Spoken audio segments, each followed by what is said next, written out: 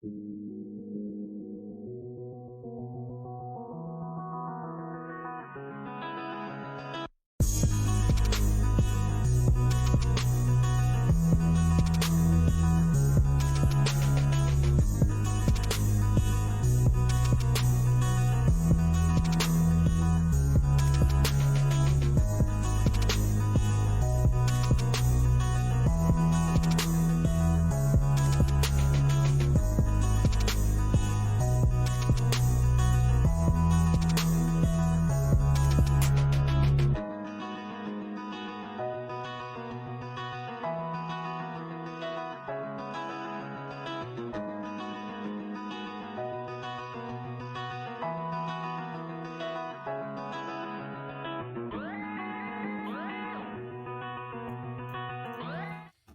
morning, everybody. It's that time. It's time for Livewire. But this week's Livewire isn't really a live wire. It's a tournament. We started this weekend doing something really fun this weekend. The Sports Festival. You guys might have seen our coverage of that last night. But today's when the real fun begins. Today, we're starting the Omaha Smash 1K Plus. So, welcome to the stream. But as per usual, while the legendary does a lot of things, he can't do anything alone. So today I am joined by two monumentous pillars and people of the universe's UFS community. One of them talks a whole lot. The other one just talks very loudly. I've got Mr. Christopher Bromley and Mr. Clint Badger with me. Boys, say hello. Say hello. What's up, guys? I'm not really sure if I'm the loud one or the talking a lot one, but then again, the more that the sentence runs on, I'm really understanding I'm the long one. Fun fact, you are the loud one. Bromley is the one that talks a lot. How are you guys doing today? Tired. So early. Yeah, because you were here till 4 o'clock last night, making sure everything was all set up. Yeah, no, exactly. No, yeah. It's fine. Everything's fine. Exactly. See, he knows. Yeah. So you guys are going to be doing colorful commentary for our matches today, correct? Absolutely. I hope so. I appreciate you guys taking the time to do this. I'm sure there are lots of other interesting and fun things you could be doing on a Saturday. Yeah, like watching people play UFS without talking about it, but that sounds more boring. True. Oh my god, I said UFS. Wow. Same. This isn't a My Hero Academia collectible card game. Nah, it's fine for today because this isn't official. While Jasco's here and hanging out, this is my tournament. We can call it whatever we want. So yeah. But I wanted to jump on, say hello to everybody before I went back to running our event today and making sure everything goes well with Mr. Christopher Sabat. Make sure you say it right. Sabat? It's not Sabat. It's Sabat, like rabbit. Yeah, that's a thing. We had to make sure it's a thing. So ask him how he says Kakarot. You already know how he does that. Is it Kakarot, dude? I mean, you already know how he does that. Like, that's literally the only thing he says in the show. My bad, dude. Oh, yeah, Kakarot. What a silly question. So with that being said, I'm going to pass this off to you guys until we get our player meeting started. We're just finishing up registration. We're running a bit behind because we had a lot of people here. So have fun, and I'll see you guys shortly. Damn, look at all them people, though. Oh, yeah, and I recognize basically none of them. You know, like last time I went to Omaha, there were also 80 people there. Oh, geez. For PTC, I assume? Yeah, it was for the Omaha PTC in 2019. Okay. I went there, drove 24 hours with two of my friends, and played both of them in rounds 2 and 3. Oh, that's exactly how you do it. That's how rounds work. Yeah, you got to travel 1,300 miles or whatever. It was probably double that. It was like 2,600 miles to those boys. Yeah. We drove it there and back, and I was like, we're flying next time, guys. Oh, yeah. You do it once, and then that's it. Yeah. My little car could not handle all the boys in that car for that long. Mine was, I guess, last week when I drove 20-something hours to Toronto to play in just one draft and then go home. Oh, my God. Holy shit, church. It was a good draft. I think I came 8th of 12. I accidentally built Mineta. Ooh. Like, absolutely by accident. I was drafting Shigaraki for 3 packs, and then I pulled Frigid Heatwave, and then Tongue Smack, and then XR Tongue Smack. So I wanted to build a water range deck, and then so I started drafting towards that. And when the time was done, I told the store owner, "Hey, give me a Froppy." And then I only had about 30 water cards, and I only had about 30 evil cards, so I couldn't build Shigaraki. So Mineta was. That dude, right in the middle, right now at the bottom, shuffling up his cards, big hair. He is one of my favorites to top because I like that hair. Yeah, I mean, honestly, and he's and this is. Are we thinking about the same guy? The guy in the My Hero. He's in the Yeah, he would be. Yeah. I think that guy definitely a favorite. That guy's name is Class. Oh, that dude. No. Over on the right. You're right. That guy. Yeah, that guy. Yeah, that guy. Yeah. What do you think his hero name is, dude? He looks sort of like a I guess we have to establish powers first. His power is the power to win every card game he's ever entered, right? Okay, that's really specific, but sometimes it's a really good power, yeah. Yeah, I mean, in this specific situation, it's the best power to have. Yeah, I guess his hero name would probably be some sort of, Jamimba, the Great Card Slinger. It just rolls off the tongue, you know? I agree with that. I'm down. Jamimba, the Card Slinger. I can hear barking. That's weird to hear from a card. That's my dog, Cookie. He's about okay. Big. He's this big. The name makes sense. Yeah, because I wasn't sure if that was through your screen or through the stream, so I was a little worried. No, it's my pupper. Being legendary wolf games, I would expect to hear a dog once in a while. He is certainly a legendary puppy gamer, you know. Yeah. He barely qualifies as a dog. Man. So they're setting up the stream. We've got glare on all the cards. We're chilling. Church has 3 boxes of My Hero he's going to open on stream for us. Oh, never mind. He's going to destroy on stream for us. Well, they're just, yeah. It's an illusion. I needed something to go in the printer, so it didn't just look like I have a printer. You could print cards during the game. This thing doesn't even print documents. Oh, fair enough. It's doing none of that. Yeah, I donated my printer to my sister, who I dropped up at college a couple months ago. Yeah, that sounds a little better. It was an idiot call, actually, because I did need a printer this week. So now go out and buy another one. A guy named Tyrix of the UC says, "What is your favorite hero currently?" I mean, I assume he's talking like in the card game, right? Yeah, I'm assuming. Do you mean like literally favorite hero? Like, can I include any hero ever, or is it just heroes in the card game that I play? I gotta figure, due to this being a stream of the card game, it would have to be relevant to that. Because otherwise, my answer would be Batman. But yeah. I guess I'm gonna have to go with Aizawa, because you've seen Nightwatch, right? He's just Batman. Yo, have you seen the extra rare Nightwatch? Yeah, it's gorgeous. Oh my god, that's one of the coolest ones, dude. Yeah, they gotta get more extra rares actually make looking worth it. Like if you get a Think Fast extra, you don't even know the difference between it and the rare. Yeah, there's a bunch. I actually bought out most of the release extra rares, and they're just sweet. They're shiny releases, you know. Where I love that one. Like the Merciless Rush one, that one looks sick. That one actually looks gorgeous. Yeah, I've got one of that, and I'm very happy about it. Yeah. I'm gonna have to go get my binder at a break. That's one of my favorite pastimes right now. Is go on to TCG Player and just type in the letters X and R, yeah, and see what's under $10. Because if it's under $10, they're wrong, right? These are first edition cards. Agreed. Yeah. Yeah. So like there were like 12 Merciless Rushes for like under 10, so I bought them all, and then now they jumped to like 25. Yeah, that's a pretty good point. Yeah. Right.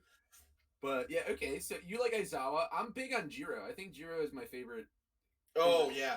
Yeah, one of my local guys has basically only played Jiro since release, and that's fine. Yeah. It's just she's really rough when I try and make like a new deck to test against it, and Jiro's just killing me on turn 2. Like I just want to see if my All Might can do anything, and he can't even live long enough to go negative hand size. Yeah, that's all I wanted. Is aggressive and can slam him out, right? Yeah. I'm assuming this guy's playing on air, right? I believe good, actually. Really? He really likes buttnet, which of course is the net coming from the butt. From the butt, right? Yeah, it's a pretty clear nickname. Yeah, he really likes that for the quick build, and a couple other things he has access to on good, like passing the torch, which is great to re-ready with Unwavering Slash. That's usually kind of his go-to. That's pretty So good. he stands by good, but that's also because he doesn't quite have the stuff for air yet. Like, he doesn't have the 4 home run slam that he Right. really wants. Like, he doesn't know if that's the best way to do it, but he wants it. Yeah. But enough talking about some guy who's not even here. Yeah. Yeah, screw that guy. Yeah. Hey guys, Mike, wanted to jump in here real quick. So they just did the last call for registration. I will get you guys a number on how many players are going to be here, but I wanted to take an opportunity. We can go over the tournament format as well as the pricing here. So again, this is the Omaha 1K Smash Tournament, one of the first major events for the My Hero Academia card game. So today's format is Swiss. I mean, if you guys have played card games, you guys basically know what's going on here. So Swiss format, we had 41 pre-registered players. There was a line out the door when I got here this morning, so I don't know how many of those were registered versus pre-registered, but it's a pretty packed house. So for all of our matches today, they're going to be Swiss best of 3 matches with a 60-minute time limit per round. So that is today's format. Tomorrow's format gets a little interesting. So once we hit top cuts to top 16, whether that be later today or tomorrow, I believe we're gonna cut to tops tomorrow. But top 16 will remain with the 60-minute time limit best of 3 format. Once we hit top 8, we start adding more time because these matches have a tendency to go a little deeper. So top 8 best of 3, 75 minutes for that round. Top 4 will have 90 minutes, and our grand finals top 2 will be 2 hours, 120-minute time limit. That'll give these players everything they need to make sure that they don't make any misplays, any mistakes. They can take their time, not so much pressure. But speaking of pressure, what the heck is everybody doing here? Well, they're playing for amazing prizes. So 2 packs per player are entered into the prize pool. So for every entrant, that's more prize support that goes into the prize pool. They did a really unique format last night. So they did a draft. And the winner of the draft won the 1 million point wristband. So the unique thing they're doing throughout the event is players are collecting wristbands just for entering events and playing in other events. But what you can do anytime, doesn't matter if it's a casual match or if it's an actual tournament match, you can barter, you can bet with those wristbands. So like, for instance, Chris, if I were to sit down across from you, I would say, hey, I've got 2 wristbands, you've got 2 wristbands, let's play. Winner takes all. So there's different pricing associated with each of those wristbands. So the player with the most wristbands at the end of the event gets something, but if you have the 1 million point wristband, you get to actually play against voice actor Christopher Sabat, the voice actor of All Might. And from what I understand, Shane Duckworth personally built him an All Might deck, so you know that thing is going to be hot fire. That's cool. Obviously, the higher placement, the more packs you're going to get. Participation packs are also included. But let's get down to the nitty-gritty. 1K cash prize pool, $10 additional is added for each player after 34 entries. So again, we already had 41 pre-registered players. So that's already extra money going into the prize pool. First place is going to take 40% of the prize pool. Second place, 30. Third place, 20. Fourth place, 10. And fifth place through 8th place are going to receive Universe's product. There's other kind of like different things that are being sprinkled in there, though. So, you know, Miles always has like different tricks and things up his sleeve. So we will wait and see what that looks like. But yeah, that's basically what we're doing here this weekend. It looks like players are kind of, you know, settling in. I don't think we have round 1 pairings yet, but again, I just wanted to give you guys an update. So that is an overview of what this event is. I'm curious to hear from you guys. I know the question was already posed. Who is your favorite character? I want to pose the question, which 3 characters do you think that we will see in tops guaranteed? Oh man, Jiro's gotta make it, right? Like a constructed Jiro. Pretty good. It's just, if the pilot knows what they're doing, that thing can really make a top 8 pretty easily. Wow.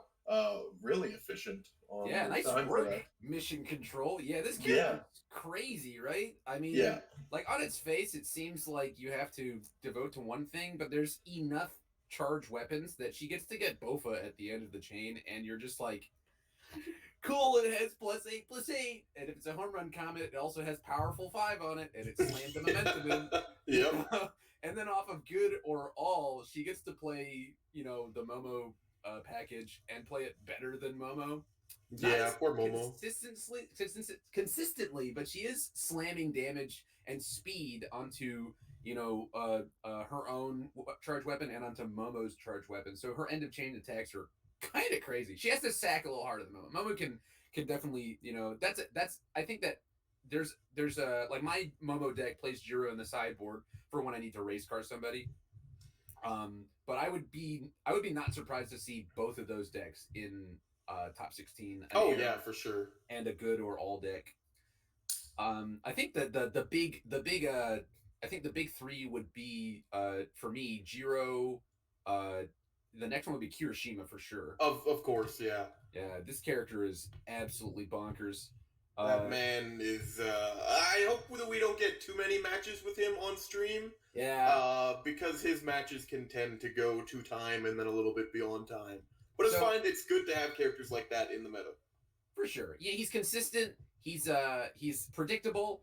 He's not flashy, but he says I'm gonna build my whole hand, and then I'm gonna build one more on top of that, and then I will perfect block 2 things a turn. And that's if they're being super greedy, right? The build that we've been playing with locally is a void list, just running every throw and tape swing. So it's just like inevitable damage, right? I really like that. Yeah. Yeah. I like it on Void for being able to recycle villains defeated really. Yes. If they get into really deadlock, you just can't. They mill you out, right? You just play absolutely. Unfoot the villains defeated. Do it again. On every deck. Yeah. It's pretty good into the third deck for me. I mean, yours might be different, but I think Aizawa is the other part of the triumvirate. Yeah, that's definitely my trilogy. Yeah, exactly those 3. Yeah. Also, I think Void is his best symbol. Void is just pretty good. In general. For Eraserhead specifically. Yeah, I think Eraserhead playing Ida's kick package. I know you're hot on the all list with Staff Strikes. That's just a personal greed of I really like drawing cards. Yeah, it's really good at doing that. It is for sure good on it. We have a guy locally named Goose, who may or may not be in chat. Shout outs to Goose, but he's been playing this Aizawa deck off of Void, literally just running the Ida kick package. Yeah, I mean, sometimes he just puts speed more consistently than Ida, which is true, because Ida only is once per turn. Yeah. So, and that little Recipro, what's the extend? The 4-diff? Oh, yeah, that guy's great!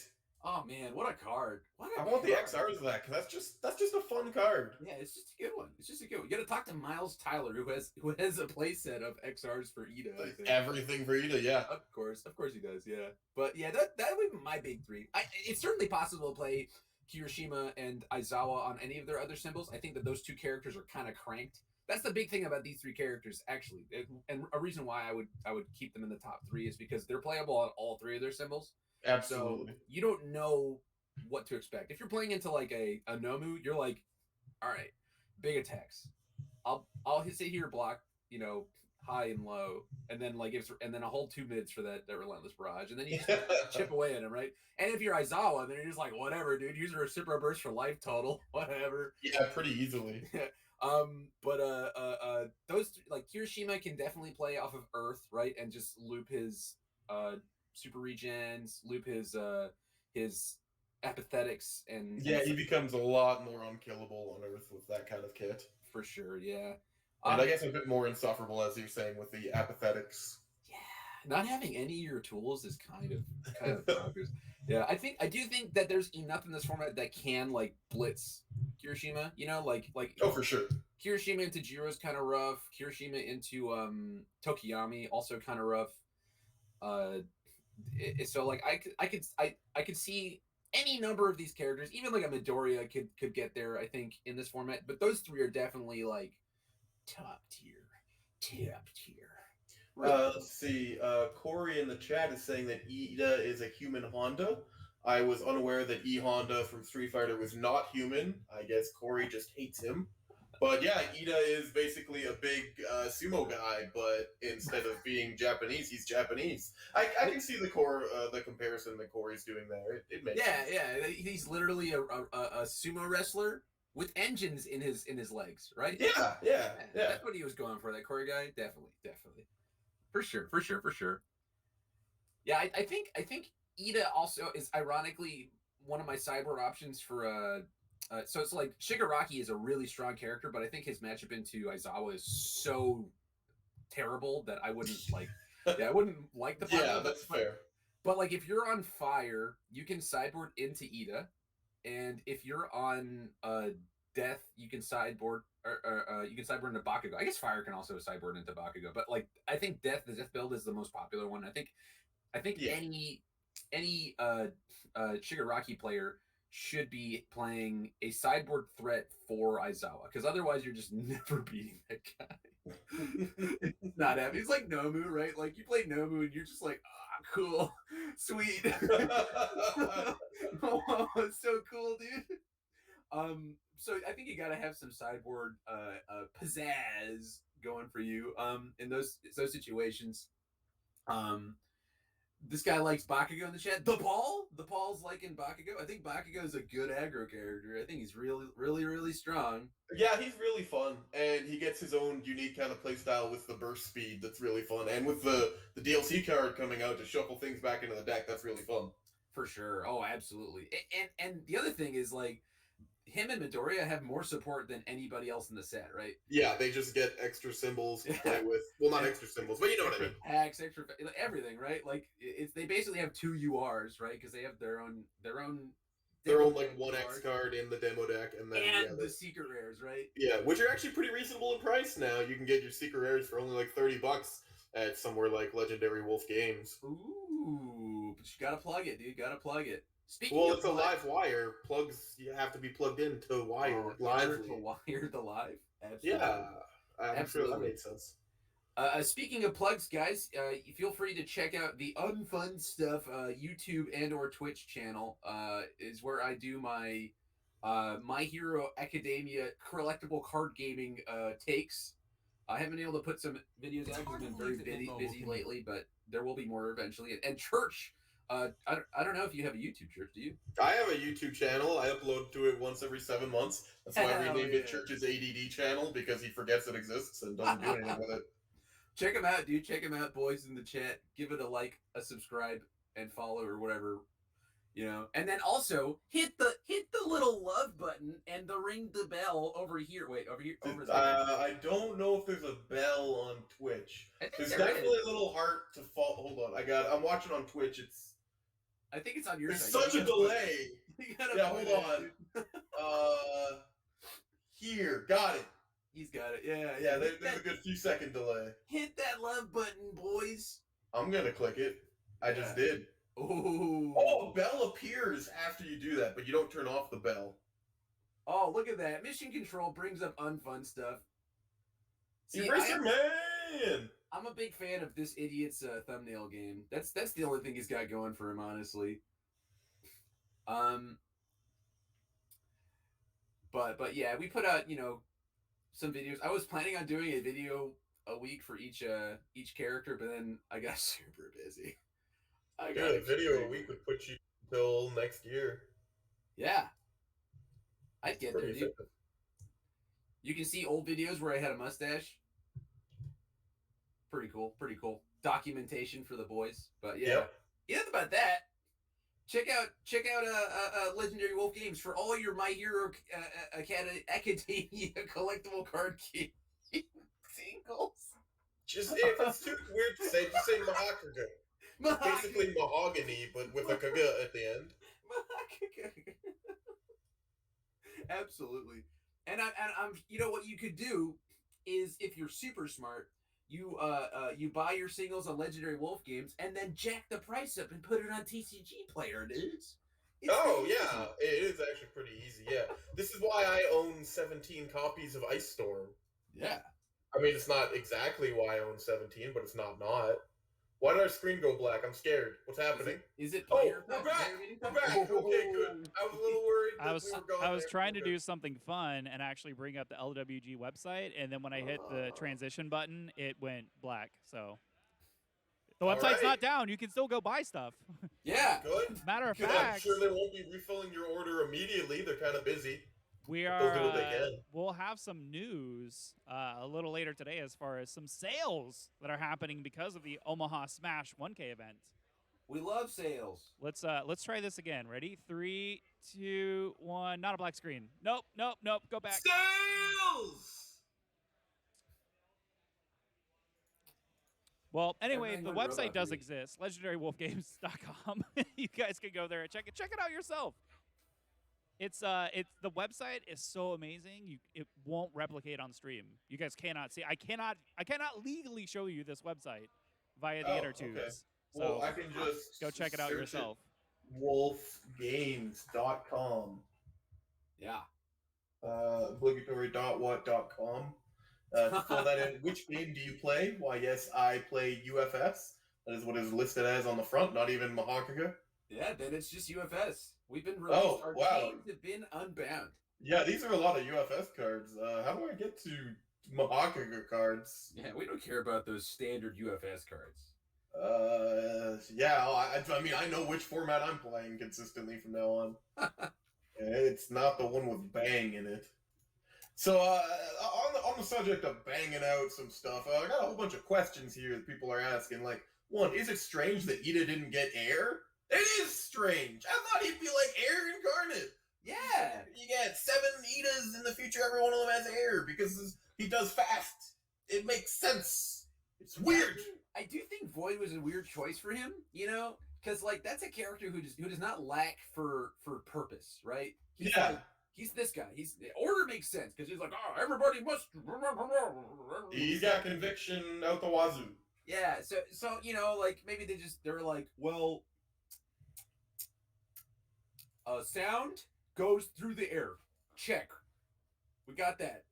Uraraka makes things float. And Yeah, they float I where? get. In the air. Okay. All right, that makes sense. Then Froppy jumps into the air. Okay, all right, we're there, we're there. And then the last one is Denki. Danky. Electricity's in the air, dude. No, you dude, feel it right now. If you go by Avatar: The Last Airbender rules, lightning is a fire bending style. That's fair, but as a completely opposite, but the exact same point in Pathfinder, the class is basically based on Avatar: The Last Airbender, but for some reason, lightning is under air, and I'm like, that's a little weird, but that's okay because I made an air dude under that. And he's like, this is zap. So you know, could go left, could go right, could go either. I accept that as an argument. Yeah, I do. Think also, like Raiden has air and order, and that's cool. Raiden does have air and order. He could have had Bofa, just like our boy. Yeah. But alas, they could not. They could not. Okay, what else we got out here? What do you guys think of Deku? I think he's a pretty cool guy who doesn't afraid of anything. Yeah, he. Let's see. Next question: who is the third voice? That was Mohawk Mike. He is running this stream. That's Mike. He's our mission control, as a church put very deftly. What do you guys think of Blast Rush Turbo 2 was asked. I had to go bring that card up because I didn't know what the hell that was. That's the one that gets 1/3 of something left card pool and +1 damage for each Fury attack. Yeah, it used to be called something else and its name got changed. Yeah, just like our favorite card, Loser. F in the chat for Loser, boys. Now it's called Burst Speed. Yeah, it's a lot less fun to say. Blast Rush Turbo, the art's kind of, he's angry boy. You can see why it only has Fury. But the bottom E is pretty good. It kind of only works with him in Mahakaga, but, you know, it's really a lot more consistent and standard in someone like Taki. Sure. Or Spike 2 can trigger this really consistently for just free numbers, because I like a 5-low-8 for free. Now, in Bakugo, the top ability might be blank for a little bit of the game. If you're, you know, clearing your card pool, you might not have as much momentum. And the bottom ability is technically reliant on your opponent, or if you get out one of his foundations, encouragement. So I'm not a big fan of cards that require my opponent to do stuff for them to be viable.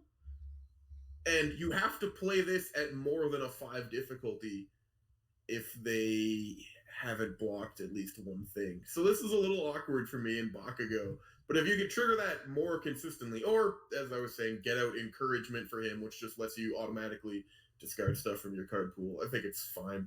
It's a delightful card, but oh my lord, look at that block! They went away as I said that, but that's a +3 high block! Yeah, that's pretty not great. Yeah, that's not good. Yeah.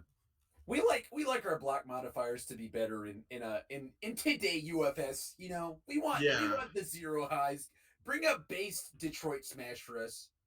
Detroit Smash is a delightful card. Detroit Smash, that's a real man's card, okay? Yeah, those are blocks that people can love. That has the legendary 0 high block. Exactly. We love that. Look at that. Based 0. It's so beautiful. You know, this is the Chad Detroit Smash versus the Virgin. Yeah. Bakugo's not learning anything here. Blast Rest Turbo. Yeah. It makes sense. All Might is much better at being a hero than Bakugo is. Perhaps in set 18, Bakugo's reprint of Blast Rest Turbo can have a +1 high block. Because he'll never be as good as All Might, Well, I'll let you know in set 18, I'm sure All Might won't be as good as Bakugo in that set if they're both still in it. Yeah, that's true. It might just be a new generation of heroes. Yeah. The next generation of heroes. Mineta and all the kids that he's been training. Yeah. And what do we They can't let him near kids. Bakugo and Midoriya's hey guys, real quick, Miles is about to make an announcement. I'm gonna try and get the audio in. So I'm gonna switch a camera around as well. He's making the player announcements. It's player meeting time, boys.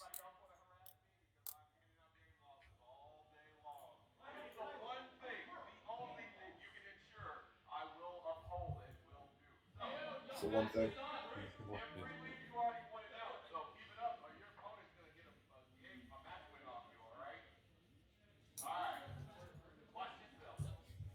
What, that Mike's grabbing the camera? JJ, you're ejected. You're done. Hand off the wristband. What's King of Fighters? Let me get that, Dylan, you get the wristband back. He messed up. All right, guys. Nice. First thing I want to do is say thank you for coming in and participating in the Omaha Smash 1K Plus. Thank you. He's like Rochester Orange. Yeah, you see a few of them. We have a player count of 62 players today. I don't know how well you guys can hear it, but we have a player count of 62 players. The other good news is that you put an extra $610 in the pot. So your total pot value for the weekend will be $1,610. All right? That will be divided amongst first, second, third, and fourth. We have 64 people. Where's Shane? Do your math thing. How many rounds? It'll be 6 rounds. We will break the top cuts tomorrow. Our lunch break will be between rounds 2 and 3. It will be 45 minutes long. The hot dog stand, Chicago Dog 42. They help co-sponsor all of our events here. Ooh, hot dogs. We have a item menu on their menu called the Legendary Dog. My buddy Troy runs the stand. It's delicious. Go get a hot dog. Culver's is another local business here. The little lady that owns it. They got a hot dog stand, boy. Burgers and stuff like that. There's plenty of food options. I should have gone to Omaha. But you have 45 minutes, and that will be a very stringent window. The reason for that is, after tonight's event, we have dinner planned at Ika-san Ramen downtown. If you're new to the area or new to Omaha and have never been, if you ask someone from Omaha where one of the best places in town to eat is, they will tell you that is where to go. We will have to be there at 10 p.m. Don't you shake your head, Chris. You know what you're talking about. 10 p.m. Game lost. I told you about that. We have to be there as close to 10 p.m. as possible, okay? We have to be out of there by 12:30. So, we're going to get this tournament going. We're going to move as quickly as we possibly can. All the matches are 1 hour long, best of 3, all right? Like I said, lunches between 2 and 3. There is no diversity, so you UFF players out there, rest assured there's going to be 14. UFS is dead! Universus! He said dead game wall. I can call it whatever I want. So, it is the Universes My Hero Academia Omaha Smash 1K Plus. But you UFS guys know what's up. Well, that is a long name. Long distance, thank you for coming to my store, supporting us. Those of you that live in Omaha, you better have been here. We've had things to discuss.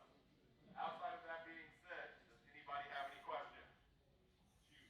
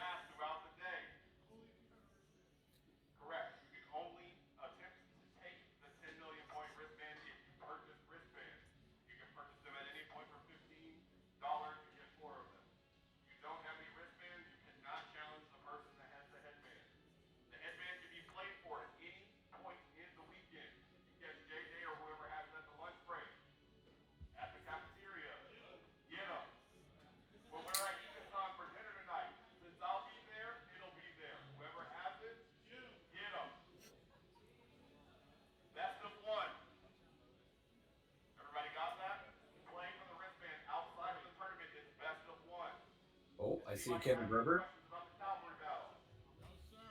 you have the wristband at the end of swim, whoever has it, whether it stays at bottom tables or makes it all the way up the ladder at first place, there is a slight probability that you might get the play.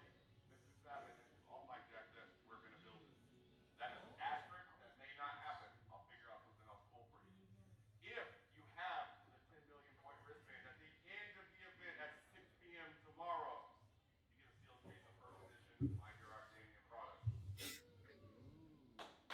there any other questions, guys? With it being said, I'm going to call on your round one pairings to have you get seated, and we're going to get Mr. Savage seated, and then we're going to get this event going. So, with that being said, as you can see, the table number. I got a file mark. All right, speculation as to what Kevin Brodenberg is playing. I think he's on Kirishima. I'm gonna go with Kirishima. Okay, I have no basis for this. Absolutely no basis. I'm throwing down Ochako. I think both those characters do a sufficient amount of this. Yeah. Yeah. So we got to metagame the wristband thing, right? Yeah, that's weird. So, like, if you play across from a man in a jersey, you don't, ante up your wristband, right? You just got to assume that they know what they're doing. Right, Yeah. because they're wearing a jersey, right? Or Yeah. if they're in a jersey, weaklings have to flock together. So that means they're little tiny babies. And Yeah. you can easily take what is yours, which is their wristband. On screen is Dave DeWitt and Andrew McNeely, the local throwdown. Table 2 is Deacon Hughes. I don't want to butcher your last name. So do we get any pick on which table is going to be us for round one?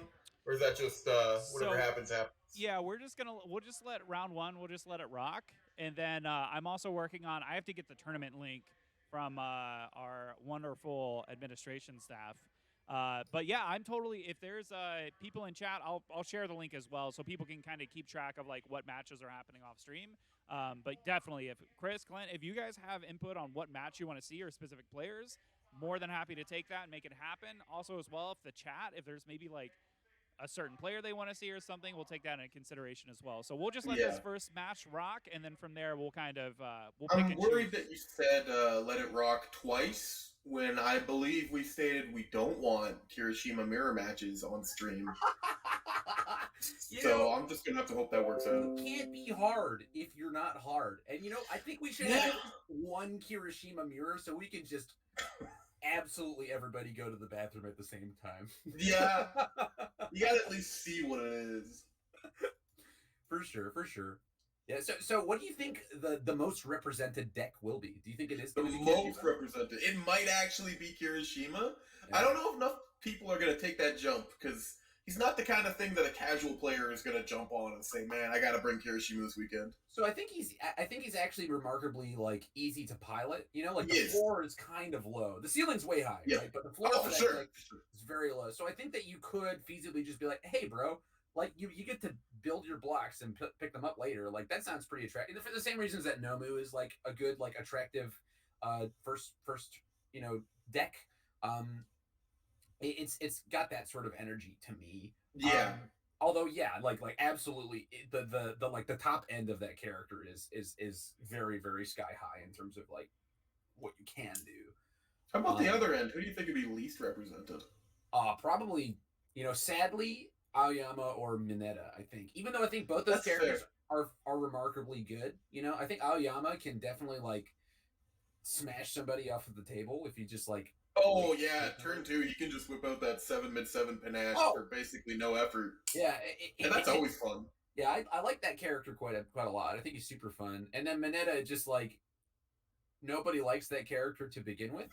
and he's kind of slow. And like what should be his best matchups are like weird niche ones. Like yes, I agree. Like Ida, he dumpsters all over Ida. He could absolutely wreck Ida. Might be a really good sideboard for certain I do matchups. think you could side into it, but like the things that I would have sideboards for, like if I'm playing Shigaraki off of Evil, I'm not siding into Mineta against Aizawa because he's just gonna seal my face on the important ones anyway, right? So it's kind of funky. But yeah, those two would be my picks. You think Okay. I'm missing any of them? Someone brought up Woods in the chat, which made me realize, oh yeah, the Quirk Pack characters. So of course, True Form All Might is very likely to be underrepresented because, I mean, he's a lot better when you've got 3 different All Mights to put in your deck, being main set, DLC, and plus Ultra, and he's kind of missing those. So it's just like He's got main one set. Yeah, True. so I think he might be underrepresented, but that's kind of like cheating. You know, that's not in the spirit of what I asked. Like Todoroki is a very fair point of like just not show up. People don't really want to go that far and build him. True. Yeah, that character's kind of boring. Yeah. Thematically accurate, right? He's kind of boring in the first season as well. You know? Yeah, that's true. He kind of does one thing, and that's fair. He kind of does one thing in the game as well. JJ is playing Small Might.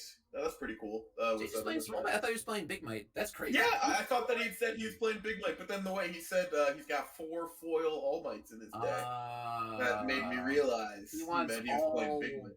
The All Might. Yeah, fair enough. He's playing Small Might, so we got at least one. So it looks like we've got somebody in a Deku sweater. It might be the yeah, I think that is Nate W. Okay. Nate W. What a hero. He's my hero. Playing Momo Yaoyorozu into Tokiyami. So this is the matchup that I played Jose in at least 7 times in a row, and I hated it.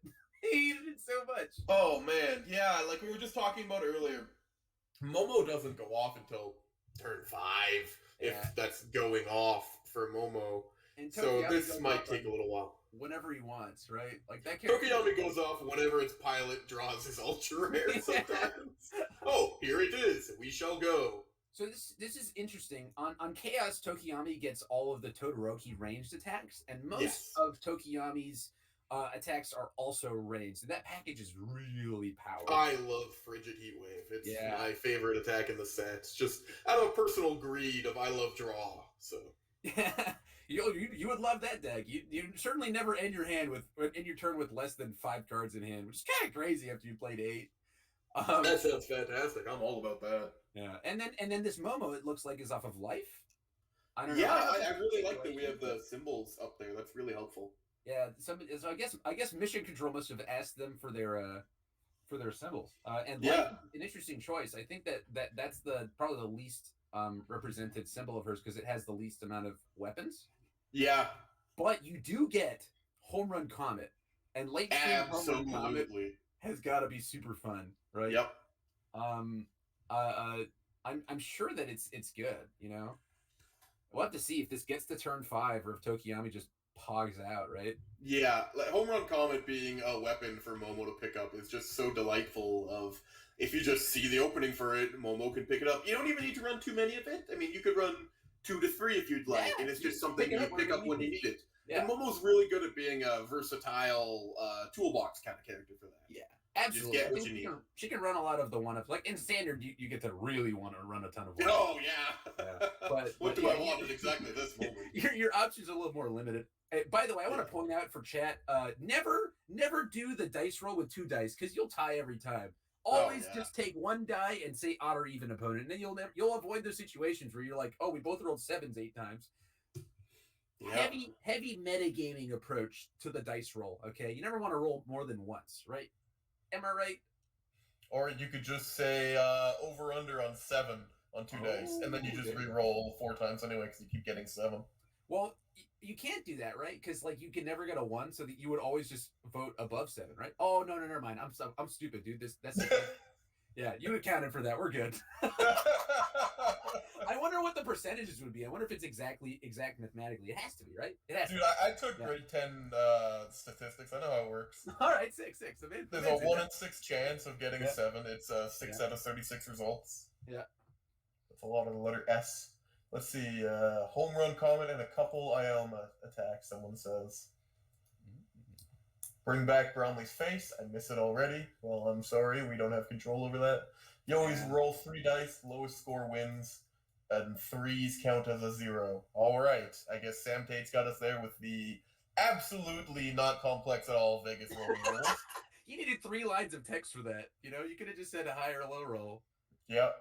Why pick Tokoyami? Because the dude wants to kill someone on turn 2. This man wants to eat. He wants to be out of here by by the second turn, win or lose. Yeah, Wait. when you play Tokoyami, you get to have a 2-hour lunch break. So here's the thing about the Chaos build, though. It has enough defense that if it sees its turn 2 hand and it's like, well, this didn't have 5 attacks, you can just be like, all right, I'll build 5 foundations and then wait for the next one. And against Momo, it might be the play because she's certainly not turn 2ing you, right? Oh, absolutely not. You can really take advantage of that. Yeah, so you can sort of just build out for 3 turns and then go hard, right?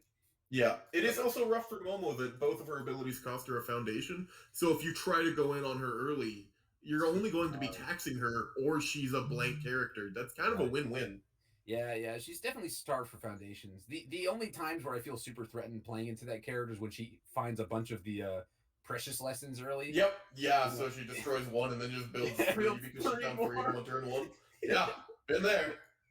Yeah, that can get pretty good, but it's like, every character has a high roll. If Absolutely.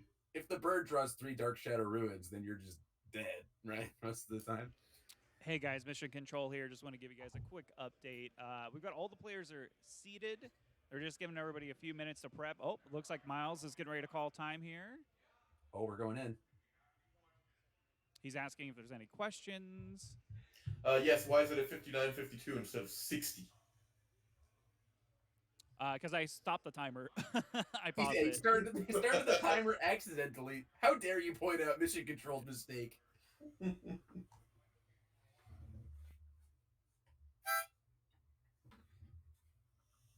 Excuse me, was that a harmonica? Yeah, dude.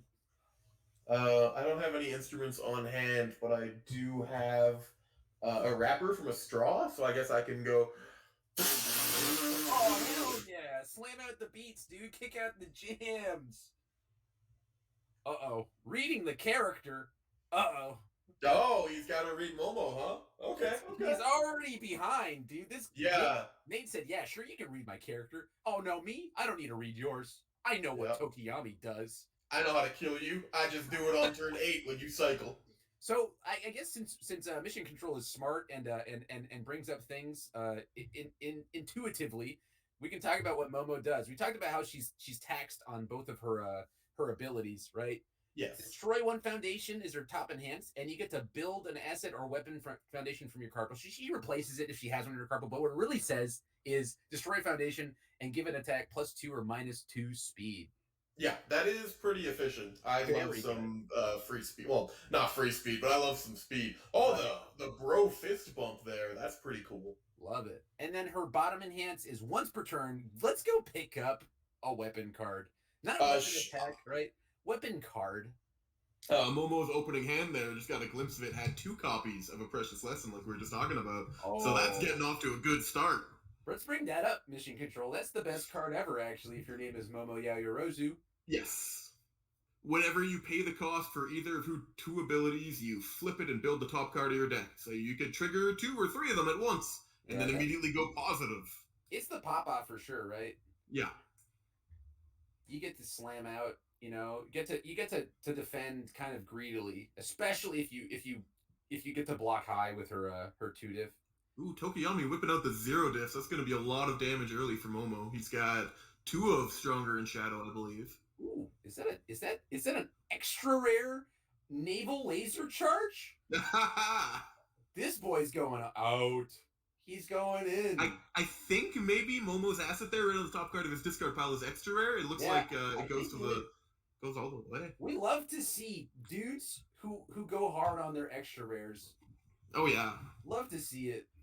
Look, I'm already getting Kirishima flashbacks. You gotta calm down on the going hard. Listen, Nate's already. Oh yeah, my bad, dude. He's going soft. Going extra medium on it. All right, but Tokoyami says, opening with the frigid heat wave, just like you were saying. Yeah. So this is a little bit of a weird one for me because there's no way he's gonna draw off of it, right? Yeah, opening turn 2 with a frigid heat wave is rough unless you had a really bad turn 1. But he's just gonna try to pog off and get absolutely 0 damage. Yeah. No damage. So frigid heat wave says mill 3 cards, and for each ranged attack you milled, you get 2 damage. Unfortunately for Andrew, he hit 0. So this is just an understated attack that does nothing. Now and then Momo says, "Why did I check a quick creation? Am I just the greatest player ever?" He says, "Yes, I am the greatest player ever." And and he will build it down and also build 2 more foundations and put Tokuyami is trying really hard to find that copy of Summon Dark Shadow as well, and it's just not happening for him. You can see the way he's shuffling his discard pile over it all. This guy's nervous. He needs that Summon Dark Shadow. He's already checked his 3 on this attack. Oh, look at this! A double quick creation, flipping both of the... Oh, yeah, both. Oh, man. We're getting them all. Momo now has 4 foundations, started the turn with 3 instead. And 2 assets, which is... And 2 assets. 2 quick creations, so ASAP. So I gotta say, that was not a board you should have attacked into. Oh, and then you get to use the second quick creation! Oh, no. It's not looking good for our other hero here. Dropped it down to 0 damage! Damn. And he said, if you attack me again, I'll build in this thing that I just destroyed. Oh, man. Yeah, you just bail out of that. Andrew, in a good show, says, no, I will not give you back your weapon foundation. Instead, I will build 3 pass. Yeah. And looks like a villain's defeated. That's really hard to tell. I think he's got a charged up. Yeah, I can see the charged up. Or I think charged up it's the one that says your charge attack. This non-charge attack gets back to its printed damage. Yeah, Nate, you put that XR at the top of the screen. Let us see it. Oh yeah. Oh yeah, baby. Let's just quick create some more stuff. So this is Bow Strike, and of course it is an extra rare. Of course. Wondering if those aren't extra rare Rising Starlets, are they? They gotta be. There's no way it isn't. He just cannot find Summon Dark Shadow. Wow. He's built 1, 2, 3, 4, 5, 6 cards. He's played an attack, and he's milled 10, 13. Oh, we get player comms. Secret technology. Poor bird in the chat. I'm sorry, but with no Summon Dark Shadow, he's not even a bird. He's just Guy. Listen, this character's supposed to be an 8-hander, and right now he's not getting a card hander. Did he just take 4? Yeah, I guess so. He took 4. He said no. He said thank you very much. I mean, 4 is only 4. Yeah, blocking's for squares. Yeah. All right, but it is not irredeemable, right? In this case, Momo is certainly not going to kill Tokuyami, right? No, at this point, Nate's just showing off the 2 XR copies of the attack. Right. He's just poking and getting some momentum, perhaps. And Tokuyami... look at this money I had. I think he's got Stronger in Darkness on board, ×2. Yeah, he built 2 of them turn 1, so I feel like he's in a good position to counterattack. Yeah, like with 6 foundations, I think the turn 3 swing might be big enough. He took another 4! Oh, no, never mind. He's adding it to his card pool. Or is he building it? Did he just pick up on it? Yeah, he must have picked... Yes, okay, yeah. So he picked up the other Rising Starlet and played it on a 4. The only face-up cards are just all Momo rares. That's pretty entertaining. Wow, that is an expensive hand. It is. I think everything in there was shiny. All right, not so just this time he said, "I'll check a 5," and it is. Is that an XR Summon Dark Shadow? No, I believe that is an XR Summon Dark Shadow. The Dark Shadow Ruin. Yeah. The one that he wants to see and not check. Unfortunate. Oh, he taps his best card. Don't tap your best card, Andrew. Hey, he got 2 ranged off the rip, though. Oh, he says this is the turn. Hey, you gotta read that Frigid Heatwave. I love Frigid Heatwave so much that the first thing I did when this set came out was I bought 4 copies of the XR Frigid Heatwave. And then I pulled one immediately, which is insane. The odds of me pulling the 5th Frigid Heatwave XR, the only card I didn't need, was less than me pulling either secret rare. And that's just ridiculous. Yeah. But sometimes it be like that, right? And sometimes now it be like that. You've got a cool and or hot story. Oh yeah. It's I think free trade to one of the Atlanta guys. They were asking for it. Oh, there you go, man. All right, did he hit the Dark Shadow this time? I don't believe so. No. It looks like he has 3 cards left in deck, and all of them are called Dark Shadow. That's quite crazy, Jimbo. Just destroying for -2 speed. No build or anything. Just -2 speed. So is he just gonna draw 2 Sun Dark Shadows raw? I think it's very possible, yeah. Thank you for the frigid heat wave popping up. I love this. So this was a great interaction these guys had, by the way. Nate said, "Do you have the 6 attacks?" Andrew said, "Well, they're all ranged attacks. They are." And then Nate said, "I'd like to check." And Andrew was a class act. Said, "Yeah, of course, dude. Yep. You know, trust but verify." I like the meteors in Tokayami. I don't know if it's the best choice, but it's a cool choice. It's certainly an engine, right? Yeah. And if you have some way to slam them into your momentum, Hey, check the Summon Dark Shadow. That's efficient. he found it. Yep. He's already played his Enhance, so, you know, not worth it, but... Okay. Action card. Enhanced action cards in my card pool do not count towards progressive difficulty. Is this ultra rare? Huh? Is that the ultra rare? Yes. Okay. Cool. Yep. And then if this attack is received a speed and damage bonus, it gets +3 and stuff. Okay. I think, hey, if Mission Control wants to bring up Dark Shadow Ruin, that thing is basically game-changing for Tokiyami. He kind of does base his gameplay around it. Yeah, it sure turns him on. Alright, I will start off with Online. Yes. I like that Nate just had to say, oh, is that the ultra rare? Because every single one of his attacks is Dark Shadow blank, so sometimes it's hard to tell. But the actions do not count towards progressive is pretty huge for him. Tricky choice. It also is very neat. Look at that! So cool. Check Summon Dark Shadow to play the Dark Shadow. He checked Summon Dark Shadow to play the attack. Oh my gosh. That's 3 at once. That's 3. So the last card in the deck is... They are all extra rare, by the way. Oh, goodness. Yeah. We got 2 real gamers out here today. Everyone is showing up with only extra rare stuff, apparently. That is a 3rd quick creation in the stage. Both these guys are going hard. Yeah. Love it. I gave it -2 so far. It was at 1. Did you give it +1/+1? Hey guys, I just wanted to check in. Can you guys hear the player audio okay? Can you Yes, hear me? absolutely. Awesome. Thank you, guys. Nate is sounding nervous, but that's okay. He's got 26 health. I appreciate it. Thank you guys. Also in chat, if you guys have any feedback on the stream, anything sounds funky or any requests or anything, let us know. I noticed a few people are saying maybe he's just not playing Summon Dark Shadow. They certainly were his last 3 cards. Yeah. So if you're Momo, you're kind of fearing for your life right now, right? He tapped kind of Maybe, yeah. He's got 2 stronger in shadows ready, right? Yeah. So Talon is the one that shoves an action into the card pool, I think. I think so. Yeah. Well, There it is. that's what we could have just let him say it. Yes. Yeah. And so he's putting them under his cards for style factor, because they don't count towards progressive. Fair, yeah. Momo, what's your turn? Remove this from the game. Okay.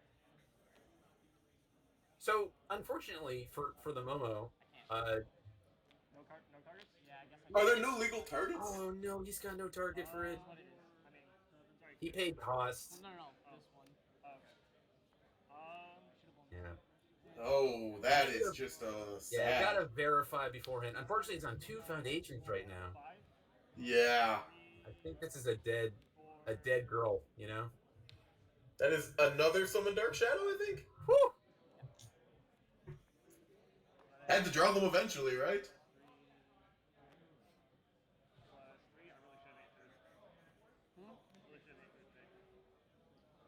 So, one card I don't see very many Tokiyami players play is the last one. Not Talon, Slash. The one mid-4. Is that a response? Oh, yes, yes. Because it very easily comes in for like...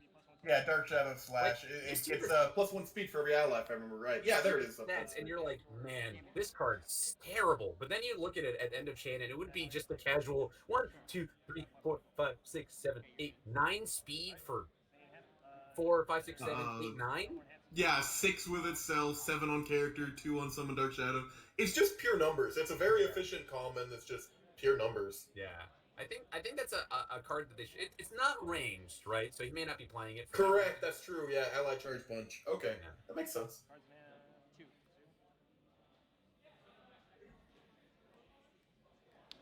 It's gonna be on a 7. The check gets +3.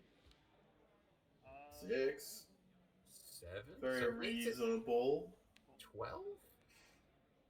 Doesn't have any momentum, so it's just base numbers, nothing Right. fancy But about it's it. for 8, 9, 10, I think. Well, that's not lethal. Yeah. I And he don't think stepped he's out. playing something else.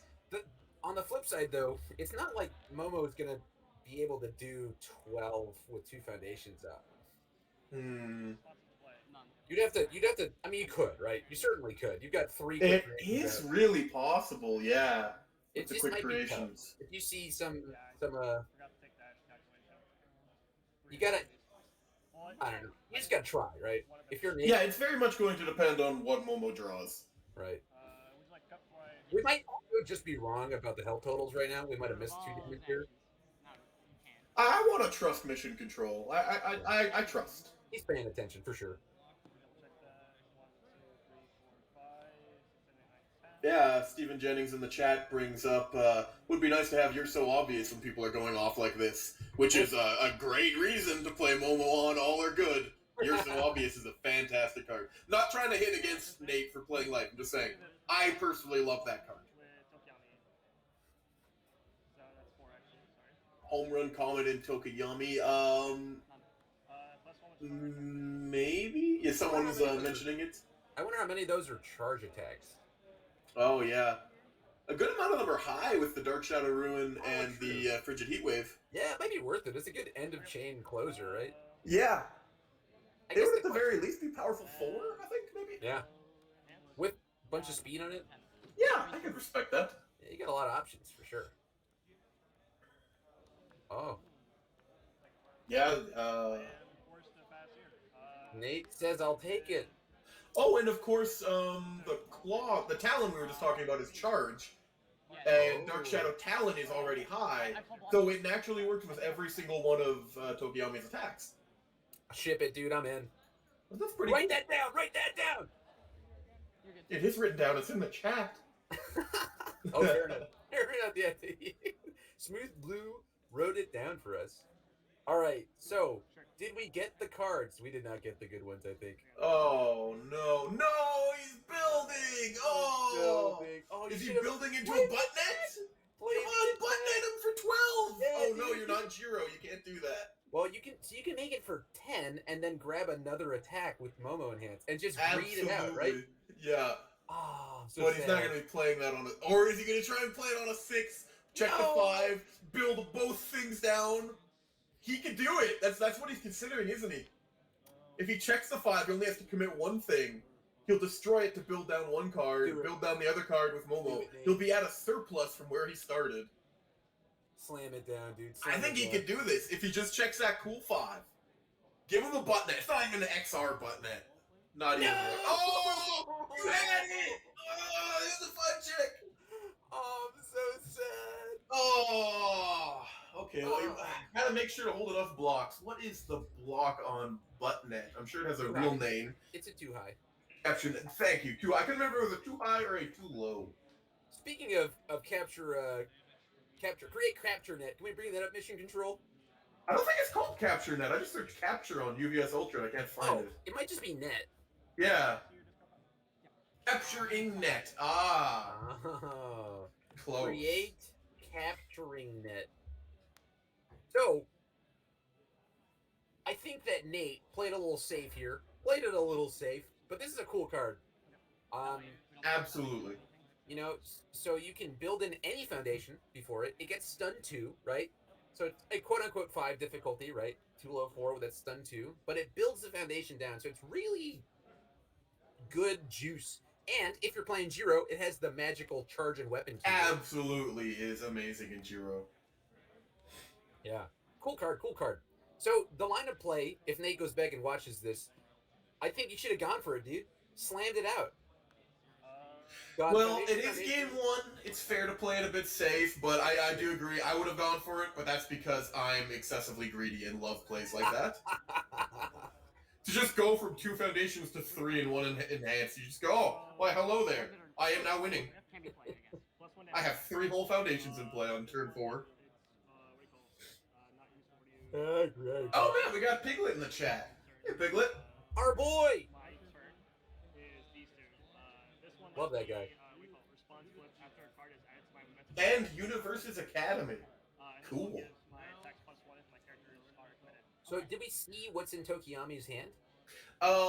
I didn't quite catch a lot of it, and he keeps his hand down a lot. Thank you for switching to the camera really quickly. Appreciate it. So he's got an ice storm.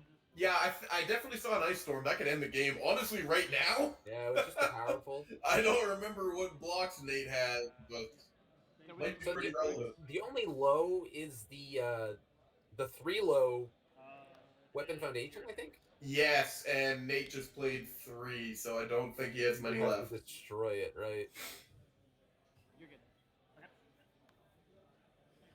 Okay.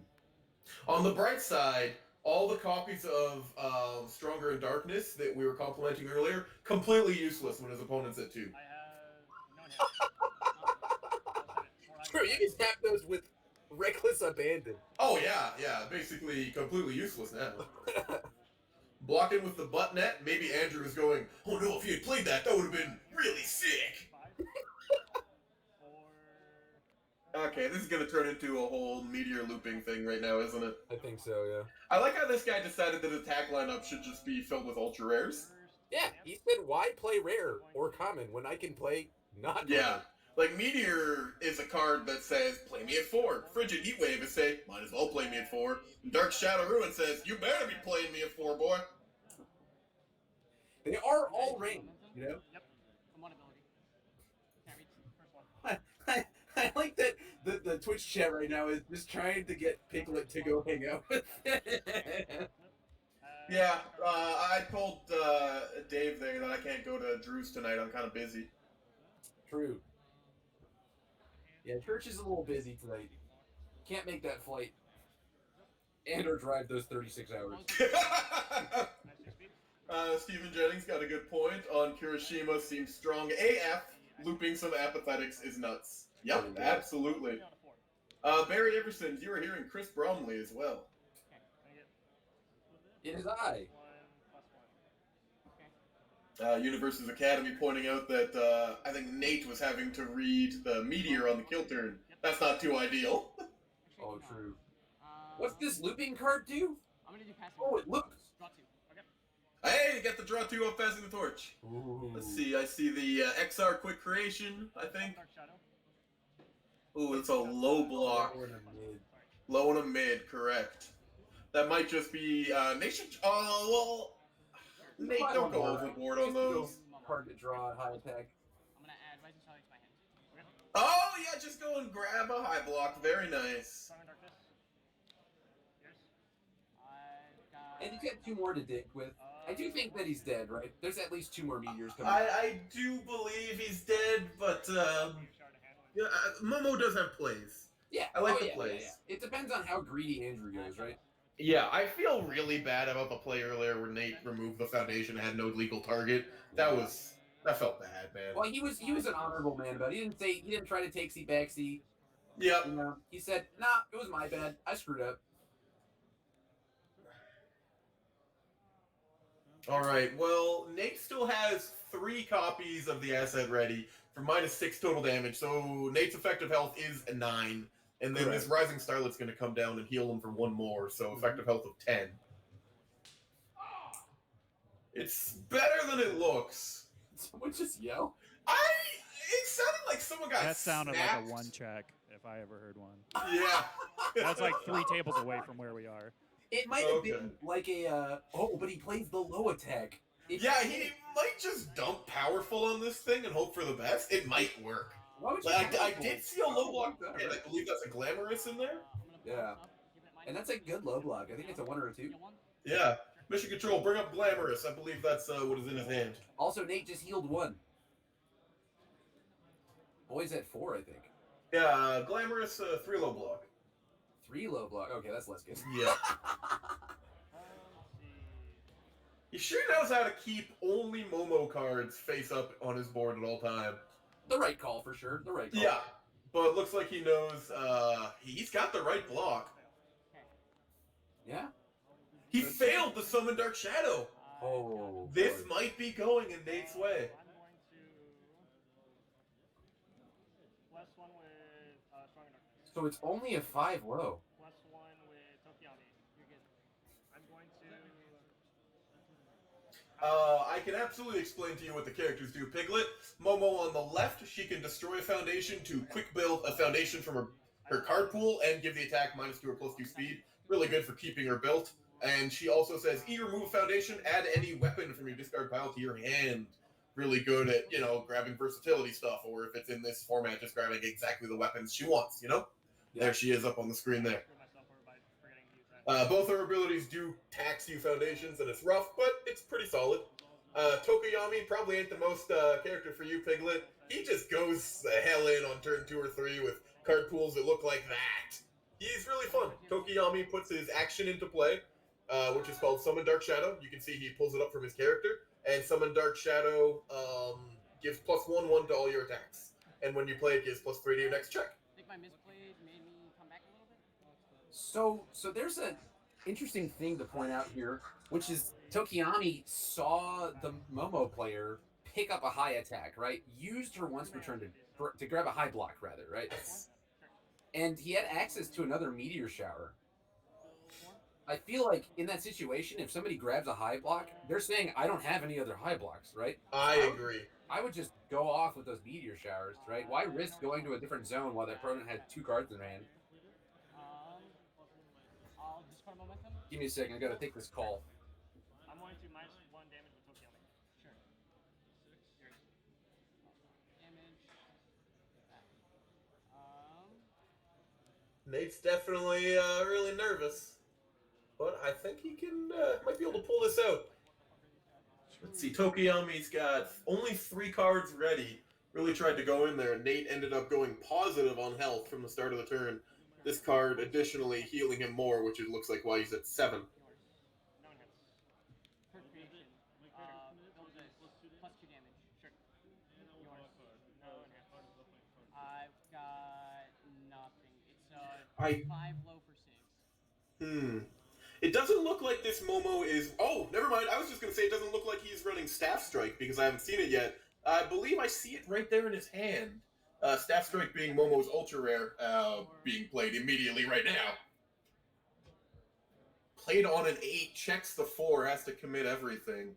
But that's probably not a wrong choice. Staff Strike is kind of Momo's big go-to. If anyone played back around 2015, Staff Strike is kind of an homage back to Trinity Guides.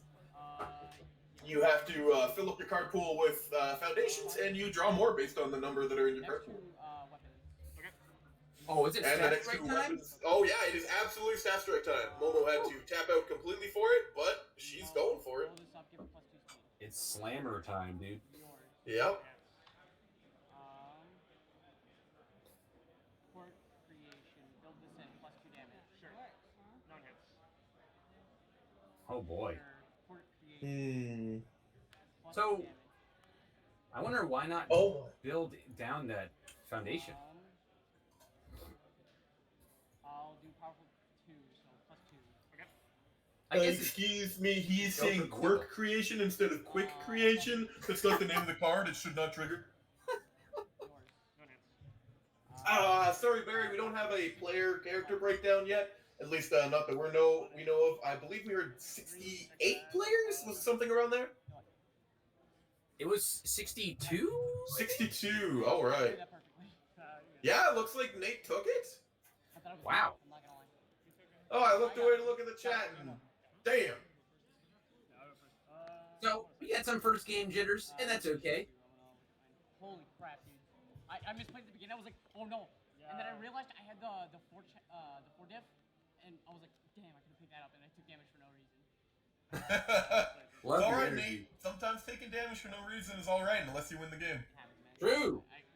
Dude, I misplayed hardcore. You gotta admit. I was like,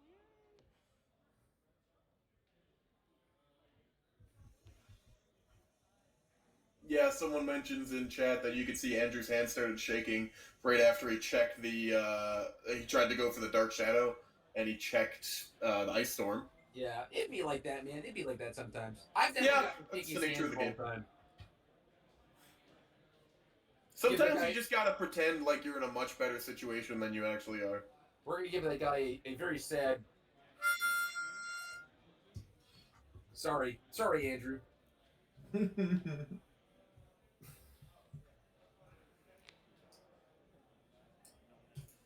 the old sideboard strats. So this is interesting. In this game, I think that the sideboard strats are just like attacks or more defense, right? It's either Detroit become more aggro or Detroit become more defense, right? Because there's not a whole lot that you can like tech for, right?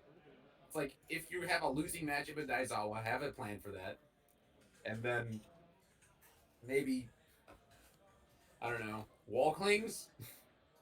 Yeah, I'm seeing a little bit of tech stuff get taken out of the main board. It's looking like, I can't remember the name of it. The Todoroki rare that seals certain foundations. Looks like that was being sided out in one of the decks. I would assume Tokiyami. Well, with, sharing a symbol. Yeah, he is on the Todoroki symbol. How many sideboard? 4. That's kind of a classic thing in this game. I don't know if it's actually in the floor rules, but people tend to tell each other how much they sideboard. I have no idea if that's perfectly legal or if it's just a thing people do. Huh? Frustrating for both sides too. When I didn't realize that was the ultra rare, and I was like, oh, okay, you just played the common or uncommon one. And then you're like, yeah, I forgot to do this whole, I might live. Yeah. And then I saw you check attacks, I'm like, That's the nature of the game, Nate. Sometimes people just check attacks. True.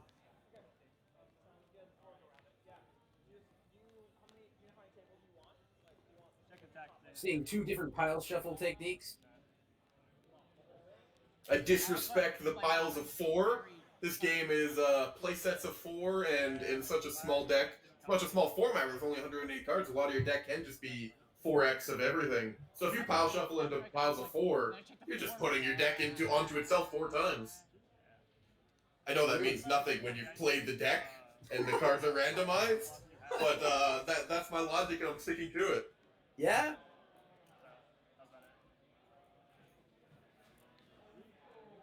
So then I had to go for the high attacks instead. And, you saw some high. You also picked up high blocks. I was like, oh crap, there is a high block to pick up. So I realized that. that's the one I could have picked up that I didn't pick up when I removed. I'm gonna take this opportunity to man, eat that's some a tough game. chips and salsa. Oh baby. I'm going to take this opportunity to watch 2 people shuffle. Oh hell yeah. We can also speculate a few things that we don't know about these people, such as what their last names are.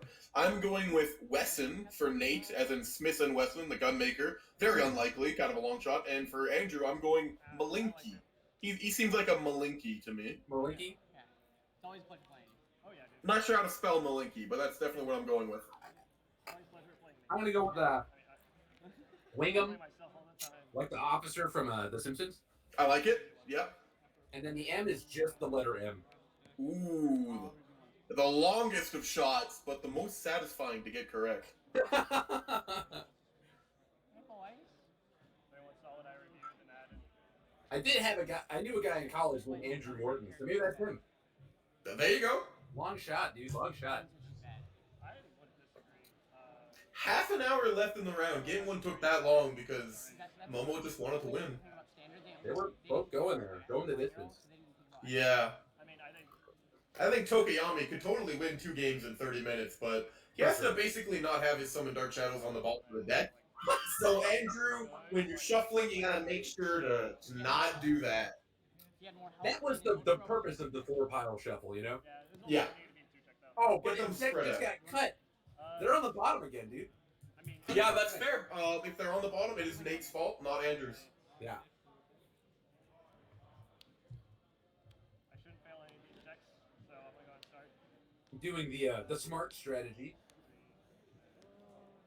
No Summon Dark It's Shadows. too ruined. No, Yeah. it's in our hand. I think he sided in. So by he, I mean Nate, the Momo player, sided in the first card in his card pool there, a card that I don't remember the name of, but it totally has a name. Yeah. It basically just has E flips at this attack speed to 4. Kind of fantastic when Tokiyami's throwing things at you like for 8 high for 13, stun 1. Look at all that ultra rare orange in his hand. Just go in. Just do it. You know, he said, well, Momo only has 1 UR, Todoroki, 2 URs. Yep. Chuck them all in, baby. Stop opening with Frigid Heat Wave. Oh, man. Looks like they both sided in the same card. Do you see that there? Yeah, I do. +2 for That's really interesting. It does happen to have Chaos in life. That's fun. Yeah. So let's look at this one. What's it called? Mission Control. Let's find that card. Who's that Pokemon? Oh, wait, wrong series. Wrong series. It's on Ochako's page. I know that. Like 10 cards on Encouraging trading partner. Encouraging trading partner. Thank you. Alright. You're in hands. And the top R is useless in both characters. Yeah. So it's just enhanced flip changes attack speed to 4, which we can see is useful in both decks against the other one. So anybody who's a fan of UFS, this is an effective reprint of Solomon's teachings. Yep. Instead of committing to change the speed to 3, it flips to change it to 4. But it's the same effective change, right? Yeah. Flip. And that has a delightful 5 check. I love it. Yeah. 5 check. Bad block, but okay, it's fine. It says I'm going to block this attack. It does what it needs to do. Yeah. Great card, great card. Got the Dark Shadow Rune already online. He's going for the early kill against Momo. Give it +1 damage. Less than a half an hour left. He does kind of need to go in. He does have 2 Stronger Darkness. Again, yeah, he built 2 of them on turn 1. Yep. Anytime I played Phil Birch against this Tokiyami, he's got 3 in his hand every time. You know, that seems exactly like a Phil Birch character. Huh? Oh yeah, it's definitely Phil Birchism. No hands. Someone says, with the Pokemon reference, is this Ditto versus Murkrow? Well, I like it. You know, it might be. What's like a weapon Pokemon? Just give me on a 7. Like who's that? Oh, that goodness. ninja one? Oh. Bisharp. Okay. First Like action card. Greninja? Okay. Yeah. Bisharp is a ninja Pokemon. Yeah. Yeah. You're in hands. So Got nothing. yeah, because she's interacting with weapon. I guess she can create Yep. whatever she wants. So Absolutely. It's actually Arceus, right? Because he's the creator of everything. Damage with its own hands. And then it also gets stun 1. You Oh get- man. Alright, stun 1. Oh no, damn. So why not open with the No. ruin? Fine hands. I'm gonna do Because +1. maybe he wanted Nate to overextend on blocking the Frigid Heat Wave, thinking that Like it's he the just scariest did? thing. Yeah, that's fair. Good point. That could have been the master of all baits. Wait, Yeah. I can block. I can't block. He knows the Dark Shadow Rune's going to come in for a lot. It itself gives +3 damage and stun 1. Yeah. So it's at least 4 more damage. Oh, he says I have another one. He checks the Ice Storm again on the Summon Dark Shadow. Betrayal of the summon Dark Shadow. Yeah. Those ice storms like to be on top of his deck. It's okay. It's okay.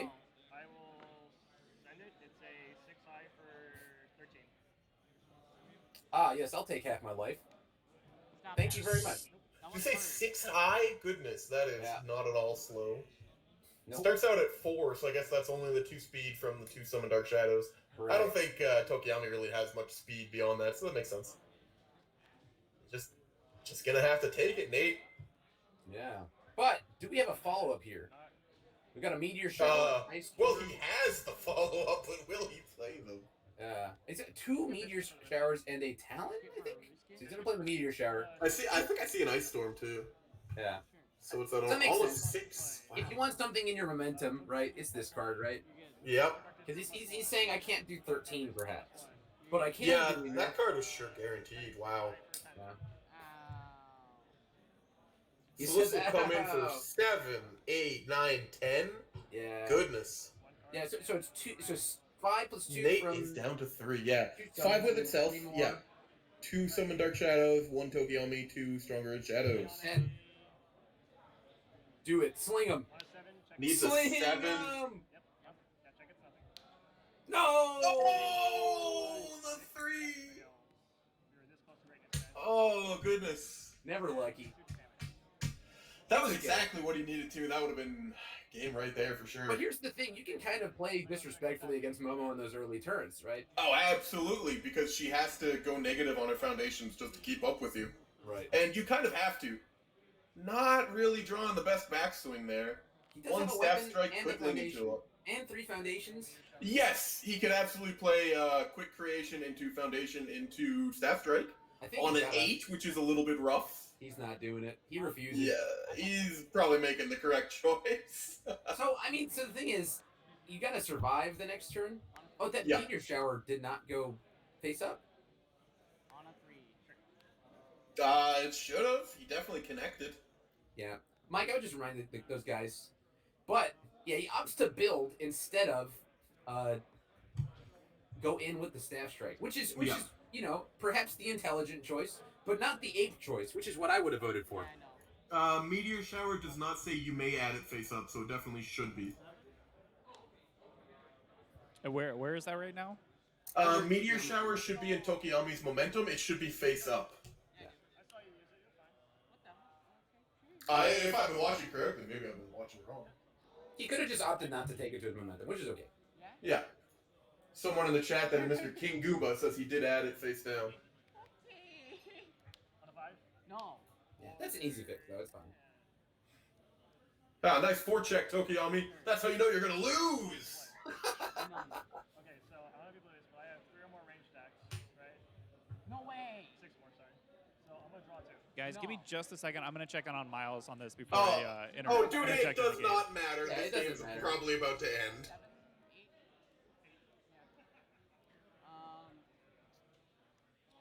I'm gonna name a high attack. Okay. Yeah, that's fair. I'm sure he's gonna swing high. What's it? Minus 5 damage from that, and then it's still gonna come in for 5 anyway. It still comes in for like 20. Yeah. Minus 2 more from quick creation, though. True. Oh, he hit the Summon Dark Shadow off of the Enhance. Nice. Off of Tokiyami's Enhance himself. Sure. Blow this up, give it minus 2 speed. Sure. Response, flip, build. Response, flip, build. Sure. Love it. I love that he responds both times. You know, he doesn't say, I'm going to respond 2 times to these. He says, response, flip, build. Response, flip, build. Good cadence.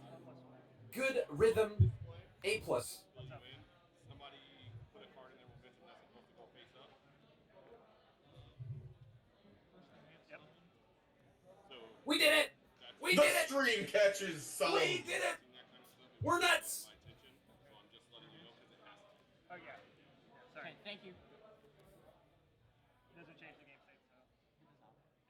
Yeah, definitely does not change games. Yeah, it's still I fun. don't know You know? what happened. But what it changes is it actually works in Tokiyami's, to his detriment, right? He could not go grab that card while it was face down. Is mine Yeah. Yeah, I just did Summon Dark Shadow. So. But yeah, it is not optional. Either way, it's all cool. It's all good. minus 2 damage. Okay. Minus 2 damage. Been here before with You got a quick partial creation, damage? bring in the Rising Starlight, gonna heal Nate back up to 4. Yeah. You know, that card does a remarkable amount of work when you're just doing it over and over again. Yeah. +1 Tokiyami. You're good. +1 Charming Darkness. You're good. +1 again with Charming Darkness. No. No. Answers 3 high for 8. On an 8. Slams a 5. Very nice. Okay, Nate didn't go overboard in XRing all his deck. That Wall Cling looks like a normal version. Wow. Some people are going a little crazy. Yeah, he just said, I want all of the Momo cards to Has be minus XR. 5 damage. Yeah. Which is respectable, you know? 5, 6, 7, 8. Project is He goes for the frigid. It's at -1. Okay, it's at 0. Exactly 0. Yeah. Because it's a 4 damage attack, right? 5x4? Yeah, 4 damage printed, -5 with a +1 from Summon Dark Shadow. I mean, it does have 1 from Tokiyami, 2 from the 2 Summon, or Stronger in Darkness, but still really funny. Right. Making Tokiyami cycle again. Oof.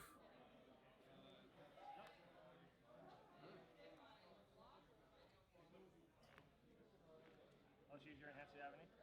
Alright, so you build in the, The Rising Starlet for the 1 health. yeah, beauty is a weapon, which of course it is. Yep. Gain 1 life, go to 4. This can only come in for maximum 2, unless he has another Dark Shadow. Yeah, you just eat it. I hope he doesn't try and block a, what, like 6 speed for nothing. Yeah. That would just be foolish. 3 attacks? Yep. Okay. I saw Mission Control was trying to see what he RFG'd there, but no cameras showing us that. Discard top 3, it's going to get +2 for each range attack. Discard it this way. Those are no ranged attacks. Nate can just eat this. Oh no. Ooh. Okay, cool. I was just making sure. I keep thinking that Andrew's gonna win the game, and then his deck just says, "No, I don't quite feel like it." Listen, I knew the whole time he was gonna miss them, which is why I said it would only come in for 2. Well, that's perfectly fair. I didn't forget that that's what that card did. So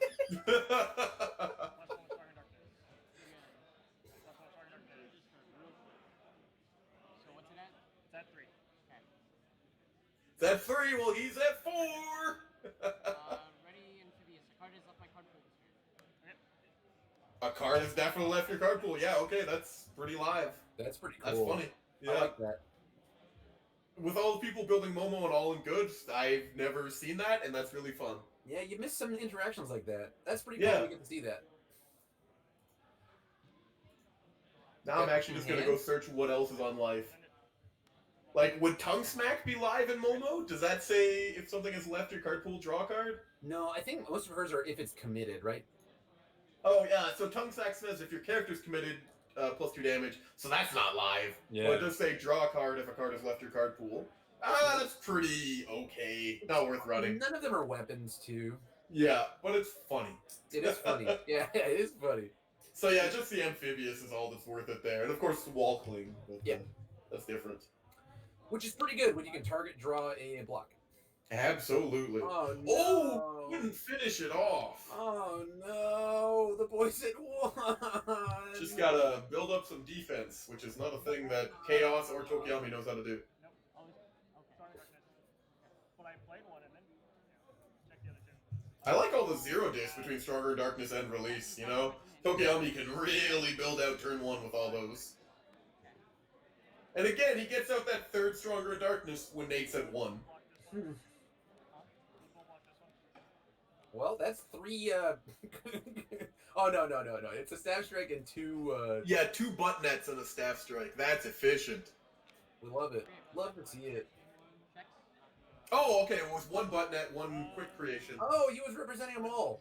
Alright, you know, they all have that orange background, Yep, yellow yep. middle, One of yellow every, in a precarious position. Oh, yes. Great bow staff, that's a name for it, yes. Yeah. Completely forgot for a moment. Which is not a euphemism, chat. Stop it. Yeah.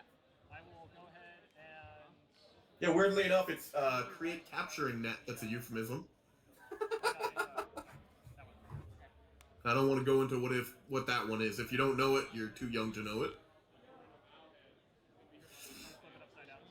Oh, yeah. Sam Tate saying, I knew Tokiyami struggled to kill, but this is a bit much from Momo.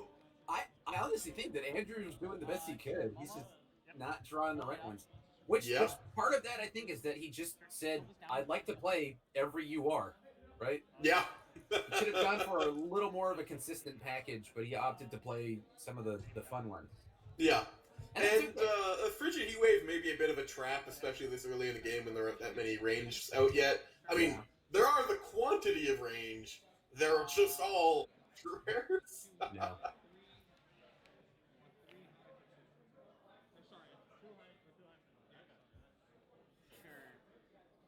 Yeah, I'm noticing mission control has to be really on the health bar there with all these quick rising starlets going around here and there. Yeah, just slamming back and forth. Mm-hmm. Destroys one for a cost, brings it back in with quick creation. It's just all over the place.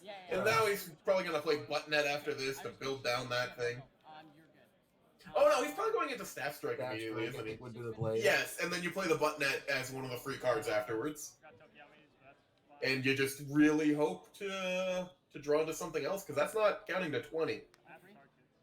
Oh my gosh. Oh, you just... Oh, right, because weapon... Then draw hella fucking found... Rising Starlet definitely has weapon. I thought that he was just not going for it, but that's absolutely going for it. He's slamming. He says, I'd like to draw 2. Give -1 damage. Alright, go grab a second Staff Strike, baby. Let's go, dude.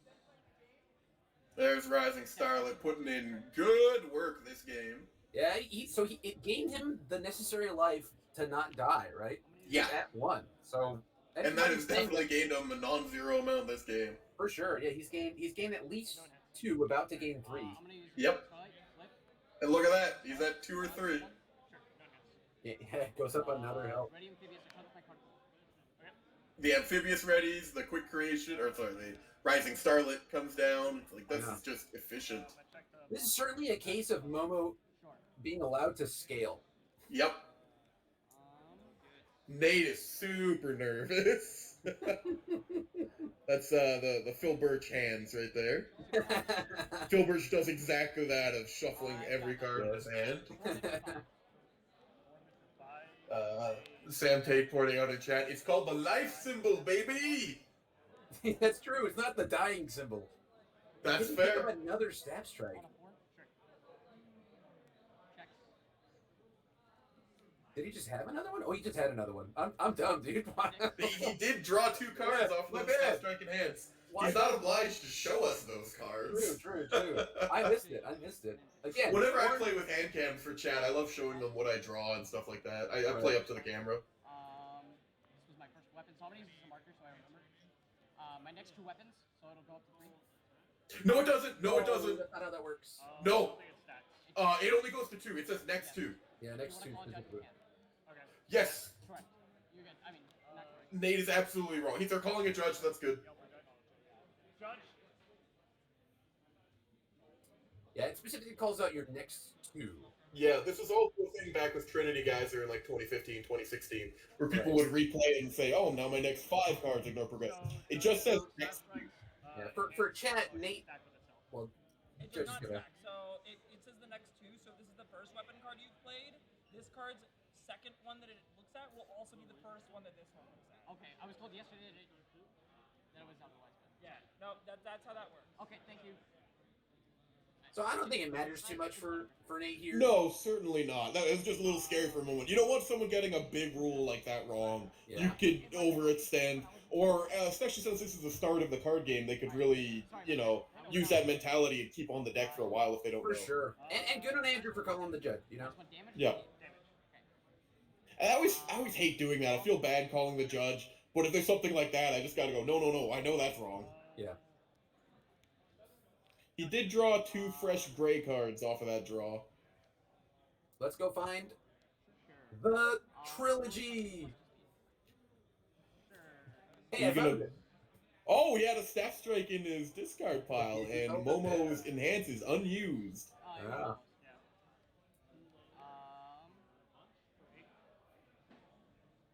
I'll remove this. First time he's used that this game, that's the only card in his RFG. True. I like that they put them in the middle of the Yeah, table. a very respectful RFG. We may look at each other's. Why are we looking at this when we can just go grab the one on top, buddy? Yeah, it's right there. It's right there. Come on. Don't think about it so hard. Dude. It's only on a 6. You got at least 3 cards ready. Yeah. There you go. Oh! I don't think Nate has the weapon foundation to keep going for another combo. Well, he can just play any foundation, right? Yeah, if he had a 1 diff, he'd be playing it on a 6, which is a little scary. Oh, You could just be fine. attacking the guy. Oh, true. I see what you're saying. But it's just a gigantic attack, right? Yeah. Regardless. So he just took 5. Oh my The minus. God. Oh, he's doing it! Oh, he takes the 3! 6, 7. Oh, man. Oh, if he checks the 3 here, he's done. It's over. It is unfortunate he didn't have the weapon foundation because he really wanted to go for that combo. I feel like he could have just played 2 attacks and probably gotten a. Well, I believe he still has the capturing net in hand, which is only doing 3 damage because of Tokiyami's damage reduction. Tokiyami's enhance and 2 releases on board means Tokiyami is gonna block whatever he releases. He's a lot more defended than it looks. On a 6. Oh no, that's not how that works. 6. Oh, he can build down the quick creation. Yes, I believe that's yeah. Oh.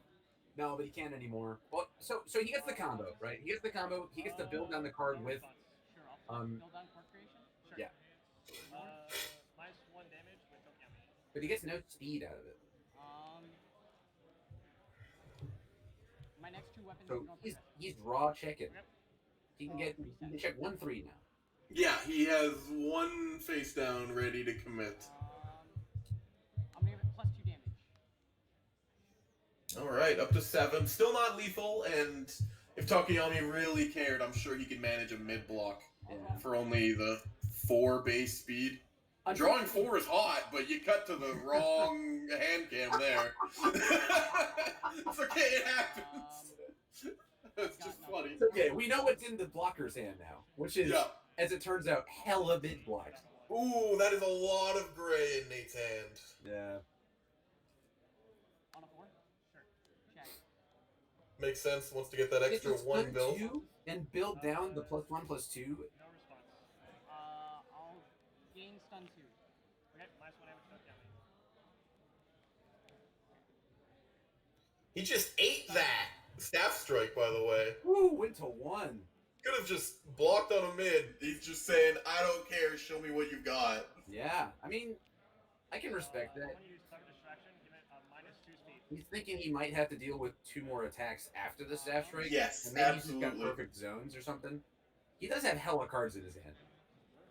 But why even bother token bounding for minus Yeah. doing this, you know? And of course, he's always got a mid on hand if he wants to grab that meteor out of his momentum. Right. Oh goodness, look at the timer. We're really running out there. Only 7 minutes left. It's looking rough for Andrew to get the win here. Even if he gets this round, he would have to absolutely blitzkrieg Nate. 4, full block. Okay. On a 4. And again, he's got 2 release. Yours? Responses, I mean? Does he have a second low block? Sure.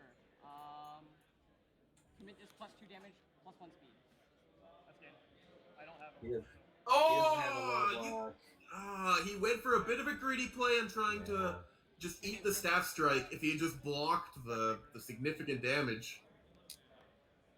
I'm doing But that's the play. Sometimes you don't have the read on your opponent's hand. You don't know they got double low attacks. Correct. I had all 3 mid blocks in my hand. Or Should have blocked with him. Come on, Yep, Andrew. should have You had blocked all mid blocks. You got 2 copies of release just sitting there. Try to these 3 out. It's okay. It's okay. That's life in the game. Yeah. The Momo player, Nate definitely played the game well. I think Andrew also had some cool lines. probably should try blocking. Oh, absolutely. The 2 big glaring mistakes, right, I would say, are just playing that Ice Storm instead of the Meteor in the first game, and then not blocking that staff strike there. Yeah, and sometimes that's only the kind of thing that you really notice after it happens. Correct, yeah. Like, he could have just said he's going to play 2 more attacks. I don't want to die to those. But with 2 releases out, I would have felt pretty comfortable to... I agree, yeah, I wouldn't mind losing a little bit. You only needed to do the 3 damage to take Momo, and then get at least the tie afterwards on your next turn. Right. I'll try. Yeah. But pretty solid game all around. Super fun to watch. Yeah, I really like seeing Momo do her stuff. Yeah, you know what we need? We need to get a mission control. Is it possible to get some jambling out? Can we get a prediction for the next games? Winners? I think that could be fun. Yeah, I will do my best. So, previous events that I've helped LWG with, they've used like an online software. Yeah. They're using an offline tournament software at this one. So I've requested that they send me screenshots, so that way we can at least get that's updates and kind of know what's going on. So I can check on that in just a second here. I mean, other guys, if you want, give me just a second. I want to show someone how cool I am for being on stream, so I'm just going to take a picture of me taking a picture of me. And then weirdly, I'm just going to send it to one of the guys in Omaha. Oh, So it's going to be some weird inception. He can walk up to the camera and then show this picture of me to me watching it. If the commentators could pull up the... No, that's what we got mission control for. It's way more fun that way. So we can be like, Space Commander, ground control, we're going to need a quick creation on screen, please. It'd be cool if Mike came in every time. It was like, roger, Space Commander. One quick creation coming right up. Big fan of that. I like the Bubble Man mat. Very representative. That's really cool. Yeah. Bubble Boy! Sadly, My Hero Academia is the set that cycled Bubble Man out of standards, so I don't know how happy Nate is about that. It's okay, he's got Momo now. Yeah, seems pretty alright with that. Also, the multiple keyword not present in the My Hero Academia. Yeah, that is kind of something he was built around. Yeah.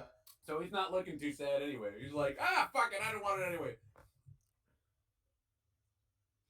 Someone said it would be better if the commentators could pull up cards to display on stream instead of asking someone else. Yeah, but I kind of like just having mission control. I mean, technically, I could pull Speaking stuff of up. Like, mission look, control, here's one card.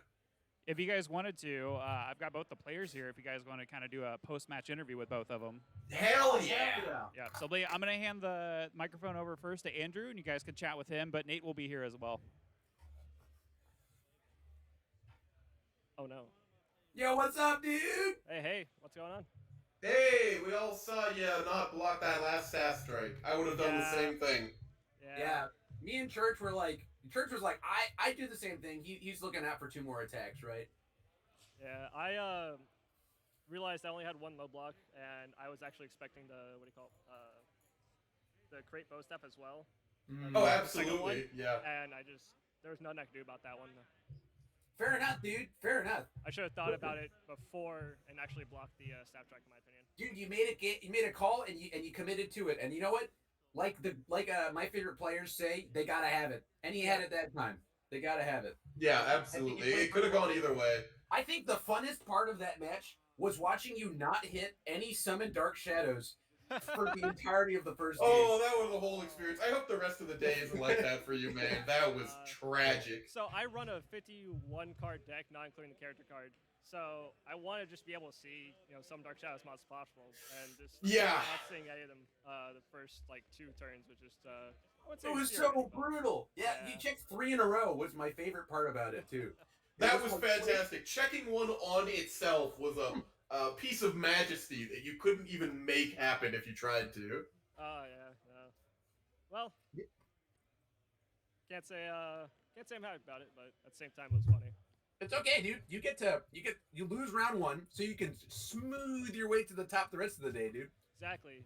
Nate now has to win every other game though. Exactly. Oh, get wrecked. He's got to play all the good players. You get to be in the boony bin. Yeah. Hey, beat JJ for me, please. Oh, slam him, daddy. Well, good luck, Andrew, and thanks for agreeing to be on the stream. That was awesome to watch. Yeah, it was fun. That was a really fun game. Hey, you guys want to talk to Nate? Let's do it. Yeah, I guess we have to talk to the winner, huh? Hello. Hey there, that was pretty great. Yeah. And, I'm gonna be honest. I was not a believer in the Life Momo build. Personally. I've been playing it for 2 weeks and nonstop, just testing straight. Love it, dude. I love the technology. It was cool to watch it go off. Good adjustments. And good on you for being a class act about the early mistake on removing that foundation. Yeah. So yeah, you really know the ins and outs of your deck really well. I really liked seeing it go. That was really cool. Thanks. Yeah. I don't know. I just thought Life had the better options than anything else. Word. Hey, man, that's what the symbols are there for. Yeah. Yep. To play different cards. I guess. Yeah, I guess. I suppose so. Agree. What do you think the defining moment of that game or that match was? Drawing into 2 more staff strikes and then Yeah. That'll do it. playing 4 more attacks. Yeah. The staff strike face down in your stage was amazing. And then I drew another one. Yeah, we certainly sat there like, why are you looking at the rest of the cards in your discard pile? Just Yeah, grab the one of cards. the Yeah, but that was cool, man. Yeah. Thank you. That was super sick. Congrats and good luck with the rest of your games today, man. Thank you. I'll try my best to win. Go get him, dude. Very cool, very cool. Both neat dudes. Yeah. Glad to see it. New players, I think, by the look of it, too. Yeah, that might be Nate's first event. I think he's maybe 7 or 8 years old, so he's doing pretty well. I think you know what? That would have been a great question to ask these boys if they're new to the game. Yeah. We're actually not intelligent. Let's try and get to that. Perhaps next time we should have some questions for mission control. Maybe prevent us from being idiots next time. Yeah, I was thinking the only question I had for Andrew was what's his last name so we could settle the bet. Oh shit, we didn't even get the good questions out. I guess we'll see like a player report or something. True. Yeah. We'll see standings, right? And the debate for all time. How are you gonna dress as Deku and not play Deku? You know, He wanted to win. I just responded with. Oh no! Oh no!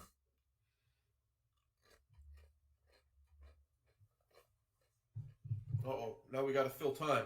Little Nate is Jake's trainee. Oh, Whoa. I was just told that. Jacob Johnson's trainee, dude. That's pretty cool. Love to see it. You know, that's why he's dressed as Deku, and that's why Jacob Johnson is playing All Might, dude. He's passing the torch. Oh, I don't get it. Oh. Well, I don't know if I can be any more literal, so I guess we'll just leave it at that, man.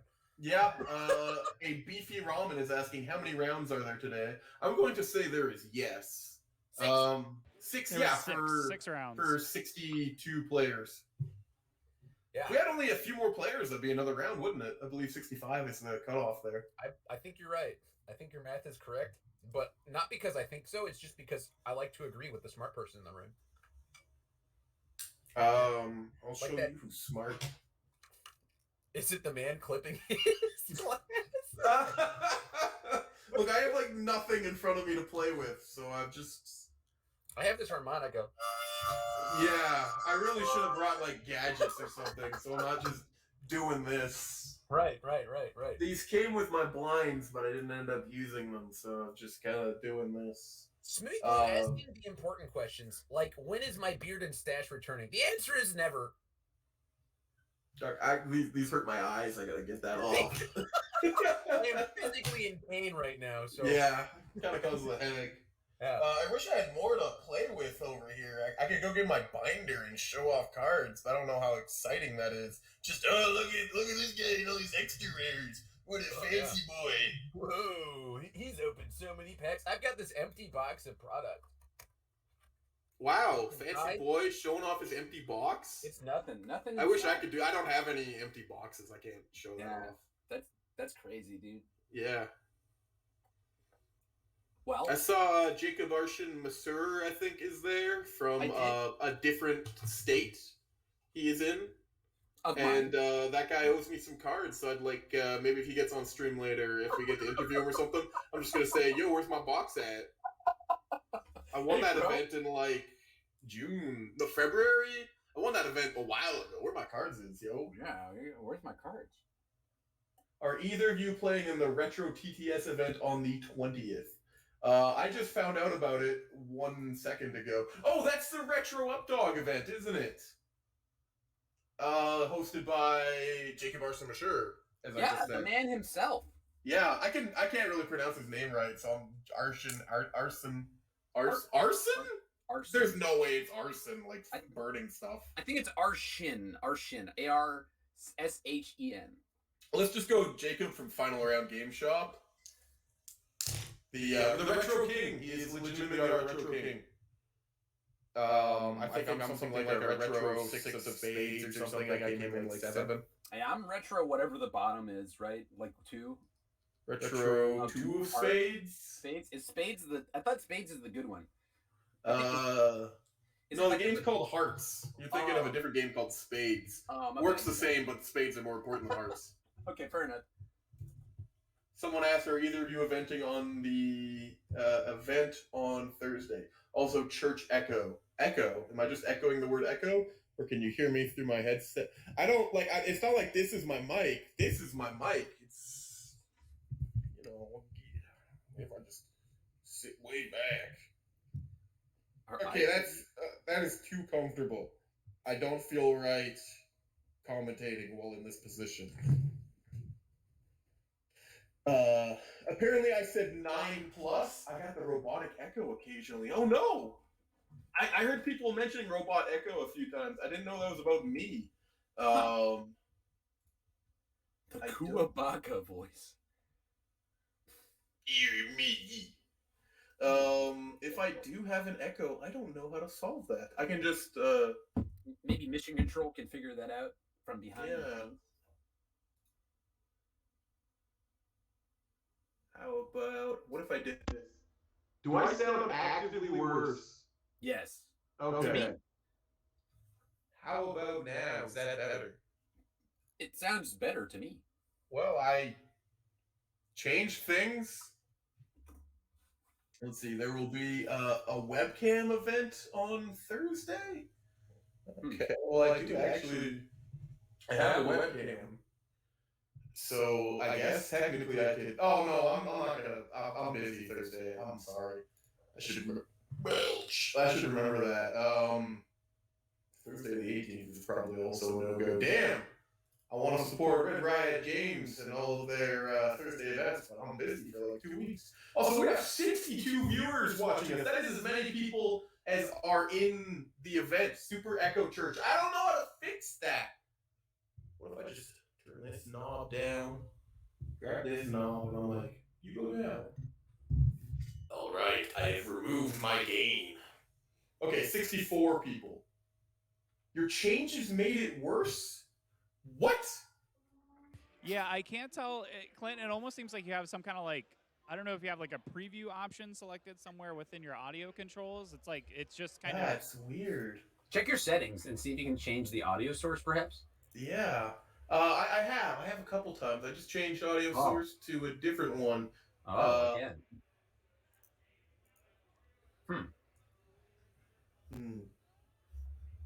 Well, that's weird. Is that sketchy Canadian tech?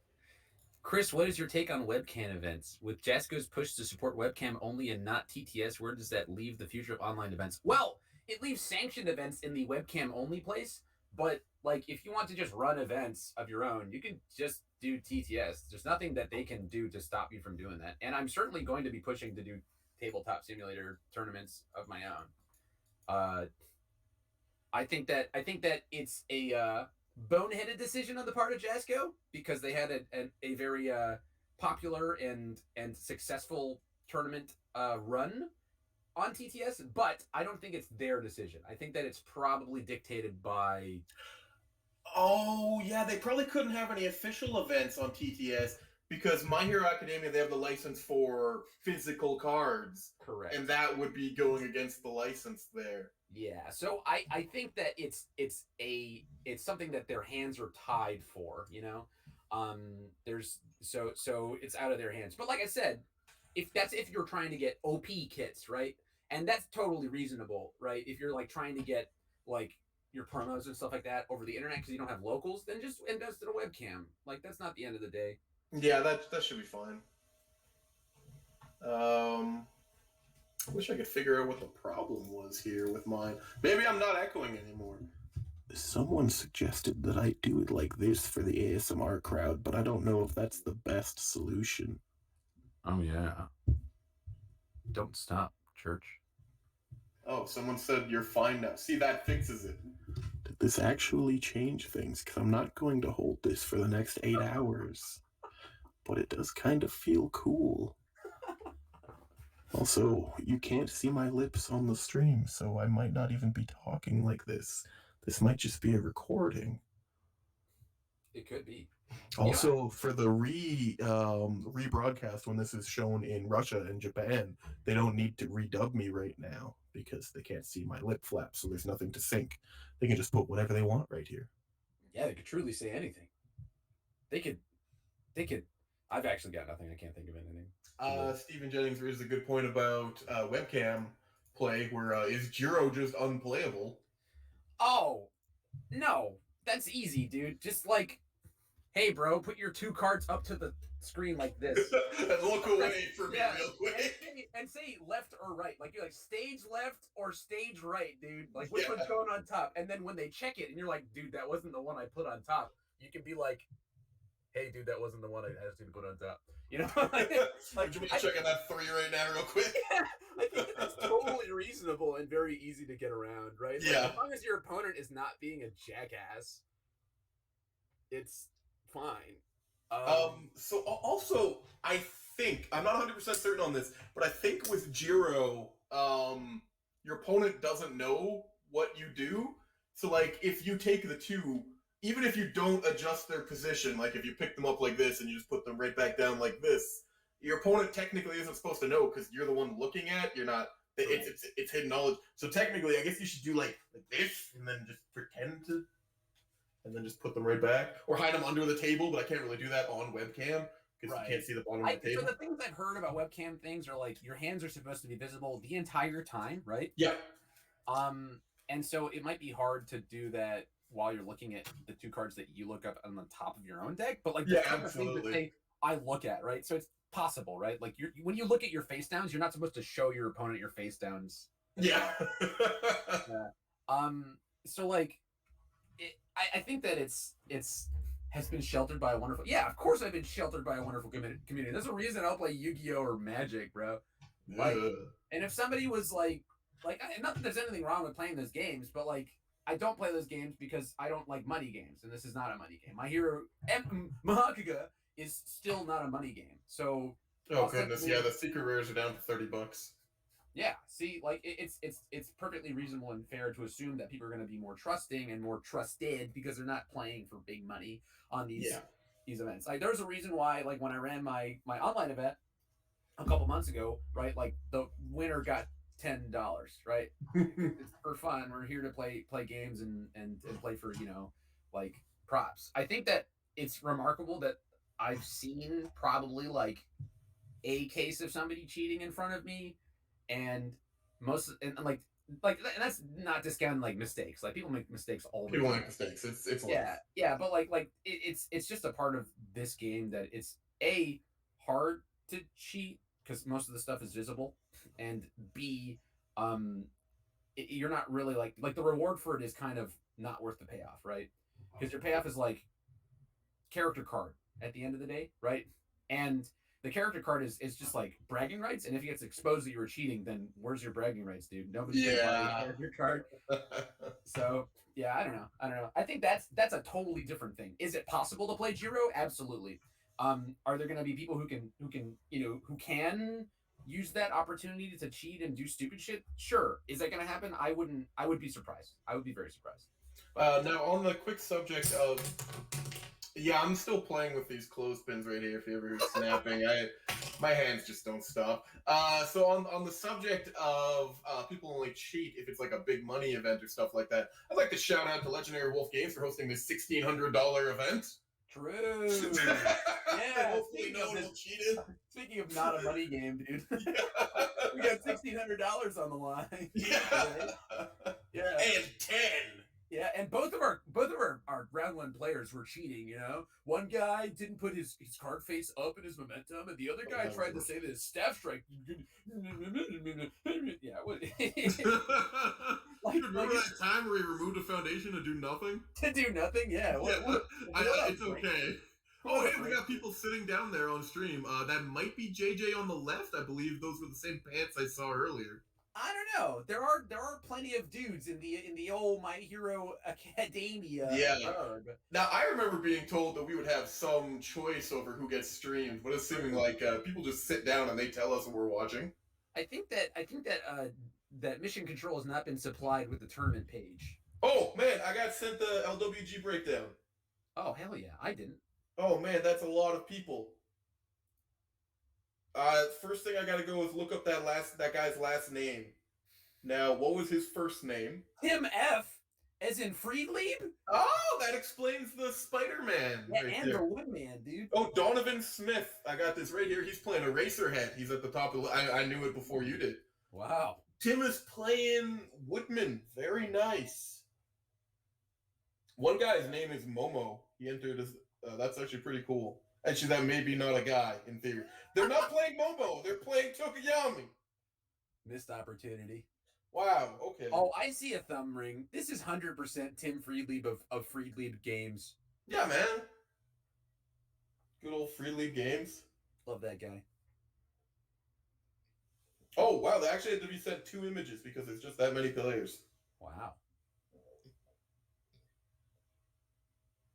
There are 2 different people named Gabe Villagomez signed up, playing as Nomu and Nomo. I think that's unrealistic. Yeah, maybe that's he double signed up by accident. Shane Duckworthington is playing Kirishima. That's pretty cool. True. I was trying to look up our Tokoyami player from the last game. Was that Mark? No. His last name began with an M. I cannot remember. Is Andrew, right? Andrew M? Andrew No. M. No, Andrew M was the guy. Yes? Yes, Andrew M. His last name is McNeely. McNeely. That's not So M at all. And then Nate's last name is DeWalt. Oh, well. So I was kind of far off on both of them. I don't remember my guesses for Nate. I think Nate's last name was with a W, right? Yes, you're correct. So it's not DeWalt. It's a different one. There's just multiple Nates. Well, since we have Kamui Woods on screen, we may as well talk about him, right? Oh, he's just awesome. Yeah, he's got enhanced commit for the rest of this turn. My attacks get +1, and yours get -1. And then he readies himself on block, which is pretty cool. Pretty cool, IMO. He's very simple, very straightforward. He says, my stuff good, your stuff bad. Yeah. And someone asked if Jason Horonsky is playing. I'm going to look through. I don't think I saw his name. That probably would have stood out to me. No way. That He's guy, just there to chat. Yeah, there's no way that guy plays Jesco Games hit card game. So Mahakika. Jason is not playing, but he did yesterday show up with apparently an early copy of Invisible Girl, is what he kept referring to it as. So he has unreleased cards that he's brought with him that apparently he's going to be playing with for funsies. What a scumbag. I mean, that's so cool of him to do. Was he losing with Invisible Girl over and over, or winning? He was just kind of showing it off. He wasn't actually playing last night. He was just kind of like, hey, look at this. Classic Jason Horonsky games of Jasco Games. Maneuver there, you know? Gotta swag on people while you can.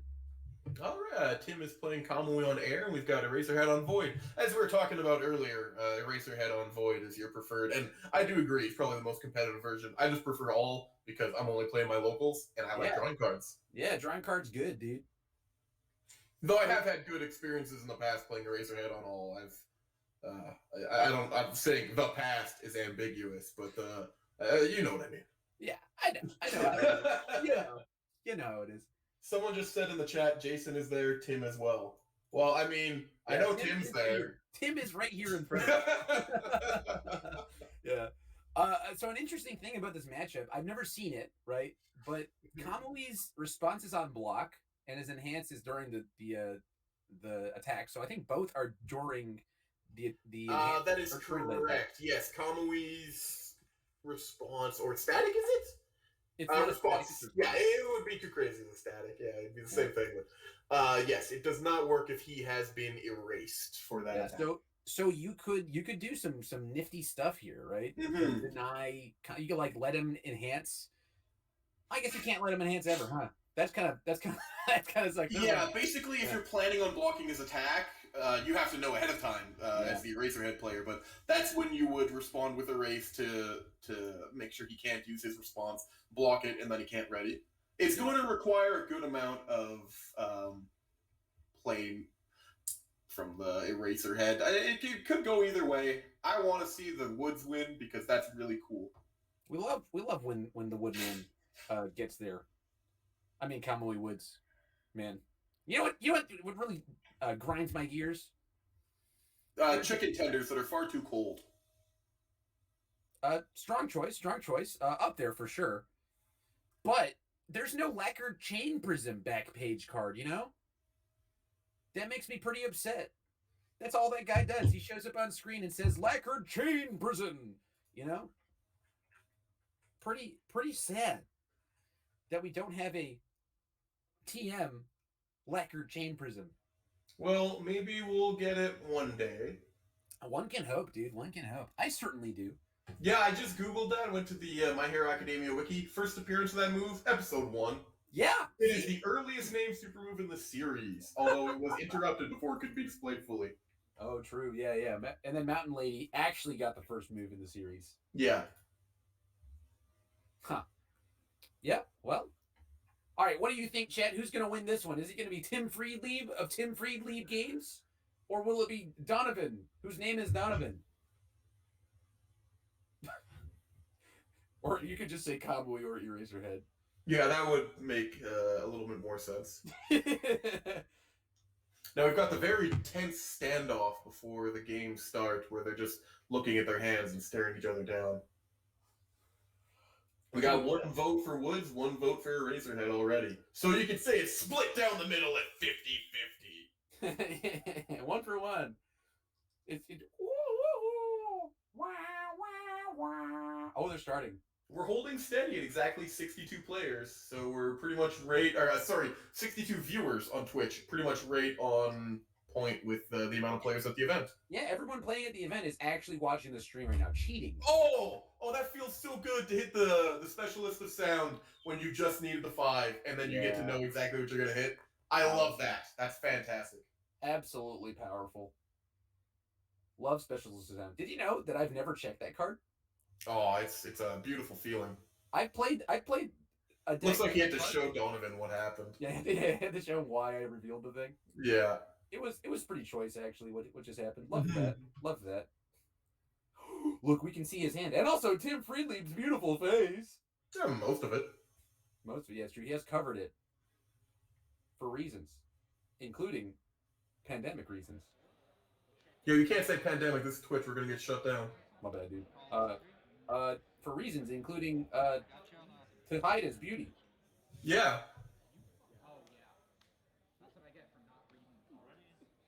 That's what I get for not. Oh man, cards. Cowboy Woods is already ready. He's kicking off. You know, I'm pretty peeved right now that this man Donovan S on the left has Gogeta and what's the other one called? Vegito? Vegito, yes. Those two characters could not possibly ever occupy the same space. You know? In the recent show, not Dragon Ball Super, but some weird stupid spin-off that's like 10 minutes long. Yeah. They went to an alternate dimension where they got to meet other versions of themselves. And Goku from Super met Super Saiyan 4 Goku, like the red one, and he didn't like him because he looked stupid. So they officially decanonized GT and then made fun of it in character. That's really rude. I love it. Opening with the throw is really efficient. I like that. It's good, right? And if you're Kamui as the opener, it's got +1 damage. Yep. I'm always happy with a 7 damage throw. Yeah, that's the magic number. Yep.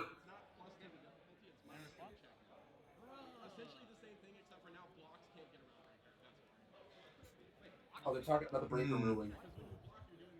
Yeah, breaker basically did not change. No, they changed it so it was more palatable to the human ear hole. Yeah.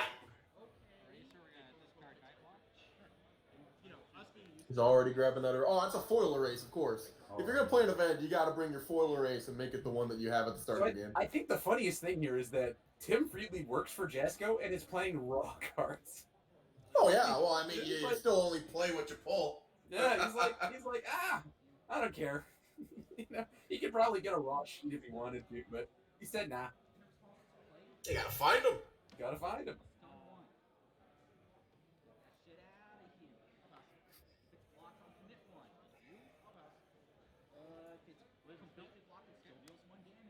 Please send screenshots of the match software. So this is table number 1. We can see the matchups all the way down to table number 8. We got Andrew versus Momo on table 7. Whoa. 1 high for 7 damage throw. Love to see Tim Friedlieb at the top. Wow, the reciprocal burst being used as a block against a throw. Well, he says I don't need it right now, you know? Takes 4. Oh yes, please keep track of life on not a couple dice, Donovan. Some dude at the table next to you gets excited and slams the table and all of a sudden your health reads 47.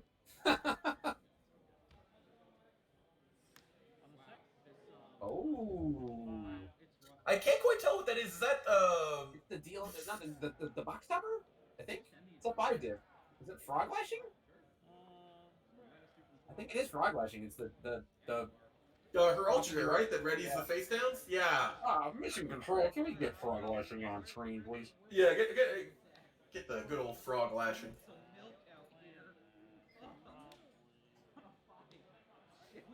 Yeah, that looks like this. The frog lashing that I can see.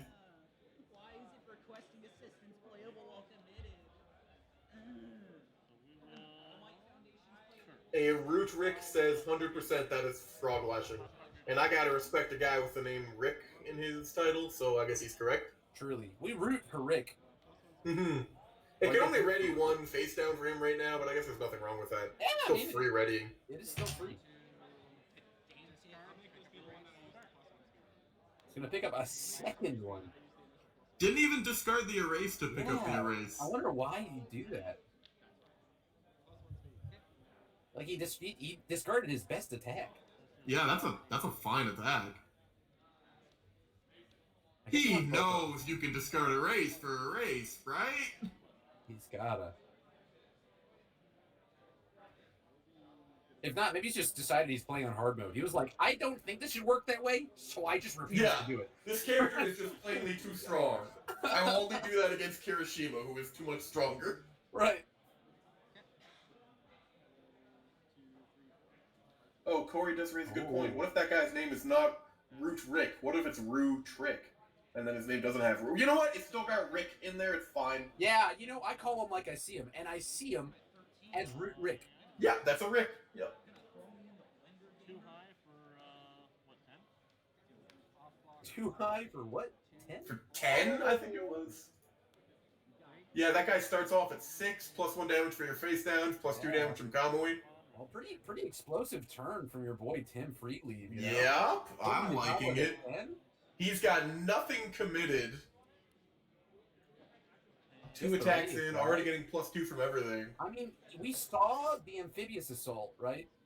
So I think he's slam it down. So yeah, he's going to want to do the combo range on a 7. But man, I respect the hot play on a 7 there with the amphibious assault. Put the frog lashing into your momentum. Yeah, I saw. The thing is, I saw I can't OTK people. I think very easily. You know. Oh no, he says. Oh, it is breaker 1. All right. It's gonna be on an 8. Okay, so yeah, it's probably not worth it on the 8. You get away with the damage you've done. I mean, you did 9 damage. That's pretty good. Yeah. I gotta say, Conway Wood's pretty happy. That was some weird words. Is probably pretty happy to be fighting Eraserhead, who is probably one of, if not the best chain blocker in the game right now. So Conway Woods just gets to consistently be ready. Yeah, you might even like just decide to hold your throw for later. Yeah. You know, if you're trying to be super greedy. I wouldn't personally, but like you could. Gotta love an offense turn where you dealt half a guy's health, got some momentum, and your entire board is ready. Yeah. That's powerful. Yeah. Oh, he's got the kickback, the regular extent. Yeah. Sorry, you're saying on the other hand about his turn? Yeah, I was just gonna say that he pulled his extend back anyway, so it didn't matter that he discarded it. Yeah, absolutely. By the way, another extra rare extend. Oh, of course, it's a fantastic card. I know where all the extra rares have been going. Yep. It's such a good card. Oh yeah, that's a great one. The thing is, you can't just play one extra rare, right? Oh no, that's disgusting. I mean, you play what you have sometimes. But... Yeah. Personally, that's what I'll play what I have. Yeah. But it is funny, you know? Like, filthy. One summon Dark Shadow extra rare? Yeah.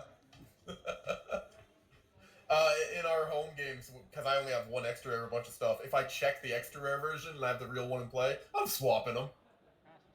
For sure. Real one, that sounds a little weird, but the regular punk version of it. I gotta respect this extender. It's just drawing a bunch of cards on it. Yeah. Draws one off of calling for backup. Yeah, here I was hyping up the all version because I love card draw, and then this guy's just going E draw one, It's showing me how wrong I am. Yeah. Well, it's not as explosive of a draw, to be fair. Yeah. He still has that one erase in hand, yet he's grabbing another one. Yeah, and like he's got plans with that erase. So the thing about lineage, so can you respond with lineage on the play of an attack if Kamui works his enhance? Let's see. After attack receives a damage bonus, it gets -3 speed. When it's played, the ruling is weird on this one because it's not technically during the attack. Right. And it's not an attack until you've played it? Yeah, so I'm genuinely unsure. It's some weird times. I think there should be a hand wave to allow it personally. Yeah. But, you know, we don't know how the game works yet. Yeah. This is all speculation. Yeah. Though to be fair, if he does it and Tim F, Jasco Games more or less kind of head judge guy says it's okay, I think it's good. Yeah, that's true. He is the head judge. He's got the tongue smack in the deck, which does not, I don't think, really draw him a card unless, well, he does have the throw in his moment. It's a whole bunch of convoluted stuff here on how to get that thing to draw you one card. Just to get but he 2 can do more it. damage out of it, right? Yeah, it's a nice +2 damage in the character for 4 difficulty, and it can draw a card if certain combos come up, like Amphibious Assault is drawn, or he's got the Gravity Lift in his momentum. Right.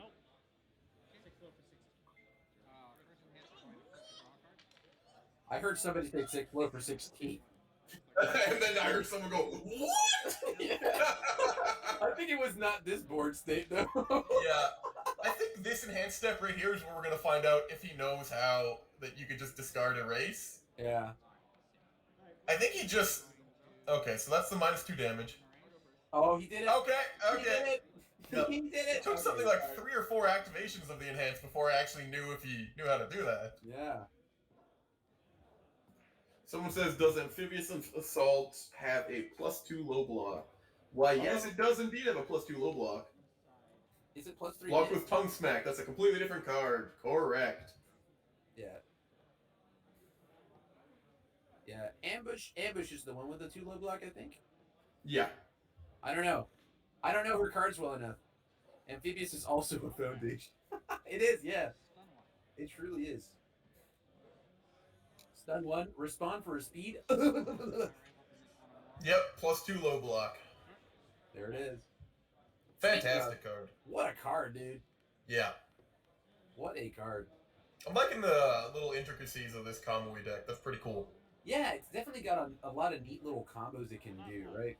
Like playing Uraraka's throw into ambush, shoving that into the momentum, removing it, putting ambush into the momentum, right? That's really cool. You get to. I mean, you could just play Uraraka, but also you could play Kamui. Yeah. It's just cool.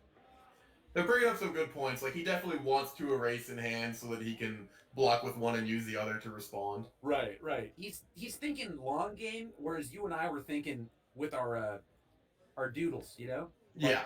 Yeah, card free, use free card. Why not use free card?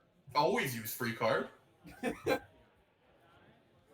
He's getting a Mediator there, 2 of Mediator. I love that card. That's the Destroy for -3 speed. Oh, I'm sorry. He's getting a 1 copy of Mediator. I love that card. Just tap 2. Yeah, that's worth the tap. -3 speed and drawing a card is fantastic. Yeah, so he's only got the 1 out of it out, but it's still really good. I'm a huge fan of it in Shigaraki. I think it's the Absolutely Shigaraki on death because the one problem with Evil Gaze is it doesn't replace itself. Yeah. And Meander says, yeah, I'll give your attack -5 speed, and also refill my hand, and also gonna destroy your best foundation. Yeah, I'm gonna be blocking that Recipro Burst now. It's no longer at 10 speed. Big fan of that. Alright, we got the hand cam of Foundations Forever. Forever. Well, it's okay. You know, we can just build all our cards. Yeah, just run headfirst screaming into Deadlock. I agree. What's Aizawa got for Deadlock? Is it the card that picks up a combo? Who cares? Yeah, the card that picks up the combo or the card that unflips that. Although he might not be running both. It's hard to tell. There's Haven't seen Night Watch, and I don't know if I've seen Coordinated Night Effort. Watch to pick up his action. That's very true. He did. Yeah. Unfortunately, no follow-up for Tim over here. But that's Yeah. okay. Who needs follow-up? Oh, it's Building right to 10 and in Deadlock. Go beyond. Now, the Deadlock isn't terrible when he's got a whole bunch of copies of Release out. And Yeah. as far as I can tell, Aizawa isn't going to be punishing Deadlock immediately. Yeah, the only card in the deck that has a Deadlock enhance on it is the one he just drew. Right there. The Yeah. one he just He's also drew. got Coordinated Effort in hand. Yeah, well, that's okay. I think you just open with your Flying Thruster kick and slam 2 momentum out before. Yeah, you just got to get that ASAP because Tim has the multiple copies of Release out to immediately get out of Deadlock. So if you're Tim, You gotta slam yourself out of deadlock this turn, right? Unfortunately, the reciprocal burst is gonna be very fast. Yeah, just a little. Just the most fast. Woo! Well, did we get flying thruster kick on screen? Can we get that on screen for the deadlock and hit? I'm sorry. Someone Which got a card, which warning. card was that? Flying thruster kick. It's what he's playing right now. About to play it on board. Yep. So this one has a deadlock enhanced grab 2 momentum. And Ooh, he's erasing right off the bat. Yeah. Maybe he's gonna get rid of a release. Screening stuff. I think you gotta get rid of the damage resets. Yeah. Oh no, he's just erase hard. He's not sealing anything. Fair enough. He's got two copies of release in place. You can't just not deadlock enhance right off the bat. Yeah. So this is the most dastardly part of Void Aizawa to me. Oh, I think he's enhancing with Aizawa before anything. I'm sorry, continue. The most dastardly part about Void Aizawa. It's when he decides to go in, he really, really gets you, you know, because he'll have 3 erases in hand and get rid of all of your, you know, like I've gotten into turns where I had 3 so obvious out, and I still died. Yep. Because he just stealed all of them, and the reciprocal bursts for 20. So he did not go for the deadlock. Huh. He instead gave it 2 speed and then responded for a couple damage. And in no way did he declare deadlock and get 2 momentum. Definitely. That would have led to an enormous reciprocal burst. Oh no! Tim is not leaving deadlock. It's okay. It's okay. He says my opponent didn't see it, so why bother? Got 2 damage. Okay, Tim, please leave deadlock now. You're only 1 out, dude. You're only 1 out. Release. A Release. single foundation. Release the deadlock. Release. Or destroy your Kaminari foundation, right? Yep. Yeah. Return at the print speed or damage. So who cares? Just do the thing. Or you know, commit one of his. You know, something, buddy. Yes. Yes, do it. Pick the card up. Put it in the discard Do pile. it. There you Yes. go. We did it, boys. There you go. Oh, thank God. Oh, okay, we're in there. All right, That was a little worrying. Definitely a misplay. The reciprocal burst is no longer threatening. Okay, that took way too many enhances. There's far too little momentum in that guy's, well, momentum. Yeah, there should be 2, but it's okay. Reading is fundamental. Fundamental, my boys.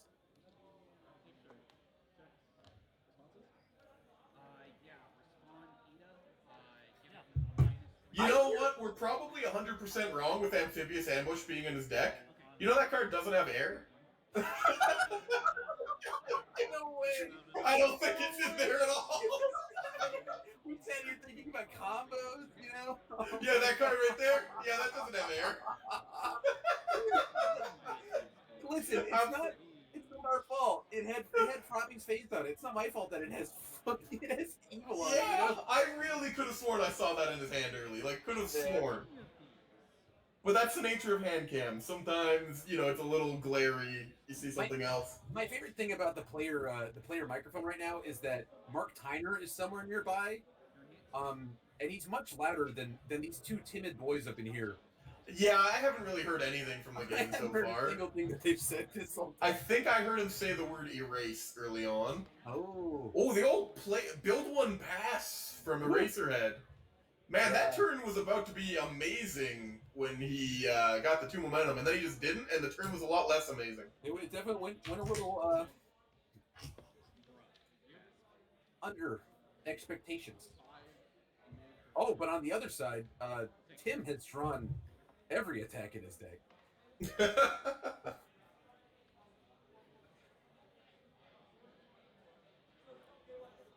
What was that? Rescue completed we saw in his hand? The 3 difficulties? Is that what that's called? I think so, yeah. Yeah, people were talking about in chat how really cool that is with combo waves. It's neat. If you decide that you don't want to give their attacks -1 damage return, you can decide to instead just commit face for free and then ready it when you block it because you gave it Absolutely, speed. yeah. Why would you give a thing -2 speed if you weren't going to block it, dumbhead? I agree. Really cool card. Very, very neat. And it extends your turns, you know, if you're playing on offense or defense, you know, you can ready. Absolutely. Good emergency button. It looks like he's got the face downs to fuel it. 2, sure. exactly enough. Oh, is that this is another meteor deck I'm noticing? Yeah, good card. Good card. When you don't have multiple cards that are functionally multiple, pretty good. Absolutely. This is interesting that he's playing the frog lashing early. You know, Yeah, it seems really early. Can't really do much with the readying. Yeah. Or your character being sealed or, you know, unusable for the action. So Yeah, frog lashing is still going to be 4 high for 8 effectively. Yeah. Probably too high. Yeah. Oh, of course, he's going to get +1 more from using plugin. Of course, that is a fine card. Yeah, pretty good one. Pretty good one. Oh, Plus, he's a 5 check on top. Nice. Nice, nice. I like that all of Jiro's cards are dedicated to trolling Jiro. Yep. You know? Jiro looks at the top 2 cards of your deck, and you're like, no, I use my plugin. I want to know what it is, too. Yeah, I want to see. And then, you know, she plays Flash Attack, so you're like, I guess I'll use the Specialist of Sound to interact with your uninteractable card. Absolutely. And then adding Insult to Injury after you've plugged in, you can enhance with Destined for Mainstream Success. Oh, I do that basically every day of my life. Yeah, call attack every time. Yep. Also, Recipe Completed is good with Tsuyu Asui. I agree. I think that Tsuyu Asui's card is good in Tsuyu Asui. Yeah, I felt like that needs to be said a bit less. But it's good. I absolutely agree with you. It absolutely is. It's a very good card. It's not unique, which is the coolest part of that card, right? Mm-hmm. It gives her something to do with all the face downs that she generates, and that's smart design. I like it. All in to commit for -2 speed. Very good. Very good.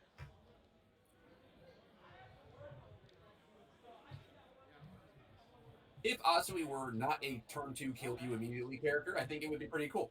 Agreed. Yeah. All right. He has the high block. Maybe Reciprocal Burst isn't as hot as everyone thought it was, because it's only been a block all day. Well, it would be much hotter if he got the 2 momentum he wanted and wasn't discarding his attacks. I think he was a little aggressive with discarding his attacks. Yeah, I gotta agree. Because he had a turn, like that turn 2, if you went extend into Reciprocal Burst, I think it was much more deadly. But, it's okay. I do think Void Eraser is terrifying. Oh, yeah. They're such fast attacks. Did he just end turn? No, I think he put it in he used the, I'm sorry. Yeah, he used the gravity lift. Yeah. So, That was do you think shocking for a the moment. chain ends with the dankest home run comment of all time? I certainly hope so. It'd be nice if we can get a meteor count in his discard pile, but it'd be a little weird if we got Mike to run over there and just run through Tim's discard pile and be like, he's got 2! There's 2 in there! That would just be so weird. That would be very funny. Doesn't it really matter in this instance? Yeah, that's gonna be a pass for me. Yeah, understood. Got So Donovan down to 5, though. I think Donovan is kind of aggressively using his responses here. I think that like with 10 I seconds agree. out, I would be wanting to block everything for the turn, and he's getting rid of You need to, too. Yeah. Like, look at all these high attacks you've got coming at you. It doesn't matter if Kamui can't pump their damage. They're still your health. He does get to refill his hand a little bit. Imagine if he had a second meteor. Oh, wouldn't that have been lovely? Yep. Yeah, it would have been sick. And he will be able to draw 2 more when he inevitably plays another erase. Well, maybe he doesn't have one. Maybe he doesn't have a way to get one. Who knows? Who knows? You're right. What if he forgets to play the enhance on his character's base? Yep, it's possible. It's certainly. I'm not saying he will. That would be rude. I'm just saying. It could happen. It's possible. Yeah. Right. So he could have started with Meteor, removed the Gravelet to shove in momentum, discard the other momentum to get another Meteor, and then just been like, I'll play every attack in my hand, thank you. Yeah. And then ended with a frog lashing for 100. It's okay. I mean, it was certainly a play. Yeah, I like the frog lashing to try and get the high block out of his hand too. Yeah. Because you know that your first attack is going to get blocked. For sure. I just think since it's one of 2 cards in his hand that has scaling, I guess it's a 5 difficulty. I just, it's functionally 3 diff because it readies 2. I would Absolutely, have yeah. preferred to play it later. But at the end of the day, I'm just like mincing. Oh wow, he committed the natural leader instead of getting another meteor. That's how you know he's holding the kill. Yeah. I mean, yeah, he has enough attacks in his hand that it may not matter. And that's a mid block from Donovan. It's not looking so good. Uh-oh. Takes 3. 3. Down to 2. Play another high block. Go to next game. PogChamp. I love the commentary from Mark Tyner over here. So if you couldn't high block the last one, you should be going to game 2 now, correct? Yeah. I feel like you should be doing that right quick. So you can erase right now and try to draw 2 more, but I don't think that card in his hand is an erase. I think it might be. For some reason, my dumbass tried tilting my head like I could see it better. Yeah, like I can get around and see. Yep. He's responding. Okay. Yep. Draw another one. Draw 2, buddy. I'll respond, give it +3 speed. Yeah, whoever's responding even +3 speed with Ida is louder than the players playing this game. Yeah, Space Commander, ground control. Can we, I think we should probably turn up the sound for this one. Specifically because it's confusing to hear the other guys. Yeah. Oh, wow. Blissful. Oh, they're scooping it up. He didn't draw a high block off of that. Did not have, yeah, the erase was the last hope at that. Don't worry, the stream can't miss it. I think he knows he missed that Deadlock Enhance and is tilted AF. I don't think so. If he knew he missed the Deadlock Enhance, he would have played it. You know? Yeah, Tim didn't get out of... Well, maybe around the time where Tim got out of Deadlock was where he noticed. Oh, like he could have been saving it, perhaps? That's fair. Oh, goodness, I hope he wasn't saving it. That would make sense. Yeah, that makes absolutely no sense. You play it first, Enhance. I think it's okay, and that stuff happens occasionally, right? That's why a lot of times when you when you ready up your cards, you check your opponent's stuff before you play your turn. You look at all their foundations. You say, are you in deadlock? You say how many cards in your hand, and then you go into your turn, right? Gather information and then go forward. But it's not the end of the world. I think he was a little aggressive with the picking up of the blue cards. But, oh yeah, he sure likes his erase much more than I do.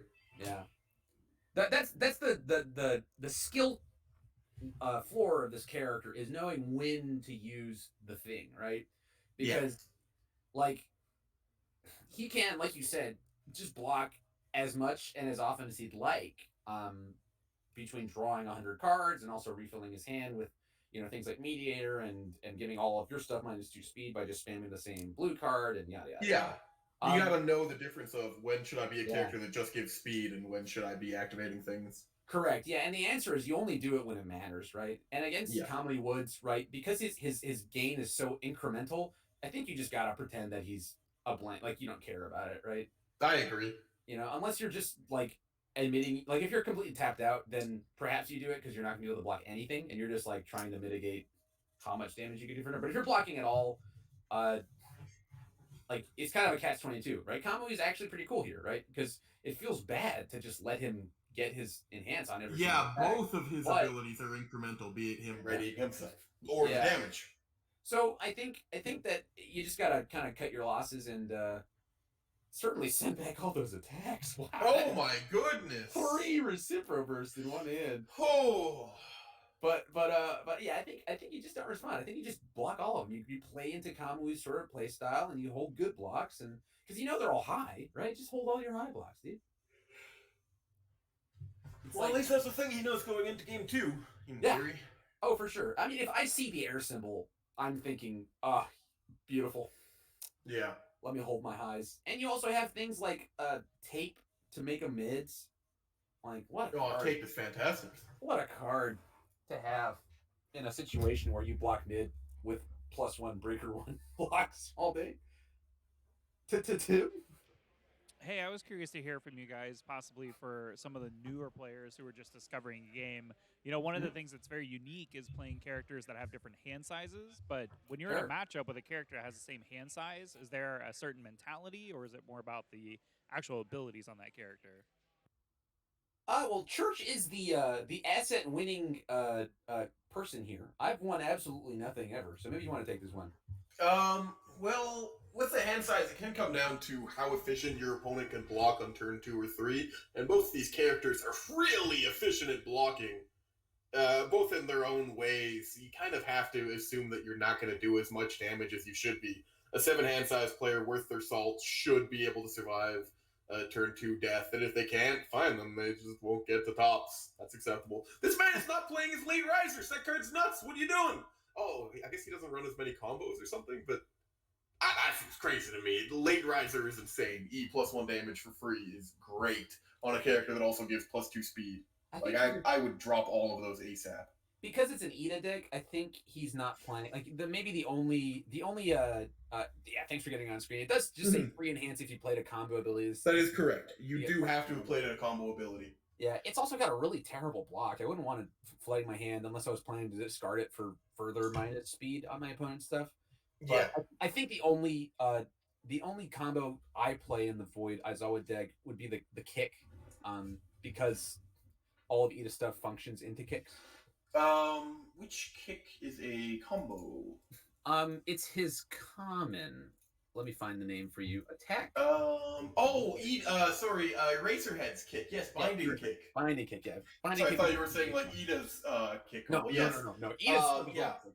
That is a big difference between Eraserheads, and that is a very good point on why he wouldn't play it. That he just doesn't have combos in his build. In the all build that I run, everything's a combo every day, all day, and so that is a big difference. I don't even play that card, that one diff in my Void Bliss.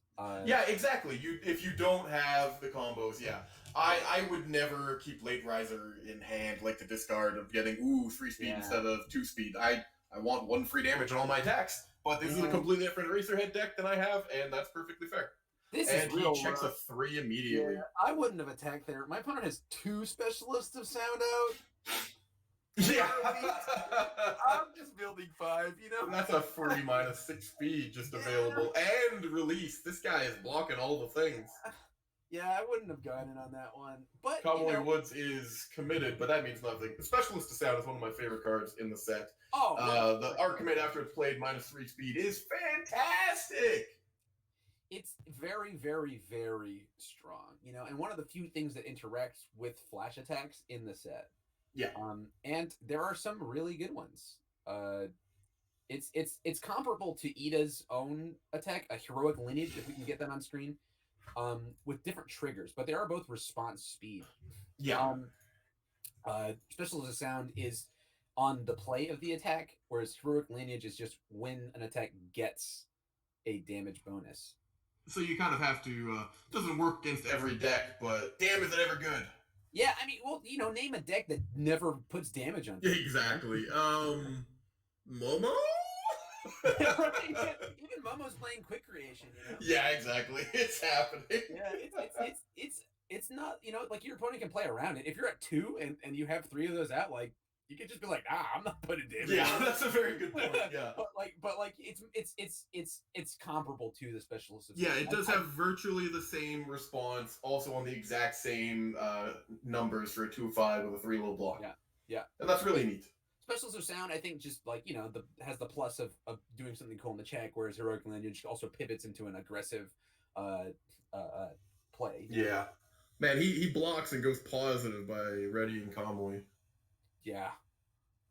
Whew. Yeah, that's pretty cool. Yeah, you just gotta build here. Absolutely, do what you should have done. Yeah, get that mediator. Oh yeah. He's got the 2 erase in hand. I guess he's keeping the 2 late risers to discard for minus 4 speed. I think so. I think it's a little greedy. Yeah, I'm a very greedy player, and I wouldn't even do that. Minus 4 speed is not really relevant against Kamui Woods. You're bringing that thing from, instead of 0 speed, it'll be negative 2 speed, and do you really care that much? I mean, I guess we'll find out, right? We're about to find out. We will find out. I love that Tim is showing us his hand. I like that. Thank you for experienced player playing for the camera. Yeah, get that throw on board. Yeah. Give me that 7 damage throw. Check a 3 this time though, please. You checked way too well last game. True. It's just only fair. It's only fair. Yeah. I mean, he certainly is playing a ton of attacks and go beyond. So yes. I think he might be playing though like 1x Go Beyond just to show people that it's a card. I certainly saw 2 of them. Oh, okay then. Very Checks nice. 5 anyway. Well, he checked 2 of them last time, or he revealed 2 with Special Lister Sound rather. Yes. But yeah, no. Speaking of, he checks a 5 because he's just the better player. He is going to be sealed though. Okay, so yeah, Donovan, if you go back and watch this, stop doing that. Stop it. I mean, I guess it's okay on this one because it prevents it. Now you're taking 3 instead of 4 from the throw. Yeah, that's fair. You got 4 cards in hand. Yeah, it's probably fine here. But just think about it for a second. Think about Yeah. it. It's okay. After this is also a fine time to just block with Erase and call Breaker 1. Because how much is a guy really going to want to attack with Breaker 1 and Progressive on 4 foundations? Correct. Yeah. I think you put a stop to the turn. You take 4 and go on with your day. Oh, it doesn't even discard the. Huh. I think the late risers might be a trap in his hand if he keeps holding them. You know, it's just -2 hand size and they're not going anywhere. Yeah, I mean maybe he's preparing for a next turn. If he discards the attack, that'll seal the deal for me. But right now he's doing all the right things. You know. Yeah, I think it's just blocking it. Yeah, He's just blocking with it, calling he's taking Breaker. 3. He takes 3 instead of 4 because he's sealed Kamui. Yeah. So he's at 16, and then he breaker blocks. So I think that's enough to stop the turn. Agreed. Yeah. I think you're right. I think you called the line quite well. But for my take on this 7-hand size matchup, I think it's honestly whoever gets to, like they're both poking, right? Tim's got the throws, and then sorry, Kamui has the throws. Eraserhead has super fast attacks that he's trying to poke with, and then seal the deal with a fat Recipro burst, right? So whoever can get their board state more set up to sort of complement those play styles, I think is going to take it. Last game it was for sure Tim who got that going. It's looking like they're both fighting for momentum too. Obviously, the Recipro burst deck wants it a little bit more, right? But Tim's pretty happy with his momentum, especially that throw to help clear his pool later and help him go further. Correct. Yeah, this is pretty interesting. I do think that this hand's a little stronger of a showing. He'll be able to draw one off of this and play yet another Recipro Extend, I think. Yeah. Which is the most fun thing to chain into each other. I agree. Oh man, response. Dude, Don't you rearrange his discard pile? Oh no, he didn't. No, he made it correct. But I don't know. I feel like just let your opponent play their game. You know, like you don't care about how much damage these ones are doing on this turn anyway. You just want momentum for your bursts later, and you're losing hand size. But yeah. On the other hand, this attack is max gonna be 6 speed, 7 speed if it discards a whatever that late riser, right? Yeah, that gives an extra +1 on offense. And it's gonna give the next one +2/+2. I would have saved both specialists or sound for that second one. Depending on I'm not a big fan of the late riser play of holding it for 3 total turns of he had it turn 1, so he's done it through 2 of his own turns, 2 rival turns. He's just been holding that card for literally +1 speed. That feels bad. Yeah.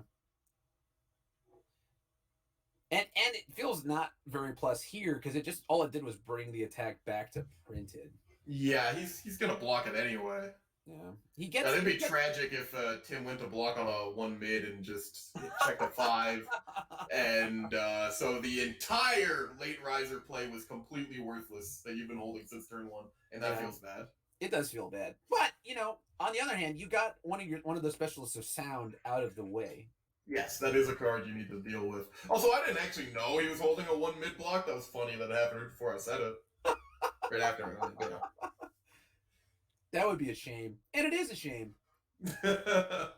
Oh, there's the combo kick you were just talking about. Yeah. So it does exist. He's got so it'll come in at 8 high unless Tim responds with specialist of sound. So he gets first response, I suppose. And he says, yeah, okay. I think this is the wrong line. You're just losing hand size, you know? Agreed. Yeah, you're losing a hand size to prevent your opponent from saying -1 damage. And who cares about that? I'm just trying to get momentum, you know? Yeah. And I noticed that Binding Kicks combo also requires a momentum. Momentum, yeah. Like now, Yeah, that's really rough if you're running late riser. So I can absolutely see why he never plays it to board. Yeah, this is one of the things that I see new players do with Aizawa is they're just like, I have action, must play action. It's like, no, dude. Yeah. You need the action, right? And here's Binding Kick. Which I love the enhance though. If it deals damage, draw a card. Yeah, it's great. It's great, especially for this character that's putting massive speed on things. Yeah. It's just very, very good. Though then again, we were just seeing an attack that just says enhance draw a card, so that's a little I cannot better. believe Tim Friedlieb here using Destined for mainstream success every time he's named attack, which is the proper thing, right? So Destined for mainstream success says enhance, name a card type, right? And reveal the top card of your deck. If it is that card type, add it to your hand. So what you do is you just name an attack, right? And if it's not an attack, golly gee willikers, I guess I'll check a 5. And if it is an attack, oh boy. I just drew an attack, and I'll probably check a 5 anyway. Yeah, I'll probably check that 5 no matter what. Yeah, that card is the easiest 4x in every one of my decks. And I think it's got a 2-mid block. Yes, it does. Up on screen there, I can see it. It's definitely her best card, right? Which is crazy, because she's got some good cards. She's got some great ones, yeah. We love that card. Tim also just blew up one of his Specialist of Sounds for releasing it for +2 to his check to block, which is a little crazy to me, because Specialist of Sound is going to help him all game. Yeah, I would have destroyed that face down, right? Yeah, which is crazy. It's barely a bonus. Yeah. But I kind of agree. I mean, you're losing a foundation either way. I would rather keep my incremental gain of having the threat of -6 speed at response speed. Yeah, you got 20 health. I gotta wonder how much further Eraserhead's gonna extend on only 4 foundations. Oh, I just took it. Okay, that's interesting with the release for nothing. Oh no, that feels really sad. Yeah, that's not ideal, Tim Friedlieb. It's okay. You gotta let your opponent think they're in the zone, you know? Yeah. So sometimes you destroy a foundation for no purpose. So you can dad slam them on the way. Well, now you can build 5 and not be into deadlock. Oh, true. See, he knew that he was going to have a build 5 kind of hand. Right. Oh, there it is. The build 5 hand. Yep. Tongue smack into home run comet. Well, he's got the throw in his momentum, so he could trigger the draw on both of those tongue smacks. So if he opened home run comet, which is really weird, he could clear it with the throw to momentum, and then both of the tongue smacks would be live. I like the home run comet opener when you need the momentum for something, right? Yeah. But yeah, in this situation, I think I would have just built, you know, all these cards have great blocks, right? Home run comet has a 1 mid. Tongue smack has a. He's making his opponent mill 1 though, so he's got that going on. Oh baby, yeah, he's plugged into his. Oh my goodness! Stop erasing on every attack. Man, do you really think the +1 damage on tongue smack's gonna help that? I guess it is +3 because tongue spell itself also gets +2. This one, you do it right. If you're blocking it this, doesn't matter. But if you aren't blocking this, and you're just like, I'm gonna take 4 here, then you do it, right? I'm okay with it. It definitely just feels bad because he's done it every time. Yeah. And he just keeps discarding. Gotcha. Got tape. But yeah. I think that in this situation, if he's not blocking, if he blocks it, then not a good move. But if he is not blocking, it's just like I'm gonna take 4, then I agree. Or if it's like a partial block or something. I don't know. Yeah, because this could have been 7 very easily. Yeah. Okay. Yeah. So as the partial, I agree with the play. He gets the breaker 1, draw 2 if he likes. And you'll take 2, go down to 14. Card has left the card pool, though, so Tim can... Yep, the other tongue smack is very live. Yeah. So tongue smacks reads, if my character is committed, I get 2 damage, which is pretty neat when your character commits for cost, right? Yep. And then the other enhance is if something has left the card pool, which that criteria has been fulfilled here, you get to draw a card. And Tim opted to not play that home run comet in this case because he's not a greed monster. He said, I'll keep that for later. Mm-hmm. But no response here. God bless you, Donovan. He says, I'll block this fully, and you can have your 3 damage. and I'll use my mediator and draw my high block. Oh, he's there. Oh, he's got the high block off of it. That was pretty easy. I wouldn't want to use that as my high block. That's your best card, you know? But sometimes you gotta. Yeah. And in this match, Recipro Burst has been exclusively a block. Yeah, tragically. Yeah. I hope that forgetting to do the deadlock doesn't haunt him for the rest of his life. He'll definitely be telling his grandchildren about it. I almost took a game off of Jesco Games' head judge. If only I remembered deadlock. Hey, listen here, Alex Marco. I think you're supposed to say something after you tell someone to listen here. Oh, I've got nothing to follow up with. I just wanted to say listen here like an old man. Okay. Understood. Destined for main deck success. I'm just catching up with chat. Destined as a main deck staple from now on. Yeah, card's It's awesome. a great card. Yeah, I mean, listen, one diffs that look at or reveal the top card of the deck are really great. Very efficient for keeping You know? yourself going. Yeah, and then you know, adding insult to injury, you get to just like draw a card if it's not. Yeah. And if you're Jiro, it's just the most plus because it's target draw a card, right? Love that card. Super, super wonderful. Also, it has best girl on the front of it. Jiro, not Memo. Memo sucks. I'm just kidding. I like both of them. We like both of them.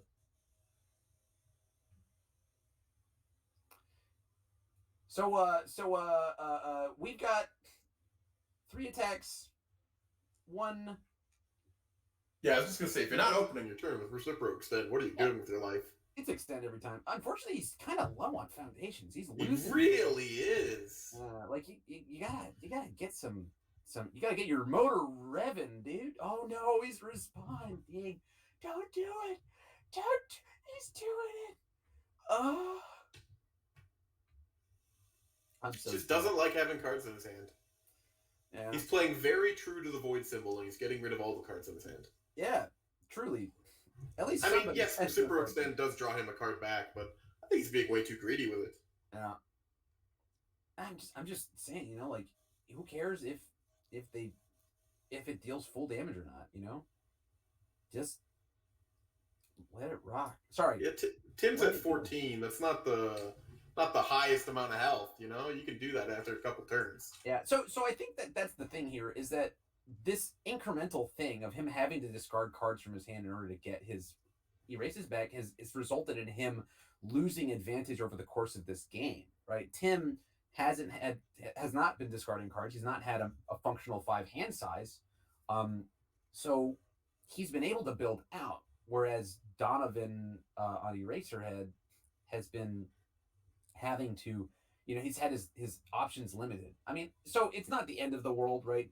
He already had a coordinated effort in play, so he discarded the one he had already. But yeah. But I love me some coordinated effort, and I'm happy that he has it. Yeah, great card. It's just. I think it's not a huge like this turn problem. It's just a philosophy for the deck problem. You know, address your opponent's stuff only when it matters. You know, that way you can maintain your card advantage. Absolutely. Wanted to give you guys just a quick update here. So as you guys heard before, if you were watching stream, you know that there's a cool kind of like side event that's going on. There is one player who owns the 1 million points headband, and every time that they play, they are challenged. The player at the end of today with that headband will get the chance to play Chris Sabat, the voice actor of All Might. Jacob Johnston has just lost the headband to Clarence James Wolfe. He beat him in his second round Swiss match. Yeah, riggedy wrecked. Clarence. Do we know what Clarence was playing? I can go ask real quick. Let's get that. I can find it out myself. I do have the breakdown, so if you could I don't pull have it to up. run off anywhere. Let's see. I just got to scroll through all of the people till I see the name Wolf, because that's a cool name. There it is. CJ Wolf is playing Eraserhead. Makes sense. Pretty good character, that guy. Yeah, and Jacob Johnson is playing All Might True Form. Right, we already went over that. Yeah.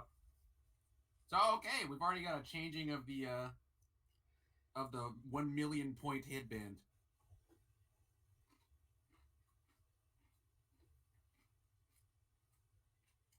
Sorry, I'm eating some chips here, boys. Reciprocal burst or extend blocked, but he built it down with coordinated effort. Hey, now he's not so behind on his foundation build. 1 hour ago on the unofficial My Hero Academia CCG buy and sell trade forum on Facebook, that's a long name, someone put out the 2 extra art secret rares for 1.5 thousand each, or 2.5 thousand if you want both. Because they're PSA 10s? Yeah, they're absolutely PSA 10. Yeah, he got them graded and everything. And Jesse Cervini offered 150 each, and the guy said that won't buy either. Nice offer. Hey, man.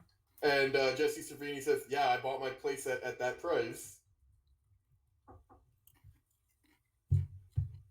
Well, Jesse Cervini is definitely going to do what Jesse Cervini wants, and that guy can hold his cards if he wants to.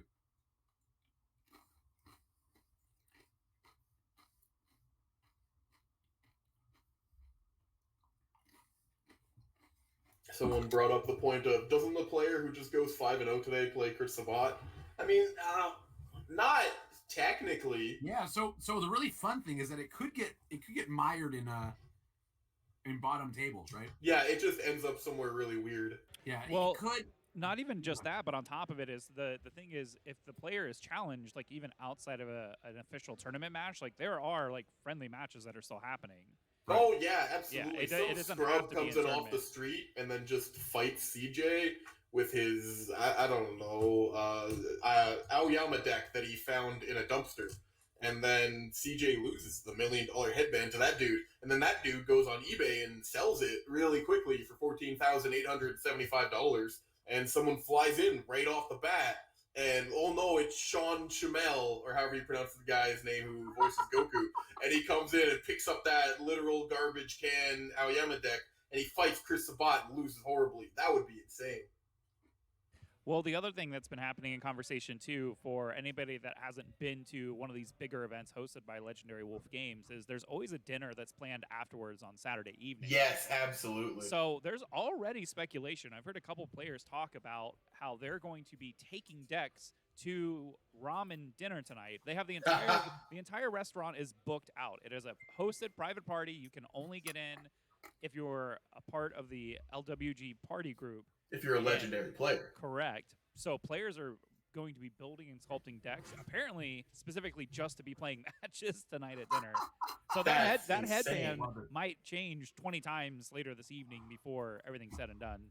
It'll be fun to get like a Twitter update thread. I believe if you go to the Legendary Wolf Games Facebook page, they post an image every single time that the headband is traded. Yeah, and they have like a list. They have like a running list of players that have taken it. Makes sense. All right, well, we finally seen a Reciprocal Burst played. No momentum, but it is +2/+2 because of the extend before it.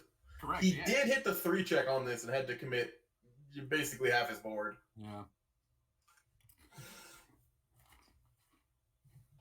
Well, I mean, there's 7 minutes left in the round and Tim is up a game, so I'd say he's probably in a pretty good spot. In theory, if he knows what he's doing, he's been holding a low block since the beginning of like turn 1 of game 1. So hope that he's prepared for that. It's also not anywhere near lethal. No, it's only 5 low 7, and he doesn't have the momentum to make it 9 damage. Right. But it could very easily be 6 low 7. I think he used a momentum on the EX. Okay. You see the binding kick in the discard pile. Yeah, so it's that's probably fair. 8 speed. Okay, that's a respectable speed. And then +1 from it stunning. So 9 speed. For 7? Became a lot more sad when you said that last part. Yeah.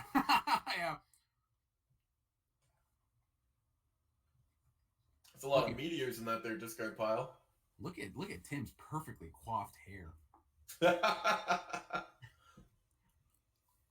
I think the only card in Tim's deck that isn't like a rare or ultra rare is the throw. Yeah, which just does a common. Work. Does work for sure. Yep.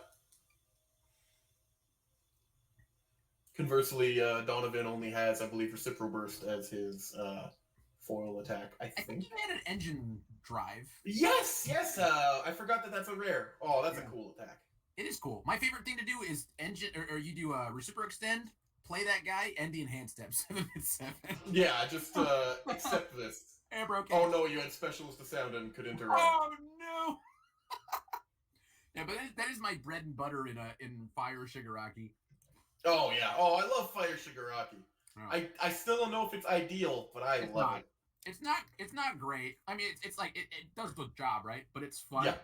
And it's a different pivot from the better build, which is the Death and Evil both seem like they'd be just so much more logical built. Yeah. Oh, for sure. You get to control more foundations. You get to do dirtier things. But the fire build is just kind of like quirky, and I'm a fan of quirky. Mm-hmm. Looks like Tim drew no attacks. All right, he knows he has the nuts. Well, he's got Tongue Smack, which cannot draw him a card. Ooh, the XR Walkling. Ooh, we love that. All right, let's come on, Tim, put it back on camera. We want to look at that. Nah, I know he's putting it at the back because he wants to build it, but come on. Also, look at all those high blocks. That's not going to save him from a nice Cipro burst. Yeah, he actually has exclusively high blocks and a mid. That's crazy. Yeah, mid on the attack. Well, the Walkling's going to save him. Walkling. Oh, and that destined for mainstream success, which we know will draw him an attack. True. Maybe I'm just bad at reading blocks, huh? Also, there's 4 minutes left in the round, so I feel clear to say that Tim has probably got this. Oh, he's gonna play the attack anyway. He's playing the attack. Oh, so here's the classic experienced player game. You play your attack so you can eat up 14 minutes. And he wins second, so this is the last turn. You play the attack and make Aizawa constantly erase. He's enhancing with erase. Is he? Wait, is he? Oh no, that's the response. Okay. Oh, man. I'm sorry. I saw Tim doing something with the specialist to sound. I should have realized that was responses on both ends. Right. Goodness, he loves responding with that. You just cannot let Kamui have +1 damage. When you're at 14, that +1's gonna kill you. So when I played one draft, or I played a few drafts, but I played the first draft I played against my friend's son, who's like 10 maybe, and he was playing Kirishima. I was coaching him, and the first game, I coached him to a block. Like he had like a bunch of stuff on board. I was like, dude, if you do this, you can block this, and he blocked it, and then he killed me the next turn with 6 attacks because that's how you do it. Yeah. Second game, we're playing, and he's like taking a long time, and I'm like, Rory, you gotta play. And he's like, I'm stalling.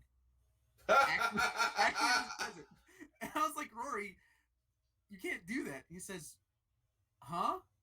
And then his dad's right next to him, and he's like, Rory, you can't do that. This is and not he the turns time for that. turns to his dad and says, why not? You did it. He literally turned to his dad and said, I learned it from watching you. It was very funny. I saw Eraser had just destroyed Mediator to get -3 speed and draw a card, and he tragically drew a low block. Oof. Yeah. Let's go grab that erase. Oh, he's blocking it. He has the high block. Yeah. Okay. So the other one in his hand, I believe, was Manly Passionate Guy, a low block. And Tim drew at least one attack. He drew the throw. Did he discard to go grab the? He did. He had the Bakugo Foundation in play, discard 2, draw 2. Okay. And he knew the throw was on top through his specialist to sound. Oh no. Well, no, I mean, did Donovan discard the other card in his hand to grab his? Oh, I'm sorry, I did not. No, I believe that's still a. Yeah. So he might have lost his action for all time. Yeah. Not ideal. I believe that's still the Manly special bro guy. Unfortunate. Come on, you don't have time to shuffle your deck. You got 1 minute left. He's maybe just resigned to his fate. Oh, plus to be fair, he gets last turn. He is second player. That's a word. Well, Tim is second player, isn't he? Because he won first game. He won the game, so he would have been second this game. My mistake. It's okay. Also, it's not like they're watching the clock like a hawk like we are. It's not just right under their game. It's not in the middle of the table, Yeah. Counting it down. Yeah. Well, Tim's thinking real hard about this here throw. I'm sure when time is called, Tim will go, "Oh man, that's too bad. Wish I could have killed you." Oh, that's so tragic. Damn. Yeah, this does not 14. It sure isn't. Man, you know he wants to kill you when he commits a specialist ascent to pass a random throw that's not even half your life. Yeah. Oh, he gets the +1 speed off of the earphone jack! Broken. Oh. No, you did the earphone jack! It's a chart! Cool! He's done it on multiple attacks. This is the first one that's actually a charge. Could get the speed. Oh, it's too bad time was called. That would have been the best throw. Damn. That, if only. It could have been a 5 high for 7, and then Donovan would have responded with the heroic lineage and made it a 2 high. So I guess 1 high. And we do love earphone jack though, boys. Everybody put your jacks in chat. Actually, don't do that. That sounds sexual. Yeah, someone has a funny point in the chat there. Maybe you don't respond, so you don't give them the risk of milling a race. Well, you can. And someone else agree. You can't just give them a race. Yeah, true. You have to make them discard the top card of their deck. Huh. Interesting. I thought it was the other way around. I thought it was give your thing to speed and then you can discard the top card. Oh yeah. Nope.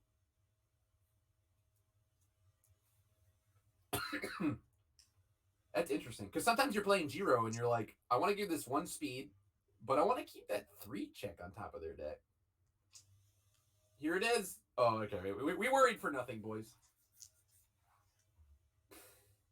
Do you think Donovan just says, I'll discard this card for -2 speed for swag factor? Well, that is a high attack, and he's holding a low block, I believe, so I think he has to. That's the only play. Now, the answer is go into your binder, pull out a Uniting the Cosmos, stack it on top of your deck.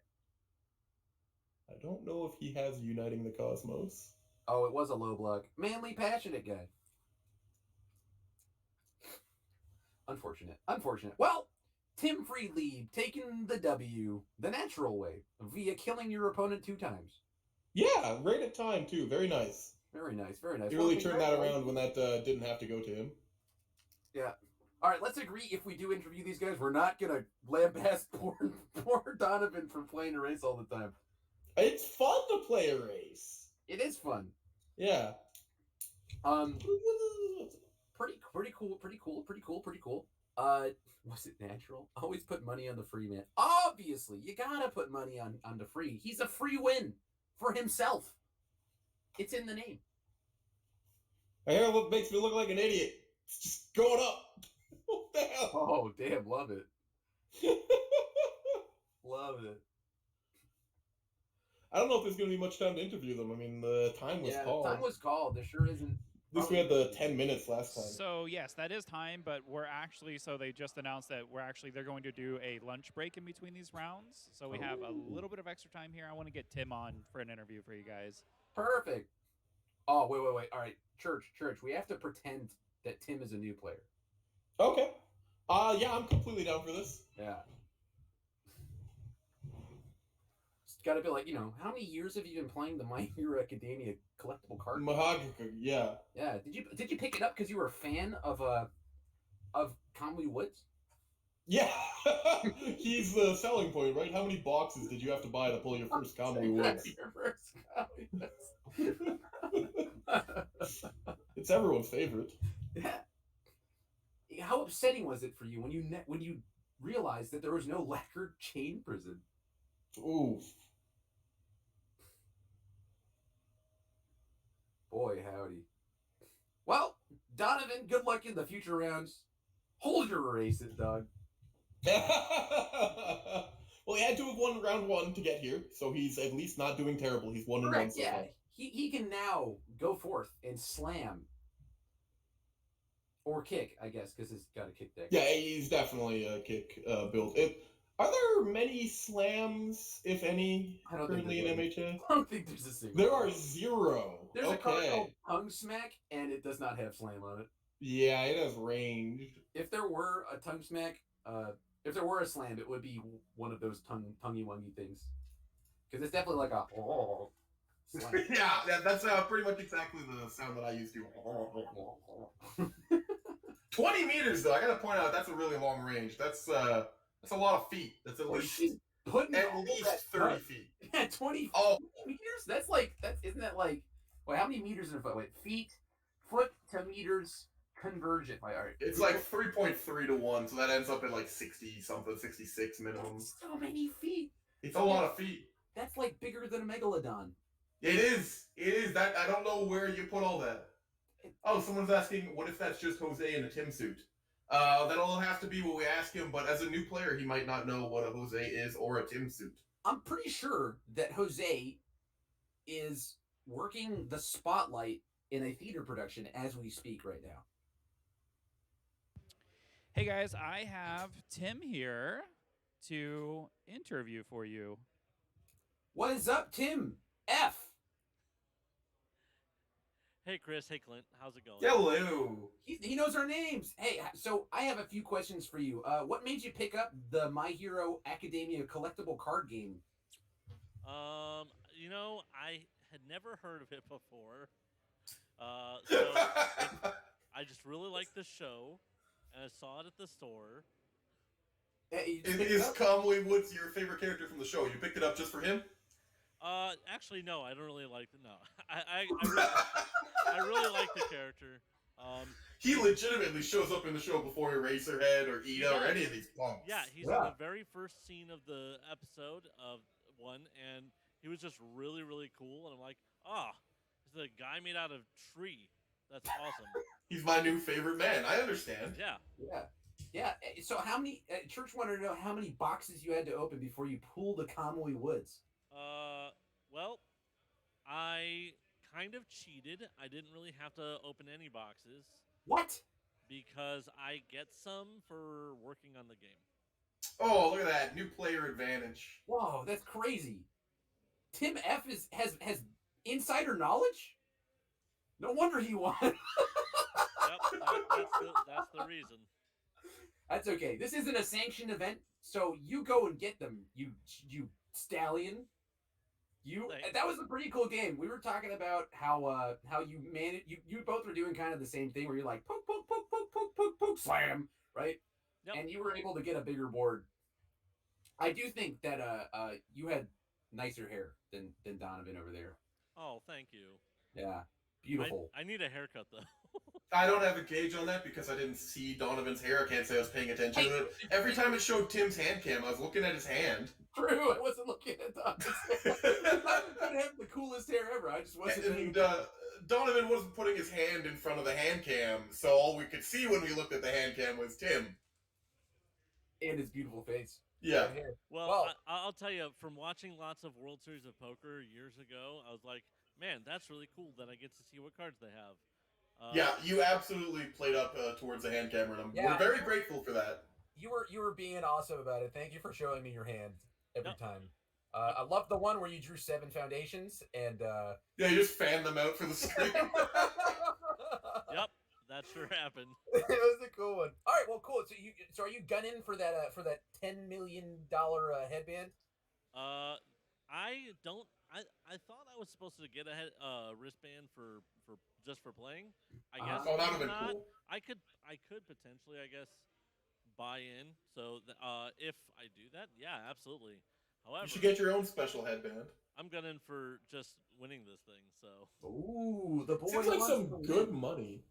Yeah, $1,600. 40% of that is like an amount of dollars. $40 at least. Yeah, at least $30, dude. That definitely Covers lunch for sure. Yes, it definitely covers lunch. Yeah, well, I'm pulling for you. We love Woodman. I mean, Woods guy. I mean, yeah. Wait, where's your Woodman playmat, Jose? Twiggy boy. You know, I actually left it. I left it at home accidentally. Oh.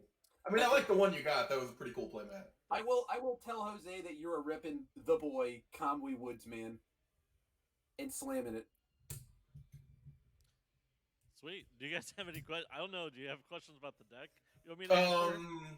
How long have you been playing the My Hero Academia trading card game? Did you only find it this last week, or have you been playing for longer than a week or two? In all honesty, I have not been playing very much. Okay. So you're a new player. Just yeah. Are you from out in Omaha, or are you one of the Michiganers that came down? No, there's no play group where I live. I live out in Las Vegas, so Sam Tate, you're in chat. That's on you. So one thing I will note about your deck is you play plugin, which I think is the worst foundation ever. sure. Why do you play plugin? I play plugin for the fact that so I'm gonna look at my deck a little bit. Hell yeah. So if I remember correctly, yeah, plugin is a high block. Air blocks high really well because of Yeah. infinite potential. Additionally, I really like the stun hate on it. So this card lets me do one of two things. Either I can, because I want to block a lot with Kamui Woods, so that their last attack I can just face tank if I want. I play this card so that I can build out as much as possible, so that I can just draw off of being stunned. So I do like a little bit of draw because there's basically no draw in your deck outside of like a tongue smack here or there. Yeah. The deck does not draw extra cards a ton. So this is, hey, I'll build out extra so that as the game goes on, I'll have more advantage, and then I can build more and then still be able to block. Aside from that, makes a lot of sense. I like it. Yeah, I love it. It also lets me go in when I'm not sure, so I can double check and make sure what my check. Yeah, I do love being able to scout the top of your deck too. And every good attack in the set is high, except for Recipro Burst, right? And even that, like you said, you could just make it high with the infinite potential, right? And then you just face tank it because it's too fast for you to block. Yeah. Make it high. Oh, what was it? 14 speed low? Okay, sick. Thank goodness he didn't have momentum because I would have been dead. Yeah. Speaking of he didn't have momentum, game 1, you were in deadlock at 11 Foundations. He plays an attack with Deadlock Enhance. He does not play the Deadlock Enhance. You look at the top card of your deck. The whole audience is gasping in anticipation. It goes back to him. He enhances with Erase or something similar, or Mediate, something to that effect. Not the Deadlock Enhance. The entire audience gasps a third time. It goes back to you. Yeah. Now you finally get out of deadlock. I'll tell you. I think it was a very good match, and I have all the respect for him. But when he didn't play that as his first enhance, I was kind of assuming that he just wasn't in his mind at all. So then I took a risk and kind of just guessed that he wouldn't go for that at all. So I took a little extra time to get to the release to get rid of it. Mm-hmm. Fair enough. You definitely had me on the edge of my seat when you didn't release as your first enhance. That was insane. Yeah, it was honestly, I thought it was a performance art because you were like literally releasing tension when you did destroy that foundation. And I felt like that was really wonderful for the audience at home. Everybody in chat was going nuts. Guys, Pog's in chat for our boy Tim Freely. They were, literally yelling, "Release the deadlock! Stop!" It was pretty wonderful. Pretty wonderful. Big fan of Tim Freely. Big fan of Woodsman. Big fan of Eraser Man not winning because that character's so good. He is really good. Absolutely, yeah. Yeah, very good. But yeah, good luck in the future rounds, my man. Love to see ya. Are you 2-0 now? I am 2-0. Yep. Yeah, I figured because I'm pretty sure we had table 1 here. Just thought I'd make sure. Yep. 2-0. Looking to go X and O if I can. So. Yeah, baby, slam them, or sorry, tongue smack them. And then we'll see if I have to bust out anything from my sideboard. Whoa! What you got in the sideboard? Is that too spicy to say on camera? I got a little spicy sideboard. If I need to go aggro, I can switch gears. It's a frog, isn't it? That's where I'll leave it. Do you turn into a different character, dude? Maybe. Yeah, that would definitely be how you aggro. That would be super sick. Well, I'm looking forward to seeing it. If you're on camera later, you are required to sideboard, even if you lose. That's how that works. If you're up a game, it's going to game 2 and there's 3 minutes left. Sideboard. Yeah. I'll see what I can do. Oh, look, it's a wild Miles Tyler. Miles. Love that guy. He doesn't have Terry gear today. He has plus Ultra gear. He sure Disgusting. does. Although that's from a different game. Terry was playable in the Universal Fighting System. That's true. Totally different game. Yeah. Not the same thing at all. We're talking about Mahakaka. Mahakaka. Yeah. Yep. All right, Tim. I got one more question for Tim. Hit him. Were you conscious of the time during the last, say, 10 minutes of that, or were you just kind of playing at it? No, I kind of guessed that it was getting a little bit later in the round. I didn't know exactly what. Okay. I certainly wasn't trying to slow the game down at all. Oh, definitely not. It was really cool that you won right on time like that. There were just some plays that you made a few minutes before the end that I wasn't sure if you made them consciously aware of the time. They seemed like more short-term plays instead of long-term plays. And that's a good thing. You're supposed to make short-term plays when there's 2 minutes left. I just wasn't sure if you were aware of it because, we have a clock right there in front of the screen. It's a bit different. Yeah, I don't see the game clock up on the wall or anything. Yeah, I can't. I absolutely can't. Yeah. Too much cheating. You can't see the game clock. That's fine. Yeah, it's blocked by the candy shelf, so I can't see it, which is fine. Yeah. So I wasn't 100% aware, but definitely, I knew it was towards the end of the round. That's reasonable. Yeah. The one I was thinking specifically was when you released one of your specialist of sounds for +2 you check to block, which seems crazy to me in the long run because, commit for -3 speed is bueno, good, mucho, yes. Yeah. But I understand in the situation. And then ironically, you didn't end up blocking the reciprocal burst because it was just too damn fast. It was too fast.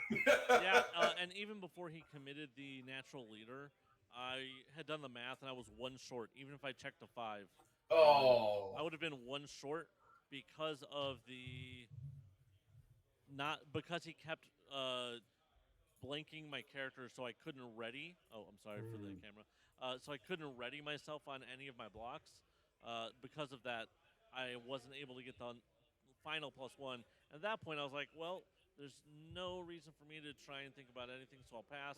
And then he made it even faster, and I'm like, okay, so that's 1 less card he has to commit. Okay. So, it sounds like the solution is to run 4x of Arrogant Disposition, the 6 check from Bakugo's page. Because if you checked the 6 there, you would have been fine. Yeah, that's true. True. Yeah.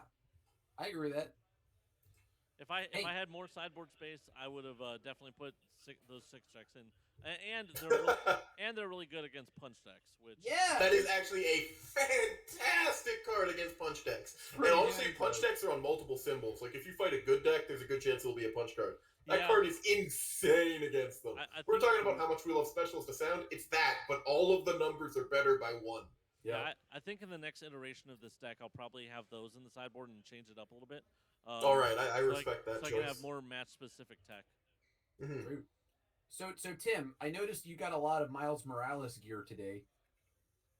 Do you prefer Miles over Peter Parker? No, I absolutely adore Miles, but Peter Parker is the Spider-Man I grew up with. He is my favorite character of anything of all time.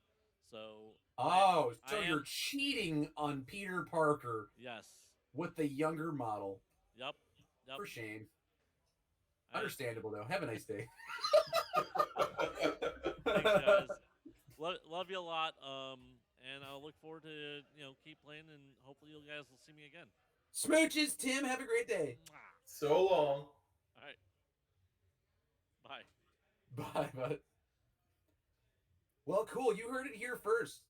Tim Friedlieb of Jasco Games plays games made by Jasco Games. Who would have thought?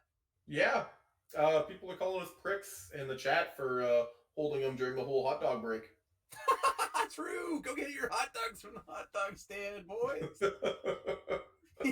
Go get the legendary. The legendary hot dog games. Yeah. Oh, man. Well, speaking of hot dogs, I mentioned it a little bit ago. All of the players have been set free. We currently have 25 minutes left on this break. So I personally would like to set you guys free as well. That way you could go get your own hot dogs. Oh, hell yeah. So what we'll do, we're going to... It's like Kool-Aid Man bursting through the wall. Hot dogs! Cool. So I'm gonna let you guys break free, and then we will be back here in a little bit. We have round 3 of 6 coming up soon. So everybody Yeah, I found a button. How do you do that? I want to do that. There's a little button at the bottom of the bar if You you're can on full mute your screen yeah. to You can disable mute your camera. Yeah. No, wait. Everybody has to wait. Oh yeah, Bromley's is better. Yeah, Bromley's back. So guys, just for clarification, when you work in broadcast, you want to put in as many fail safes as possible. And so, for instance, if like they lose their webcam or like we have connections issues or something, I ask them to supply me with a photo, preferably like a headshot. Clint sent 2 photos, very good, one of them being his player card. That's obviously what I used. And Bromley sent me this, I assume is him, and hopefully not Oh a goodness, random I hope child. it's him. It'd be really weird if it's not. I could see Bromley going to Craigslist and be like $5 for any random photo of a child. Oh no, it's not my Clifford. I actually still have my Clifford stuffed doll from when I was a baby. This is my favorite, dude. This chills with me on my shelf. That's actually But, very No, sweet. that's some other doll in the background. But yeah, that is me, circa 1992. Old man Bromley. Man, that was like 30-something years ago. Yeah, it was almost 30 years ago. Just think about it. All the teeth that are in that child's head are no longer there. Whoa, why you gotta go morbid with this? Yeah, they're all gone, dude. That's terrifying. I put them up on eBay. They're in a jar somewhere. It's not my jar, but someone has them. I think I saw a Reddit post one time where somebody talked about they went over to their friend's house and on their mantle were jars of baby teeth that their family had like collected for generations. What the hell? Anyway, well, speaking of teeth and eating things, yeah, you just shoved some stuff down my gullet. Absolutely. Yep, I'm gonna send you guys on free. chat is requesting Kirishima on stream, though they specifically request a hype Kirishima, and I believe that no Kirishima decks are hype. So seems like we're fine. Yeah, right. Just dodged a bullet there. Yep. Gotcha. All right, Cool. boys. I'm We'll gonna. see you in 20. Yep. See you guys back here in a little bit.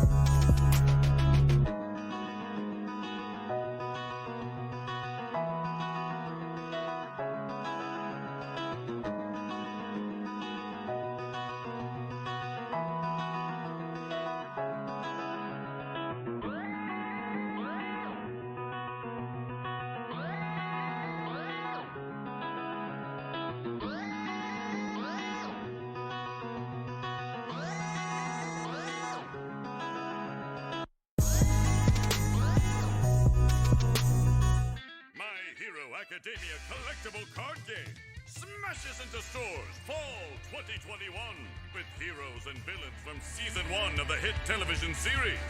Choose your quirk from a cast of your favorite students, pro heroes, and villains. As you build your 51 card decks and challenge your rivals to climb through the ranks on your journey to become the #1 pro hero. Go beyond with the My Hero Academia collectible card game. In stores November 2021. Lesson 1. Common card elements. All cards in the My Hero Academia collectible card game share the following characteristics. Difficulty. This number is the base cost to play the card. The higher the number, the harder the card is to play. Name. This is where you find the title of each card. Block. The shield icon is used to defend against rival attacks. Blocks can prevent your rival's attack from dealing damage. Card type. The icon in the flag identifies one of the following card types. A numeral for characters, a sword for attacks, a hammer for foundations, a lightning bolt for actions, and a gear for assets. Text box. This is where you will find any keywords or special abilities on a card. Symbols. Every card has 3 symbols. These are used for deck building and represent the mechanics of a card. Check. The check value is used to pay the difficulty cost of a card.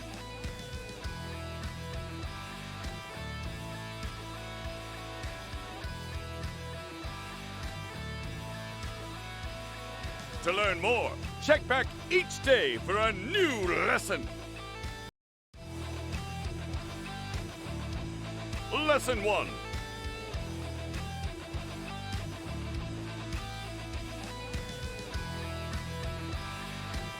Your curriculum starts now, young heroes, with the introduction of character cards. Health. Not all characters start with the same amount of health or hand size, so pay close attention to the number indicated in the heart icon and fanned card icon when choosing your character. Hand size. The number in the green card icon is your starting hand size. This is the number of cards you will draw up to at the start of your turn. Version. The numeral here will identify which version of a character the card represents. There will be different versions of many characters. This is important to differentiate which version of a character you are playing. Ability. Characters have some of the strongest abilities in the game. Build your decks to synergize with your hero's unique strategy and quirk. Congratulations, young heroes. You've taken your first step on your journey to becoming the #1 pro hero. To learn more, check back each day for a new lesson. Lesson 3. Foundations. Foundations are the backbone of your deck. They represent the character's history, training, and personality. Foundations in your hand can be used to block rival attacks. Or you can play foundations on your turn to build them for later use. Once built, you can use the abilities on foundations in your stage. Foundations in your stage can also be committed to play for an ability or to help play other cards. To commit a card, rotate it sideways.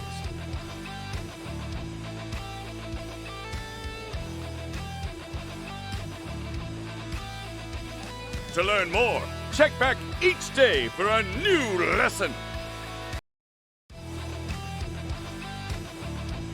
Lesson 4. Attacks. Use attacks to deal damage and defeat your rival. Attacks have 2 unique statistics, speed and damage.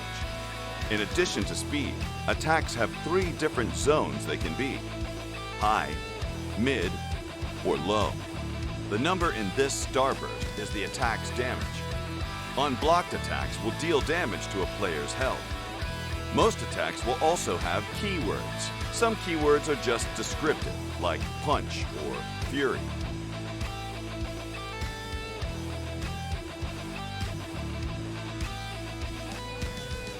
To learn more, check back each day for a new lesson. My Hero Academia collectible card game smashes into stores fall 2021 with heroes and villains from Season 1 of the hit television series. Choose your quirk from a cast of your favorite students, pro heroes, and villains. As you build your 51-card decks and challenge your rivals to climb to the ranks on your journey to become the #1 pro hero. Go beyond with the My Hero Academia collectible card game. In stores November 2021.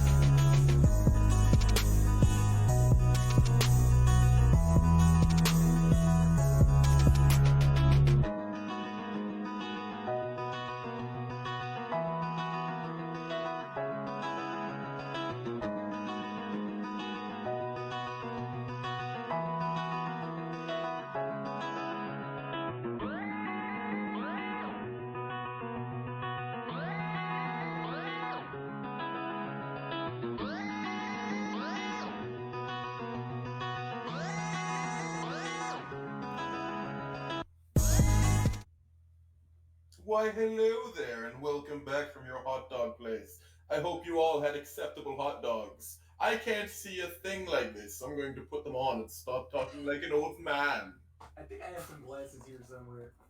We looked at the standings for the next round, and I decided to throw on table number 4, which is going to be Asui versus Zuku Midori. I'd like to see that on stream. I Fine agree. glasses. I like the nice horn rim thing you got going. Yeah, dude. These are from my sister left them at my place. She was in a theater production. She also does not need glasses, but has some glasses. So I stole them. I don't really have a thing that I can do if I want to go the other way and not have glasses. I mean, I could just do this. I just have not glasses, dude. It's working. I'm hyped to see Midoriya, dude. I want to see a man just dad slam his hand into the discard pile. Yeah, if he's at table number 4, even after only 2 rounds, he's probably doing something cool. So I figure I'd like to throw him on, see what we got. And I don't know, maybe he'll die to a frog on turn 2. Maybe he'll die to interview him for 40 minutes. You know, there is one thing that Asui does really well, and it is slam 5 attacks onto the board on turn 2. Yeah. You know, it's just like, I got 5 attacks in my hand. That means my next 5 checks are going to be gray, right? Yeah. And then she readies all her stuff, and then she keeps going. It's great. It's great. I played in my local yesterday. I played against an Asui player who had all 4 frog lashing on turn 2. Ooh, that's...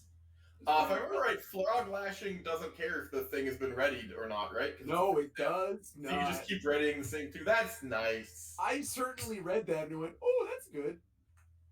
That's pretty good. I think it might be okay. Just a little okay. Yeah, because he had like readied it with something else. So I was like, oh, it was with the like 4 diff that says if it leaves the card pool, you ready something. Oh yeah, the frog kick. Yeah, that's a nice one. It's a good one, but that one says that hasn't been readied. Right? Yes. Frog lashing doesn't. So he readied it and then played a frog lashing and then committed it. And I was like, I don't think you can. Oh yeah, you can. You just keep going. Yeah, nice, dude. Nice. At least the kick can read ready like you're passing the torch or what have you. Oh yeah. It can ready any foundation, which is pretty neat. But yeah, I'm hyped for that. I think that'll be a very explosive match. At any point, Asui could just die to Midoriya, right? Yeah, because Enhance gives half of her life, and then in theory, the attack already does more than that. Yeah, it's pretty. So that sounds cool. If she ever just screws up a little bit, she'll die, like you said. If he survives and she taps out, like, woo! Oh, yeah, that's... baby! That's a dead frog! That's a stomped-on frog. And Frog Lashing and Tongue Smack, 2 of her best attacks for sure, are both high zone, so Deku can just sit there calling high zone all day and get the free speed reduction. I'll call high. And that's actually pretty good considering she gives 2 speed to all of her attacks, so that actually, I think he gives -3 if he calls correctly, right? So that would even it out a good bit. Yes, yeah, it would definitely be a, it's pretty cool. I like Deku in this format because all of the good attacks are high or telegraphed low. Yeah. So you just sit there and you're like, yeah, high? This man says that his next kick is going to get +2/+2. Low? Oh, low? Yeah. What's that? Or it's turn 2, so it's definitely going to be the flying thresher kick. I'll call. Yeah, that's a high. That's a high right there. We'll call a high there. Thank you very much. Yeah. He's a pretty nifty character. I didn't believe in him until I played a game against him, and the guy went attack, set up, strike, into the one that makes you commit a foundation for each punch in his card pool. Oh yes, heroic strike. And I was like, wow, that's pretty good. That right there is a pretty good turn 2, as it turns out. That's a stun 3 punch. Yeah. After I had to block 2 things already. Woo! That's pretty cool. That's pretty cool. I like that. I have not seen Midoriya played since the new game came out. Like, I've seen him in the trial decks, of course, where he was -10 damage or something if he called the red zone and was once per turn. I like this version a lot better. It helps represent him actually studying his opponent and parrying the moves as opposed to just a big tank. Oh, absolutely. Oh, speaking of my sister, she just called me. Let me text her a message. Hey, currently streaming, eat a bag of But can't say that word. Yeah, I think it's gonna be sick. I mean, I could be completely wrong. For all we know, the Asui player is accidentally good at the game and is just a bad player. I don't mean to insult them, just saying, like, for all we know, this could be accidentally a terrible match. Could be. Hey guys, since we're kind of waiting for players to get back here, I noticed that Clint. So you guys can see on your screen right now, above where your guys' head are, is our overhead camera, and you can see there's something laying there on the table. There so sure is. I've got Boston here. You guys can do an interview with him. He's got a lot of really cool stuff that he got signed, and you guys get to see this thing that he got made. What's up, Boston? Hey, what's up? I can't see you guys, but I can hear you guys. Damn, your name is a city. My name is a sure town in Indiana. It sure is, isn't it? It sure is, isn't it? Love the vest, buddy. Are you a fan of comics? Yeah, I'd say so. I don't read. I haven't read comics a whole lot, just because during my high school, college years, I was broke as hell. Sure, but that's what the movies are for, dude. You watch movies so you don't have to read comics anymore. No, I will stand by, though, that the Scott Pilgrim movie is an underrated adaptation of the comics. Dude, it's great! One of my favorite movies. It is great. Like, they carried over a lot of the themes of that movie really, really well. The only thing that I think they particularly bungled was Nega Scott, which, whatever. Hey, the last comic wasn't even out yet. They basically had to Game of Thrones it. Oh, man, you're right, though. Actually, you're right. You're right. I saw that thing in theaters so many times that I had already bought the DVD and then went to go see it in the cheap theaters. I actually watched that movie. By the time at the time that I watched the movie, I had only read the first 3 comics. So I got a little bit of spoilers, but there were some other side stories in volumes 4 and 5 that I really liked, that I was a little disappointed didn't get adapted. I really like the Stephen Stills adventure. Also, we should be talking about My Hero related stuff. Yeah, we probably should be. It's a cool movie, but yeah. I figured this was just icebreaker stuff, so I'm rolling with it. But yeah, Mr. Mike here. Yep. Oh yeah, right. We're supposed to ask you about your things. Yes. So you know what? I'm gonna swap these around because there's a lot more negative space. Love on it. the side of the screen. Yeah, consider it.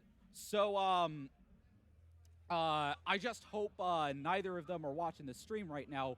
But a couple of friends of mine, Tim and Sabrina down in Wichita, are getting married next year.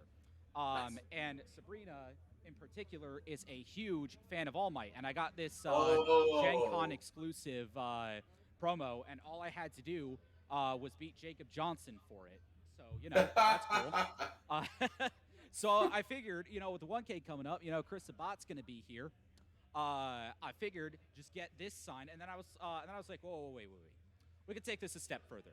All right, we got these admittedly pretty neat looking posters in the rival decks. We could use that as a backdrop, and then I also got these Gen Con exclusive demo deck characters. Let's throw those in there too. I'm pretty sure she's also a big fan of Bakugo. So I threw Midoriya and Bakugo in there as well. Dude, that's gorgeous. Yep, and just had him sign the frame. That's really clever too. Easy. Fan. Absolutely, yeah. Easily the best $60 I've spent so far this weekend. Well, actually, no. I'm sorry. Technically not the best $60 I've spent, because someone else paid for it for me. I don't know who. I can take some reasonable guesses as to who, because I only told 4 people about it before that. But I'm taking the mindset of gift horses. I'm just, that's perfectly fair. Yeah, absolutely, man. And I also got a portrait of Mr. Armstrong signed. That's awesome. Yep, he is my favorite character in Full Metal Alchemist, hands down. Actually, no. He's my favorite character in Full Metal Alchemist, but then when I watched Brotherhood, his sister was my favorite. I was gonna say take a guess at what I was gonna correct myself and say he's my second favorite character, and have you take a guess who number 1 was, but it's absolutely his sister, Olivia. Oh yeah. Olivia Armstrong. Yep. Love it. Yeah, absolutely. Actually, I'd honestly go as far as to say, like, she's probably my favorite character out of any anime I've ever watched. Like, straight up. I think I genuinely agree. Spoilers for like a 15-year-old show. I Yeah, like when she spoilers just for a murdered a guy 15-year-old and show. buried him Hey, in concrete, and everyone's okay with it. That's how I feel whenever I talk about that scene in Final Fantasy VII. Like, hey, spoilers for a 20-year-old game. Like, things don't no, go 25. well. Yeah. Yeah. Love it, dude. Big fan of what you're doing. I'm sure that Sabrina will love her wedding present. Absolutely. Oh, I sure hope so. Absolutely. Yeah, she's gonna love that for sure. Did you get anything else? Well, of course you did. You just showed me what else you got signed. I'm an actual idiot. Well, no worries. Glad I'm kind of spacing out. Listen, the big reason I'm playing Kaminari instead of something actually tactical is because I just wanted to go full unga bunga at this event, and I'm at top table, so I'd say it's working out pretty well for me so far. Yeah, the top tables are just Kaminari and Kirishima, I've noticed. So I mean, yeah, it's only round two. Look, but you're doing fine. Tape swing Kaminari. I think that's going to be something to look yeah! out for. I don't think that's awesome. I'm not sure it's going to really terrorize the meta by any means, but it's so good. Yeah. Mr. Jason Horonsky himself could come to me and say that he designed Tape Swing to be bad, and I'm going to tell him respectfully, Mr. Horonsky, you're wrong. This card's nuts. That's a powerful 2 throw. That is never bad. It's the best part is it's a fake throw, so you can't keyword hack it, and it's a fake powerful 2, so you can't keyword hack it. Even in standard, it's nuts, dude. It's you get like a little screwed too if your opponent only has 1 zone left in hand and you accidentally change it to the only zone they have left, and it turns from a throw to unblockable. Best way to put it. Best way to put it. It's Spirit Shotgun on crack. Sometimes accidental unblockable will win. Yeah, exactly. It's literally Spirit Shotgun, but instead of cards in your card pool, it's cards in your momentum. That's it. That's all it is. Yeah. +2 for each. And man, it really adds up in someone like Kaminari. I like that. It's a good one. It's a good one for sure, man. Yeah. I think Kaminari is probably what I'm going to stick for My Hero only. Oh, looks like we're getting started, so. Okay, have fun. Good luck, buddy. Have a good round. Go swing that tape. Yeah, tape swing is a dirty card. Just a real I've got nothing to say about it that doesn't involve an expletive, honestly. Yeah, I think it's awesome. I love it. It's only like a $4 ultra rare these days. Yeah, I bought a whole bunch of them because it's super cheap right now. For some reason, market is weird. Yeah, it's like a $3 only the extra rares are what are worth money. I'll buy $3 tape swings. Yeah, it's a crazy card. Yeah. Thank you for bringing that up. Love this card. Yeah, so it has a lot of text on it and it reads weird, but it really does just amount to it's a throw with powerful 2. Yeah, so basically. They can, unless they have wall claim, right? They just absolutely. They're gonna take half of it, so it's like guaranteed momentum, right? And if it's later in a turn, or later in a game, you can just make it lethal on partial, right? It's like one of the easiest ways to close out a game, and that's why I favor the Void Kirishima decks, because once you have this and a coordinated effort, you're just actually churning butter, right? you're just actually sitting there going, all right, here's the same deviled egg. You know? and then if they're at 9, you're like, cool, I have 4 momentum. Slam, slam, slam, slam, slam, slam. It's for 18. It's for all of the numbers. Yeah, it's a really good card. And I would be surprised to hear that none of the Kirishimas are on Void today. That would just be wrong. That couldn't be a thing. No, I mean, Earth is really good. I think Earth was the hyped one. I was quietly, not quietly. I'm pretty honest about it. But like, you know, it's there's a lot of cards on the Void symbol that just say you can't fully block this, right? Like, you have Tape Swing, you've got his other throw, right? If you're Sero, you have another card that says you cannot fully block it, right? Because you change the mid, and then it says you can't block with a mid block. And then Kirishima has a 4-diff that says you can't fully block it because he's gonna build it down. I love that card. Yeah, what's that one called? Frenzy? That's a kick. It's something. It's definitely called something. All of them are hardened. I think it's hardened. So the one you were just talking about, rapid tape strike, the can't be blocked by mids is only playable in Zero. Correct. Yeah. That's talking about Zero. And Kirishima, it's really fun. You harden Frenzy, and then you also get hardened Chop. Hardened Frenzy. Yes. I can't imagine a turn more devastating than like somebody playing hardened Chop, and you're like, I gotta block the 7 damage attack, and you discard 2, and then now they have 1 card in hand, and you play the guessing game with a tape swing. Yeah. It's pretty brutal. All right, we got our next match sitting down in front of us, and it is not at all the match that we requested to be on stream. No. No, not even close. Not even a little bit. No, this is looking like Kirishima versus Kaminari. It looks like Tenki versus Kirishima. It's legitimately the opposite of what we requested. Wait, are you telling me this wasn't the match you wanted? Not even close. So what happened is, this is probably table 1, and they just rolled up. They're like, get the fuck out of here, scrubs. This is our town. We're table 1. We're playing on stream. I think Chris Nixon on the left. I've been talking to him all day on Facebook. I should just tell him to piss off. I like his mat, dude. Dude, I love his mat. Yeah. Hey, piss mat. off. This ain't your stream match. Yeah, we'll get him on stream later. If he checks his phone. No, he's getting his dice bag. Ah, dang it.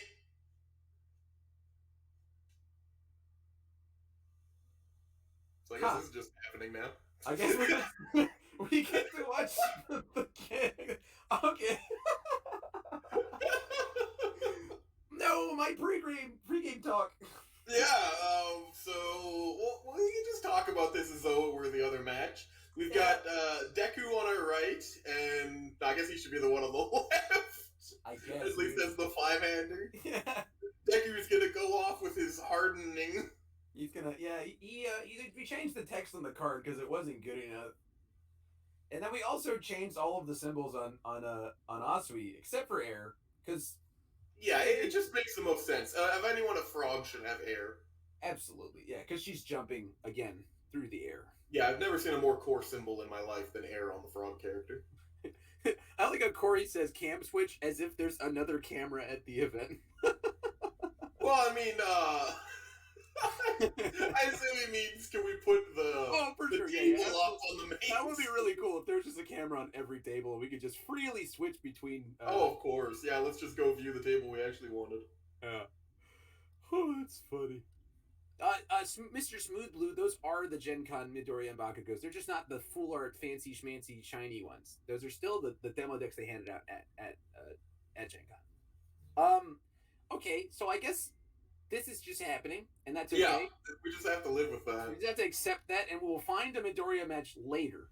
We do not have the control we thought we did. Yeah, as it turns out, being in Miami during the event gives me absolutely zero power.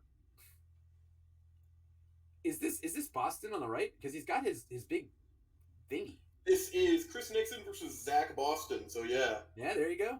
We got the boy. All right, I thought we'd see him one day, not eventually. Immediately. I'll accept that. We got Boston immediately after your interview. If he wins and we get a repeat interview, that would be the best timeline. Yeah, fair.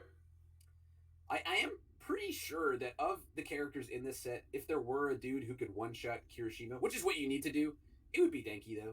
Yeah, that's fair. Because you can't he's going to churn butter better than anybody else, right? Just by repeating attacks and things like that. But then he can sit there and be like, "Yeah, I'll take 10 from your first string. Here's 50. Catch? Oh, you caught? Okay, cool. I lose. You didn't catch? Okay, cool. You lose." Especially with something like the tape swing. I've seen the cool thing is that because it's just like shove everything into momentum, there's so many different avenues you can go, right? Like Boston was talking about tape swing, but you could do any number of things with it, right? Hey, bro, like, church. I love you guys. That's me. Oh. I don't know who said that. I think it was Chris. Although it didn't sound like him. Somebody said they loved us and also we suck, which I hope both are true. Fair. I mean, I know I suck, but I don't know if that man loves me. Because I don't know. Okay, so I'm looking at the thing earlier on where I decided, hey, let's watch Asui versus Midoriya. I noticed this is actually him giving me a list of numbers of every character, and that wasn't the tables. Oh, But it sure looked like tables. Like it looked like table 4 was Oswey and Midoriya. Table 3 was actually Oswey, table and Omaha. 4? This is the actual table 4. Technically, this is what we requested, but this is nowhere near what we wanted. In fact, this is a hell I have brought to myself that I didn't want.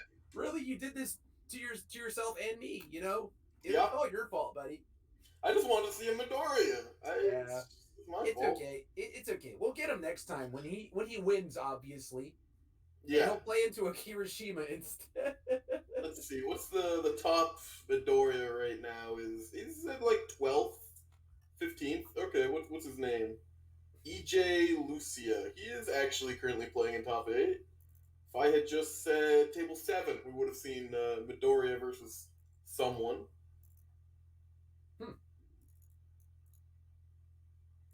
Oh man, my TCG player of Amphibious Ambushes is shipped. I bought some. Nice. I was told yesterday that Villains Defeated, one of the Quirkback cards, was $1 on TCG Player, so I jumped on that. Oh, nice. Yeah, for $1 each. That's a good one. That one will certainly go up in price eventually. Yeah, it's really weird to me that some of the Quirk cards are $10 and some of them are $2 when they're the same rarity. And you want to run 4 Villains Defeated. You probably don't want to run 4 Kamui Woods. Oh, yeah, Kamui Woods, yeah, for sure. Or, I mean, Amphibious Ambush is pretty good. It'll show off much. Yeah. Look at me with my big old poster inside of a framed thingy.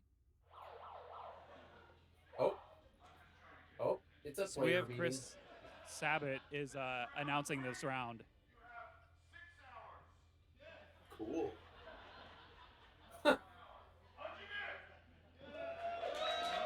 Oh, that's real cool. I like that the evolution of the handshake has gone on to a fist bump, the much more sanitary way to congratulate your opponent on playing. You got a good Kirishima here. Yeah, good symbol, huh? So definitely not void. Yep. Chris was telling me about his Kirishima earlier. He said he expected to go 0-6.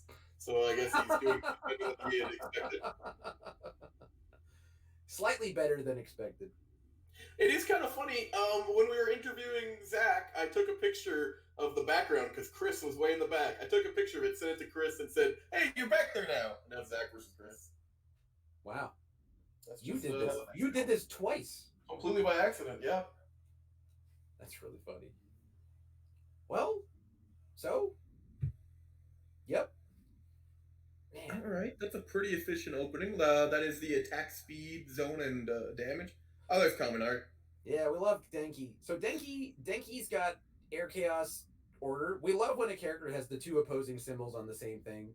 Makes sense every time. It's never been a point of contention a single time. But he does say once per game, slam all my cards in my card pool into momentum, which is a pretty good ability. Yeah, and then I think in theory, because this guy's order, that means he might be running Tape Swing, I believe is the name of it. That could lead to some very offensive turns. Yeah. And then if they block your stuff, you get to just commit their thing. Is Tape Swing a charge attack? Let's bring that sucker up again. Yeah, Tape Swing needs to be up right now. Yeah. Yeah, it's range charge. That's kind of awesome. So it's not a charge. So it is charge. It's charge. You just said that. Yeah. Yeah, absolutely. You just said the word charge. I'm sorry, charge range, not range yeah, charge. it's because you said it in a weird order. You know, that's on Ultra, it's actually up the other way, and I don't know why that is. Yeah, I mean, so it's charge. So they're punished for blocking it on 2 tiers. They get to commit one of their foundations, and they take half. Yeah, that text that you just highlighted there, Mike. That's I thought that he was sending us the upcoming rounds to pick. Like, the tables. Yeah, not so much. It's just number of people playing. Oh, he's running a reverse throw in Kirishima. That's really cool. Looks like he's got the show-off XR version, I believe. I see some kind of full art looking there. I mean, you can't be a multiple-time card-winning player if you're not playing extended art cards. Oh, for sure. Playing extra art cards. Wow, he just says he's going to attack 3 times. Oh, man. So he took half of that 7 damage reverse throw, right? So Zach should be at 16? I Okay, definitely enhanced remember. step, and he's gonna. Oh, it's Hardened Frenzy. Fudge. Whew. Whew. Goes Brutal. right down immediately. Yeah. Oh, yeah. Wow. Oh, What wow. the? Let's go, man. Let's. Whew. Go for Man, we it. were talking about maybe Kaminari can Yeah. one turn kill Nixon. It's kind of going the other way. Yeah, this is he's gonna pick up that frenzy again and give this 2 damage, right? Do you think he just absolutely apes and can kill another one? Let's see. think He so. only needs I to don't pass think on a so. 7. I That don't might think he be does rough. it, but he certainly holds it for next turn. Yeah. Good lord. That's the thing about Hardened Frenzy. You kind of just keep kicking forever. Oh, wow. That is so brutal. Man is at 9. All right. Good. You calm down. Looks like he's definitely running a punch build, by the way. He's got a gift from Mama. Yep. Gift from Mama. Is that the one that gives your next one -1 difficulty? I believe so, or -2. It definitely gives an amount. I'm wondering if Chris Nixon is running like a Commons deck or something. He seemed determined he was going to go 0-6. He made the deck last night, and I'm seeing a lot of just starter deck cards. Yeah, So I'm curious about that. yeah, he's got starter deck cards and commons in there. Maybe he's just like, I opened 1 box and 1 demo deck, so this is what. Gift from Mom is discard a momentum plus 3 damage to a punch. Oh, okay. So I'm thinking of a different one. Yeah. Wow, man, I can't believe you just attacked him 4 times. So yeah, in the character breakdown, there's 0 All Might listed, which is weird. Although I know for a fact there's an All Might True Form, Yeah, so that's a little weird. Form. I don't know. I guess people don't like having fun. What a bunch of idiots. Yeah. Wait, did Chris swap his mat out, or was it? I thought it was Jorno originally. No, it definitely Mista the whole time. Oh, I guess because it was up top, I just sort of my mind said it was Jorno and not Mista. Okay, well, cool enough. I think he likes that one. I've seen it with him a few events. Fair, dude. I mean, I would. Okay, so he slams that one in for 4. Is he going to play another kick? This is an interesting attack lineup. I guess he must be. You know what? I like. This is in my head the way I would play Denki. Right? You just play 4 foundations and then the 1 Denki card that deals 1 damage guaranteed. Yeah. And then you Recipro Burst with 5 momentum.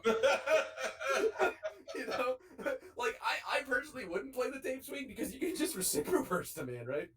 But we'll see if he can survive this turn. Yeah, I just seems to open with Kirishima attacking every turn forever. Yeah, if you got already got 8 foundations in play, that's pretty good. I mean, this is one of the things that Kirishima does really well, right? If you have coordinated effort, which he doesn't, that's okay. But if you have coordinated effort out, you're just like, why not? It's gonna build down. What are they gonna do? Not block it? Cool. But this one's is this the pummel? No. This is the rare. This is the one. This is the jab. Yeah, if you block it, you get the discard a card. What a crazy card, dude. What a absolutely cranked card. I mean, I never want to discard another card to block one. And it's Well, looks like he's doing it. And that's a partial block too, I think. Are you discarding a card for a partial block and then seems not ideal. Takes 3. Goes down to 6. And he committed his damage reduction. That's sad. The creepy. Yeah. I understand that he can ready it, but that seems like, why didn't you just keep it ready in the first place? Right. Now, this is sadly inefficient for Kirishima. He's got both these cards that keep replacing the foundations. Yeah. If only he had actually committed some to pass checks and wasn't just whipping 5 checks everywhere, these cards would be a bit more efficient. Yeah, what an idiot. You know, checking 5. Picking up a foundation for your stage is great. But picking up a committed foundation and replacing it with something ready, that's better. Much better, honestly. Wow. I think this is going to end in a very dead Kaminari. He's going to ready his charged up and destroys. Oh, he flips it. Oh, that wasn't. Yeah, he just wanted to get the double or triple ready. Just keep going. It was indeed a 0 diff. It was just shiny, so I figured it was the one that's currently. Yeah, shock treatment or something. Yeah, I think the one that he actually blocked with is what it looked like. Right. Oh, was that a Deku secret rare I just saw for a quick second? He's thinking about it, dude. He's thinking about it. Yeah. Okay, Yeah, put it back down, Chris. Let me see that. Oh, yeah. Get the money card. First time he has to commit a face down is when it's the one card that doesn't ready face downs. So the interesting thing here is, we were just talking about how this was a no rares deck, and he's playing the most rare card. Yeah. It's pretty cool Which for him, is- though. So he gets to discard 2, draw 3, and then he gets to start putting cards into his hand, right? Yeah. He played it a bit inefficiently. He had already Kirishima'd, so he discarded 3 for this, but that's fine. Yeah. He just wanted to put damage on the hardened jab, I gotta guess, to make your opponent want to block it. Right. Man, this could be a 10-minute game 1. Wow. Yeah. He I think he drew another full cowling, too. Do you play it? Well, Iron? that's... Probably, because it's printed lethal. Yeah. Yeah, that is just his help. Yeah. Dude, check 5, Okay. take lives. Yeah. Someone in chat saying that is definitely the reason to play good Kirishima, and you're not wrong. You're not wrong. It's pretty good, for sure. Yeah, if you just only check 5s and play 6 attacks a turn, I think you kill a 6-hander. I'm just texting Chris and telling him, you just beat that man with your let me see wallet. his sideboard. Oh, he was too quick with his sideboard. Damn. Wow, was he ever fast? That was the quickest sideboard. Wow, of your all time. sideboard is unsleeved, Chris? That's disgusting. Oh, he's running Texas Smash and we didn't even see those. He's siding out Texas Smash. Something is happening. Holy smokes. Is that the only thing you found to side out? This One is- Texas Smash? 2 Texas Smash. That's all he's doing is siding out the Texas Smash. That's crazy. What is he putting? Oh, throws! Okay, that makes sense. You got an efficient blocking opponent, 7-hander. You just want to kill him with throws. All right. Makey sensey, my dude. Oh, he's putting in his throws, though. He says, I also want guaranteed damage. Yes. I love it. Love that these guys said the same thing. Yep. Chris Smith over there, smooth-faced, cool as a Oh, yes. cucumber. Give us those hot takes. There's not really any context on what the hot takes are going to be. So, Toga is actually Deku's sister. She was born before him to a different mother and father, separately in a different city, and they're going to reveal that in season 8. Kaminari actually doesn't have electrical powers. He has weather controlling powers. He's just too stupid to understand that. So it only channels as the electricity. Toru, her invisibility powers, a lot of people say they're light manipulation, or with her having light manipulation attacks, that's ridiculous. Her power is actually darkness manipulation. She's just too stupid to activate it correctly, and you get what you don't see. All Might, his power actually isn't growing. It's actually shrinking exponentially backwards. He's just too stupid to activate it correctly. Shinzo is Eraserhead's kid. Absolutely true. Hot take from the chat there. Shinzo being about 16 and Eraserhead 30 very easily could be his kid enrolled at the same school as him, and they've never seen each other before. That is an opening hand tape swing. Are you gonna keep that, or are you just gonna let it go? Oh, keep it, dude. Keep it. Yeah, he's got enough zero diffs to just. It's just in your hand. Oh, it Another zero diff. bounces back a 2 diff, gets a 0. That's an Player efficient alive. turn 1. Yeah, we love that. Love to And then see it. Kirishima's sitting pretty on 2 manly guys. So, if you're Kirishima, do you try to build 5? I think the answer is maybe. I would try and build for the guaranteed 3 and see where I'm at. True. Because especially when you get the manly guy out, any cards in your hand are going to get built. True. You gotta feel good about being able to build a bit more. I agree with that. Boy, He's Howard. got the special. I would absolutely go specialist to sound 2 manly guys. Just give up all my low blocks. Don't need those. It's not like I'm going second. Ooh, on a 5, little risky, little risky. It's not on a 5, it's on a 0. Just like you, I thought that the 0 diff was a 2 diff or something. It was not risky in the least. Alright, I'm gonna build a 3 of these guaranteed. So 2, 3. Listen to this. Get some actual dialogue. You fool! You fool! Oh, is he just gonna straight up disrespect the commentary? No way. Don't do it. Don't do it. Watch my 5 build, you can't do 49. Oh. Whoo! I got so quick. Well, he does have a pass of the torch, right? Yeah, the passing of the torch is really valuable, and I understand why he wanted to prioritize it. I mean, why would you not? All you have to do is block with one card, and that turns into draw 2. Oh. How many tape swings you got hand there? Is that only the one? He's got 3 tape swings. Oh no. Okay, Oh, okay. 3 tape swings, 2 engine drives. Still pretty good. Oh no! Chris Nixon calls himself double world champion, can't even read a card? How do you not know what that does? Do you have aim responsiveness? Nope. -3 speed. Sounds good. Man, he checked at 2 on that, too. Classmate intro +1 speed. Unfortunate. Top half of his deck was very angry. Classmate intro +1 damage. Sure, pass. If it's blocked, I'll commit one of your foundations. Pass.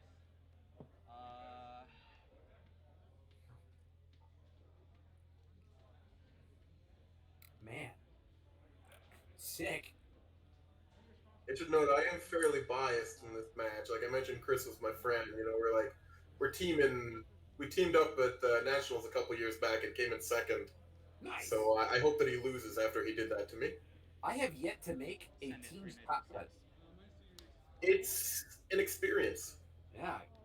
I had one time where we tied for 8 and we had to do a playoff. Oh, that's rough. Yeah. And then my 2 boys lost. Yep. Sounds good. Then I teamed with what I thought was the guaranteed dub with Alex Marco and Kevin Broberg, and we got washed. Yeah, sometimes that just happens. Yeah. Like anyone who teams up with Garrett, you're a fool. Garrett's not going to win. I will say that publicly. Like, teams is a great format. It is not the format that Garrett Brett wins at. Garrett Brett has 6 singles character wins under his belt. And I'm not going to say he doesn't have like 3 or 4 teams where you're not going to win at teams if you pick him. Don't pick him. I'm talking to you, Chris Nixon, who played with Garrett on his team at Last Worlds. You fool. That's why you didn't win. Truly. Could have had me. Could have had me. Yeah, that's cardboard winning church. Re-ready. Manly passionate guy. This is Someone- a stunner charge. Oh, okay. So I appreciate I it. apologize. No, you're good. You're good.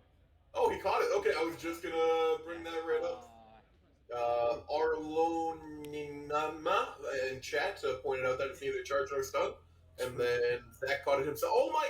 Yeah, that's a good check. That's a good check. He's doing good. Damn, son. No responses. It's a charge this time. There you If go. blocked, I'll It's a commit one. charge this time. I'm gonna draw 2 since I have no hands. Go ahead. Feels bad, mate. Yeah. Would have been funnier if he had the ability to just end the enhanced step, like on the last attack, and he just threw out the attack and didn't let him draw. Would have been funny if that was the other way around. Yeah. You still would have checked the 2 into a 3 though. So. Yep. Commit for 6. Not ideal. He takes it. Do you respond? Hell no. Hell no, you do. Maybe respond. No! Don't do it! He's at 20. Do it next turn. Survive, Boston. Survive! I have tape. I have other dinky foundation. And that other attack in his hand isn't a charge that he's looking at, so he would definitely need to take swing a second time in order to trigger himself. You're not killing him, you know? He is not killing him this turn. Just Don't trigger your once per game on only 2 cards. That would not be. Not going to. You made the right decision. Yeah. Especially when something's a once per game, you want to make it really count. Yeah. That's how I kind of feel about flip foundations sometimes. Like, it is essentially a once per game effect if you're not Kaminari. Yeah. Or, sorry, Hiroshima. Hiroshima, yeah. You blocked this, right? Half block, right? Ooh, boy. Oh, man, just let them get that momentum. How many cards? Pretty good. Yeah, that's what I'm saying. They're going to go to momentum anyway, right? Yeah. All right, here comes 6 attacks. Oh, we checked the 3 this time, though. Just kidding. I'm going to ready that card. Yeah, it doesn't matter. I will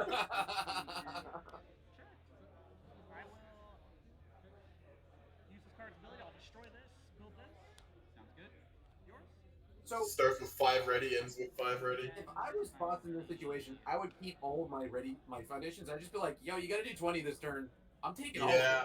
Until it's the last one, I'm taking all of it. Because if Chris goes for the throat, he will have to tap out, and that's good for me. Right?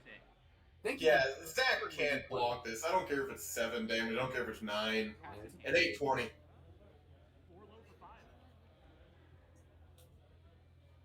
Just take it, dude. You need those 3 attacks. You need Yeah, all just a those simple attacks. 4 low 5. That's just take the 5. Yeah, and personally, I would have kept my 2 foundations to ready things for that following turn, right? Yeah, for sure. Running them on offense is going to be way more valuable for Kaminart, especially if you know have some 2s in your deck.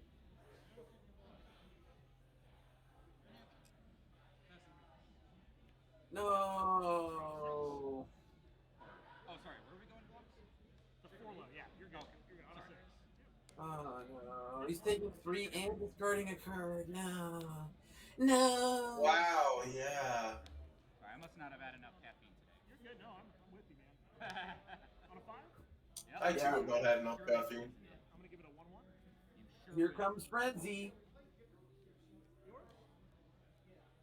Everyone's favorite little frenzy. Okay. I'm actually surprised Kirishima hasn't seen a coordinated effort in 2 games. That's kind of weird. Yeah. I don't know. I play 4 of it in all of I do. Yeah. I kind of start mulliganing for it too. Oh yeah, absolutely. It's that good. And I run low attack count, so I'm not too worried about getting. Yeah. He runs low attacks really efficiently. As in, like, low attack counts, not just yeah. Oh, there it is. Speaking of that, wait, you checked the He could have revealed the top card of his deck and then known he would have checked it.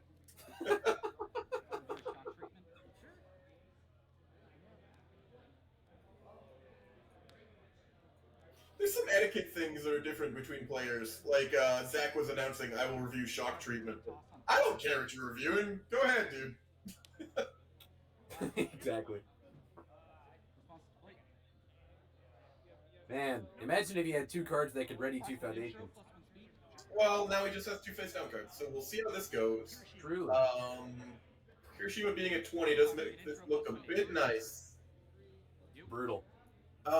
Does this throw have charge? It does, yeah. Ranged. Wait, let's see. It's ranged for sure. We're talking range, stun, 1 stun. It has stun, so it works. Because Kaminari is stun or charge. Okay, so he can trigger his character R off of this, like his once per game. Yeah, this is damned or damned if you do, damned if you don't. Because if you don't block it, he gets to commit 1 of the foundations. And if you do block it, I meant he can't trigger his once per game, but he can trigger his if it's blocked. Oh, I see. Is his once per game with a charge attack? Yeah, only charge attack. Oof. That's fine. He doesn't need 1 momentum. He wants 3 momentum. Yeah. Oh, that's your blocked attack. Oh, yeah. Commit manly passionate guy then. Alright, so I'll respond -2 damage to your next attack. Sounds good. Alright. Put him down to 17. Yeah, that works for me, gamer. Not getting far up. Okay, I get these a little mixed up because honestly, like Electric Jolt and Electric Surge look very similar, but I believe this is the one that always deals 1. Yes. Yes, Electric Jolt. Yes. And it does so something then with he momentum. can get the 2 momentum, and then he can just tape swing. Hardcore tape swing. I think it gets blocked though. I think it does 0 is what's happening here. Oh, he has no way to buff the damage because it got Yeah, -2. it came in at -2, gave it a -2. Oh, that's so sad.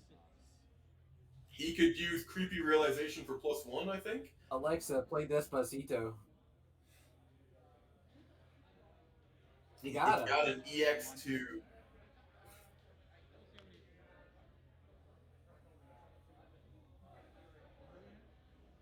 That's unfortunate. Yeah, that is unfortunate. The -2 from Harden. Oh, he doesn't even have creepy. He has the other one. Yeah, that was the last game he got creepy at. Okay. My butthole. That hurts to see.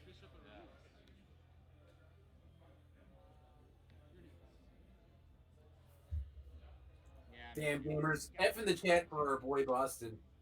Yeah. If he can play a third attack and trigger Kaminari's R, then it'll be okay, because the electric jolt will go to momentum.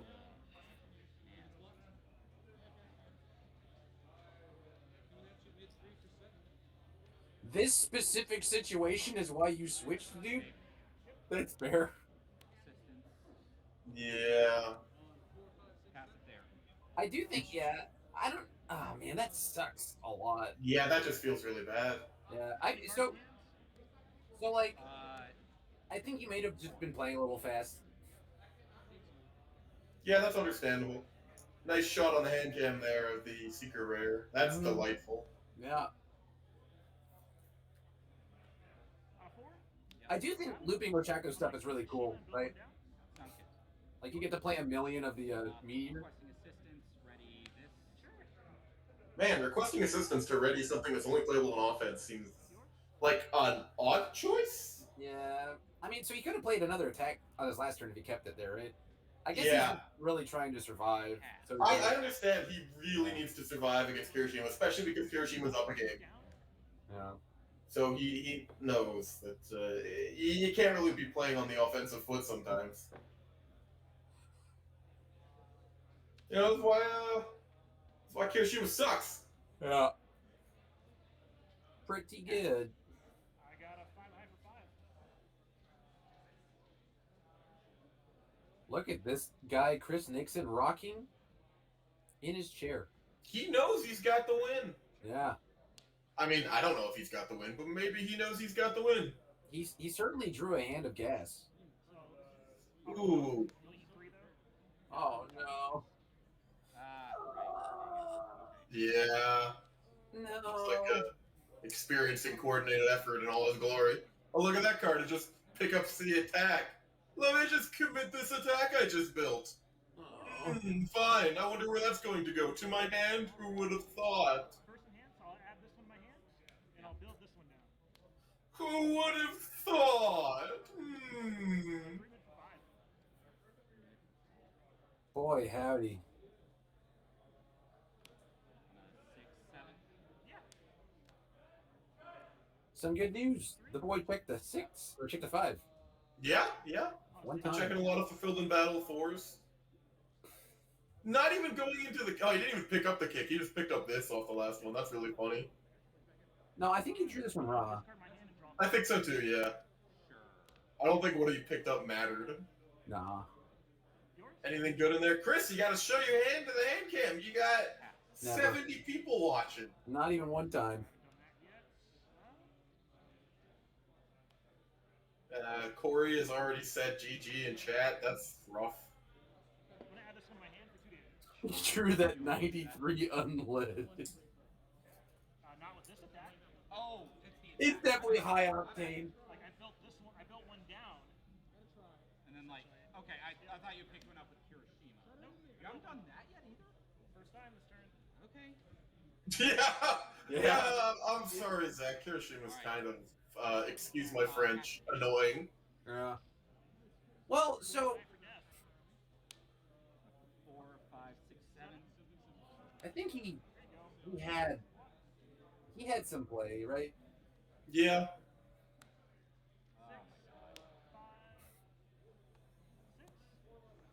And then that Harden commits for his life total. Yeah. Oh yeah, 1-1 because you built something and then Harden gives it +3. He doesn't even need to. Or Kirishima gives it. There's way too many. He has all the cards in his hand. He has the best staging area. He gets all the damage. Yeah, then I have that. For I 2 should have cited Ada. My God. Like, there was never a good point for me to respond Denki. He just didn't get the opportunity to, right? Yeah. This was a case of Zach checking very, very poorly. I agree. That was Chris really bad on that turn he tried to go in. Yeah, like he had some play. There was a turn, like that first turn he went in. Kirishima was committed, right? That's about as open as he gets. Why not? Oh, we're gonna get one of those fun Z games. Oh, the salty run back, dude. Oh, he's gonna try it out. How it would have gone with Kirishima. I like it. All right, so I'm gonna get the 4 attacks that I cited I think this is not good either way it goes, right? Because if you win, then Then you feel bad knowing that you really should have sideboarded. Yeah. But if Chris Nixon wins, then you feel even worse. You don't take those. But this is funny. We get the extra round, the best of 5. Yep. Yeah, I cited in Ida in case I needed to be more defensive. Okay. But I wasn't sure if that would be a good decision against Kirishima because, like, no, Kirishima, I just need to find a way to force damage through. But on the other hand, like, what I failed to consider is that, like, if that's the route I'm taking, there's not really going to be a good point for me to respond Denki, but there's going to be a lot of good times for me to respond Ida. How many playing of his forecheck that skips an enhanced step? I'm playing it at 3. Okay. You side into the 4th one? No. Okay. That's incorrect. That Ida's a much better matchup here. If you're siding into Ida, you absolutely bring in the 4th Fulfilled in Battle. Yeah. That card's great. Pretty good one. It's extremely nifty if if Chris plays the 10% full cowling and you just end the enhanced step. Yeah. Yeah. Like my thought was. Thank you, Mission Control, putting down for fun extra match. Then I didn't consider For fun extra match. I want you to amend that, Mission Control. That should be the salty run back. It is a pretty salty run back. Really hurt. That -4 to the Electric Jolt did really hurt. That is correct. That would have triggered the Kaminari R. Things would have been different. Yeah. Salty run back extra match. There we go. Love it. Yeah, it's just like it's easy to lose track of that in the course of the game, right? Like when he played the card down, he didn't even put the 2 damage down on it, right? He had to be reminded. Yeah. So he just forgot, and that happens. It happens. Ooh, Ida with Fulfilled in Battle on turn 1 is hot. Assistance on a Brutal. 2. Times on a 3. Oh, Eddie's going first. Got this out of my hand. I genuinely don't even know why I play this in main deck anymore. Ouch. No respect for shock therapy. That card's really good. Honestly, if only for committing the opponent's coordinated effort. Tape swing. This would be cool, but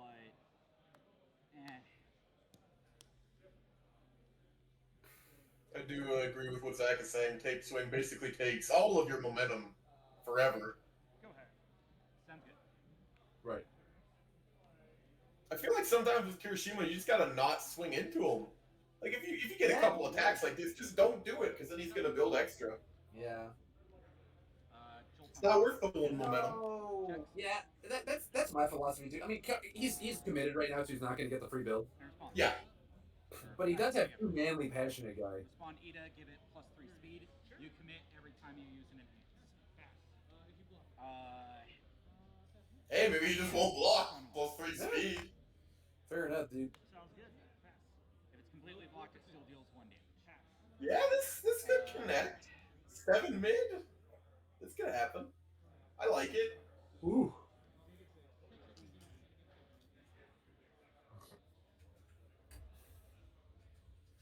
Be good rather than lawful. Church, do you ever get those copies of Late Riser? Yeah.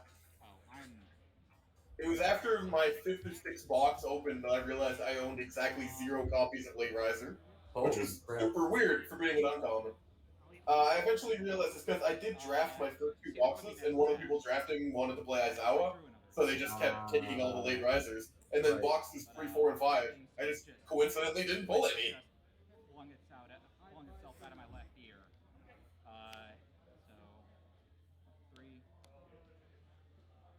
3. Well, you can't play all your tape swing if you just check them instead. Rookie mistake, honestly. As the commentary always sounded like it's coming from Metallic Tube, or is that a temporary thing? Oh no, do I sound Metallic Tube? I certainly hope not. Not to me. Yeah. I assume I don't sound echoey anymore. I assume people would have brought that up. Yes. Respond Ida. He's just beating you, Ida. I'm gonna do the second response to gain the first advance, and I'm gonna crack fulfill my duty. Yeah, that was a bait. Go to blocks on a 6. That was messed up on Chris Nixon's part. Cool. Game 3. Yes, I do. 4. We're still even on health. I will take it. 4. I mean, I guess Chris is good with it either way, right? If he doesn't respond, 5. he gets 3 more maybe attacks. 4. And if he does respond, he gets rid of that 1 attack or 1 foundation. Look at this fool emptying his hand. Like, what if your opponent just enhances with Bang and seals your... Oh, no, that's a different game. He has passing the torch, right? Yeah, and maybe a character. I bet he wish he had shock treatment. You have a way to draw cards. Electric Jolt does target commit something, so you can target commit that passing. Which is really cool that it does that 1 momentum. But Kirishima can still use the hands. No. I'm gonna reset my microphone, see if that helps. Okay, well, he's just better Kuwabara then. That's sick. Kinda. They're a little different. Alright. How about now? Kuwabara's better at eating attacks. And Kirishima can? Like, Well, okay. But you get to, like you were saying, you get to commit his stuff is with your Jolt. centered around blocking with foundations. So I haven't seen a Recycler Burst out of Boston's deck. Have you? I don't believe so either. Huh. He's got the engine drives. But I just feel like I think you slam the throwdown, right? Commit the passing the torch, and then play the engine rush second? Because then you force Kirishima to use both of his enhances. Yeah, on just a stupid throw.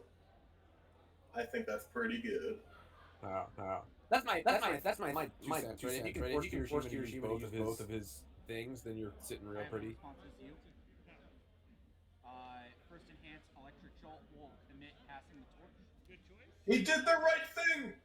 Kirishima. Bill? Nice. Yep. Oh, then you. Okay. Yep. He's a deadlock! Kill him! Intros +1 speed. He's a deadlock for exactly only this enhance. Yeah, you will. No, he's got 9 foundations. All classmate intros. The thing. Oh, that's a momentum that I saw. My mistake. Yep. Yeah.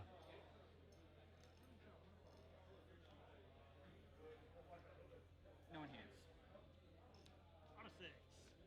I mean, it's a little bit different, Mr. Goomba, right? Like, the character plays around with putting cards into his hand. Oh,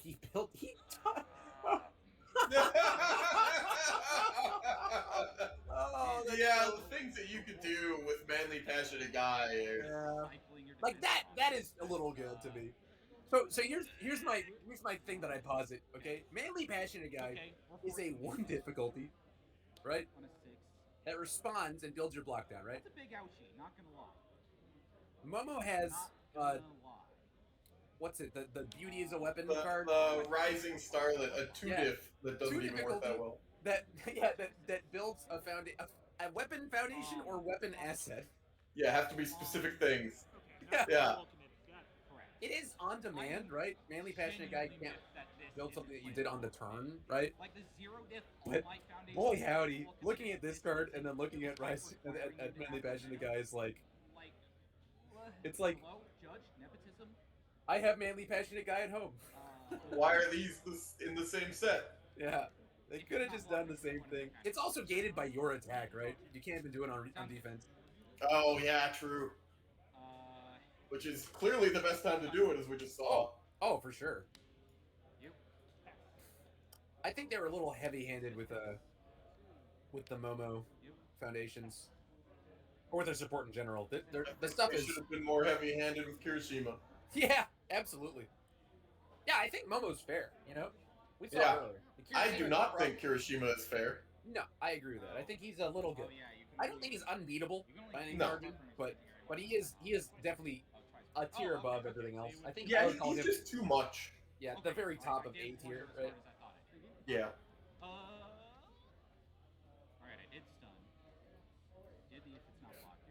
Like, I would not be surprised to see Kirishima just take the event today. Oh, yeah. Okay, you're too shy of death. Or, tomorrow. Right. Dang. Feels bad, man. You know, I thought I heard Mark Tyner earlier today, but I didn't see him in the listings. Yeah, it might not be there. On a 5? I guess he's just got a card gamer voice. 4, 5. So I'll end up taking 3, but I'm gonna flip and build it down. Yeah, you will. Roll down again. On 7? Yeah, you will. Take those. Where are my worst cards? Respond Ida plus 3 speed. You commit every time you. Oh, You get first and respond. yes. Okay. Plus 2 speed. You commit every time you enhance. Okay. Respond minus 3 speed. All right. Minus 3 speed. Ida is countered by a common foundation. It's okay. We learned it. New cards. New cards. I love that, dude. Little forward. Ida's cool, but he's not on the same level as Kirishima. Nope. And this is why we requested no Kirishima matches on stream today. I mean, yes, by me, I do, or by us, I do mean me. Sure. Flip calling for backup. Draw a card. Pass. EX1. Pass. Interesting. If it's not blocked, I'll draw 2 cards. By, You gotta commit one for that. Oh, Yeah, you gotta, yeah. bad. Sometimes you gotta pay cost for abilities, but, I mean, it's a minimal cost that shouldn't be there. Yeah. They were afraid of it. I'm pretty sure.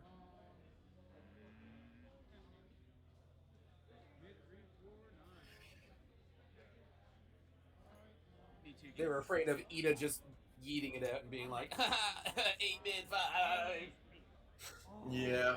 Oh, and he still blocks it. All right. Can we hard check a 5? No, don't do No, it. you can't. Stop You can it. RJ 4. No. Feels bad. Well, at least he's got like the right outlook about it. He's just like, oh well. Yeah. Like sometimes people will like, I didn't check out mine. Like me, I'll do that. Because I'm a huge baby.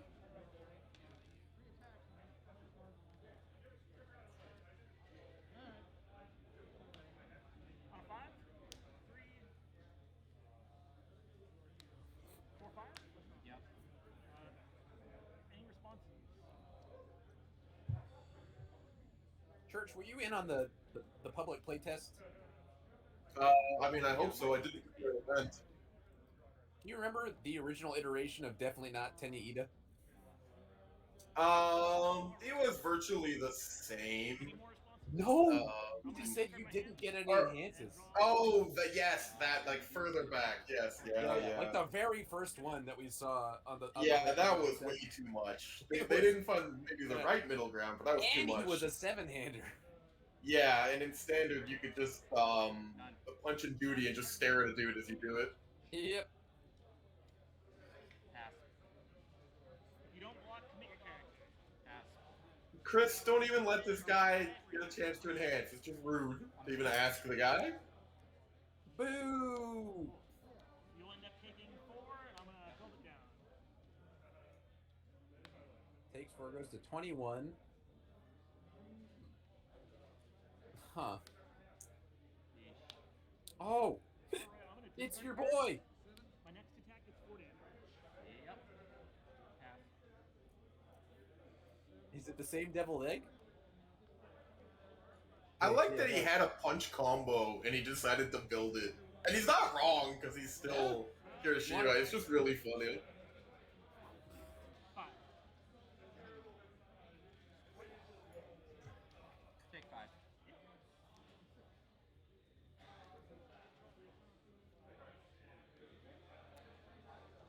More attack. Got it? Well, that's a pretty good card to put damage on. Yeah. I've only done this once. So I'm gonna add this in my hand for the second time. Yep. 2 damage. Sure. Pass. I'm gonna give it 1-1. Pass. So it's only, what, a 5 high 11? If you block it, it goes down. If you completely block it, it goes down. Pass. Yeah. 5 high for 11. Take 11. Your boy's at 5. Look at that. I can math. I can 5 high 11 numbers. No. I'm gonna discard my hand and draw 3. Yep. Oh, it's just so much fun. It's so interactive and exciting. This is why I've come to watch UFS. So, like, my problem with Kirishima is that you can do, like, when I play the character, I just want to do jank shit where I loop the same attacks, but you could just play every attack you see. There's no reason not to, right? So you can just play a super aggressive deck and just slam, right? Just a little slam. Crowboy, I probably could have had a better game plan for this matchup. If you played Crowboy, you could have whooped his ass on turn 2, but you didn't. But you did. If you played took 5s, dude, Yeah. I wanted to go unga bunga. just do better about checking 5s. We will play that boy a very sad note for him. Yeah. Yeah, we don't have a lot of props to play with. Apparently, I just have these pins, and he has a harmonica. We haven't really branched out beyond that. Sorry, boys. Hiroshima matchup is so. I got my wallet. We can go through that quickly. True. I've got Canadian money. I've got a hat. Can't tear it. That's like the point. You just can't. I'm trying really hard now. Can't. Huh. Wow. And, Thanks, here's a Canada. 20. Right here on this little thing, you can scratch that and sniff it, and it smells like maple syrup. That's how you know if it's real. Most of them don't work. No, that's a real thing. Most of them don't work anymore because they've been in circulation so long. Usually works on like the 50s and the 100s. You can still scratch and sniff it. That started like a decade ago. I was working at a gas station, and the first time I got a $50 bill, one of the new ones, my manager burst out of the room and came running over, and he just it's real. But hey, man, if you can sniff money, you gotta try it. It doesn't have cocaine on it. It's completely different. I don't know if you guys get these, but I got a vaccine card that shows that I'm vaccinated. It's actually pretty nice. It's got a QR code, so whenever I need it somewhere, they can just like beep. Like if I go see a movie, scan this. I don't know if America's up to date on stuff like that, but this is pretty cool. I like how that works. Hey guys, I got Chris here. If you guys want to do an interview. Hell yeah. How's it going, you guys? Pretty good. So we specifically requested 2 things. 1, I requested no Kirishima matches on stream today.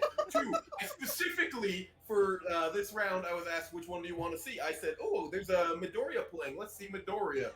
And so here you are. Yeah, Kirishima. Yeah.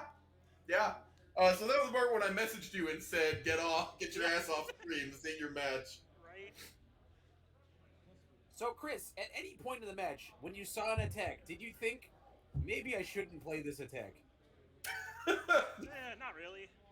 Yeah, I don't see much of a point to that. Is your deck just a bunch of commons and then a secret rare? And random Texas Smash, which you cited out anyway. Yes. Oh, there's some rares. There's the rare Kirishima attack. Oh, true. He's got the. Oh yeah, the hard jab. I mean, like, Chop. the secret rare is not very needed. Like, it could easily be something else, like reverse throw. Right. As you cited in game 2, but I cited in for 7-handers. Yeah, I mean that's understandable. Are you even running You're So Obvious? Holy smokes! That's kind of a really good card to have in there. From Rochester, CCG. He's already gone. He's gone already. I am playing it. It is in my side because not every deck plays bomb attacks. Okay. I have all 4 of my side just come in. Like when I fought Richard when he was playing Shoto, they all came in. Okay. Every that's attack's fair. a bomb attack in that deck. Yeah. That was awful. So there is actually someone playing Todoroki out there somewhere. That's good to know. Yeah, Richard's deck was real good. Okay, you well, beat him, right? Because you're better. I mean, Even. in theory, you're 3-0 now. Yeah, that means you're actually the greatest player alive, Chris. How does it feel Yeah. to be the greatest player alive? So far, good. Oh, It might nice. change next round. That's true. Well, but for now, you're king of the world. Yep. Top of the heap. Yeah. I'm done. Someone in chat said, "Is Mike on?"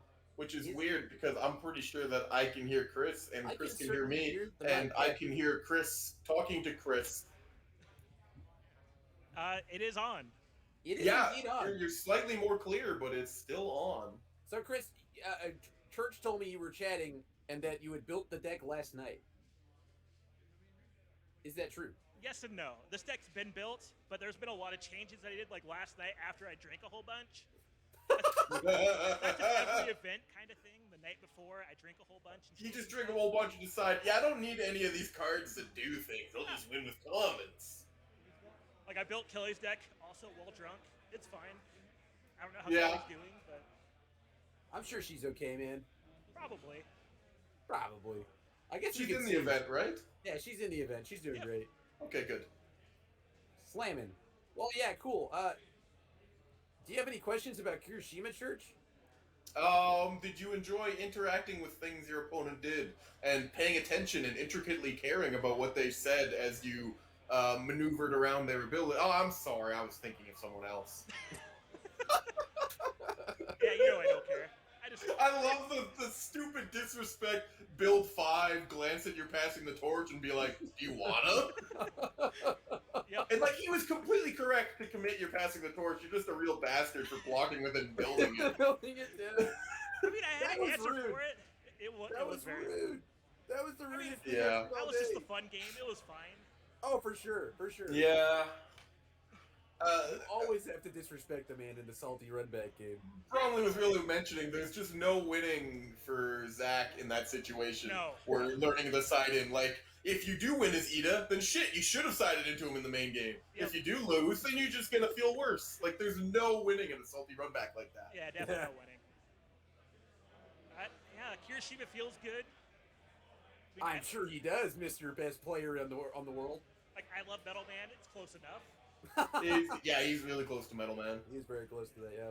Got the Yeah. same vibe, for sure. Yeah, dude. Yeah, congrats. You played really well. I love the part where you played 80 attacks on turn 2. Fuck yeah, bud. And I was talking about how your attacks were too efficient for how you were playing. Like, they would be destroying your face downs and giving you new ones. If you check the 3 ever. No, we don't do that. We don't do that here. There was one time you checked a 3 when you played a 4 diff. Oh, great! Yep. Oh no. Oh no. No, yeah, that was the coolest turn ever, I'm pretty sure. I was like, damn. Yeah. 5-hander. Yeah. I mean, we know he's not a 5-hander. Yeah, nobody has ever called that man a 5-hander with a real face out. What? Yeah. He's a 7-hander plus occasionally. Yeah. Yeah, I mean, that's why he's got 29 health. Yeah, because They any just more than that, it banned wouldn't be fair. a 5-29 that drew 2 cards every turn. That's so crazy. It is. It is nuts. Yeah. Pretty cool. But yeah, that's awesome, man. I like the punch lineup. I like the reverse. Were you playing setup strike? No. I thought about it, Ah. but Drunk Me said no. Drunk. Hey, listen, Drunk You has never been wrong a single time, Chris. It's worked out so far. Yeah, for sure. I agree. Down. Church, you got anything else for? I don't think I'm here to find out how correct drunk Chris Nixon is. And I'm experiencing a little something. I hope you could see that. I I hope could. everybody saw that. Okay, yeah, that was weird. He needed his glasses and his cape. Okay. True. Yeah, he did need all of those things. He needed to shine. He For needed sure. Yeah. You get the I twinkle. mean, as more. long as you got the belt, that's what really matters. Yeah. True. So, Mr. Nixon, who would you like to see on stream for round 4? Bird Boy. Bird Boy, we already saw one of those. Oh. Went well. He lost. It's true. Did it sound like Midoriya or like Mineta I or want to see someone? Jiro. I know, right? I wanted to see Midoriya, and Yeah. yet here you are. I'm sorry. I was told I was requested, so I came. Apparently, I wasn't. I like the term requested. I said I want to see Asui versus Midoriya. Okay, Yeah. here you go. So, Chris, what happened? I don't know if you explained this already, Church, but Church said, "I want to play this thing," and he looked at the number 4 next to the Asui and said, "Surely that means table number." It was not. It was not what that meant. So he asked Yep. for table 4, and we got you guys, and we were like, "Huh, that's not the right matchup. That's not the right matchup at all." No. But you were table 4. Yeah. Yeah. So it was not your fault, buddy. It's all our fault. There were 4 Asuis and 4 Midoriyas, and they were next to each other. It really looked like Table 4 was Asui versus Midoriya. Yeah. Oh well. Next time. Next time, dude. Next time. Well, good luck, buddy. Thank you. Enjoy the rest of your day. I wish you well. I'm glad you look trim and beautiful, as ever. And you guys too. Oh, thanks, dude. Dude, it's nice to get your hair cut even during a pandemic. For sure. Yeah, definitely. I actually did just get a haircut. Did you get one too, Church? Yeah, it's just a thing that people do now. Wow. Right? Cool. Yeah. What about you, Chris? You get a haircut recently? It's been like a month. Damn, living on the wild side. Yeah. Love it. All right. Well, we should leave you to go do other things. Probably. Like, Drink. Yeah, and I got get hot water. dogs. I got water. Yeah, there you go. I got alcohol at home. It's fine. Nice. We lost our round timer, so I assume there's X amount of time left in the round. 6 minutes. Okay. Nice. I didn't ask, but sure, thanks. No Yeah. problem. You kind of Yeah. asked. Yeah, it was in a roundabout way. Well, congratulations on winning 3 games before the time was called. Yeah. That's fun. Yeah. I don't mind. I'm sure you don't. Okay. Garden Frenzy's a hell of a drug. Apparently, Smooth Blue, the only time he ever topped an event, was drunk. Nice job, buddy. Good for you. Oh, Voldo. Yeah, Voldo's pretty great. Man, alcohol gives me power. I mean, it works. I play better Yeah. drunk. Not drunk at all. No, not right now, because No. it's a children's card game. Yep. Yeah. I have a barbecue to go to after this, so after this I'm getting very drunk. Nice. Looking forward to it. Go get him, buddy. Go get him. I do see a Shane Duckworth behind you somewhere. Yep. Oh, he's also playing nice, quick, interactable Hiroshima. He is. Is he also playing Hiroshima? Of course he is. We love it.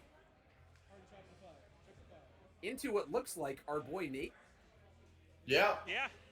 Oh, I was told that Nate is Jacob's prodigy. You could see, or protege. Yeah. You can see Jacob right there watching. Yep. The master watches. Yeah. Jake's been taking care of him. That sounds like menacing. Jake's taking care of Nate. he's taking care of him. Take it All how right. you want. Yeah, that's you're right. My bad. You didn't say anything. It was all me. All right, Chris. See you later. Thanks. See you later, you guys. Have a great day. Arrivederci. You too. Hey, Mike. Are you regretting hiring us yet? Hell no.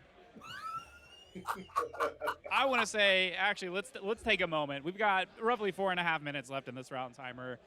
During the downtime there were some people in the chat that were, they were saying very positive things about the production, about the show so far, about, it's exceeded expectations. They love it. I'm getting tons of praise. And, at the end of the day, this is nothing more than just a labor of love. And it's something we're all passionate about. And it wouldn't be possible without all of us coming together. So thank you, Chris. Thank you, Clint, for sacrificing your time, your precious time. You guys have been sitting here, I mean, what at this point? 4 hours? Easily? 5 hours?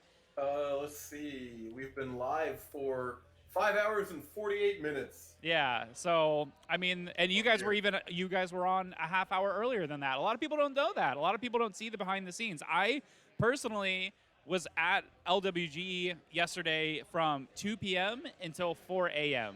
getting everything prepped and ready for the show, and on top of last second streaming the draft that we had last night. So yeah, I just hope everybody's enjoying the show. I hope everybody, more importantly, is just excited for the game. Obviously there's there's this like different mindset because the game has existed previously, but this is kind of like a renaissance. It's a rebranding, and I love seeing new people, new blood get into the game. So for everybody at home that couldn't come out here and participate, or anybody that maybe even hasn't gotten hands-on with the game yet and they're just curious to tune in and check, it's greatly appreciated. Thank you guys for being here, and it's only going to get better from here. Absolutely. And currently, we have the perfect number of viewers. It's 67. number. Oh, damn! It was just 69 a second 66. ago. No, they all left. I'm so sorry. Ah, it's all over, guys. Pack it up. Time to go home. Oh boy. Yeah, no, this production has been really great. Mike, I hope you're napping between rounds. Really hope. I know it's not true because you've been very attentive anytime we wanted a card on Oh yeah, screen. heck no. Yeah. We're in this. We're raw dogging at this point. It's The boy is wired. I hope you drink every Monster energy drink in the building. So here's the Yeah. funny thing. I am completely straight edge. That means no drugs, no alcohol, no caffeine. No caffeine. I get up in the Okay. morning, I take a shower, and that gives me enough natural energy to survive the day, basically. This man's out here just raw dogging reality. That's crazy. Yeah. Yeah, that is what I would call a freak of nature. Yeah, you're crazy, dude. So let me ask you guys out of curiosity. So again, like we talked about the dichotomy of people who have previously been very invested into this game, been in the community for a long time, and now we have this new format with My Hero. This is I don't know of any other event that hasn't had diversity before. So can you guys first and foremost explain what the diversity rule is, and then I'm curious to hear your thoughts on how this event will play out without diversity. Well, let's not all speak at once. Yeah. Well, so diversity is an imposed rule in UFS that prevents more than one character from being in a top cut, right? So let's say, for You said example, that weirdly. More than one character being in top cut. sorry, more than one of the same. Yeah, more than one of like for example, at Nationals 2019, Phil Birch played Tim Keefe 2 Dot and was first place, and Shane Duckworth played Tim Keefe 2 Dot and got second place and was diversified. Yeah. You know, Diversified meaning that you do not make top cuts. Yeah, You you are get- given prizing as though you just made top cuts and then were eliminated and you're just shuffled off to the side. Correct. So it's been like a point of contention and or pride for UFS players, right?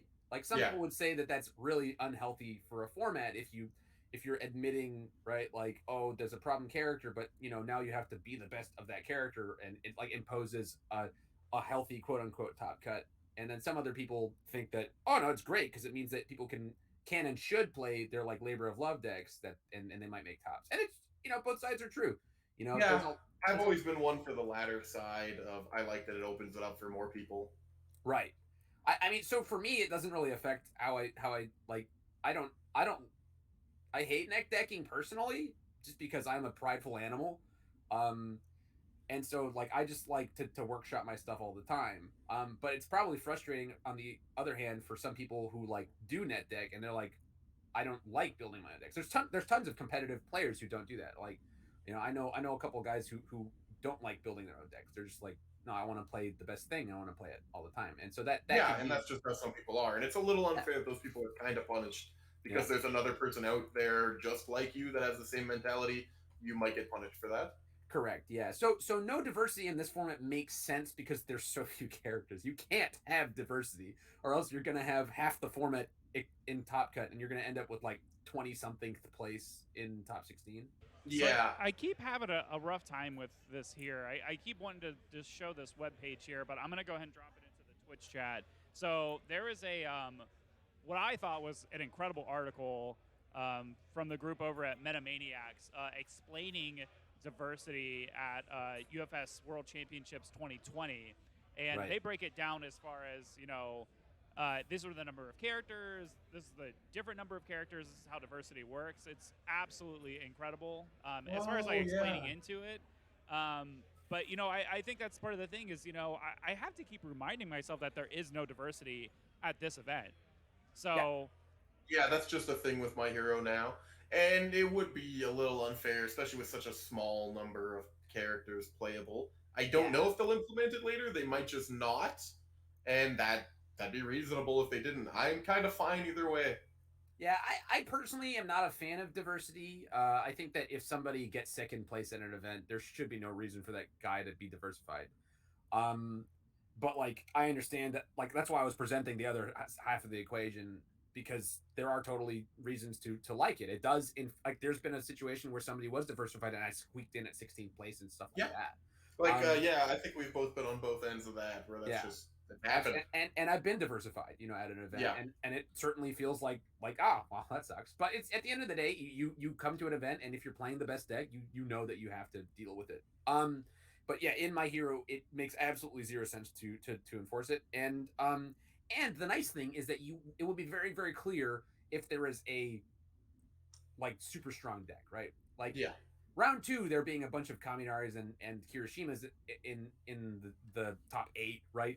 It's fine, right? Because they're going to to get matched up against random people. Yeah, there's still 4 rounds left. Yeah. At the end of the day, if it's still just 8 Kirishimas, then we know it might be an issue. Yeah, then it might possibly be an issue.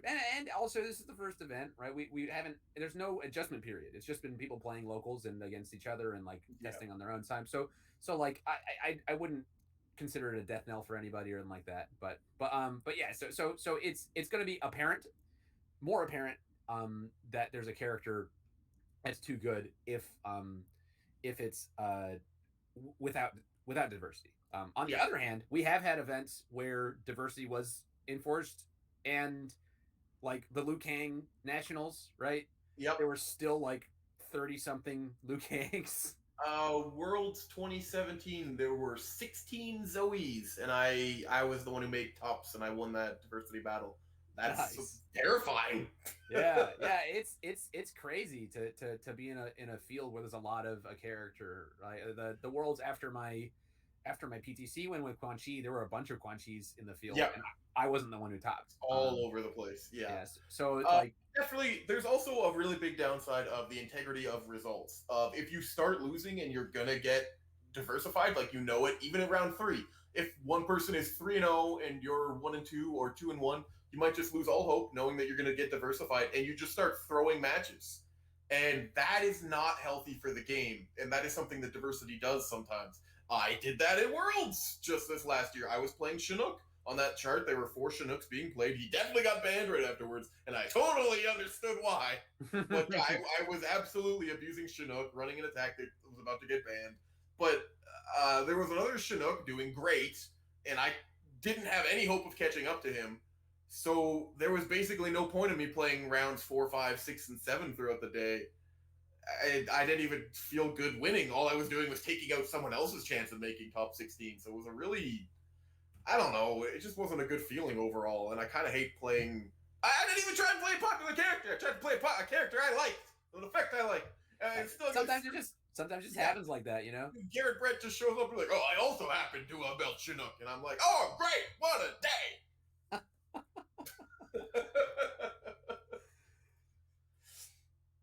Yeah. That's diversity for anybody new, and for anybody old.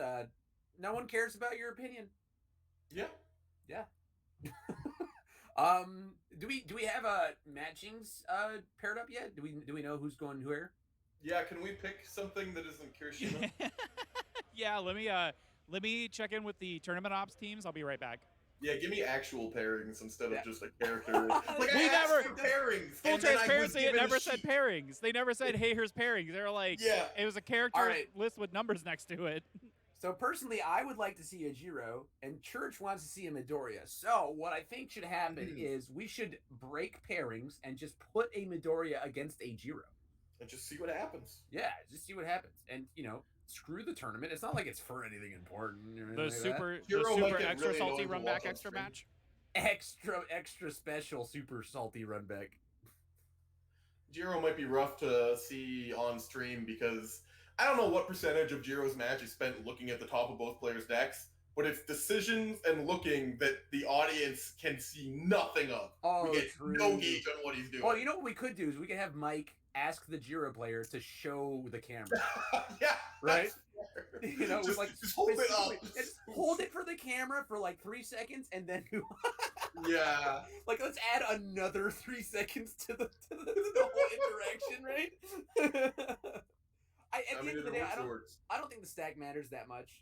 No, we'll see. But that still could be even 10% of our total game time is time that we're spent doing nothing. Yeah. Only speculating. Oh, cool. What if there's a 3-check in there? I don't know.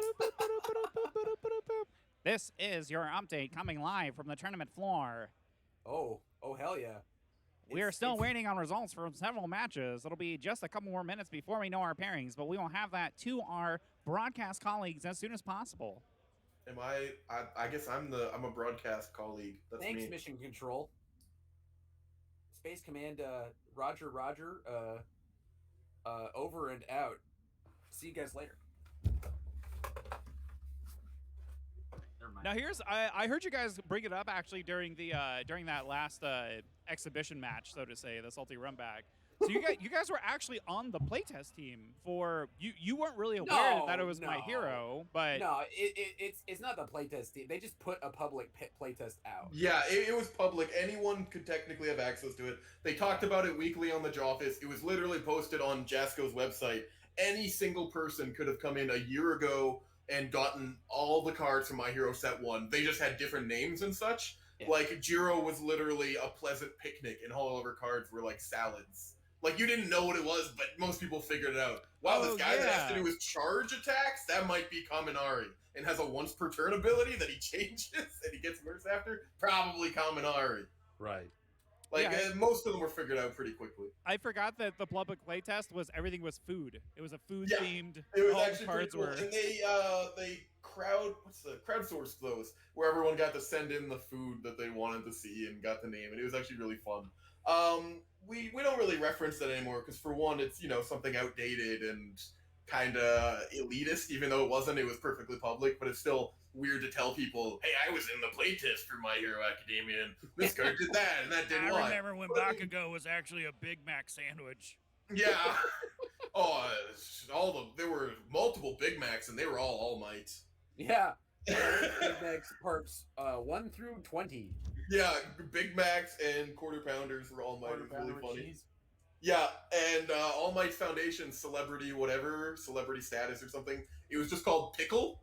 And so it was very entertaining to just say, "I flip my pickle." Yeah, and so yeah. sometimes, I do say I flip my pickle when I use celebrity status.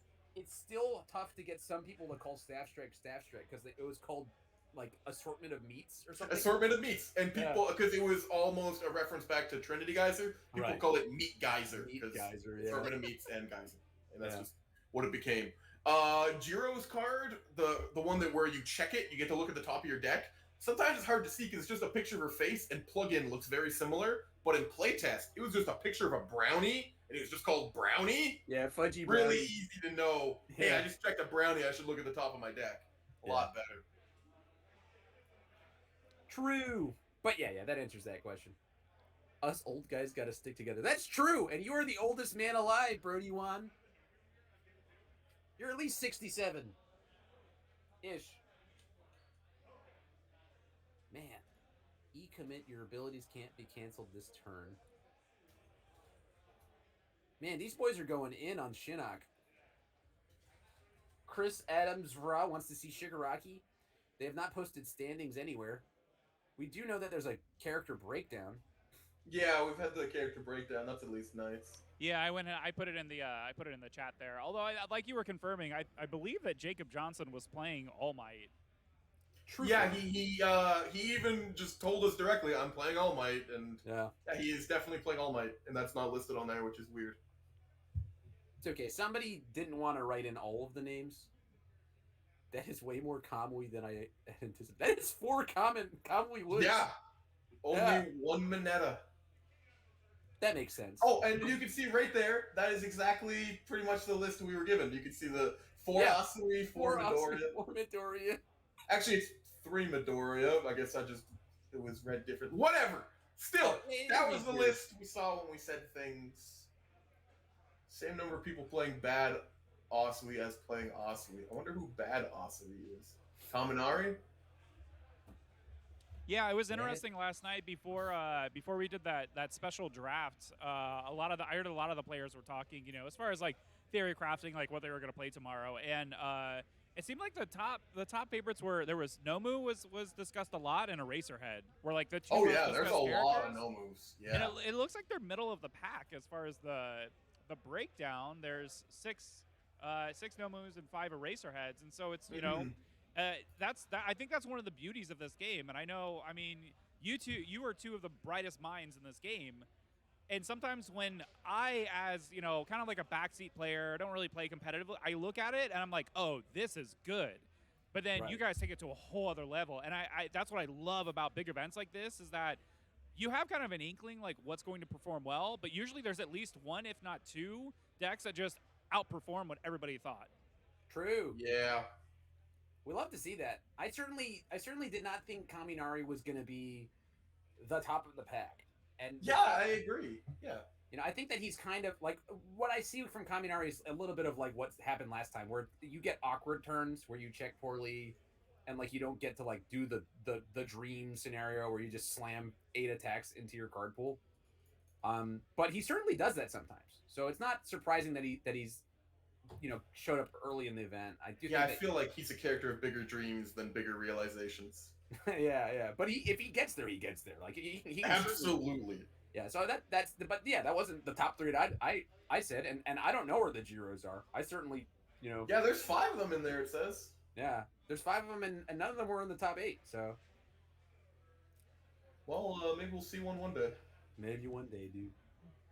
Well, there's one surefire way that we're going to shake up the meta, and that's with introducing DLC Pack 1! Ooh. Pack 1. I went ahead and I put together here. This is so all these cards have already been spoiled already, but I hear we just go over these, and you guys can kind of give your impressions, and then we'll just kind of run through the pack. DLC All Might is my favorite All Might, and that's saying something because there's legitimately 4 to pick from. I love. It's gonna sound weird how versatile it is in that one of his abilities triggers on not blocked, the other ability triggers on if it is blocked. It's really nice that it's a character that consistently does things. Even if you don't go into your turn knowing exactly what you're going to get out of it, will I be getting bonus damage or will I be getting a lot of cards and end up drawing? Who knows? But I think he's awesome. It's cool that he turns his momentum directly into draw. And I like how it says if this attack is not blocked, draw 1. You can just take your opponent's 2 or 3 damage attack to the face and draw an extra card. Yeah, on defense, being able to just draw 2 cards, pretty good. I think that he's remarkably strong. Being able to just make the last thing you play on a turn have 4 damage for, it's quite good. Yeah. The attack is interesting. It is extremely 3 mid. Yeah, it's so big, right? If you can pack speed onto it, it's probably kind of threatening. But I worry about it in the character who's already discarding 4 on every attack, right? Like discarding another 4 on my 5 diff, like you would just end up in a place where you will be cycling. It's very thematic, right? Like All Might going all out just this once and running out of gas is like that's the thing. Yeah. I would personally not run this at all in All Might. No, I would run it in a character who puts easy speed on things. Like I think has a symbol with Ida 2, who's in this pack. I would love this character. Well, he wouldn't share a symbol with Ida 2. That'd be impossible. Guys, DLC I just says wanted to jump in real quick. We have in our super secret form of communication, we have some of our pairings for the next round. Excellent. They're curious which match you want to see on stream. Oh, right. Well, they just posted names. I don't know who's playing what. Well, Chris Nixon, I don't want to see his match. Geez, I gotta have like who's playing what open on one screen and have this open on the other. Yeah, this is not ideal, actually. All right, hang on. So Tony 2's on Kirishima, Shane's on Kirishima. Dang, this is really. There's a lot of tables we get to dodge. Okay. All right. Tyler Watts. Who's he playing? He's playing Jiro. Nick Zub is playing Suyu Asui. How about Alex Collette? Who is Alex Collette playing? Alex Collette is playing Jiro.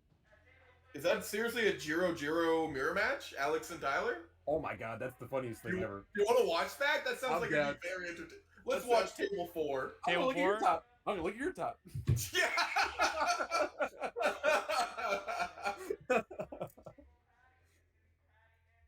There we go.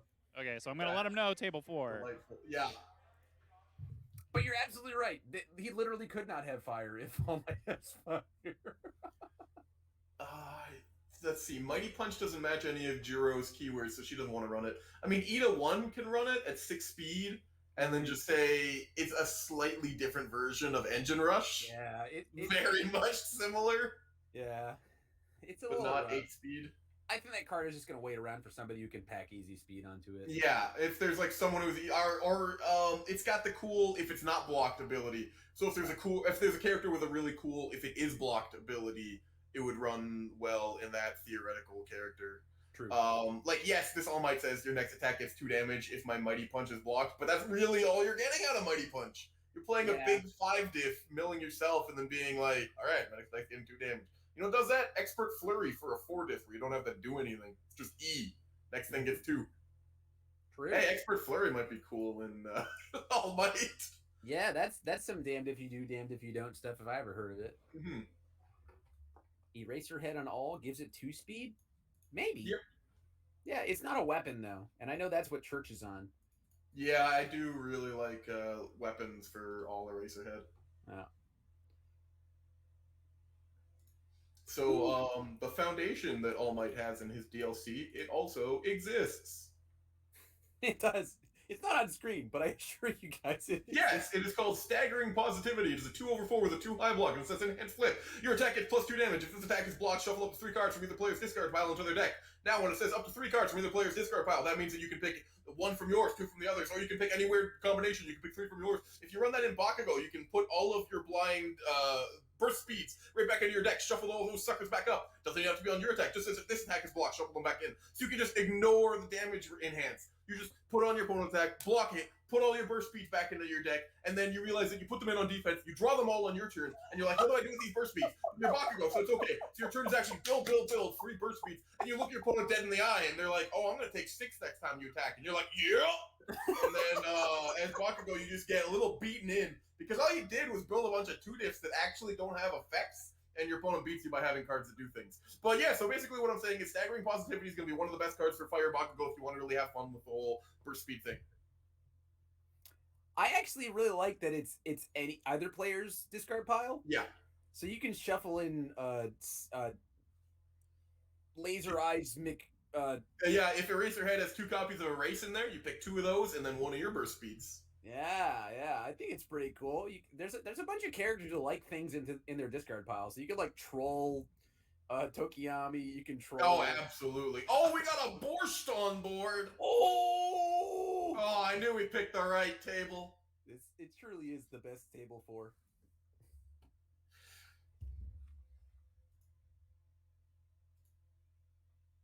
Someone said the All Might character is what all of Todoroki's attacks needed. You are correct.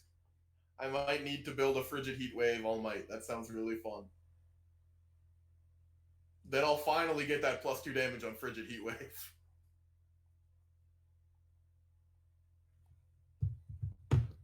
Alright, we're just setting up for the most... Guys, I just gotta let you know real quick. So I believe it's Giggles is on table 2 playing against Jacob Mauser. And he's like, oh my God, I don't remember the last time I was this high up. And there's like those esports chairs, like kind of like the one that Chris is sitting in. And he's like, it's so luxurious. Love Giggles, dude. What a guy. In the lap of luxury. He's like, I'd be winning all the time if I knew it was this great. Dude, if I could have a dream match, it would be Giggles against Piglet. Because I just feel like it would be 2 guys going, the entire time. You know, just sending it the entire time. Oh, man. Are you excited for Jiro versus Jiro? Oh, I'm like at a 2 out of 5. I can't wait. It's just gonna be 0. Whoever enhances first is gonna have no fun, right? Maybe they just do the stare down, right? They're just like, I'm not doing it. Are you doing it? And the other guy's like, have they both revealed their character to each other? Or only the one guy? Oh yeah, they both have. I see that's out there. Okay, they know what they're in for. Yeah. Oh man. I have an important update from the tournament floor. Uh-huh. Both competitors are playing on air. Oh, baby. Even better. So funny. Oh, man. They couldn't have at least been using the same sleeves, too. That would have been too much. That would have been too much. I would have walked away at that point. So a hot take, whoever wins the dice roll wins. Yeah. Are they going to be running home run comets? Whoever draws those first wins. That's a good one. Actually, I think what I think will win is not home run comet. It's gonna be whoever chains the specialized sound waves. Yeah. Because you might have one good high block, but you have 4. I don't know who that man is on the left, and I believe that to be spoilers. We should get that man to censor his mat. That's not fair. So Alex actually. Oh, that's twice. For anyone unaware, Legendary Wolf Games ran a special promotion where if you ordered, I believe it was the new set 2. If you pre-ordered set 2, you got entered into a raffle to win a trip here, and Alex is one of those players. Who won, or just one of the players who entered? No, he won. He was flown out. won. He came out from Wisconsin. His flight was paid for. His tournament entry was paid for. He got hotel and sniping for food. Nice. I was not legally allowed to enter that tournament due to living in a different country, and they would have had to pay way too much for me to fly out. Even though I actually live a 7 or 8 hour drive straight north. But that would cost way too much. That's really funny. That's yeah, cool. Good for Alex. that's going to be a relevant character to have up. And he's 2-1. I think both of them are 2-1. Okay, that's pretty reasonable. So I guess well, one of them's killing the other. No diversity, but they certainly are still murdering the other Jiro. Oh, absolutely. X and 2 maybe gets there in a 6th round. Yeah, it's really well. It's going to be a 16 cut, not a top 8, even though it is still 62 players. So things could go interestingly. That's a lot of spam. Yeah. Gotta respect the 5 build. Yeah, That's really 5. good. All right, do you slam sound waves on one? Oh, you know what? That 4 diff, I'd slam it. There's no way you held a low block. No, slam it. Slam. Yeah, you want to make the check? Yeah. Feels bad. Is he also just going to build 5? Because I saw those 5. Yeah, he had 5. Are they going to build the same hands? Okay, no, it's very minorly different. Two of them, they have identical boards except for different 0 diff. 2 of the same 0 diff. This is insane. I definitely would not hold one into Jiro. No. I would But sometimes you just have exactly the build your opponent had and you just want to even it out. Ooh. So I don't play Unwavering Slash in my Jiro deck. And on air. I'm good, of course. But yeah, it's in my buddy's good deck, but I'm not sure if it'll end up in an air build. yeah, air, I think it's a little greedy. Because you gotta hit an asset, and there's only one asset you want to play in the deck. Like, I tried it as a 1-of, and it was just not doing it for me.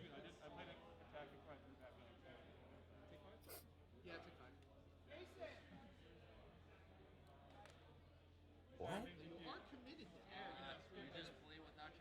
So just to get you guys up to speed here, Tyler, in the middle of having so much fun playing this mirror match. Oh, I completely understand. You're just so eager. I've done the same. He placed his attack in his card pool before he even drew his no. hand. So I think it's perfectly fair to just have him draw the next 4 cards. All he did was basically reveal to his opponent 2 cards that are in his hand, right? Yeah. And then draw back up. It's not affecting the game state if he just draws back up. Okay, yeah. Yeah, I hate that ruling personally. Like, the game state would not change if he just picked that back up and, well, now his opponent just knows what he had in hand. Sorry, I'll try not to be so cute for the kids. But I get that, man. People are eager. You got caffeine going through you. It's round 4 of a long day. The stakes happen. That's really funny. What if you attack with a different attack this time, though? I was too busy staring at that Zangief Borscht face. Yep.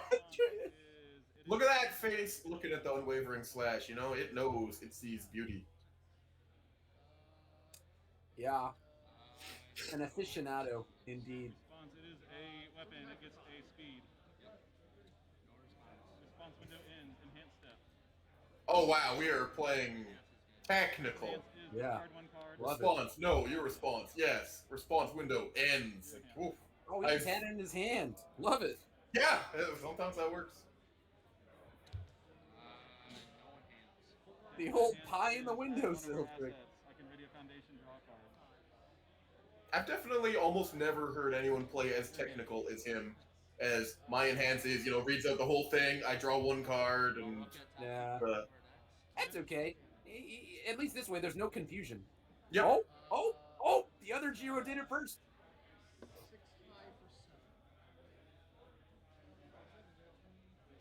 Ooh, he's just gonna do it back. Wow, like there's that he's actually an showing the earphone camera. jack on top of both decks. That's really funny. funny. Now there's an earphone jack second from the top on both decks. Do you think he's not just going to Giro back? Don't just do it. Look at the top two. No other enhance. No, you fool!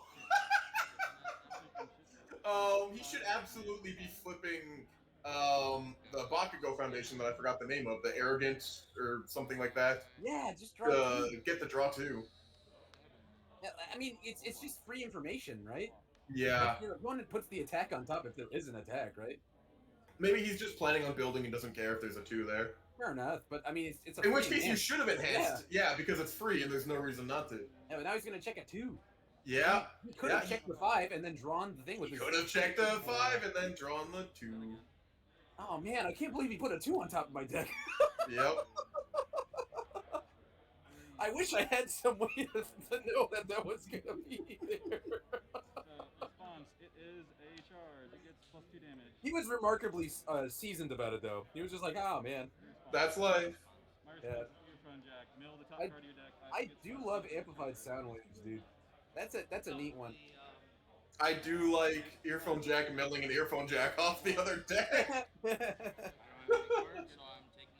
So my favorite thing to do in Air Giro is poke with amplified, right? Because no one holds a low block in this format. I'm gonna commit this. I'm gonna ready a foundation And then that has not use. readied. Oh, he's readying one. Neat. Arrogant and overconfident. And so later in a turn, if you use the there's an Ashoka Foundation. Let me find it for you, Mike. Response is Jiro's response. Foundation, Charge, you get air. +3 damage.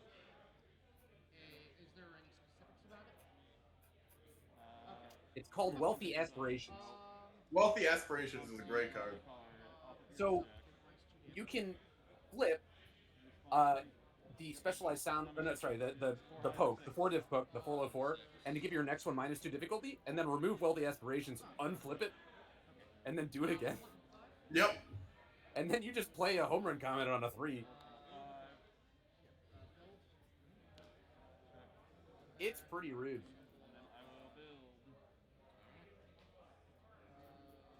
Builds the 1 specialist of sound. Okay, so now Alex needs to find his 1 specialist of sound and build it in order to match. Correct, yeah. We need to have a perfectly mirrored...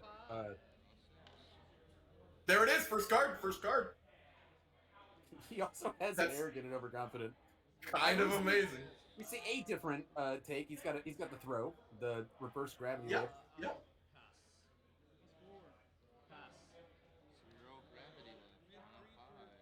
Oh, I guess 0 gravity lift. No!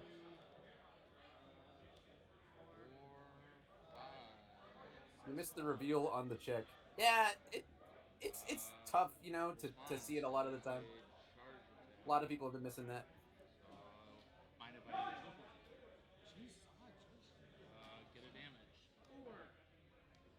Yeah, some people need the entire room to know when you call judge.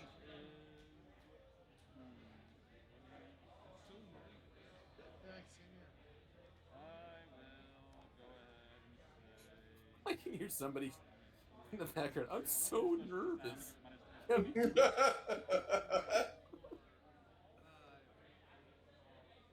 I'm not sure. So there is a line out the door of people here that are meeting Chris Sabat. Oh. So I know that there was Danny had explained to us the other day that with the release of the new movie, they did some local promotion here. They went to the movie theaters. They gave out, information saying, hey, like, the voice actor's going to be here, blah, blah, blah. Apparently there was a 12-year-old girl that nearly peed herself just from the fact knowing that he was going to be in the same town. That's so awesome. And I think that might be her who's in line right now because she's very, very loud and very squirmy. Oh, that's so sweet. That's very sweet. Good for her. Secondary note, we missed the same thing as before. Oh, wait. Did it not? Sorry, someone's mentioning in the chat that the flash attack should be face up. Oh no, it was the UR. Okay, not the 4 low 4. No, the 4 low 4 should be face up. Yeah, it did go to his momentum, right? Yes. Okay. Yeah. In Tyler's momentum, same as we saw earlier a few games ago, one of his momentum should be face up. I don't think that one's optional. It isn't.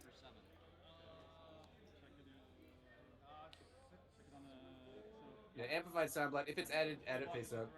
Yeah, no ifs, ands, or buts. That's okay. I'm sure Mike will tell him.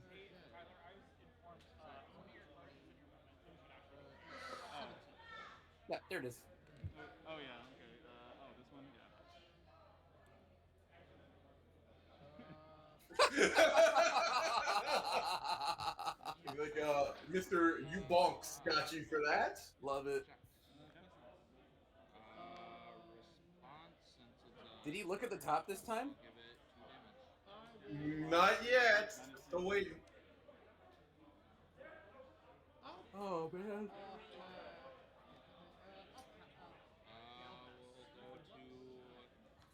Tell him it's Couch. I don't know who Couch is. Yeah, I don't know who Couch is. He said he will know. He didn't specify who he is. Oh yeah, maybe Mike, Tyler, or Alex. Well, I can't hear. Well, Tyler and Alex can't hear us, so we're not telling them much. Sure. Tyler will know. Well, I have no open connection to Tyler. Yeah, Tyler is currently playing the game. Yeah. But if he wins, I'll mention it in the interview. I'll tell him that his couch says hi, and he'll be like, "What?" I'm calling He's him building right the now. one specialist to make the build even. Oh! This is the best game ever. He's gonna fail this. Oh, he checked the specialist. Oh, he responds this time. 5 check. All right, just plain attack. Check that 5. You're plus 5/5. I'm calling him right now. The guy says he might be busy. I don't think he'll answer his phone. Oh, I hear the girl, dude. Oh, that's so sweet.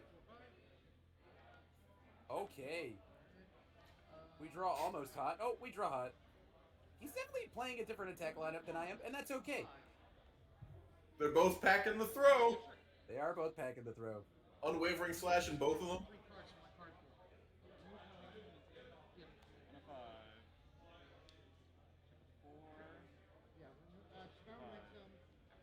Response, it is a charge. It gets 1 damage. It's a start. I discard a momentum. Yeah, I'm doing the form. No. I did it backwards. Yeah, that's what I did. I'm doing the form. Somebody's playing capturing evildoers right now. Yeah, we can hear that other table more clearly than our own table. I don't know who that is, but someone playing Capture Evildoers It's gotta be is Giggles. louder than either Jiro. Gotta be Giggles. That's it's Giggles and Jacob out. Yeah. Yeah, that makes sense. They're very excited to be at Top Cuts right now. Love it. You're not at Top Cuts right now, sucker. Oh yeah, they're just top tables. My bad. Yeah. The You better plush start losing. esports chairs caressing their curves. They're just very excited. I'm all hot and bothered. The way you said curves there. Gonna need a bathroom break. Just a reminder, it is November.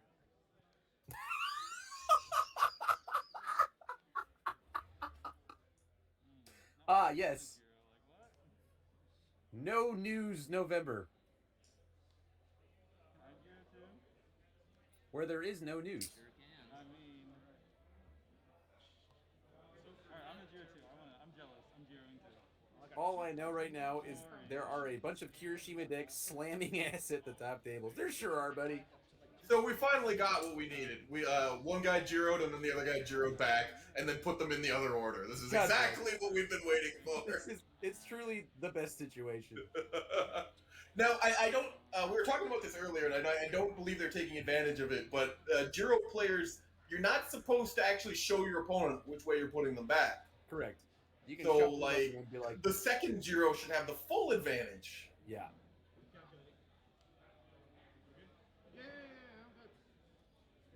No, I mean, the guy will figure it out. If you put a 3 and 5 on top, and you see the guy look at his deck, he's probably flipping them.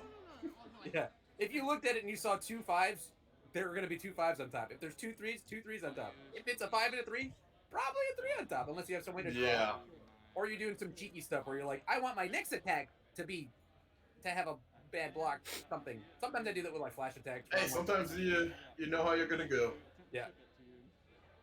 Here's a 4 high for 7 throw. Full block. Or half block, but So now Alex knows there's a 3 on top of his deck, right? In theory. In theory. If he has memory, it works, but we don't know yet. True. Well, okay, but now he gets to use his asset if he attacks again, right? Yeah, for sure. Just mill that free check off the top like an idiot. Well, he's gonna draw it if he leaves it there, because Jiro on the left has destined for mainstream success on board. Oh, okay. I can't see. Yeah, it's under his hand there. I see. Yeah, so I'm Then he thinking that's why absolutely he's not has to destined. use that. no response. Earphone Jack says mill the top card. I don't know why you'd ask for a response. There's no other responses on the opponent's board. He is very meticulous. Yeah, he's being very, very technical, and I appreciate that. Oh hell yeah, specialized sound waves. That's not an attack that's on board, but I love that card. Did you know that they banned Yoshimitsu for spamming a Manji and Evil Bow? And then they printed Manji and Evil Bow on the same card. Absolutely on the same card. I'll use Observant Student to look at the top part of my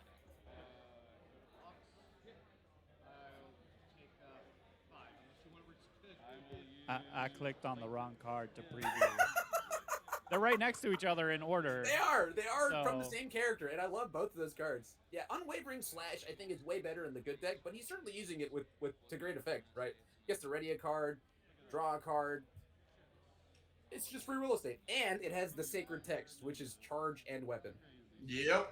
Personally, I'm a bigger fan of home run comment in that character, but like, drawing and readying a card is good gas. My only problem is that it's a 5 diff, right? So like playing it late chain is a little bit sus. I'm not seeing it. Like I know it readies a card, but you still gotta make the check. Ship it. It's a 4 mid for 6. Do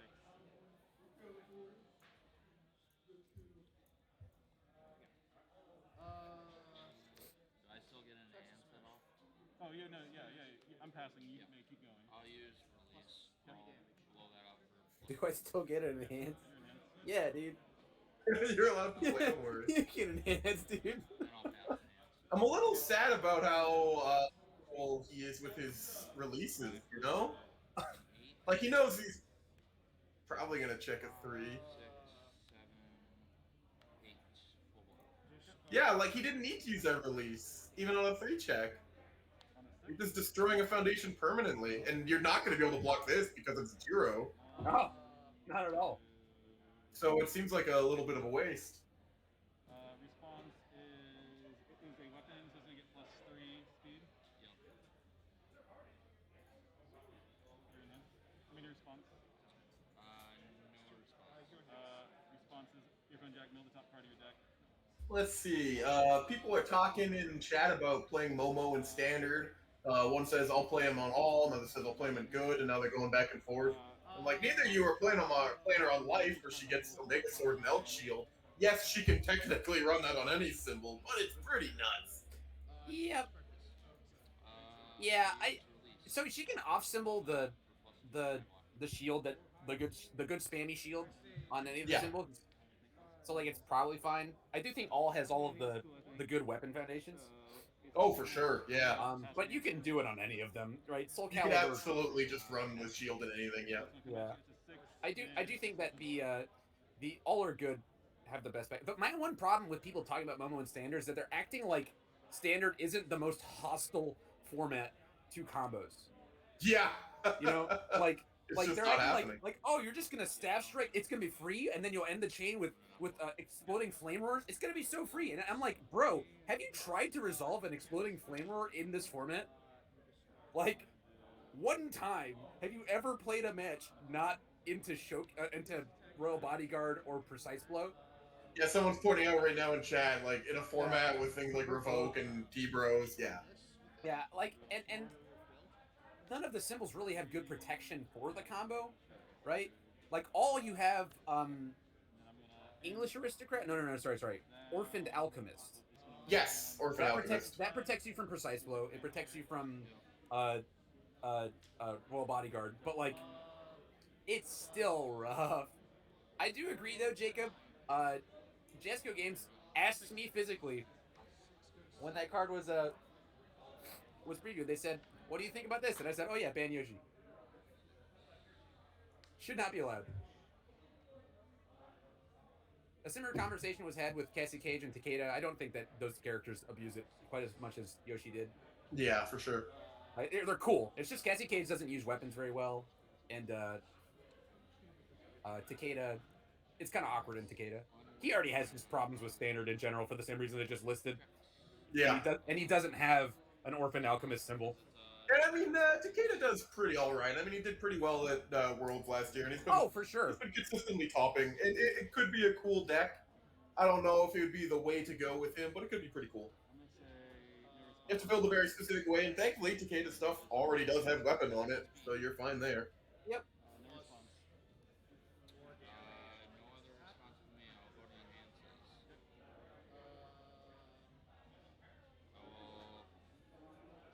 I love Takeda, dude. Takeda's been my pet deck for about since Mortal Kombat came out. Yeah, he's fantastic. Yeah. Just so much fun. Boy, howdy. What are these out that earphone jack to make up the mirror. Yep. Yeah.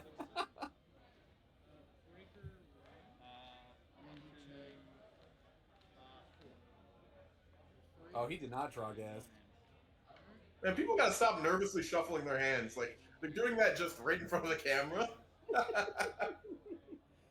Thank you. That's so much better.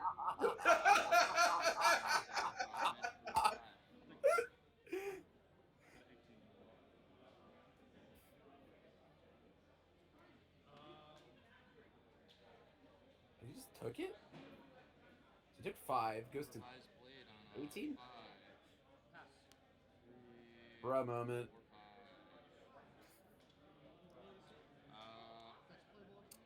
I think this one again goes to the person who went first, who was Tyler Watts. Yeah. I mean, unless Alex can whip out 18 damage here. Yeah, oh no, that doesn't still die. With 2 foundations ready. Yeah. Yeah, so you know he probably went overzealous with the release system. Here we are.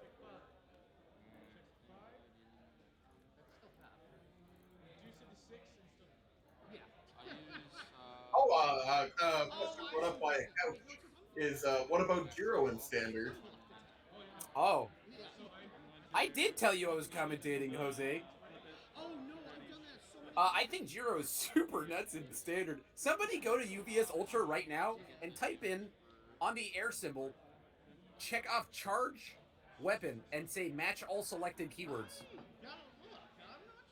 And just enjoy.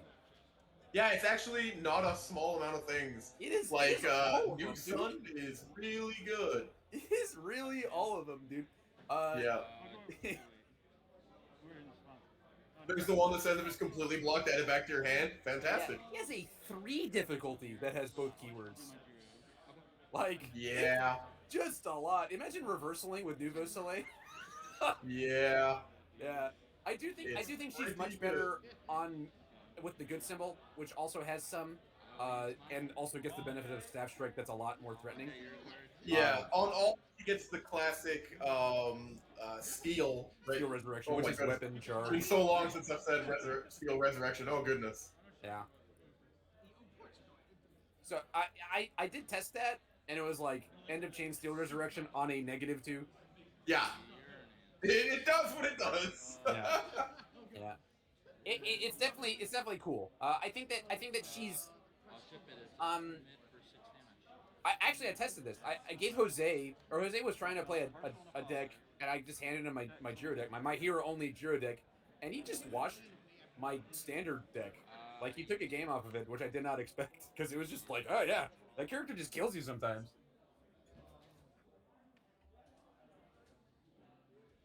Boy, howdy. Oh, yeah. It's pretty scary. Yeah. Whoever picked this matchup doesn't get to pick anymore. I'm sorry, Jose. I thought I told you. Infinite potential.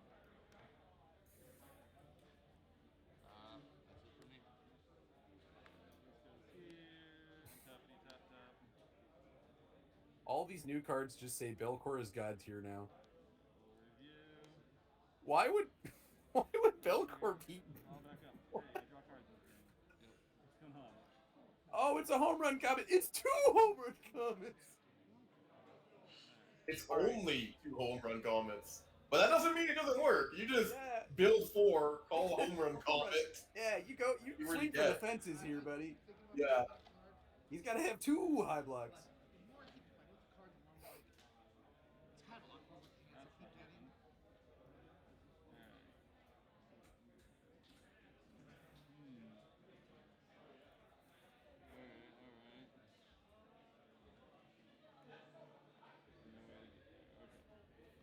Rewind the stream.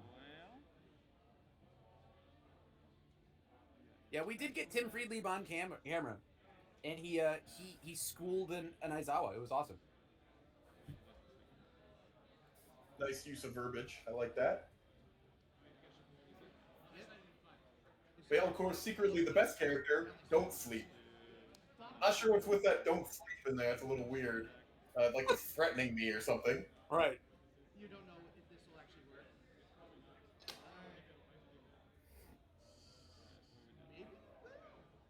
He's looking at his hand after this build. I'm thinking he really is going to try to build 3 and then comet the guy to death. Okay, build 2 and then comet. I mean, you only need to connect 1, right? He's probably he's only got 4 health. So if he checked 2 3s, right? It was on a 7 and on an 8. So if he checked the 3, he would have to tap 4 and then 5.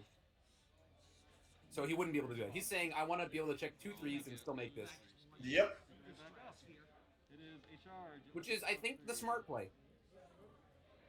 Because if it doesn't connect, he's still built 2 this turn, right? Like, I don't know, you keep saying Belcor is the best character in the set, but it's a terrible set. And then the only viable character was banned, so it's alright. Oh, actually, wait, Satoshi 2 is still in that set. And this set brings, although, I don't know if you could say he was in it, you know, he was a, whatever, I still say Satoshi 2. How does one spell Belcor? You know, I don't. The AE are combined as one letter, so just search by set, or KHOR, you can search that. Oh, it is. It really is an AE. Yeah. I don't know what the name of that letter is, but there it is. Desmond, you're trolling me, dude. That character's awful. It's gonna gain powerful. He says E commit plus 5 damage to home run comment, whereas Jiro says free R plus 3 speed and 3 damage to it.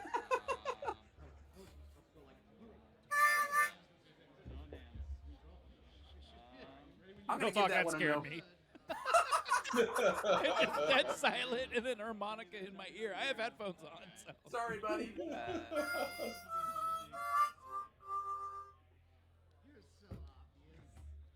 We're in there, dude. You're so obvious, somebody said. Check it. Let's just talk about what our cards are. Let's talk about it. Oh man, I wonder what he'll put on top. Is it 3? 2 3s? You know, that's gotta really suck when you see 2 5s on your opponent's deck and 2 3s. Yeah! Well, that's not a lot of ways to draw those 3s, and I'm being attacked. Oh no!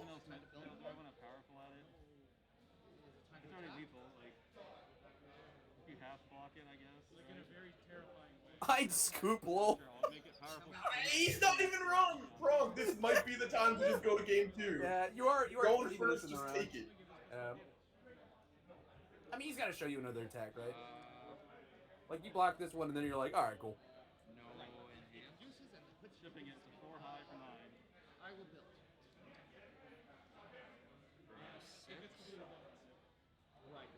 Alright, now if Tyler has no attacks, you're good.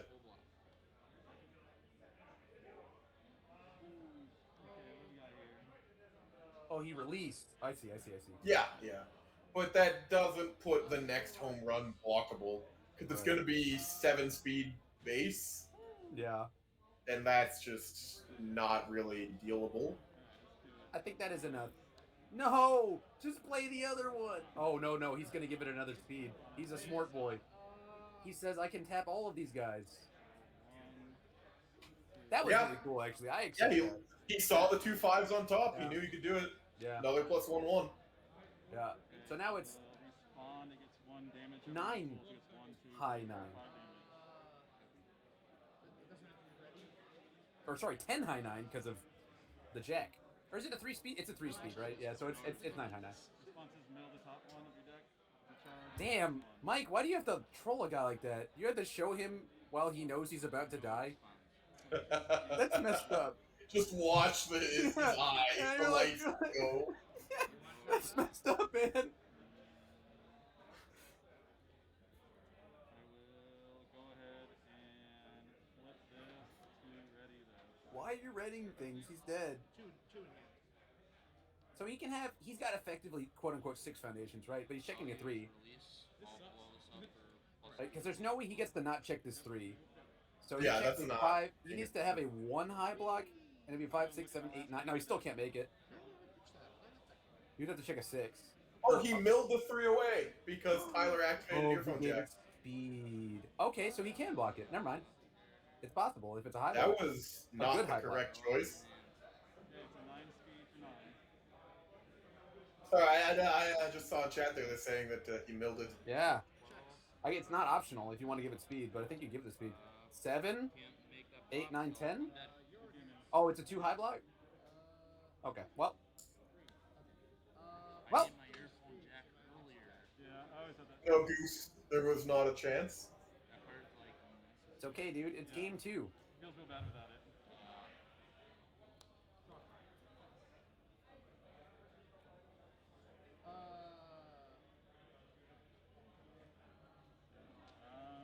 Nothing in the sideboard. I can think of one card that does nothing against the fellow. Well, yeah, it does nothing. Huh. Well, yeah. I'm still winning. First player did win that one.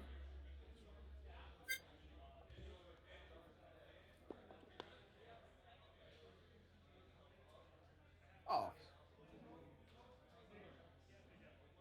Check the vibe.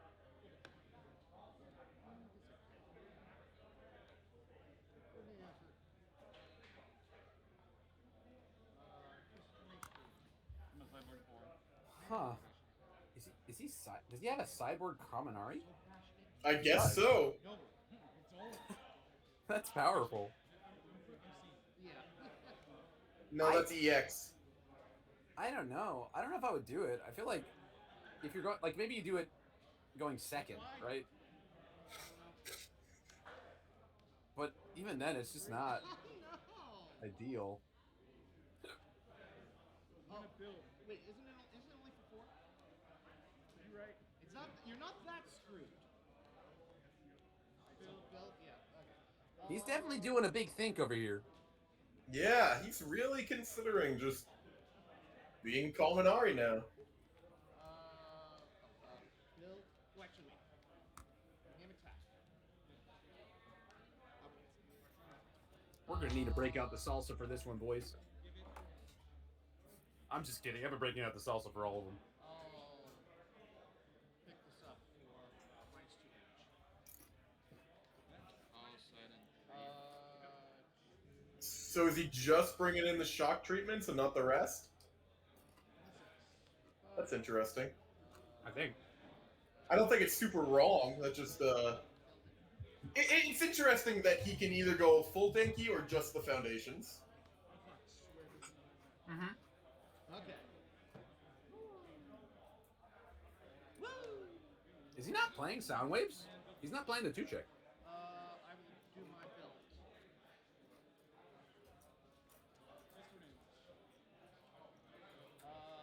Pass. Huh. Ball on 5. 3, 4. I mean, sometimes you don't want to check a 2. 5.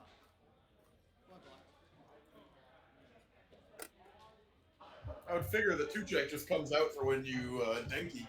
Yeah, but I don't think he's playing a main board. He did put in the Denki 5 diff, which I think is super funny. Yeah. Because it's a low attack. I mean, I love that card. It's awesome. It's really good, right?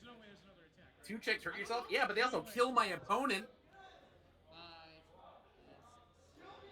Especially in Giro. That card in Giro it would be worth a 1 check. IMO. Yeah, if you want to bring it up the sweet card we're talking about there, Mission Control, it's called Indiscriminate Shock. 1 million voltage? Or is it a 1.5 Yeah, million voltage? that's what he just brought in a little bit of, and that's fantastic. Yeah, so it's pretty good into a greedy deck, right? Yes. If your opponent is overextending to try and kill you, this will put them down. For sure. And it's a charge, so you get even more value out of it. Yeah. Now, you're not getting much speed off of it, so you're going to have to really rely on that low zone. Mm-hmm. And maybe the shock, or no pun intended there, the surprise, of it coming out game 2 when it didn't exist game 1. And that's very cool. I think it's really cool technology. Like I said, into a greedy matchup. Yeah, of course. Pick one. This card absolutely annihilates me because I'm greedy as hell.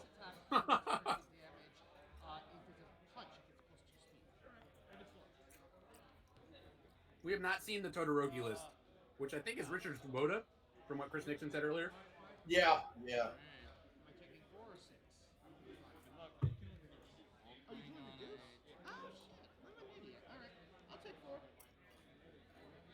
None of these games are going to game 3. And I don't just mean in the sense of 2 O's left and right, but more in we only have time for 2 games. Yeah. Some of them have involved like newer players and stuff. Yep.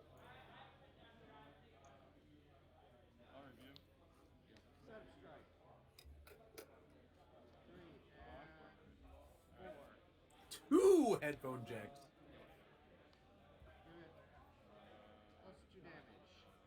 I mean, I'd hold the high block, right? Yeah, especially if you get out infinite potential. Yeah. Turn that indiscriminate shock into a terrible high attack. Wow. This man refuses to play around 2 checks. Yeah, that's actually interesting. I really thought he would be, and there's just none of it. Yeah. Maybe that's just bad draws? Maybe. He did get the first 2 were where he played around, and then he drew two yeah, that's fair. I mean, when you don't really draw the spam, you don't really draw the spam. Yeah. Alright, he's got the shocks. He just doesn't have, whoa, that's a lot of 5 diff attacks. Yeah. He does have the asset, so he's going to be able to make these quote-unquote 4 diffs. Yes, very true. Zero response. Because if the chart, it gets a damage. No response. Because it's a weapon, I get a speed. No response. I'm done with the responses, so I'll go to enhance. I like that over the course of this game, because Tyler Watt was so technical, Alex has become more technical. Yeah, very true. He's learning directly from his opponent. Yeah. Your enhance. My enhance I will flip it if it's blocked. Oh, I was right. I was trying to commit. Right. Ah. Use this if you have one more X ready and then draw a card. So, my philosophy when I'm playing into the Giro, typically, is to not block the first one, as a general rule. Yeah. I mean, it's only going to be 5 damage. Yeah. Like, I'm not... Like, it sucks to just say that, but you, like, in order to block the 3rd attack, you gotta, like... You gotta tap, which is so fast. Oh, wow. It's angry up top no matter what. Yeah. I'm the Giro. Look at me. I'm the captain now here. I am the Giro now. Oh, look at that. He puts it in the same order. Brutal. Oh, man. I like that he just left all cards in the same order. He just knows now. Yeah. That's the only difference.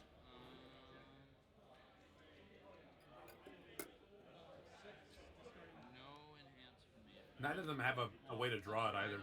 5 mid for 5. Alright, it is on the 6.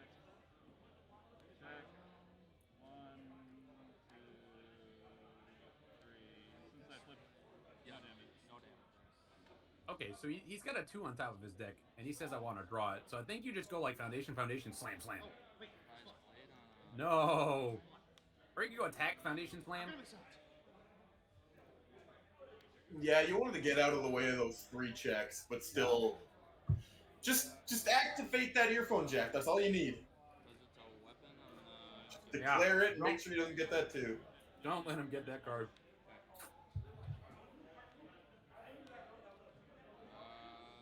Earphone jack says, mill it. Just a tiny bit of mill. Very efficient. Do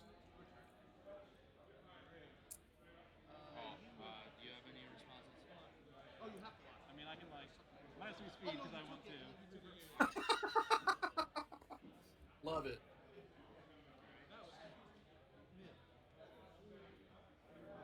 Oh, you know what's really funny here? Is he tapped that card and it could matter. Because he could play Indiscriminate Shock on a 7. Oh, no, he doesn't have enough foundations. Well, he could do it on an 8 after a foundation. And just send it to 9. If he just hopes for the best. I wouldn't do it, but... Yeah, that's not the play. But it is funny that Tyler said, I'll commit this. Wouldn't have mattered. Because it has stun 1 anyway. But also, I think it's funny. I just think it's funny how.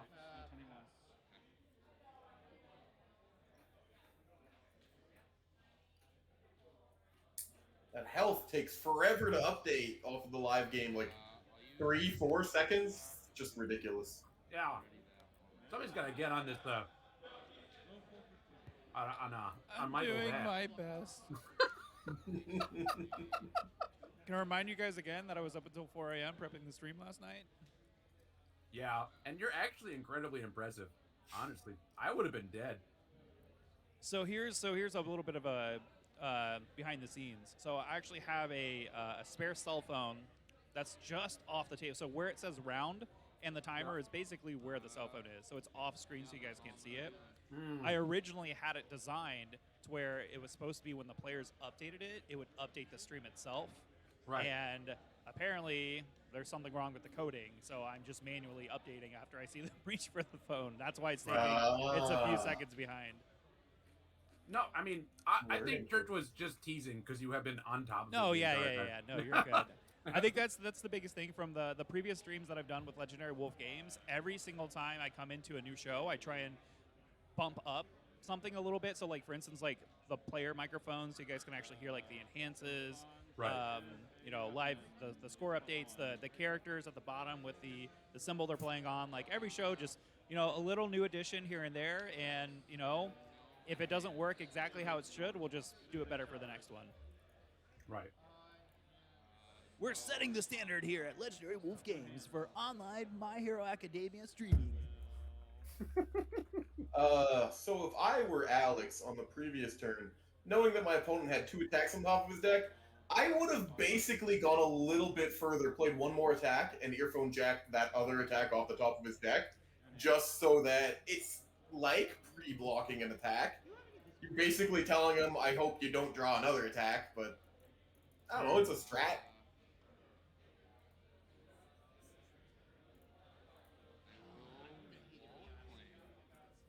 Wall clinging a 5 mid. I don't know if you're desperate or you got a weird hand. Definitely weird. I would definitely hold that for the... No, you're right.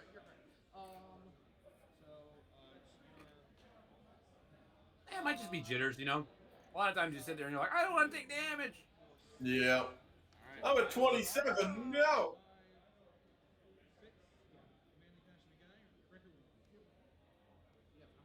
Gotta put that 5 on top. Oh, putting the 3 on top. Oh no. Oh no. I'm watching real hard. Yay. Alright, my enhance now. I will, if I have an asset, I will ready 1, draw 1. Yeah, it's scary when Jiro has draw right there. Wow. You gotta set it up, and you just know he's gonna get an attack. Mm-hmm. Just gotta give him the one you want to get hit by the least. Yeah.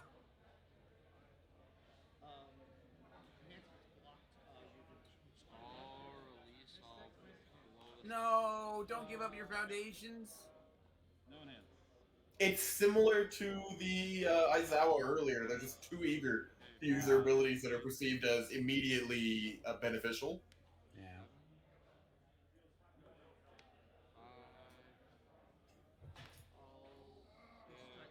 Tap one of those reliefs, dude. You're not going to use all of them. This should build. I guess if you use your Yeah, it works fine. Yes, indeed. And we're not worried about stun in this specific matchup.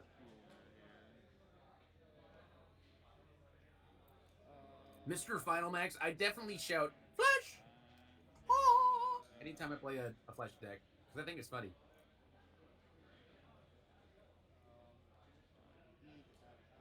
Four low, 4-7.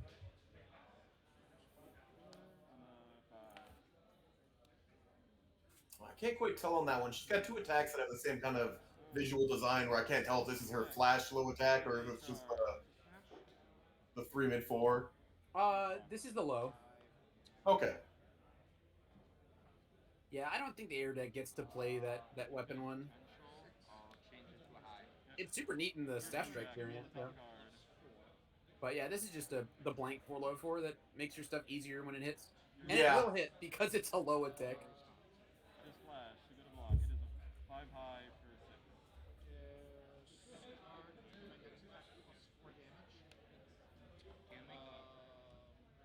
Did he not know that was... Oh, no, he didn't, because he'd been milled 1. Yeah, it could have been anything. Already one earphone jack.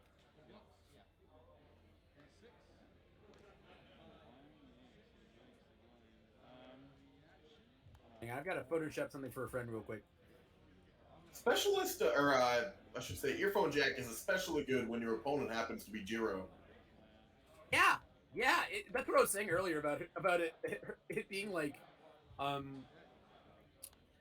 she has the counters to her own like play. Yeah.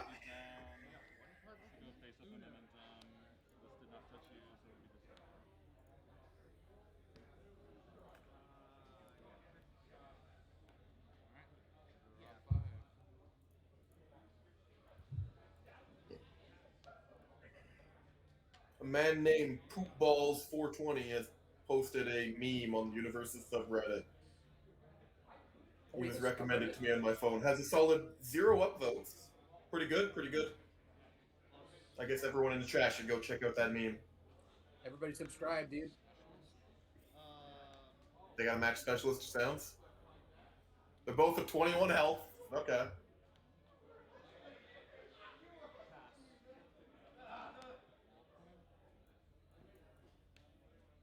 Oh, that is extremely defensive. What?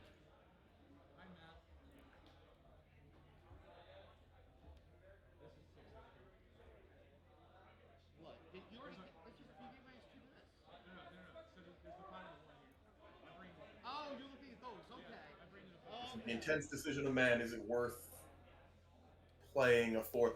Oh, he's gonna. Oh! Oh, the swinging for the fences on an 8.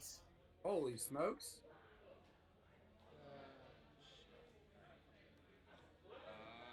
Oh, I'm sorry, only on a 7. I don't know how math works. My response be minus 3 speed.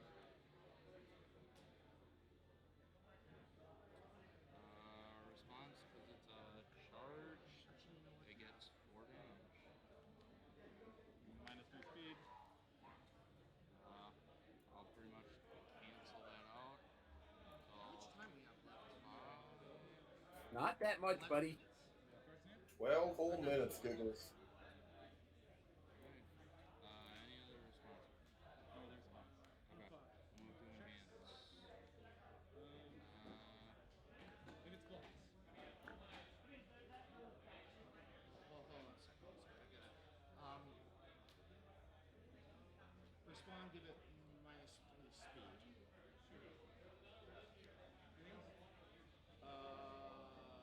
This attack gets +1 to its powerful, so it's a power 3. Pick this up for minus 2 damage. No hints. I feel like the odds of this hitting are probably slightly lower than most attacks.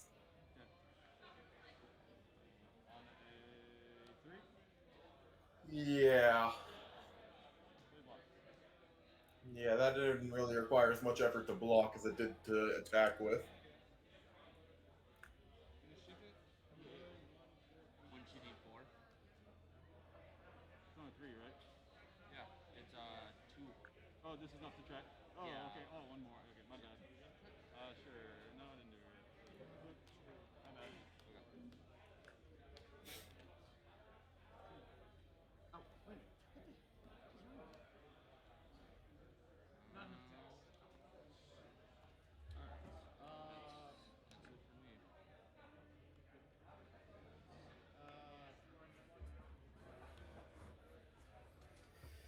Boy, howdy, this is going longer than I thought it would. Yeah, I expected this match to be very quick, not go down to still 50 minutes in. Wow. Yeah, game 2.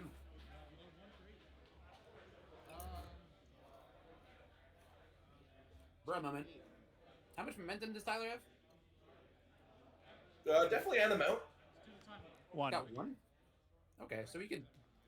So, the one thing I haven't seen in these decks is aggressive temper, the 6 check. Spawn your phone jack. Middle the top card of your deck. And I think it's gotta be...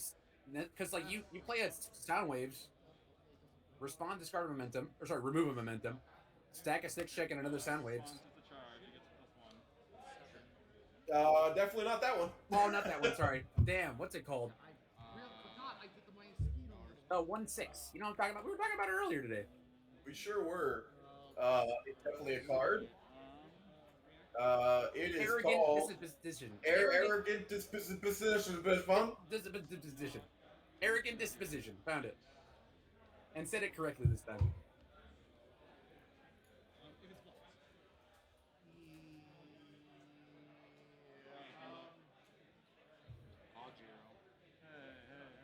Yeah, I mean, so you do it for none of the text on the card, and just because it's a 1/6, right? Yeah.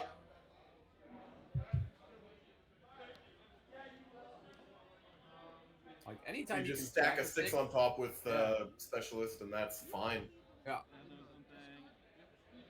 Well, it just makes it so your strength can be 1 deeper, right? Or you can go 1 harder, right? And that matters. No one else. Okay. So 4 high for 7. Throw. Taking 7. Man, I really thought this one was going to be super quick. Yeah, me too.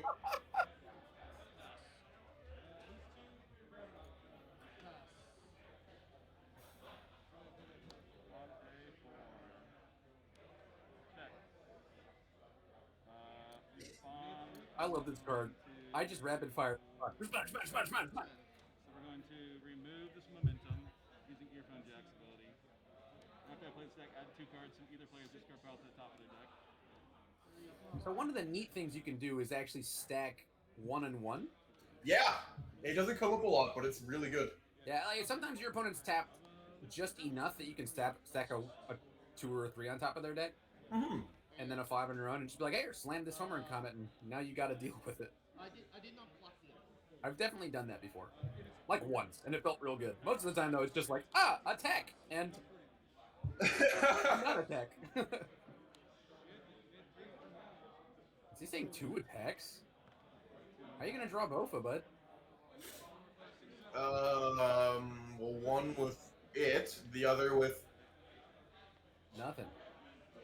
Well, if he doesn't know that it's Flash, he might try to enhance with Destin for mainstream success. Yeah. So now your response. Stop it, Tyler. Just do the responses. Just do all the responses. Alright, response is Headphone Jack. Middle of the top card. Yeah, that man is slow playing himself. I got it?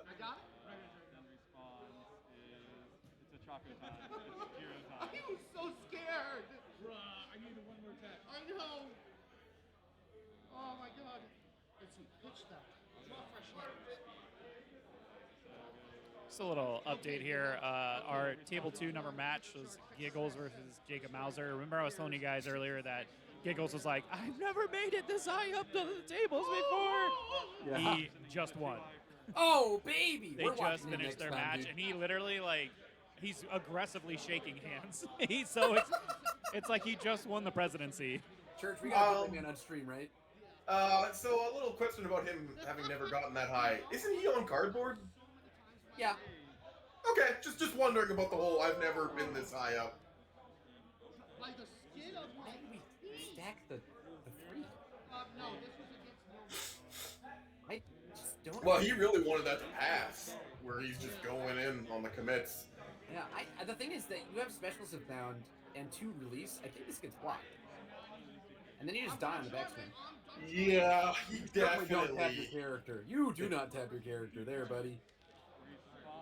So it gets 5/5, but it also gets -3 speed and. Yeah, so it's really only 2-5, and then 1 release puts at it. Wait. Oh, no high block. Yeah, okay, that's fine. That He happens. has wall cling and a. Oh, they're 2 low blocks. Yeah, 2 low block. Yeah, okay, that's fine. That's fine. That's fair. but I kept wanting because of the form. Huh. Well, sometimes you get trolled by your own sideboarded card. Yeah. Yeah, that's true. Well, I don't remember if he sided out a mid or high block, but it would be really sad if he did. It would, yeah, I got in darker this in shot, here. there's 2 low block. Maybe it's just the way I'm sitting here. And Yeah, I shouldn't have the webcam right on the monitor where it's just... Hey, I can angle it. That seems like a waste. Just look at my closet. Look at all that. There we go. Apparently people are just having fun building decks just watching the stream. One person was saying they built 2 decks since starting the stream. One says he's on his 3rd.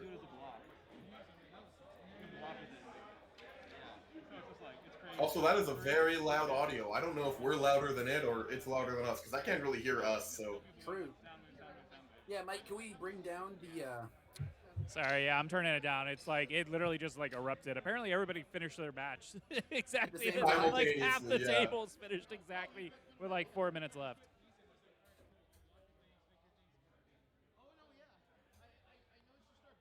Okay, so I guess we've got a little bit of time until the next one. Are we gonna bring one of these men on for an interview, or should we just bring on someone completely random? How would you? What if I bring on Giggles just because he's so ecstatic about his win? He can explain to us since it was off stream. Yeah, sure. Like the man looks like he's on cloud 9. So I'm gonna see if I can grab him. I'm letting these. So our players that are you guys can see the players that they're talking about the matchup and how they're gonna change their decks and whatnot.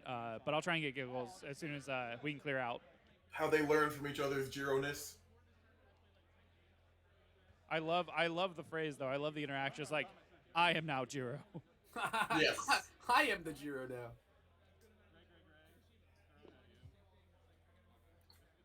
now. Chop Attack says switch to game. I'm not really sure what is meant by that. I'm sorry, Mr. Chop Attack. The game just ended. Yeah, there's not really a game to switch to. You can, as we do in our intermissions, watch me play with these pins because I got no other toys. True. Yeah. Bromley's got a harmonica on call. I got some okay idle game on my phone that's just been kind of going idle for like 4 hours. Actually about 2 minutes, but whatever. Yeah, actually 2 Close minutes. that. I mean, I do have a little bit of Universus cards. I really only have the 3. Just 3 copies of this. I like them quite a bit. Very banned, but very much mine and mine. And I'm happy to own them. And I have this energy reserve. It's where I keep my reserves of Pokemon energy. It is not a Pokemon card. This is a Magic card. I've got these exclusive Legendary Wolf Games wristbands. Oh, nice! Yeah, dude. I don't have anything that cool. I got this case right here. It's full of cards. Hell Let's open it up. Oh man, if this is what I think it is, Steven Jennings is gonna like this. All right, we're opening up this big case. All right, and it's full of flesh and blood. Let's just send that right now. I got it organized by class because that game uses class to organizes people by class, which is kind of disgusting. You shouldn't do that in real life. Yeah, I shouldn't discriminate. That's how you get Rune Blades as 7 of the top 8. Yeah. Okay, what else do we got here? We have a box. Inside of it is, okay, I actually didn't expect this. It's flesh and blood. I legitimately didn't think I had to. Except though I was by the first. The boy Here went too is deep. the cover to Dragon Ball Z Legacy of Goku 2 with Vegeta not featuring on the cover. No Chris Sabat. Not even on the back. Get wrecked, Vegeta, not main character. I think I got an All Might somewhere. Oh boy, it's All Might. We found him. Oh, nice! Oh, you got the classic Gen Con. Well, classic. Oh, I got one for the stream. Check this sucker out. It's my fucking Streamlights.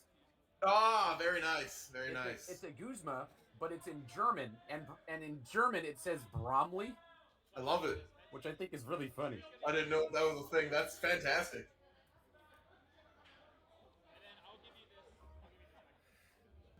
Hey guys, so Giggles ran away so he could go report his match. But apparently it was very, very crazy. So what I've done is I've pulled Jacob up here, who is his opponent. So he's going to give you the lowdown before we get Giggles back. Oh, dude, it's Jacob Masur. I couldn't hear a word he said, so I'm pretty sure he was just talking mad crap about me. Oh yeah, absolutely. He said you were beautiful and sexy, and he wanted to touch your pee-pee. I needed that because I just got spanked so hard by Giggles. Yeah, Giggles was louder than the players on stream. We heard him more clearly. I can only hear him. Mm-hmm. So, I'm playing Nomu. Nice. As one does, yep. He's playing Kirishima.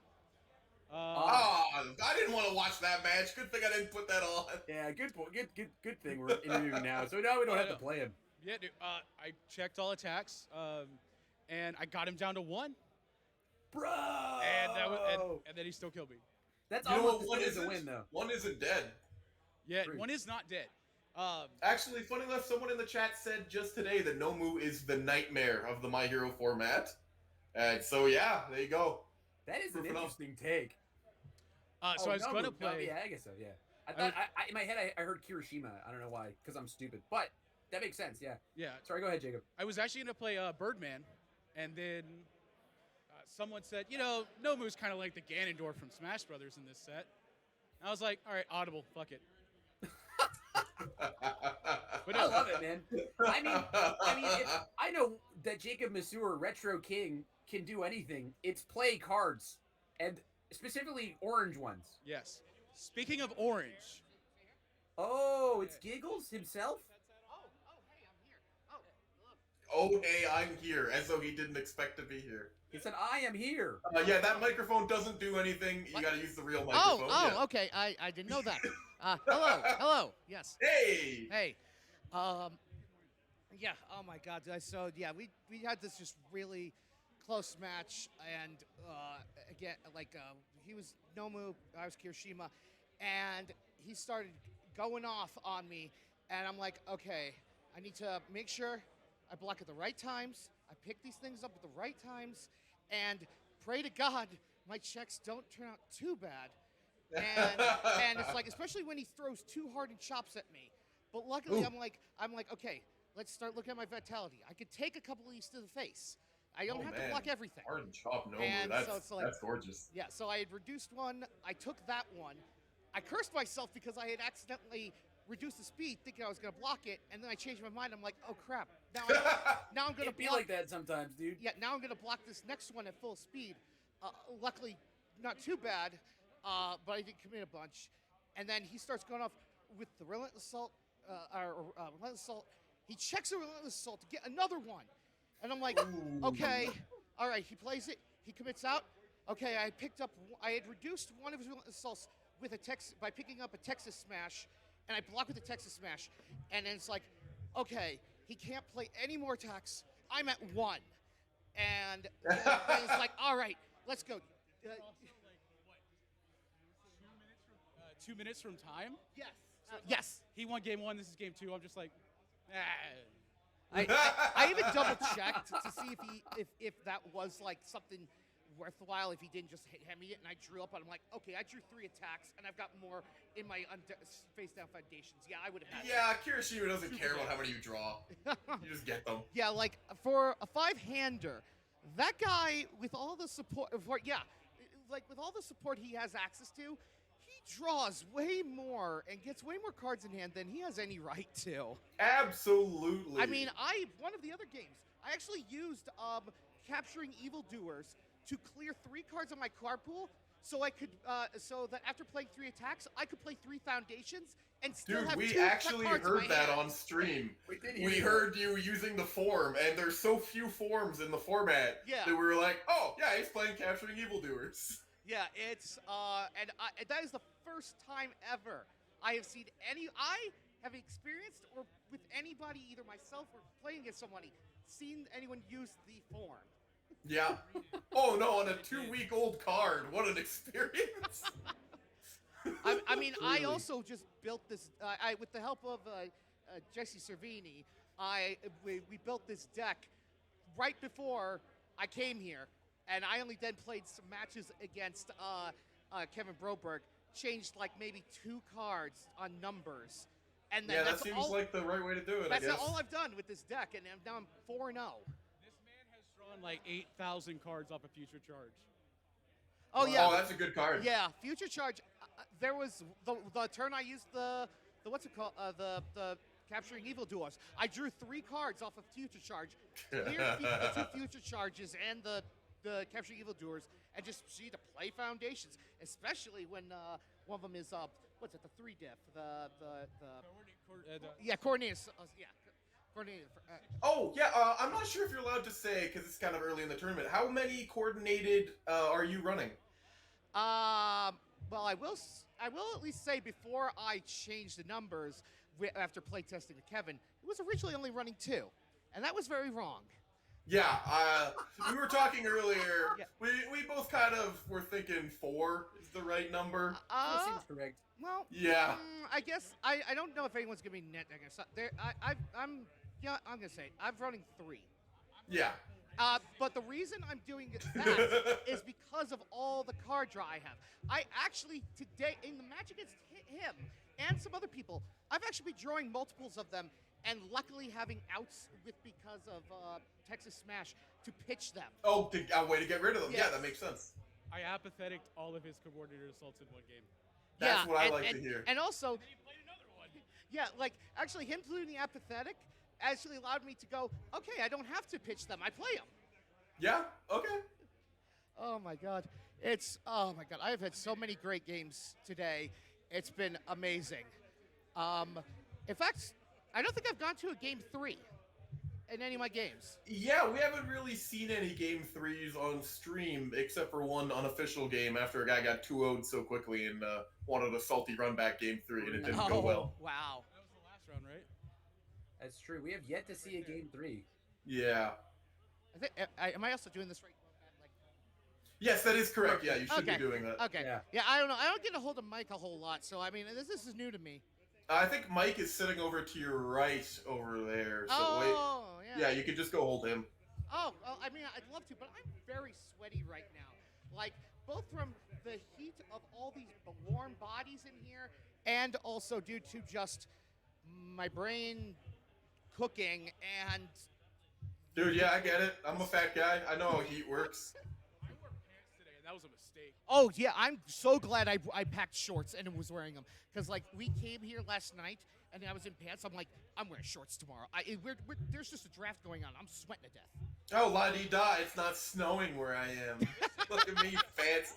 I mean, it's not snowing here either, but I'm from fancy. the South, man. Like, they were like, it's going to be really cold. It's going to be like 40. It's like, cool, pants time. I'm in here, and I'm like, nope, should just... Yep. I mean, it's pants time outside, not inside. Yeah, I'm half expecting to go home and find snow on my lawn. I mean, I live in Rochester, where the seasons are just made up. It could. Yeah.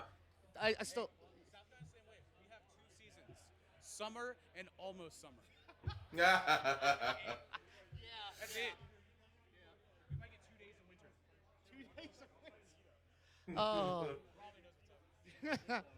Also, I gotta comment something, Giggles, and how you were talking about. You were so excited to be at the top tables getting the luxurious chairs. Oh, yeah, this because is you've never been this high before. Well, I think I've been this high before, but never in a place with the streaming setup, Okay, comfy okay. chairs, play mats of the store there. Like I don't usually. It's been a long time since I've gotten to here comfortably. It's kind of been a long time since you've played like competitive cards. That is or at least, true. this Well, game. no, that is true. I mean, like there was a period of time I wasn't traveling to like nationals and worlds. Yeah. And then COVID happened and nobody traveled. I think the last time I saw you was Worlds 18 when you Punch and Judied me using all 4 Punch and Judies on turn 2, and I was just the most displeased man. Yes, I forgot that. Yes, they all handed me, 8 of them. They on handed turn me the 2. Punch and Judy deck on that day. I never played it, and I ended Yep. up going like 5-2 or something. Oh, I noticed. Yeah. Oh my You were god. Mad Puro, and I remember you enhancing on turn 2 and hitting 3 of them on one of your activations of your character. I'm just like, Oh, have you never okay. heard of my luck? I mean, it happens in other things too. I play gotcha games, and I spend no money because I just pull everything. Yeah. I don't play gotcha games because I have a gambling problem. Oh well, I mean, I luckily I don't think I have that much of one. I know my friend might. The most important part of a gambling problem is admitting you have a gambling problem. That's why I will never admit that I have a gambling problem. Truly. Well, you see, once you admit you have a gambling problem, then you got to give yourself over to some higher power, apparently, or something. I don't know. Yeah, I mean, just take in Satan. He'll probably just, your soul's cheap, and he'll probably fix it up. Learned some weird things today from Giggles. Okay. Tim Friedley messaged me and said, "The wood is hard again, 3-1." God bless. Oh my God, that Kamui match. I played against the Kamui. Oh my God. Again, that was another match. I got to 1 because he had played a charge, a kick that was low, and then he played home run comet, and that was 1 off because the kick did not get powerful. So I lived at 1 and just swung back and killed him. Because the kick didn't give +1 to it, yeah. Yeah. I was like, I'm looking at it, I'm like, oh my God, home run, I'm dead. Wait, the kick doesn't add. The kick doesn't add. Am I alive? Am I alive? I don't want to say he didn't build his deck right, but No. it sounded like that didn't really run well. He pointed out he could have just played a different attack, and then he would have just had it. And I'm just ouch. Yeah. Yeah, okay. Yeah, but he didn't, Giggles. He didn't. Okay. That's his fault. I mean that's sometimes what happens. I know I myself have been guilty of a number of times of mega players. I still remember back to, oh God, it was one Gen Con. I played against Paul Bittner for his second champ card, and I was so full of myself. I could have just played way more attacks in a safe order, but I'm like, there's no way he can block this.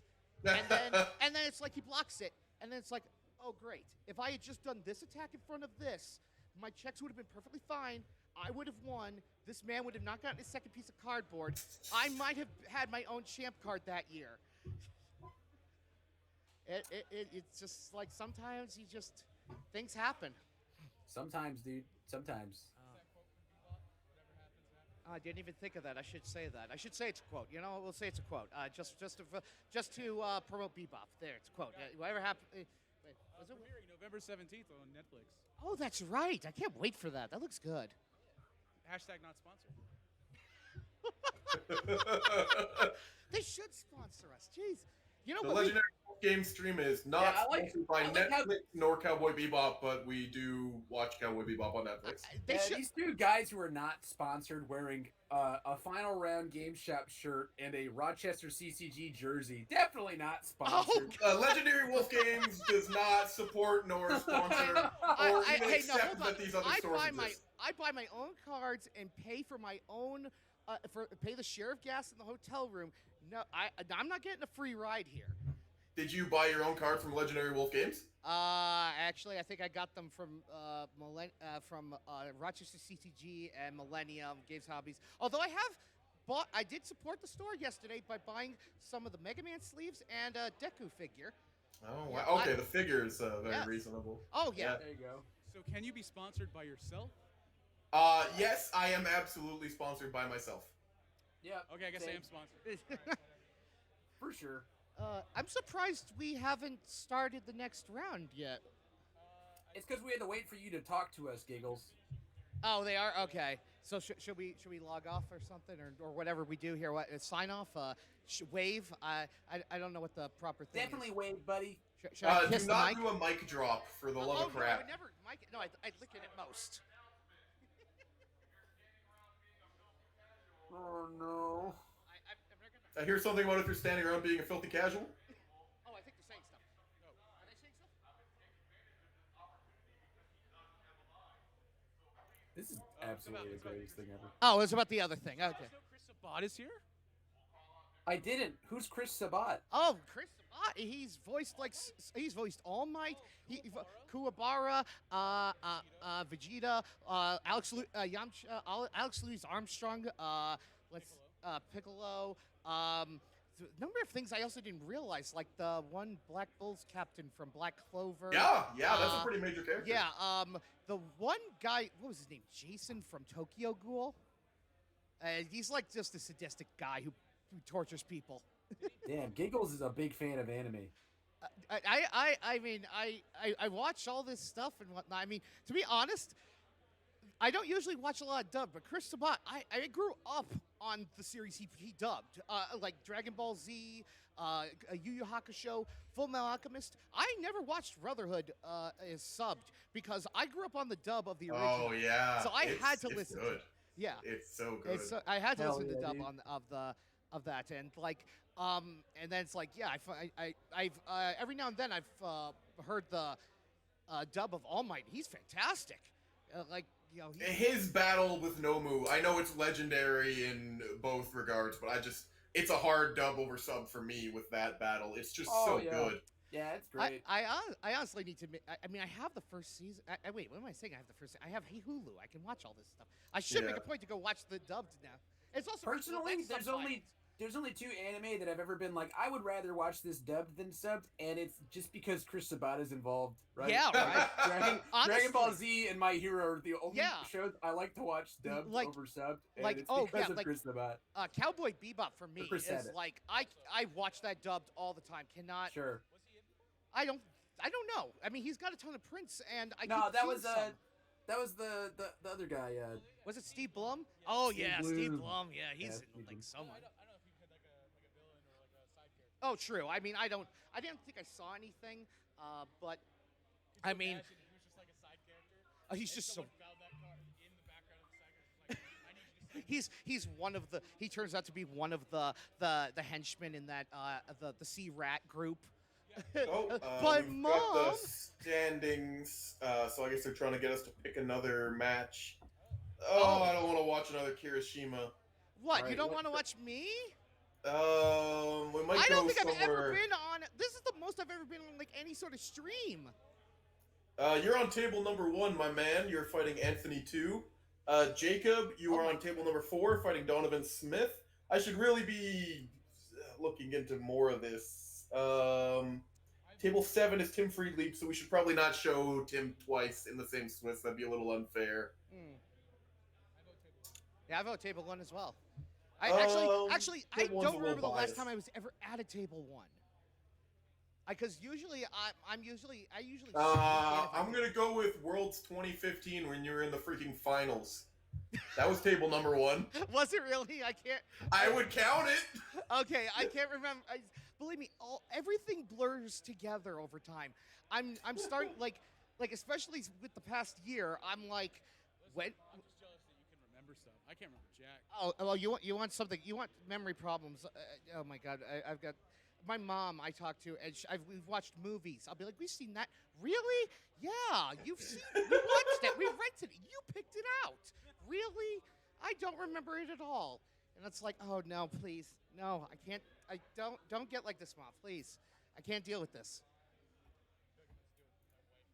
I'm trying to find Jeremy Pobiel's name, and I can't find it. I want to know what he's playing. Jeremy. I played him. He's playing Kamui Woods. Okay, that's not bad. That's not bad. He's against Momo. Oh, okay, yeah, he's on. Momo is on Tokiyami. Oh, okay. Yes. Oh, yeah. Actually, didn't I beat? Is that the? Is there only one Kamui? There's There's 4 4 Kamui? There's 4 Kamui. Oh my God. Yeah. Well, I'm pretty. It's actually really neat. It's super neat. I because I beat a Kamui round 3, and That was quite scary. Well, actually, it was more scary when he turned into Froppy. Yeah. Tim Breedley did it. Yeah, I accept, because I'll tell you this, Kamui, I don't care if he gives me -1 damage. I'll still pump these things to a lot. Yeah, Whatever. it's gonna remain relatively the same. Yeah, like he has a better Yeah, I time. think we're going to table 7, Mike. Oh, all right. I guess I got this at least. Sorry, Getting Giggle. another Friedlieb. It's okay. You just gotta win out and then be on stream for top cuts. Oh my Easy. god, that would be great. Yeah. It would be Friedlieb versus a No, Shigaraki. I'm Ooh, going I to do my actually- damnedest, man. I will do I my really damnedest. want to see Shigaraki versus Kamui. I know it's putting Tim Friedlieb on again, but that actually sounds really fun. All right, do it. That sounds good. Which table's that? Number 7, you just recommended it. Thanks, and I thanks am for having agreeing. us. Bye-bye. Bye, guys. Thanks for hanging. Yeah, we have not seen a Shigaraki yet, so I'm super. Yeah. down. Table 3 is Kevin Broberg versus Shane Duckworth, which sounds like a really good match. I did see that, but we'll certainly probably maybe see that later too. Yeah, absolutely. I'm just trying to figure out, do you remember what Broberg was playing? I think I'm Broberg's. trying to find him on this. I can't see him on here. I don't see a Kevin. I think it's missing some of these people. Oh, isn't that lovely? Yeah, I'm not seeing him either. There were 2 different ones. One Yeah, was Shane is also not 90. here, but I think I don't know. Mike, if you could send us a new Mason, can you send a new standing for us? Yeah, I don't even know what Broberg's playing. There he is. I found him. He is playing Kirishima. Wow, it's a Kirishima mirror match. Damn, Oh, that I'm would be nice. so happy to not be watching that right now. Hey guys, Mike back again. I just want to confirm. You guys said table 7 for the Table next match? 7, Got it, not thank you. 3. Yeah. In fact, you can just put a lighter next to table 3. That'd be great.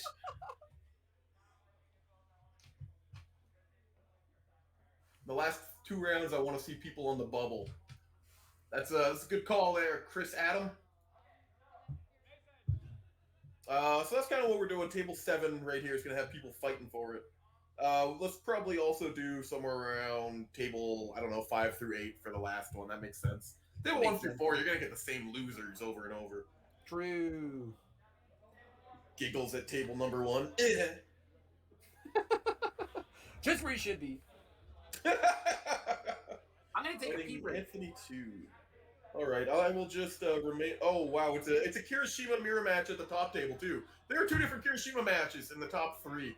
I guess I am left here to entertain the audience on my own. So I'm just gonna go through my wallet again. Here's my Air Miles card. It doesn't have my name on it, so you can't steal it. That's fairly exciting in and of itself. I got a Scene gift card. I got a whole bunch of Canadian money that we can go through. The 20s are green, so I can feel Ooh, that smells good. I don't think you get that in America. Ooh, a little high there. That's kind of weird. I'm going to put that back in here. None of you need to be seeing my money. I don't really have many other props that I can play with.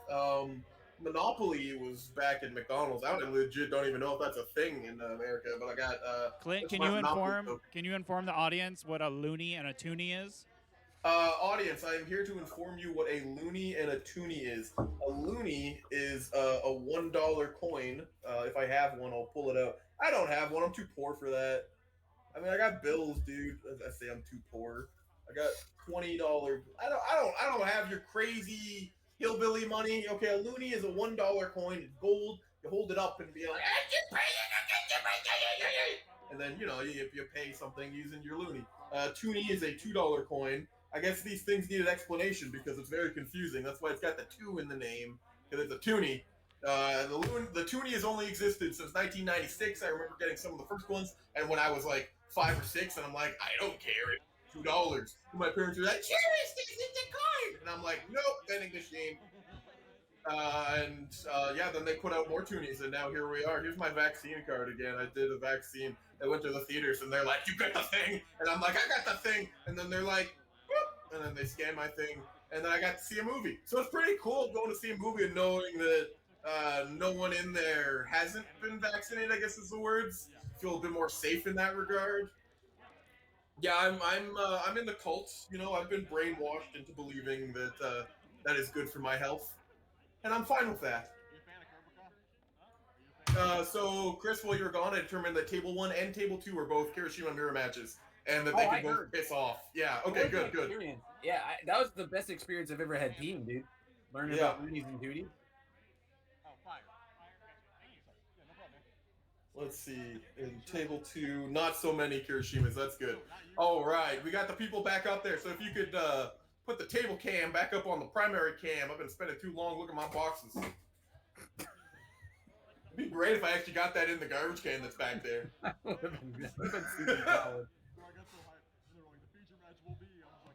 Did not get in the garbage. Yo, check out this custom character card I made for my boy. It's Clark Kent. He's foily. Yeah. It's actually remarkably easy to make these. And then I got this Trioculus. From That's a lot of Oculuses. Yeah. The extended universe Star Wars character. And this harmonica. Yeah, that thing coming back a lot. So who we got here again? We got Hanson Hey Mike, can you get the guy on the left to pronounce his last name? Terrella? Like, I want to hear that.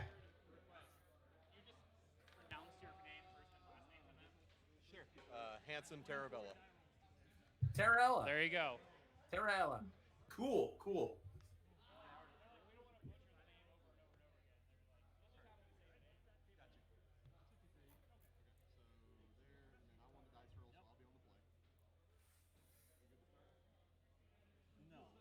Okay, so could we switch these around? Because I'm totally just watching a tiny little screen on my screen. When I'm bigger on the screen I'm trying to watch. There we go. Yeah, Shigaraki, as I'd want. Whoa, look at him, Deku punching Angry Boy. That's crazy. Those guys never fight each other. Well, except for that time they fought. And that other time they fought. Look, we don't talk about that time. And that other time they fought. Well, that one we really don't talk about. Oh, it's a fire Shigaraki. Interesting. Ooh. I didn't expect that. So Kami Woods is going to have to be on his toes. Because the one time ever that he doesn't block Shigaraki's attack, he's going to lose half his health, you know? Yeah.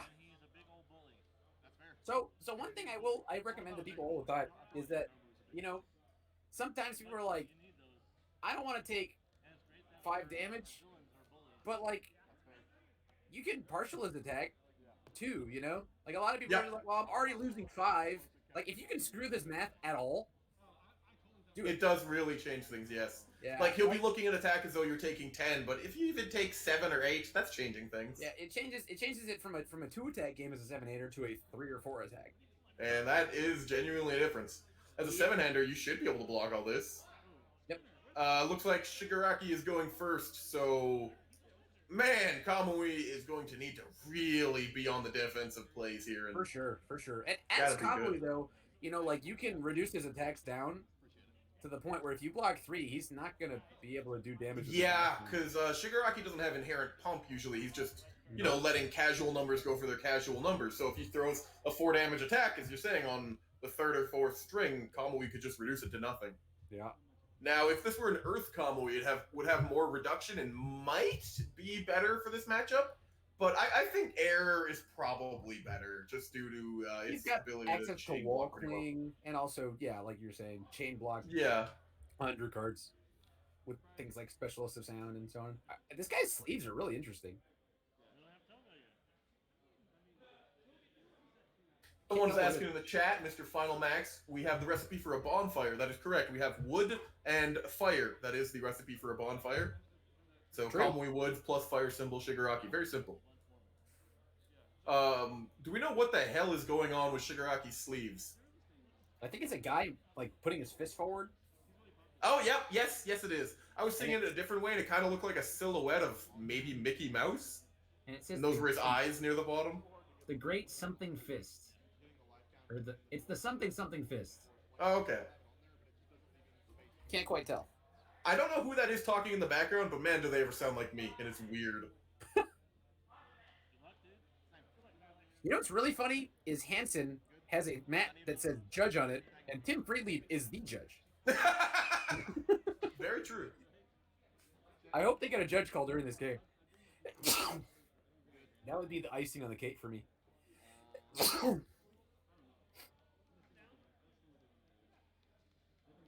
Is he considering the greedy 5th card? Do it. Just do I it. like it. Oh, okay. Oh. I love that he got the self-assured card number 1, game 1, turn 1. That's sure for does me the have- reason to build Fire Shigaraki. He also got 2 of the Bakugo's 1 diff that gives your Fury Attack 2 speed. Like, That's pretty good. That's gonna make something connect. Woo! I That's like a it. lot.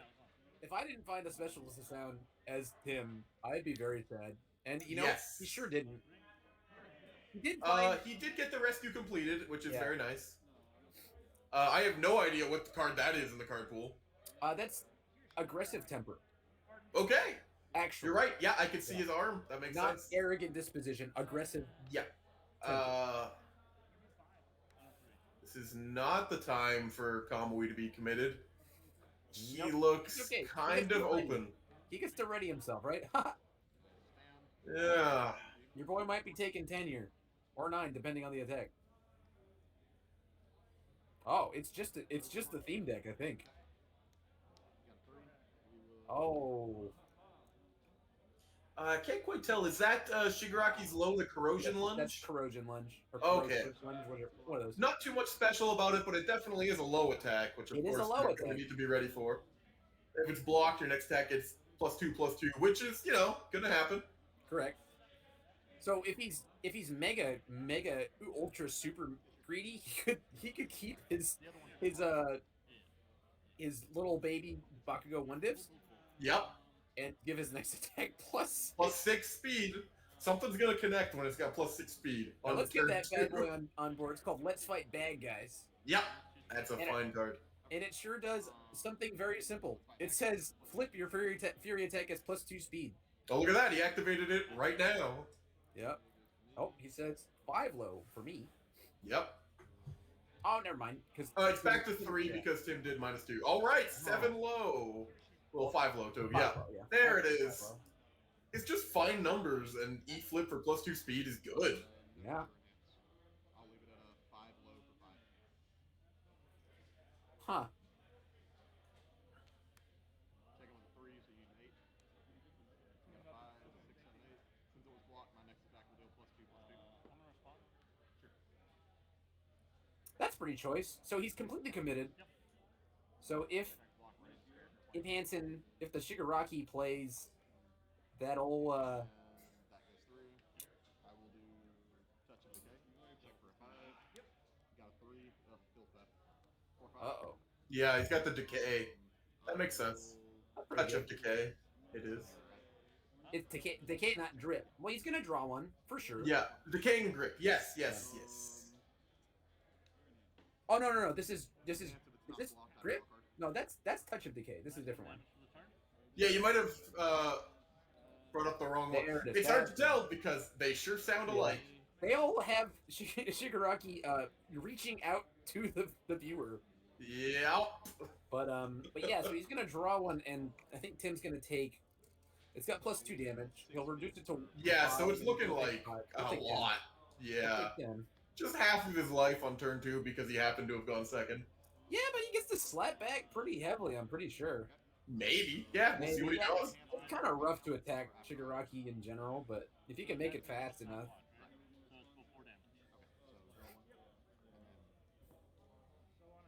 It'll be 5 damage and his effect. Love that. Love that knowledge drop Tim had to do. But he does go to 10.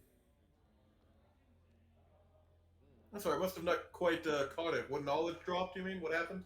Tim was like, you draw now before damage step. Oh! Because that totally matters. Well, it matters because it's the layering of the response. Yeah. or something like that. It's just funny. It is funny. Like, it doesn't actually affect game state at all. Yeah. Shigaraki Zero Diff doesn't really do much in a little matchup like this. Like, you know, it adds on 1 damage once, which is objectively worse than, say, Stronger in Shadows. Yeah. but I mean, the guy's already at 10. And each character's adding 5, so the zero diff flipping to add 1 more to the 5 is really not doing anything. Right. It can't be the damage that kills them. So I don't think there's any number currently where that zero diff does anything, unless Tim happens to half block. Well, then the zero diff will kick in. So the reason why I would build it is just to try to get a greedy block off to destroy one of Tim's foundations, right? Hell yeah, absolutely. Like that makes sense because he could feasibly if Tim plays the throw and he block and Shigaraki blocks high, then he could feasibly tap Shigaraki Tap 2 to play now. and then have to permanently destroy 1. Yeah, like that could be pretty devastating. So yeah, it's definitely like you feel suffocated into a Shigaraki who is ahead because you want to get stuff back, but you also don't want to get your own resources destroyed. Yeah, Shigaraki's an interesting character like that, and that's why I'm really happy to put him on. Yeah.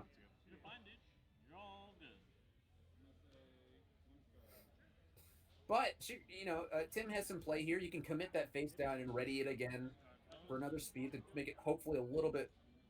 Yeah, I mean a free speed's a free speed. Yeah. Discards the throw because he does not want to get Shigaraki'd, which I think is a smart play. It also does not have a good block. Yeah, Shigaraki, it is interesting that he does have to fully block for his arc commit. It would be a little nuts if he could just block mid with anything and get away with it. So that is two really cool points about it is that it has to be completely blocked, which is why Self-Assured is so cool. Yeah. But also it makes your opponent destroy a ready foundation. So it really affects that is fantastic. Yeah. I think that's a really important note to make because you can hold it for like a later block and really interrupt your opponent's turn. Mm-hmm. It really changes how things go. Yeah.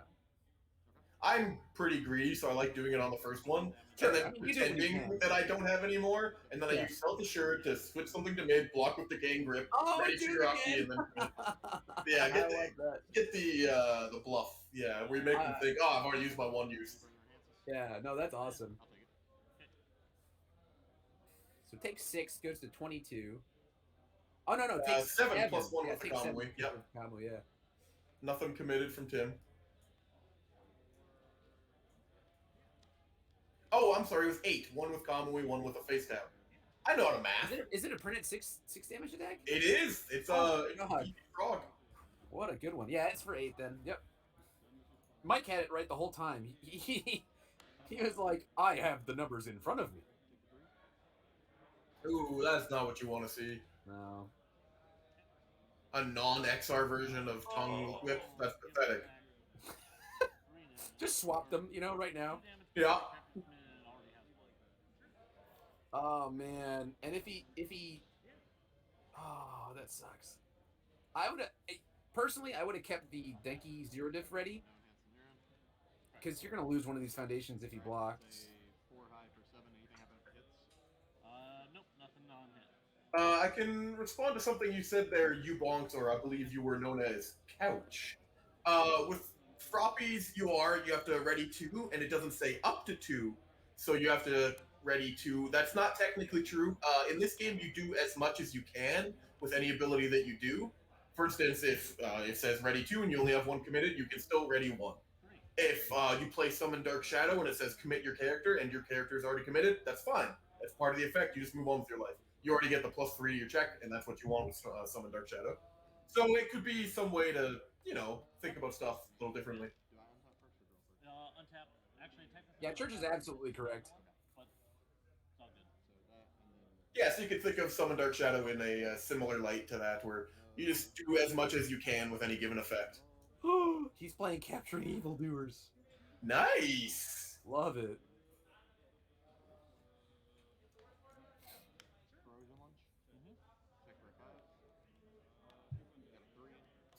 So this is the reason why I don't like Corrosion Lunge. It sure is a super fine. Yeah, I'm also not a fan of it. The 5 diff is really rough. Capturing Evildoers, I think, is fantastic in Shigaraki because you're going to get hit eventually. You're not the most ideal defensive deck. And not only are stealing people's foundations, you can steal their momentum for 8 under them. It's fantastic. I think it's so cool. It's also my favorite answer to the Aizawas that are playing Recipro Bursts, because Yes. they'll EX down to 1 momentum. They'll leave exactly the 1, and you wait for them to do it too. Exactly. They'll leave exactly 1 momentum, and you remove it too. It's funny, it's not even discard, it removes the momentum. Remove the momentum, yeah. Yeah. It's cool such a good card. Yeah. It's the same as And as we heard from Giggles, you can play the form. You can absolutely play the form if you want. Couch says, I blame JJ. He said it has to be 2 that you ready. Well, JJ sucks. He's only been on like 1 or 2 champ cards, you know? Yeah. He only has his own singles character card. He's not supposed to know how the rules work. So if it said for cost, if it said ready to face down foundations, right? Oh yeah, you would have to do it. You would have to, yeah. But for effects, you can pay cost and not have a target. Responses, you do have to have a target, I'm pretty sure, though. Okay, so it's blocked, so next. But for enhances, as long as you can pay cost, you can do the thing. We will turn to dust. A good example of this is like, if you're in Deadlock and you have a release on board, you can use it on your own attack. Yeah. First enhance, we will stun 2. I think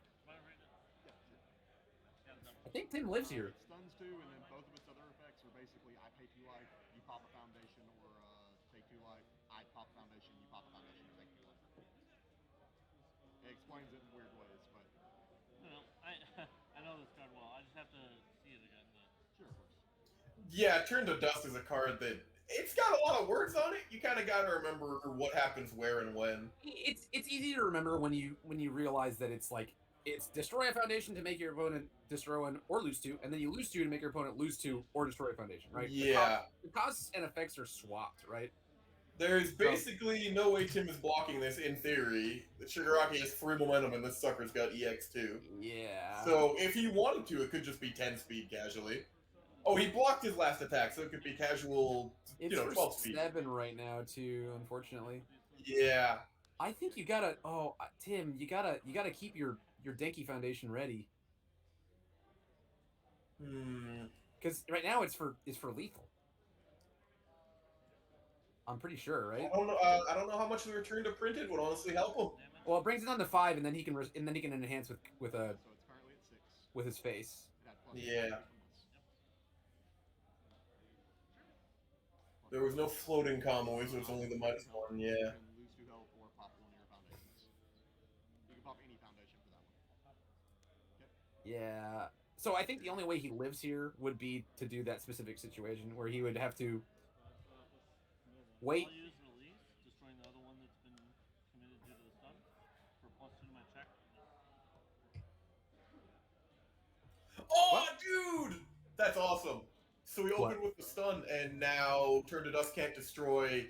One of Turn to Dust effects is destroy the things that were committed due to the stun. One. Yeah. And he blew up something with release, so now there's nothing left that was committed due to the stun, so the effect would just nothing. Fizzle. Yeah, but I mean. Do you have anything else visible that reduces speed? I have this. Okay. So I'm currently at a speed of 6 for 6 damage. I will EX2. Gain 6 speed. Yeah, I think he's just dead. Yeah, how the hell do you block 11 speed?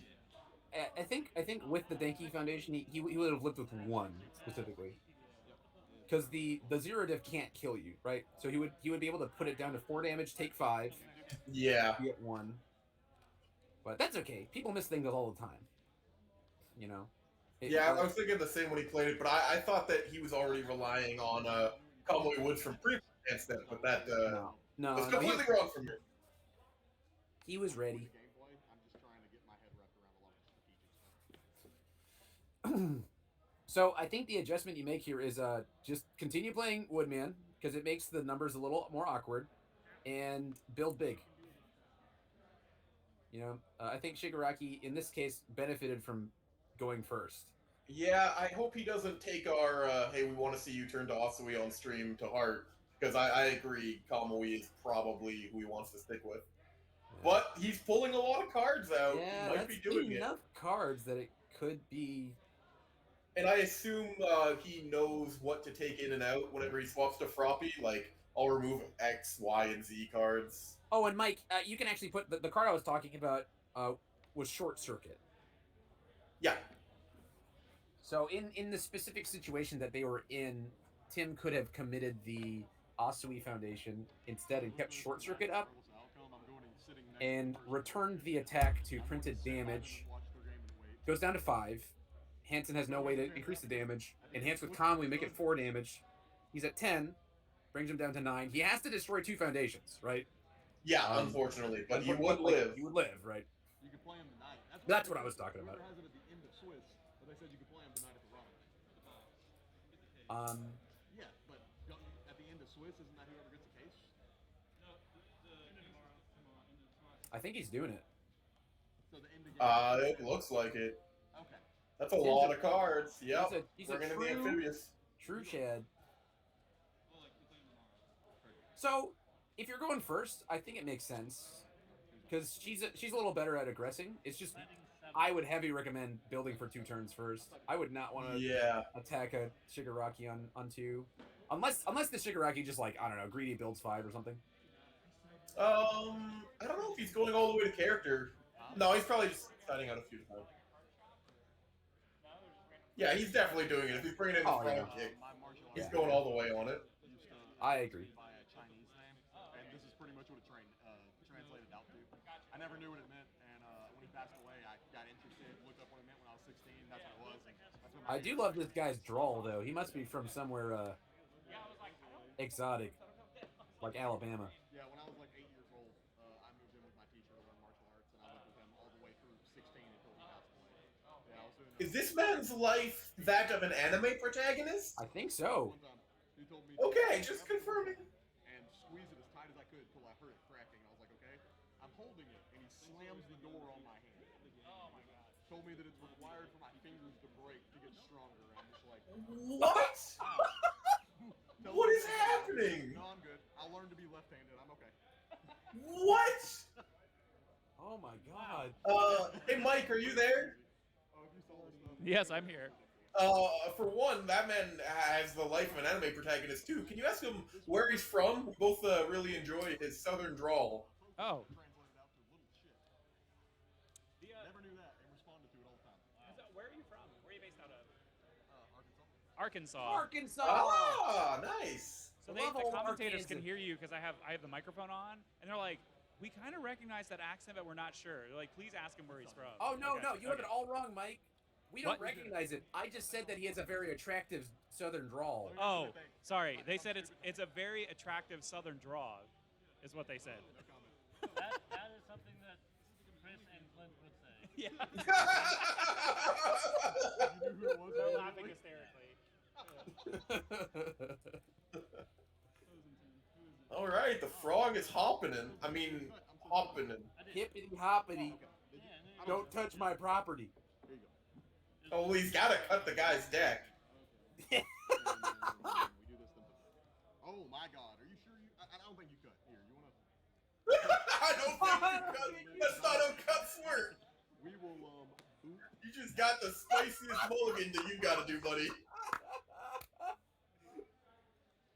Well, I mean, he's the one who shuffled the deck, dude. Feels Yep. real bad right now. That ain't on your opponent. Did he shuffle his deck after mulliganing? He's got it. Yeah. Mike, remind him to shuffle. What do? Okay, same hand size, same health. She plays leapfrog. She plays leapfrog. Commit mirror attack gets +2 speed. That's kind of dumb. Yeah, man, we're also surprised that she's not showing up more in the event. Yeah. Oh yeah, shuffle off putting back very, very bad. I mean, so, Ridiculous. so she has a very And I want, specific, like, maybe turn 2. a very specific, like play style, which is Don't listen to that, please. play 5-on-1 and hope to God you check 5 turns. Yeah, exactly. Just play 5-on-1. Yeah. Like you just kind of like fly by the seat of your pants, and if you if you slam fives, you kill anything. Yeah, if she can just get over the top legal in My Hero, she'd be really happy. Yeah. Yeah, you're right, dude.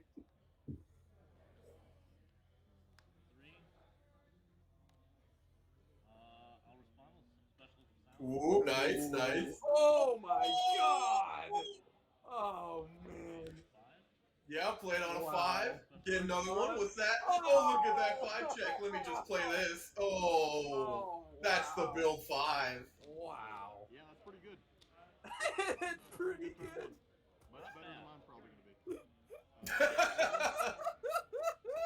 be. Yeah, capture evildoers on turn 1. That's a very reasonable review. Got rid of an action for another attack.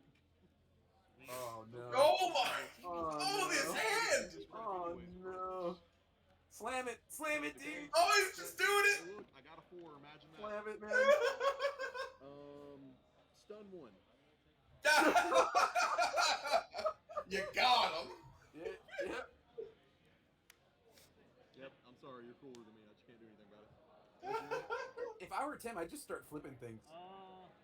Yeah, just get enhances going so you're ready to go. Just start flipping, you know? Not blocked. I'll draw a card. I know it's not on symbol, but this is a great use for capture evildoers on turn 1. It's just block breaker. Right. Does that have breaker? That does have breaker. Oh! It happened before I called it. I'm so good at this game. I just know these things before they happen. Oh my god, he was holding, yeah. It is on a 3, but he still checks the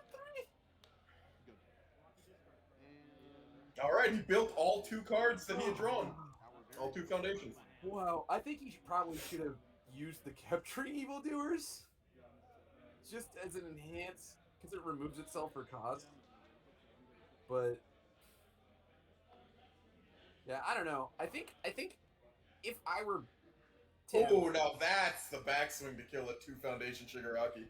Yep, we found him. We found the droids, which is 7 foundations. Well, I guess when your opponent builds to 2, you just have to assert dominance and build to 10. Well, so the opponent has 3 cards in his hand, and none of them are foundations. So I think you can safely build the 10, block whatever comes out. Yeah. With the safety of wall cling, and just, you know. Yeah, as long as you get a wall cling out, you're feeling good. Yeah. Hey, look. Yeah. Yeah. Oh, he saw it. He saw it. Wow. What a king. He hasn't missed it a single time. That's it? Sam Tate has a good point. Drawing 0 attacks is actually better here because drawing 28 damage is not going to happen. So Right. yeah, build to 10 and then block really well. No, I'm with Sam. I think that it's not the worst thing in the world to see. Yeah. I definitely would have liked to see like a throw or something like that, because 1 momentum is pretty good, especially with Tim's kind of janky. He's got Comet in there, right? So that's always nice to see home 1 Comet with an extra momentum. Yeah. Oh man, this is not ideal. None of these cards are connecting, I'm pretty sure. Ooh, with a lot of lows though, and a lot of lows. I actually really like Ice Storm and Fire Shigaraki. It's kind of another reason why I really support Fire Shigaraki. I agree with you. As, again, not the most competitive version of Shigaraki, but the most fun. It is fun, for sure. It's just like Self-Assured and Ice Storm, and just hoping that people can't block you, and oh my god, he's just going for it. Unfortunately, the air symbol has nothing but great low blocks. Yeah! At least it doesn't have self-sacrifice or stuff like that. True, yeah. Still got some really good ones. So Tim... Oh, he got stunned, and he's just drawing back up did the 1. thing. Showing me up. I keep saying that card sucks, and he's just like, no. Yeah, I got a face that's even down. exactly what he said would happen. Yeah.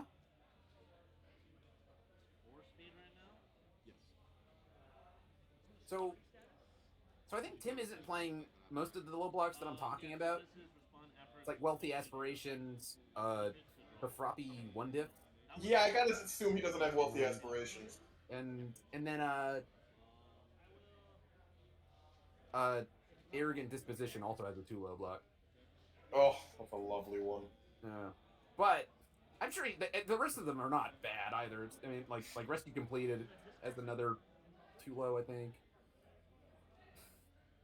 Amphibious is a one low. I'm pretty sure. Oh no, it's not amphibious. It's the other one. I'm gonna go find it. Observant student has a one low block. Evil goes. Check. Tex. Lose 2 help. And it's back to +1. And yeah, you already know the rest. Man, using evil gaze on offense is. If it's blocked, I get to destroy Foundation. So Sam also pointed out something funny. I couldn't tell if they caught it during the enhanced step and went correctly, but when you enhance for -2 speed with rescue completed, can then Recipro burst not then respawn for +1 speed? It okay. Can, yeah. I don't know if he did play that response, but it's really funny because it ends up being a net nothing. You just committed for nothing. Yeah. Yeah, it's true. It is specifically. Yeah. Well, doesn't it enhance? It commits for -2, doesn't it? Yes. Yeah, but yeah, you're right. Mathematically, it is actually because burst speed giving the 1 extra speed is just that's awkward. Yeah. But Sam's correct. You would just have to commit your character. Rescue completed. Oh, may it then rest in peace. See you later, rescue complete. Slam the other one, dude. He's got to have 2 low blocks. Oh no. Oh no. Oh. I mean, yeah. Sometimes you just really see red. Yeah. And you really want to hit that 7-hander and touch him good. Yeah.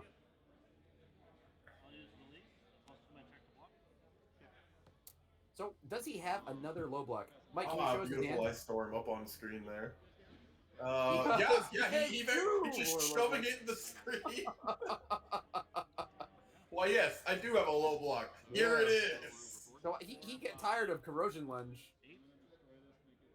So he's checking a 5. 5. Yeah, he's got it.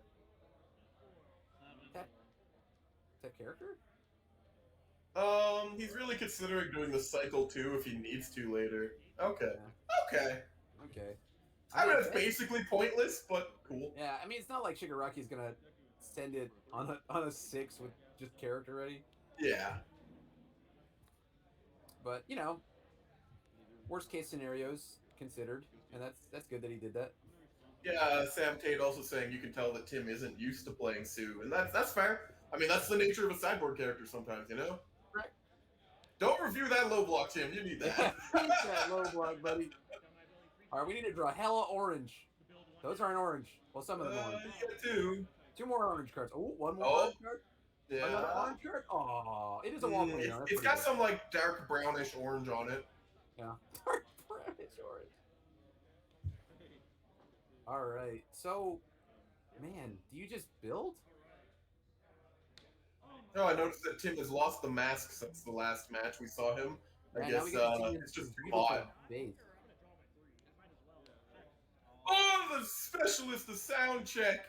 That's all 4, right? Yeah, he's checked all 4. Also, it's kind of fun to say it's your sound check. I like that. We got +3 speed. Yep. I did. Not gonna enhance. You watch me do it again.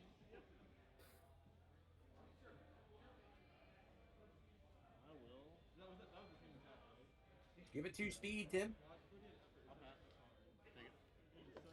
Important question from one Clint Badger in the chat. Do you know what time Tops is starting tomorrow?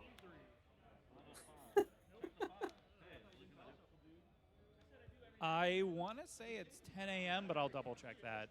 Okay. And that would be 10 a.m. Central Time since we are in Omaha. Correct. Okay.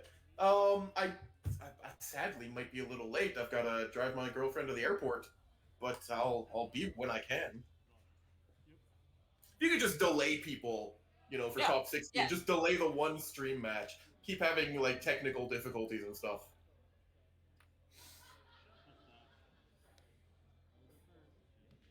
He gets to ready a foundation, dude.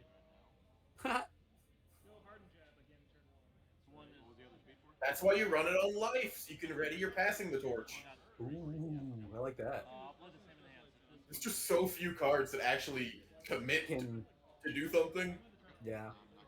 It's nice to get it where you can. Time to name attack. He's doing it. Yep. Call attack.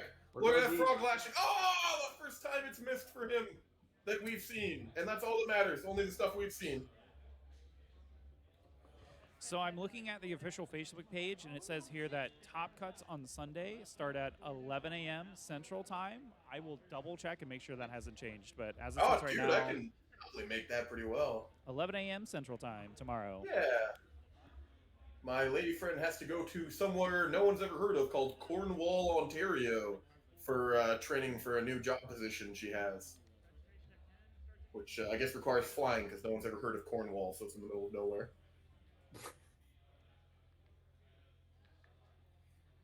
This came in with 3-speed, right? I'll flip this. It's already sealed.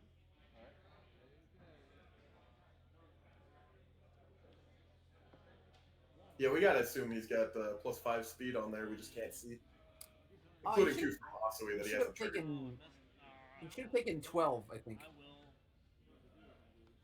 Because the 2 frog lashings were for 5, and then he took 2 from Evil Gaze? Yeah. Yeah. Yeah, +5 speed. He's on that. +2 damage. Yeah. Maybe this is hoping for the frog lashing off of this. So do you think Tim stays on Asui? Personally, I would switch back to Kamu. Yeah. Especially because he's going second. That's a big one. Yeah. Ooh, the second lashing. I like that we're talking as though he's won, going for game 3. I think he's about to. He might be. He very well might be. If we got a hand cam there, we'd know. Oh, never mind. He's already put it back. Yeah, this one's for 6, and if he has another attack that just... Well, that was my hand. I will draw a card because the card is left my card. Right. I said I wasn't. Sorry. I'm sorry. All right, so he's got a foundation. Damn it, Tim, put those back. I saw a green card too. There we go. There we go. Oh, that's home run. Oh, he's got a home run comment. Ooh, Do you think he this opts game's to leave the card in probably- his card pool? Yes, I agree. I don't think it matters, Probably- right? Because whatever it is, if this connects, it's gonna. it's Yeah, just gonna if be this 4. connects, it's 6. So if he connects, he'll be left at 4. Yeah.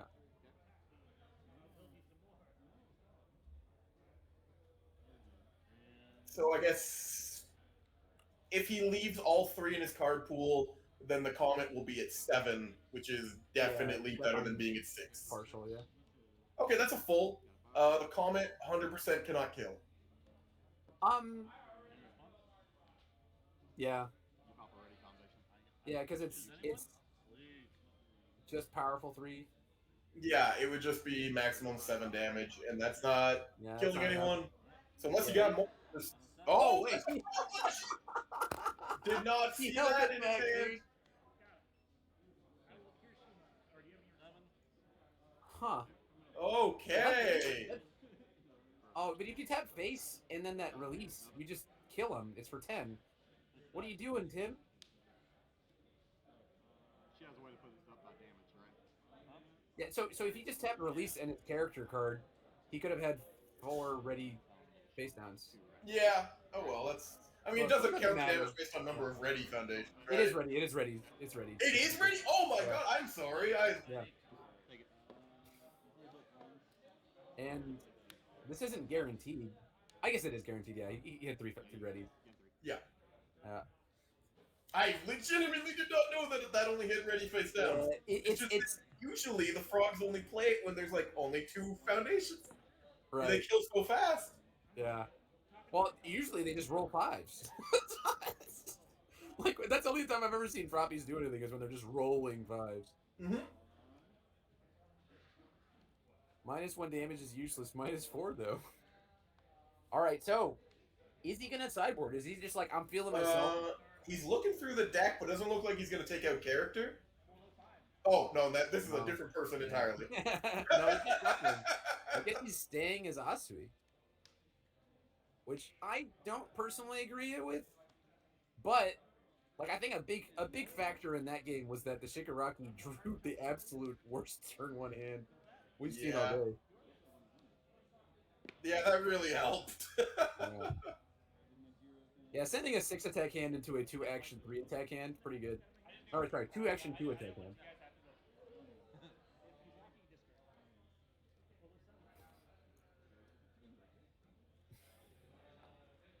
But we have seen that Asui can OTK Shigaraki. Oh, he's gonna shuffle. He says, "No more bad turn 1s for you, but I'll shuffle your deck for you." Please shuffle this for me. Yeah, I got you, dude. The first time somebody ever shuffled my deck for me in front of me was Kevin Berberg. And I was like, "You don't trust me, dude?" He says, "No, I'm helping you out, dude." And I said, "Oh, thanks, dude."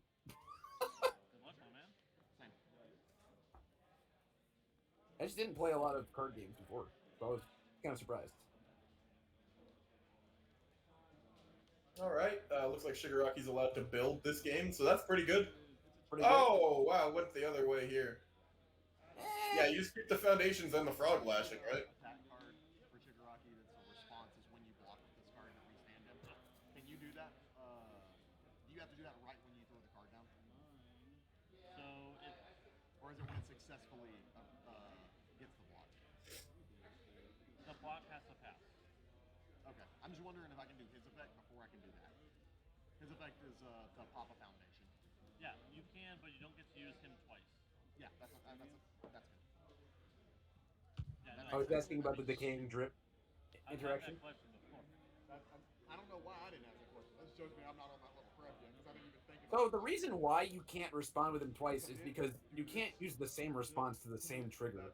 Correct. It doesn't have anything to do with like, oh, it's just you can't use the same. Yeah, it's not a timing thing. It's a straight up, don't do that, that's a legal thing.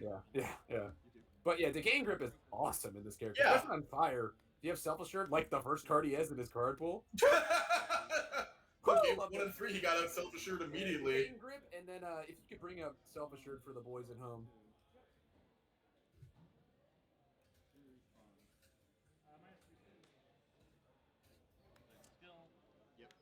Huh. So he's opting to keep his Rescue Complete in hand because it's his only low block. And I think that's... No, I think I respect that. Yeah, you know you've what your seen opponent's doing. So many low attacks. I think that's super, super smart. Especially when you're going second. Oh no, you have to tap Asui. What a horrible day.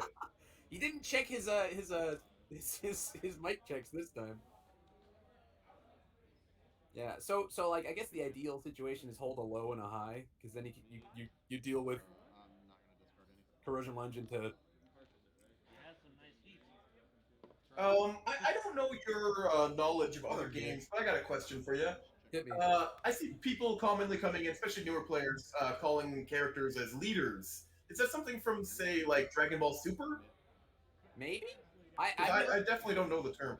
Yeah, the only other card games I played before UFS was Pokemon, and in Pokemon we didn't have like a character card.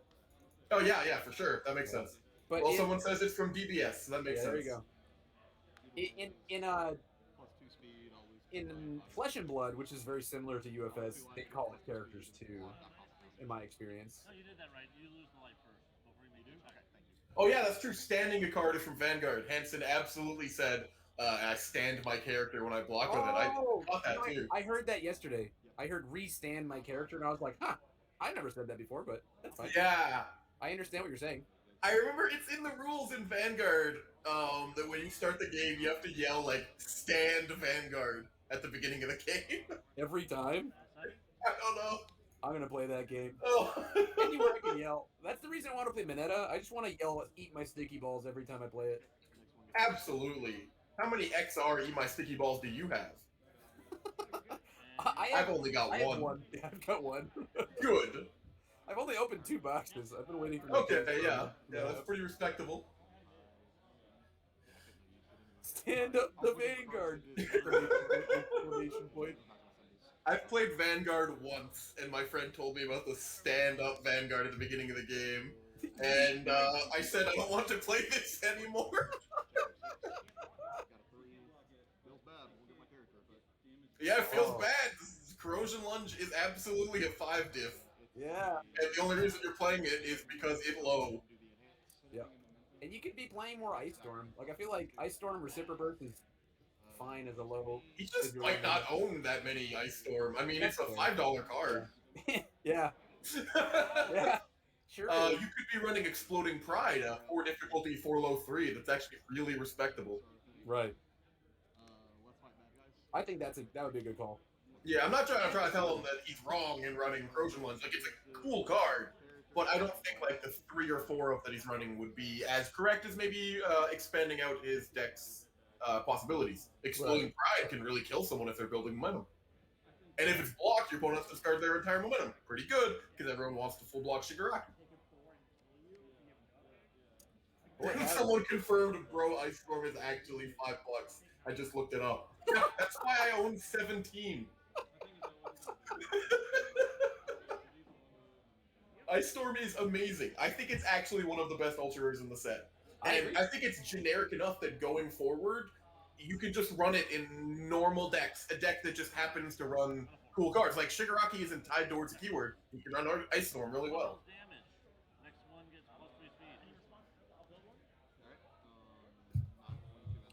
There's no way that Shigaraki held a low block, right? The only cards in his hand are attacks. Yeah, for sure. Low blocks. Hey, Corrosion Lunge has a low block. Does it really? It actually does. It's Is a it plus really 3 low, which is really Okay. sad. It's a really bad. Like, you're paying 5 difficulty for this. Give me a better block. Howitzer Impact has a +1 high block. That's a sweet card. That is a sweet card. But yeah, looking at the other lows on Fire, Exploding Pride is probably his main go-to. He's already got their Super Burst in the Ice Storm. Giant Ice Wall is a choice. That's done, I guess. But Exploding Pride probably just if you're playing, better for him. if you're playing, I'm not gonna block. I'll take it. Capturing Evildoers, you might want to go with. Yes, that's very true. But like, I still wouldn't. That's a 5 diff. That's an actual 5 diff. Yeah. And if you're playing Capturing Evildoers, just put that powerful 3 into Ice Storm and be happy. Or the EX3 into Recipro Burst. Man, Corrosion Lunge is just Recipro Burst without abilities. It's the same numbers. It's the same numbers. But then Recipro Burst immediately gets +1 speed by using stun. So it's already better for no effort. It sure is. But yeah, that's kind of ultra rare goodness. Man, this really sucks that Tim checked really well, because he has a lot of ways to ready his foundations right now. Oh, what a horrible day. I've been checking so well. I guess I'm just going to keep going like frogs do on turn 2. Oh, please be a good card he draws. Nope. I think you gotta dig for more attacks, because you could actually OTK him here. Yeah, I'm seeing the frog lashing he's been holding since Multi is still in hand. Yeah. That's still good. Yeah, let's go dig, Tim. Yeah, go digging. About to take 6, go to 15. Could have kept We that got low two block. actions. Oh, the double attack pull. Yeah. That was some great timing on the hand And cam just a there home by, run comment. Oh, yeah. Yeah, I'd go as deep as possible. Wow. Because, like, he checks it. He can do this on a 5. Even if he checks a 3, he readies the 2 amphibious, flips 1, readies his character. Like, it's just for real estate. I think this is a very dead Shigaraki. Jose's in chat saying, "Did this man sign into Froppy? He's dead to me." Oh, I wouldn't have played the lashing there. Ooh, it might be kind of early, but it's definitely forcing a high block. Yeah. Actually, I don't know how much high blocking that man's doing with everything tapped. Yeah. You know, random note, we were just talking about bringing in other terminology from other games like us. We're talking about leaders or restand. I mean, I just said tapped. That's definitely not a word in this game. Yeah. I had said tap and untap, or commit and and ready. Yeah, usually when I teach people, I tell them tap/commit. Yeah. And they honestly get what I mean, and they associate tap with commit. Yeah. Well, this is 6-high-9. It's just a casual 6-high-9, yes. And he's going to follow up with a 6-high-7? Hansen's at that 15 before this has connected. That's... Yeah. So he's dead to this into the frog lash, or frog tongue smack. 6 high for 6, did he say? Not 9? No, I think it's 9, right? Did we give him -2 damage somewhere?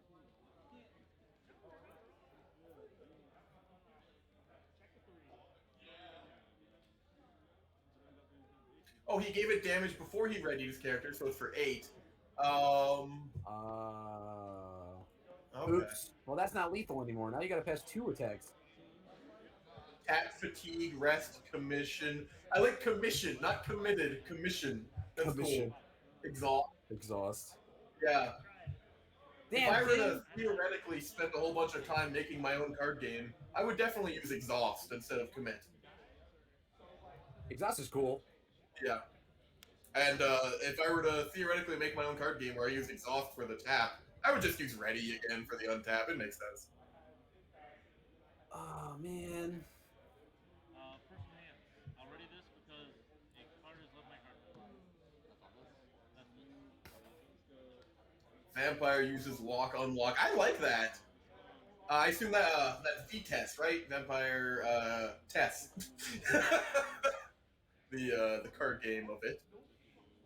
So he does need to play another attack, and I think the Yeah, only this is actually one off of lethal. And if he really missed lethal by 1 because he did the damage bump 1 before he used his Asui, that would be just incredibly sad. That would be very sad. I think. But I definitely saw another attack in his hand. Yeah, he has a home run comment, and I think 5 high is enough, right? Because all that Hansen has in hand is a shipment burst with a 2 high, and that's on a 7, so he can't. Yeah, it's just not happening. I don't think it matters, but I am still sad. He could have been dead on this one. Dude, you gotta ready your character. Just do it. Yeah. You need to pass this check, dude.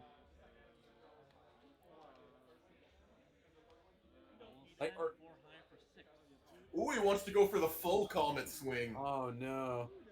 He'll still make it. He won't fail. Yeah. Or he could go for the meteor if he wants, but it's probably going to be the comet swing for the style kill. Oh, breaker. He fails it though.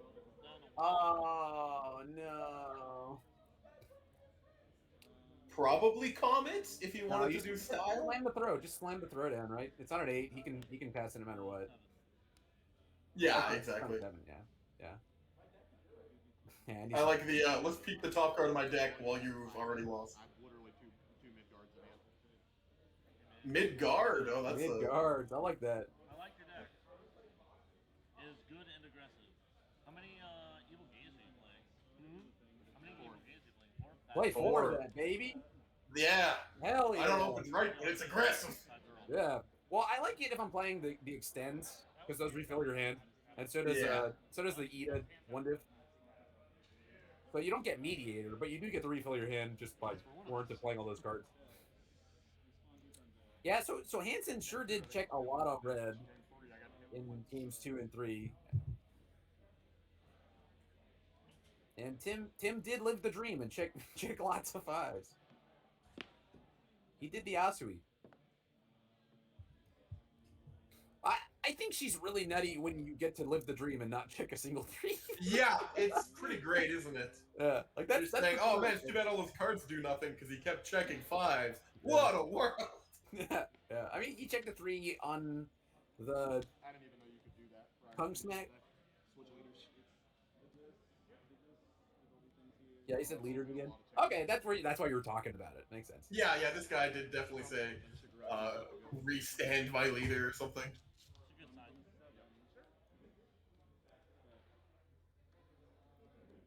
Very cool though. We got to see Tim side into Asui, saw Shigaraki, and he popped off in that first game. I think that if he was a little luckier, he could have taken that one. But that's part of the game sometimes. Sometimes you go for the greedy play and get punished. And that's just my life. I'm used to it. Getting punished for stupid greedy plays. It'd be like that. Love this guy in the Ghostbusters shirt. He's just standing there advertising. Maybe he's a ghost. Maybe. He's probably paid by the Ghostbusters advertising company to stand there. It might be hard for you guys to see, but he hasn't blinked. Oh dear. I'm waiting for it. I'm waiting for it. Nope, he just won't blink. They have there's TVs on the walls here, and they've been playing My Hero Academia nonstop. Like they basically just like put the series on, and that's I believe what he's staring at. He blinked. Okay, we're good. Look at Tim's smug aura, by the way. Wins 1 game. You know, geez, cool your jets, Timothy. He just can't stop bragging.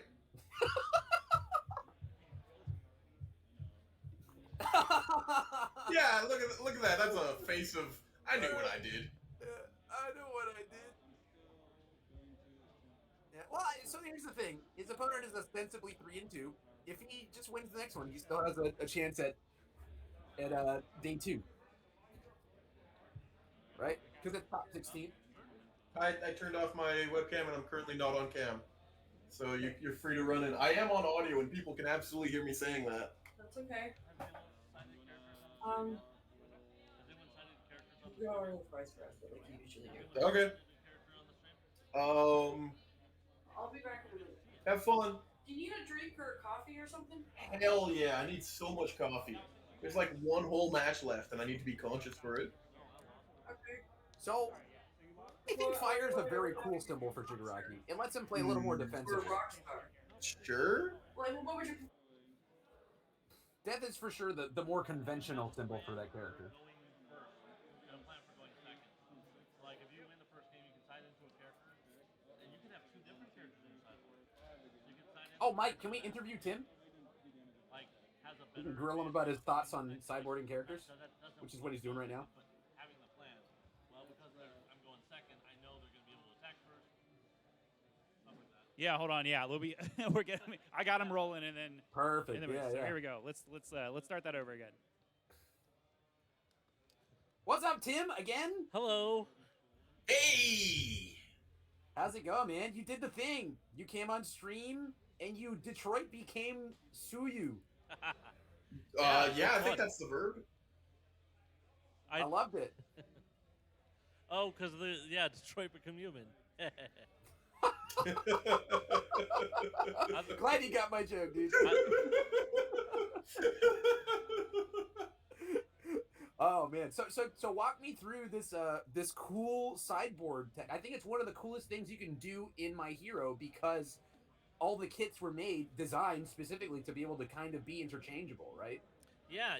So it's a really cool aspect, right? So like I was kind of off the microphone saying is that it's really cool because you can have, all right, so I'll have 1 or even 2 or even 3 if you want. You can have multiple characters as long as they're all the same symbol on your deck, and say, hey, if I win, with this deck, if I win the first game, the second game, I know I'll be going second. So let's say I'm playing on the good symbol and I want to side into Kirishima so that going second when they attack, I can get that free build or whatnot. Well, you can.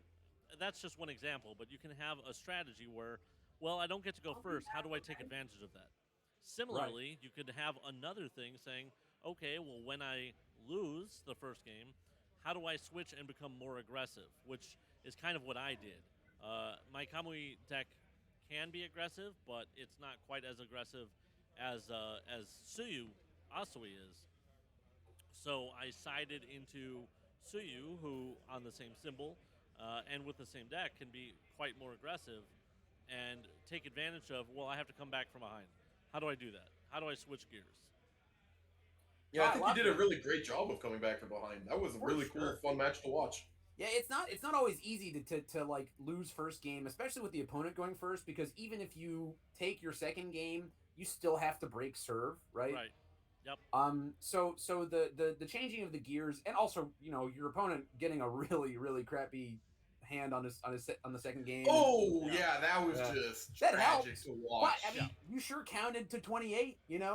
Yeah. Like, that's still a thing, and your adjustment definitely worked, and I think it's a cool thing for all the new players in chat back home on Twitch to see somebody actually sideboard characters and do it successfully, because there's a lot of times where you feel like oh, my character doesn't do anything, oh, this really sucks, and it's a screwy matchup against Eraserhead in some cases. People right. be If you're complaining playing Nomu into Eraserhead, like, it feels bad, but you can definitely you need to have an out for that and have an out in your sideboard. So your that out could be Shigaraki. He plays kind of similarly, just wants to connect.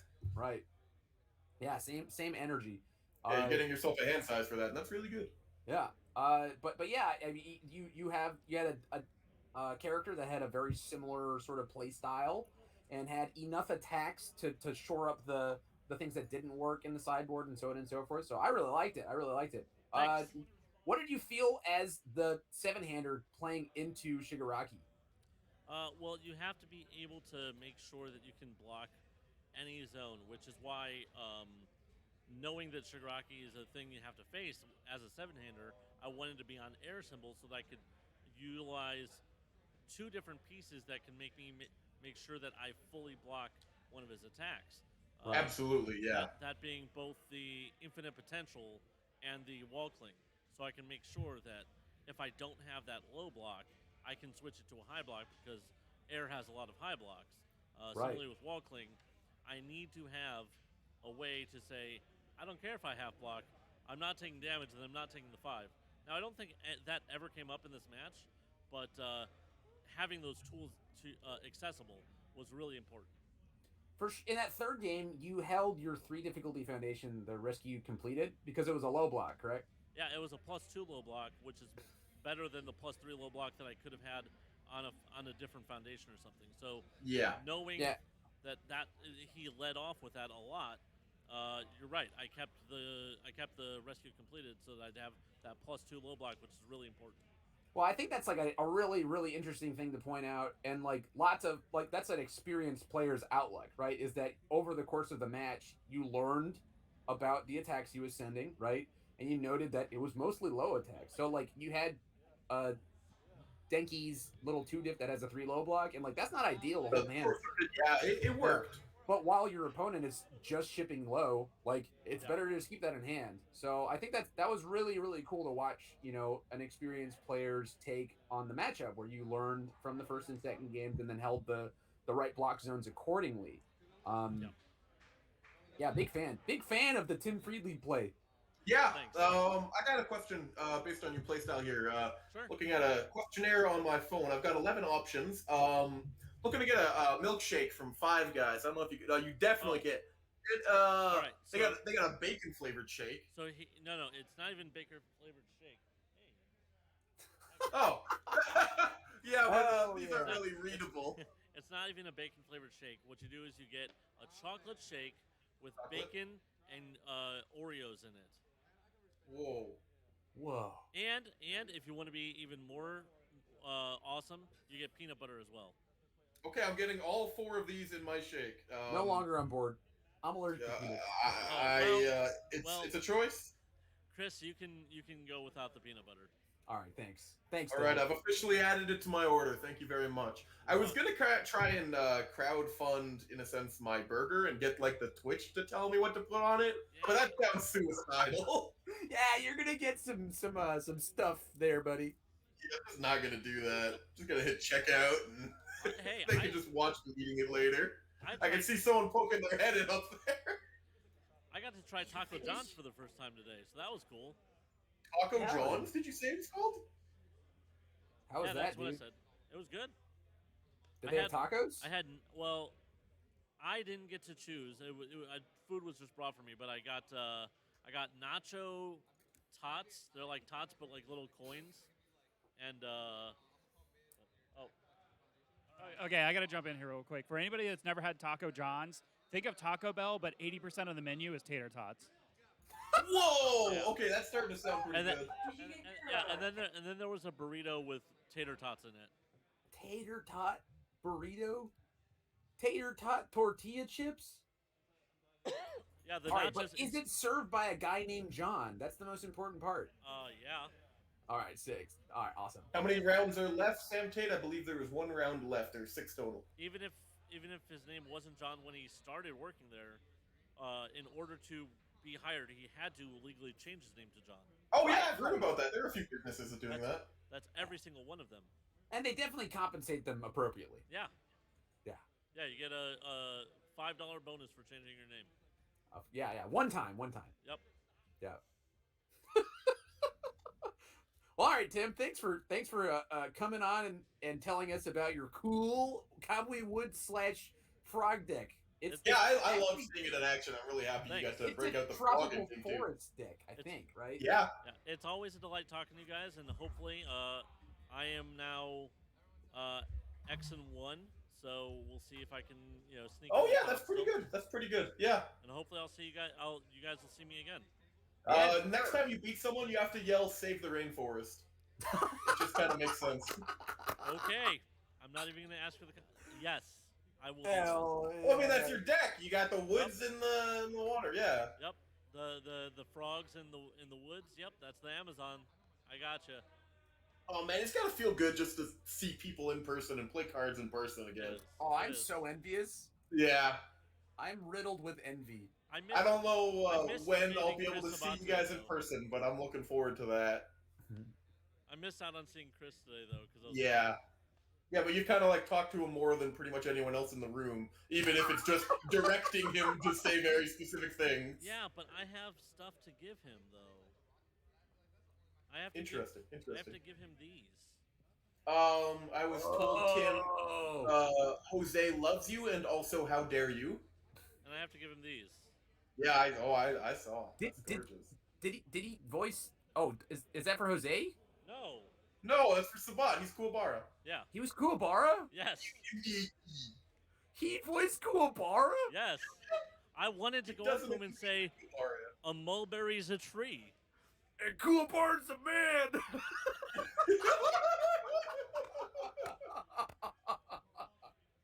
Please. Jose is screaming, Bromley, how did you not know this? I didn't know, dude. I just thought it was some guy who had a Kuwabara voice, but actually it was Chris Sabin who's got.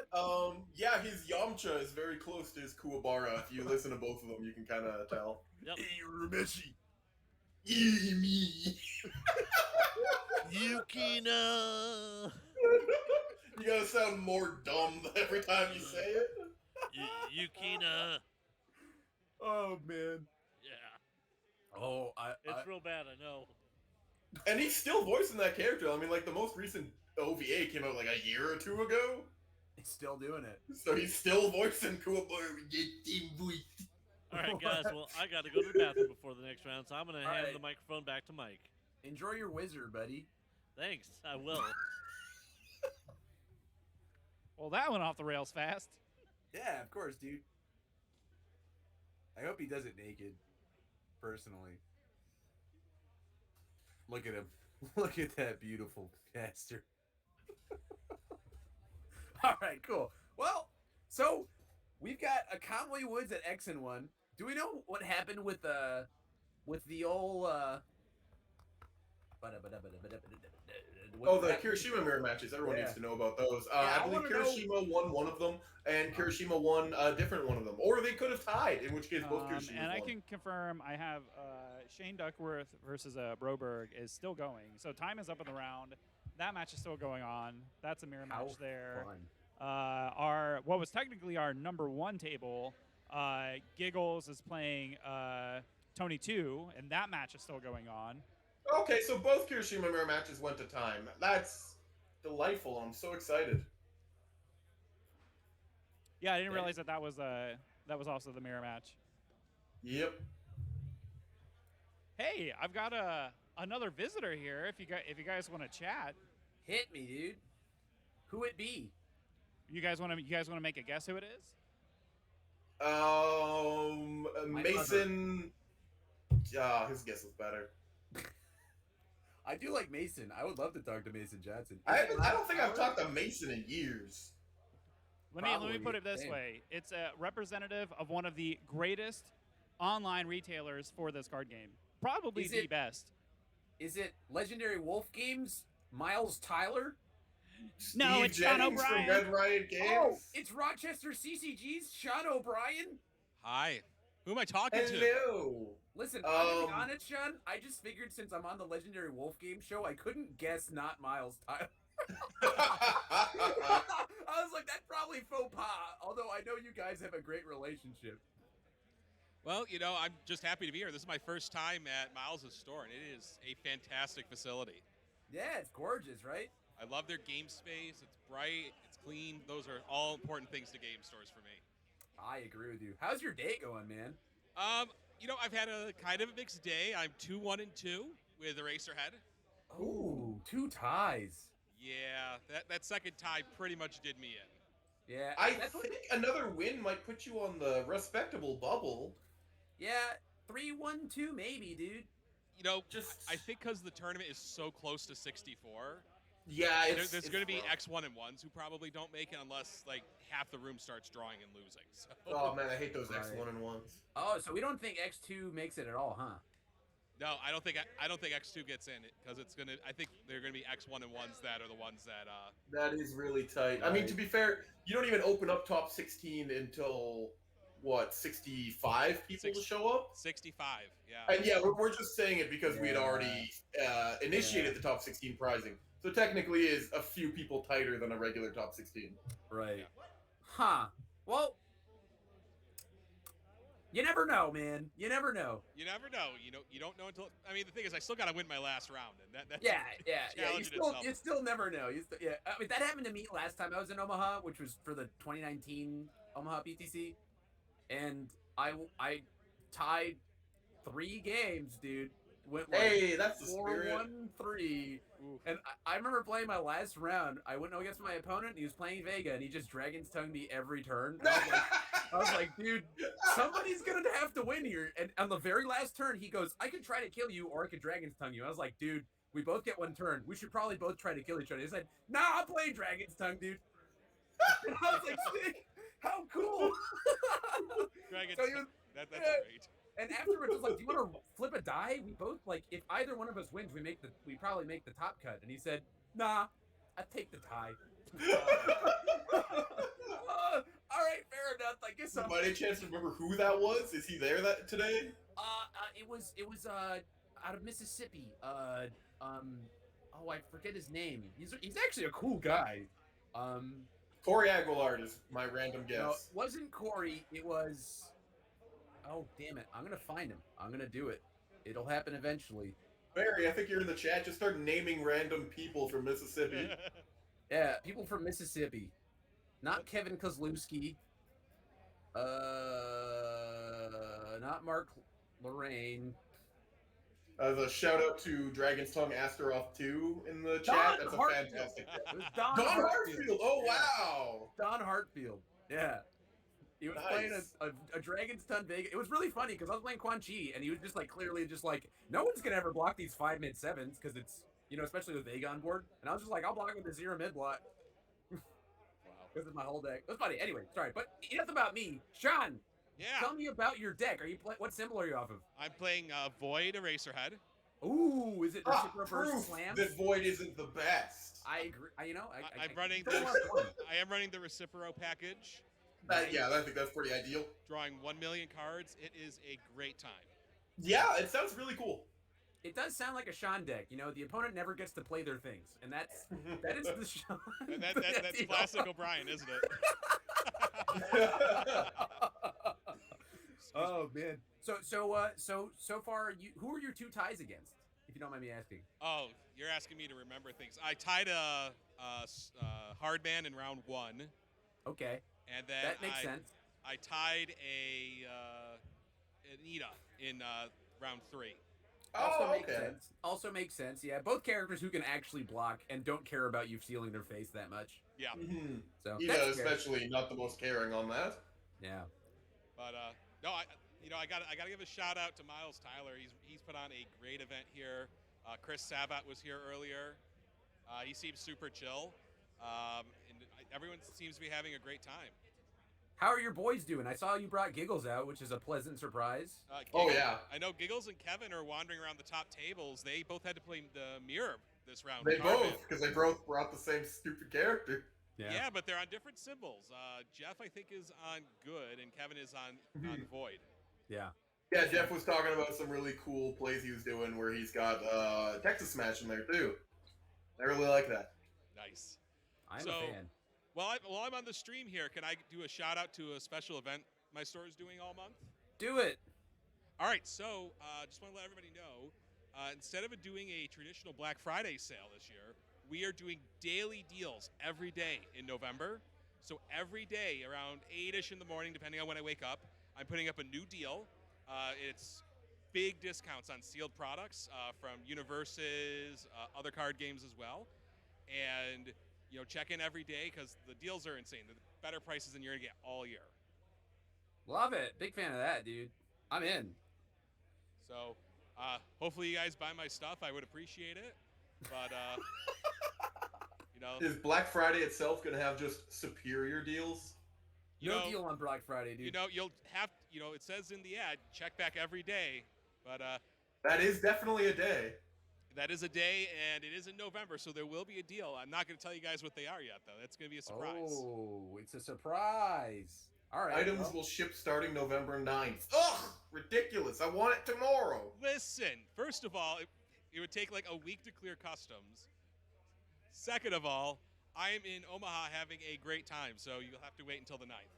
Oh, dude, you got to eat some fried chicken with Kevin Broberg for me tonight, because I cannot. I don't know if I can. I haven't eaten any vegetables since I left Rochester, and I don't feel so hot. So, dude, but the chicken at that ramen place is just so good. I'm looking forward to the ramen. Hopefully, there'll be some vegetables. There's some deviousness in the chat. Actually, someone was asking for the link logically to Sean's page, and someone else said, "Oh, the link's on the bottom right page, bottom right hand of the screen there." No.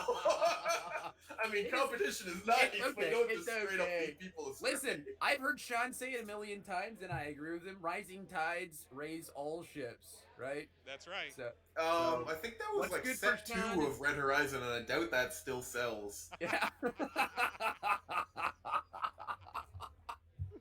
my gosh. Well, I don't want to tell Miles' secrets, but we talked about how business has been going. MHA has been awesome for both of us. Oh yeah, I'm sure. So I can see the room, and I can only see a little bit of the room. Yeah, so I think we are. Every time I think we're in the golden age of universes, Jason and company surprise me again. I think we're in the golden age of universes right now. It's the best it's ever been. This format is dynamic and fun. This format's so much fun. And the less amount of time you spend fighting Kirishima, if you could just not fight him, you're gonna have such a great time.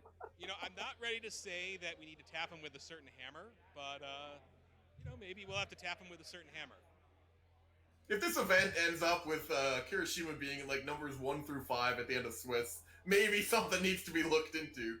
Well, I love that there's no diversity in My Hero, because I've always felt, and if you guys watch my show on Wednesday nights, that I think diversity covers up some problems. Yes, I do agree. I like diversity, but it does absolutely cover up problems.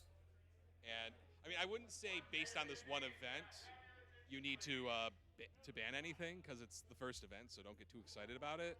Yeah, of course people are going to be playing Kirishima just because, he's clearly a better tier than a lot, so if you need a quick deck. But I think if sorry. Yeah, I think we're clapping for something. So I think if, next March, before Crimson comes out, that Hardman is still ridiculous, then we may want to think about it. Yeah, that's perfectly fair. It doesn't look like there's going to be many major events between now and then. That's a damn shame, but yeah. Okay, so they're giving us some of the tables to look at here on what to put on stream. Table 5 has Kirishima, don't want to see it. Table 6, Jacob versus Tyler. What is Tyler Watts playing? Because if it's called Kirishima, we're not putting it on. Oh, it's Jiro. Brandon Bueno is on Izuku Midoriya. Ooh, where is that? Number 4. But that's against Kirishima. Yeah, but we could put him on. I'm not actually opposed. I'm getting crowded out of the seat here, so I'm going to let you guys get going. Yeah, you might have to run. You guys have a good night. It was good talking to you. You too, Sean. Thanks for coming on, man. RochesterCCG.com, your #1 source for your universe's needs. Bye. Bye. It's up to you on this one, Chris. Whichever one you want. Hi, Clint's girlfriend. Chris says hi. Hi. I don't know who you are, but hi. So yeah, I think it's up to you on this one, Chris, on which one you want to see. I think seeing that Midoriya is probably pretty logical. I think that's the one. Also, it's Brandon Bueno. You can do the rest. Yeah. Brandon Bueno. Do you guys have a pick on what table you want to see? Sounds like table number 4 we're looking at. Table 4 for the 30th time this You said table 4.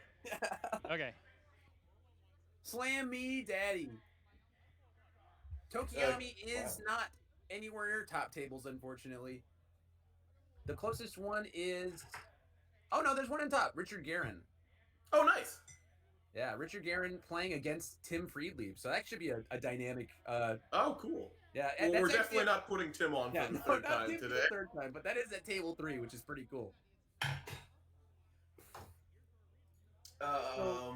So there's... Being asked how far into the tournament is this? I haven't seen that name in a while, but I think that's Brandon. Yeah, this is the last round of Swiss. Other people answered it before me, but screw both of them. I answered you truthfully. There sure are still 5 Kirishimas up there.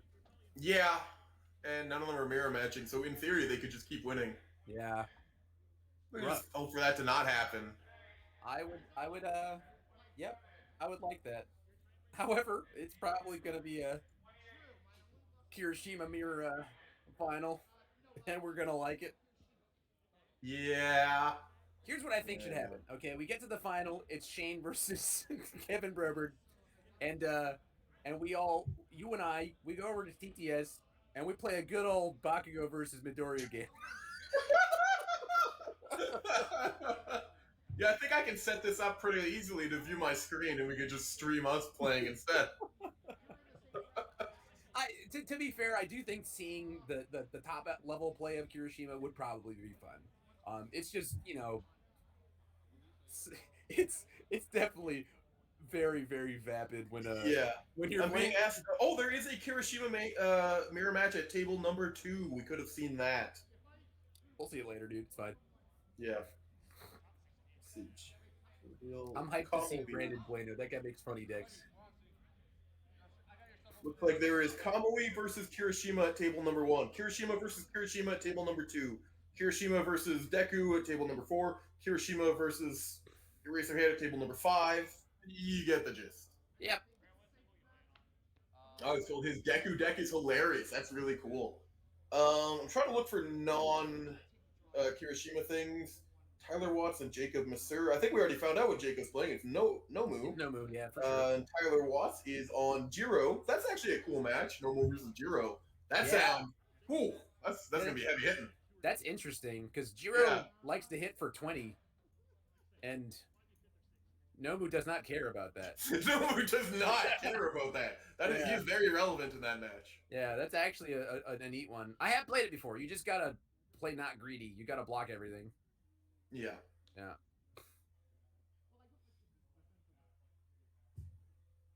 So someone is asking, so is his popularity purely based on the fact that he can pick and choose his blocks and reuse attacks placed as resources? It's also the fact that Kirishima grows his resources at a rate faster than pretty much anyone in the format. Yeah, coordinated effort is insane with him. It allows him to just replay any attack. If you have to work your ass off to block it, he doesn't care. He's just going to replay it immediately. Some of his attacks, like Hardened Frenzy, which we saw a lot of earlier when we watched Kirishima, it just comes right down, basically. If you block it, it's coming down, or not, you're taking like 7. It's a combination of him being very clearly the top end of the format, and also his support being much better than pretty much everyone else's support. Yeah. His stuff has like the combination of very efficient offense with also very efficient defense and also very good blocks, with the exception of very efficient building. Yeah, just in general, his resources, it's cheap. It's cheap play style, which means he gets to block, he gets to attack, he gets to do all of it for less input than most characters get to. And he just plays really good cards. Yeah, he does the incremental advantage game much better than anybody else, and it turns out defense wins game. Yeah. So you said defense wins games and defense wins championships. It sure does.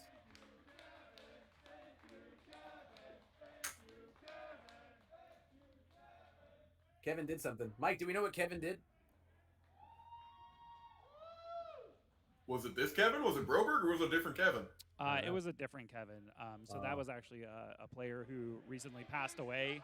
Miles just gave a very heartfelt speech, just filling everybody in, letting them know that that's the reason they're not here. And so they just had Tyrell from Ty's House of Cards just recorded a video of everybody basically Oh, that's really sweet. sending That's very love nice. to his family. And so. we talked over that like a bunch of idiots. Yeah, we sure It's did. I Completely didn't know unaware what of was what's going on happening. either, so that just like took everybody by surprise. So,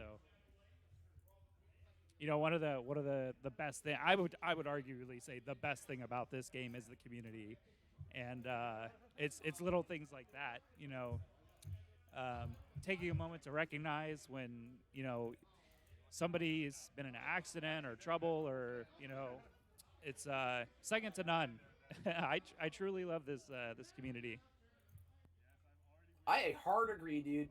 It's the It best is kind of the community best ever. part of the game sometimes, yeah.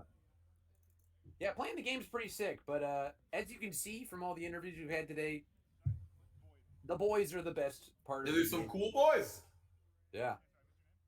And girls, you know? We love that Ashley Fullerton, whose character card is coming eventually, right? Oh yeah. So Oh you man, are I waiting. guess standard champ cards aren't going to be legal in MHA, which is really sad. Yeah. That would actually be super fun. Maybe they'll have like special promo packs or something like that. Yeah. I just not gonna lie, I love the My Hero format a lot more than standard. Mm-hmm. And I would just feel bad if all of a sudden I'm seeing this huge shift towards My Hero format and I have a champion card come out and no one really cares because it's in a different format. Like imagine if you're Mark Tyner, right? And you've won 2 straight character cards and it comes out in a place where just nobody's playing this format at all. You know? Garrett Brett 6 is finally gonna come out and no one's gonna play it.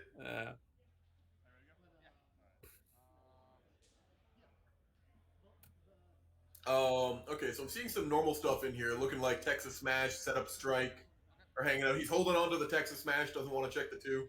Is that Texas or Detroit? One or the other. Oh, I'm sorry, Detroit. Did I say Texas? My mistake. Yeah, I've actually never seen a Detroit Smash in person, Oh. so I'm not used to thinking that they exist. Yeah, it's my bad. It's definitely how I die against All Might. It's just him chaining 2 or 3. Oh, absolutely, yeah. Yeah. Like it's one of those cards where you're just like, yeah, dude. Yeah, mission control. We're gonna want to see Deku's hand a lot more than we're gonna want to see Kirishima's hand because we've seen Kirishima's hand. Every Kirishima plays the same freaking cards. Well, this is a Void deck. This is a Void deck. So he yes, I know they do play different cards. Slightly different, right? This is the build that I recommend, or I would play if I were to play Kirishima. I'd play off of Void. Yeah, and honestly, all 3 different symbols of Kirishima are viable. Chris was just saying he would play it on Void. Someone in chat just said Earth is best, and I think I would be playing him on Good. There's just viable different reasons. Actually, no, I would play him on Void because I love Villains Defeated, the Quirk Pack card that lets you remove an attack when you block. So you can just pick it back up with Kirishima, and you can take them to mill by just removing a few of their attacks here or there and surviving like Kirishima does. And he has a very viable plan B. The 2 things I think that Void has on the other symbols is just that the character's so good at churning butter, and Void is the best at it. With the combination of all the throws, Frenzy, and Tape Swing, you just get them with guaranteed damage. You're not turn 2ing them, you know? No, absolutely not. I would gladly turn 9 a man. Yeah. It's not what the character does, and that's fine, you know? Yeah. And he's running. He does 1 diff. Great card. You can just flip it to draw 1, and then who cares? Just replay it. Yeah. You have a huge hand. Yeah. It's only a 1 diff. You're not losing a lot. The best thing ever is flipping tape and then picking it up and then blocking with it and then building it down again and being like, what's up, dude? That does feel great. You got another attack, dude? It's gonna be mid. So we did see the fantastic passing the torch block replay earlier.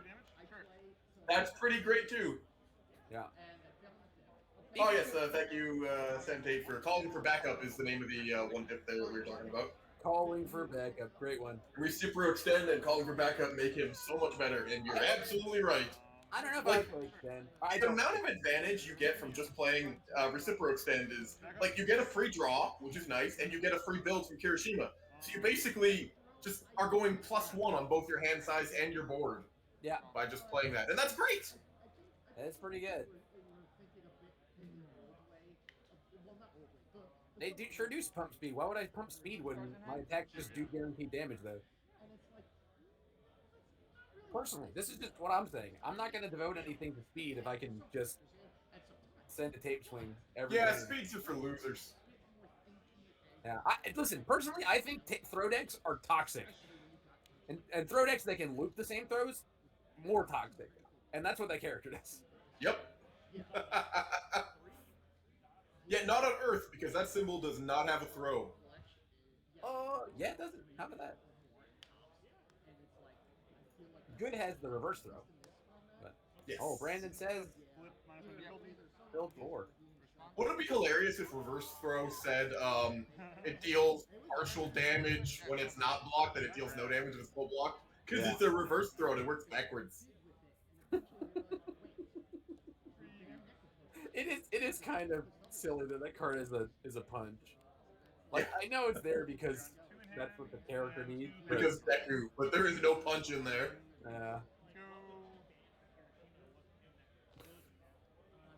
Oh, he's got extend. He's going for it. But he's also playing the throw, so I'm happy. So he's gonna +2 on this. Nice. Powerful. This is looking pretty doomed, honestly. I hear giggles. Hey man, sometimes you gotta play mediator in a 5-hand size because well, you don't have a lot of cards to pick from when there's 180 total cards in the format. True. On my next kick, it's 2 CP damage? Sure. Did he draw one from the Recipro? 4 mid 6. We'll just assume so. He's at 21. I didn't have any damage. Sorry. Yeah. I think I said 6. He's at 23. Confirmation from chat, he did not draw during the attack. He did not draw. He only drew from the foundation. Weird. This one is an X 6, so he gets 2 CP damage. He said this one gets the 2/2. Minus 3 speed is a goat without the draw. I'm not used to comparing my cards to farm animals, but I guess that's fair. I would put what calling for backup is more of a cow. It gets me the milk that I need to keep going throughout the game, and I can kind of reuse it. And coordinate effort is without a doubt the pig of my deck. It just gets Right. fatter and fatter and keeps helping me eat pig out, you know? I'm gonna go high. Yep. We really just ran away with that one, huh? Yeah. Love it. Can't believe I lose to church.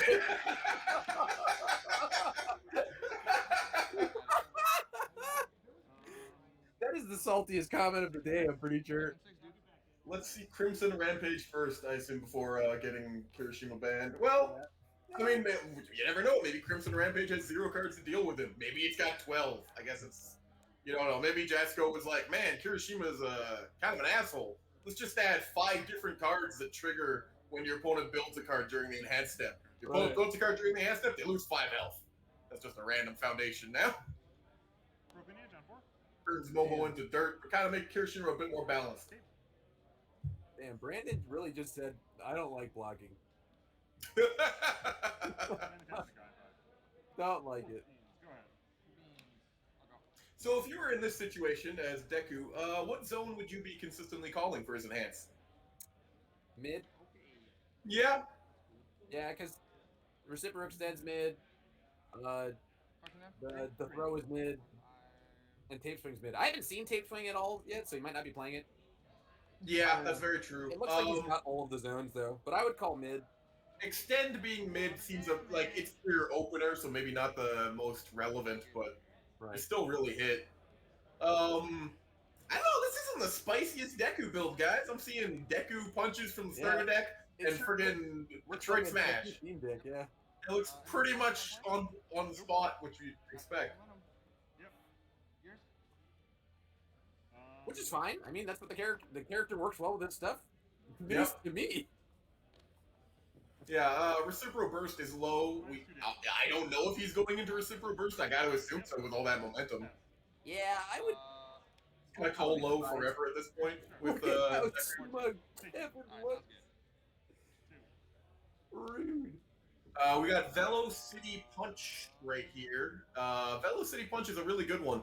Gets you that snap momentum that you need to make Detroit Smash really connect. Checks. When I sack this turn, if you have no responses, nope. Plus 3 speed. Yours? Pass. I don't know if this is on purpose, but I like that Kevin has spread his cards exactly so that we can see his face through there. You see that? Like his ready foundation stop right at his face, and his committed ones go around his face on the playmat. And then of course there's playing with his playmat facing his opponent so that he's looking at them. Yeah, that's always felt like a smug aura move. I might respond to the damage bonus. Sure.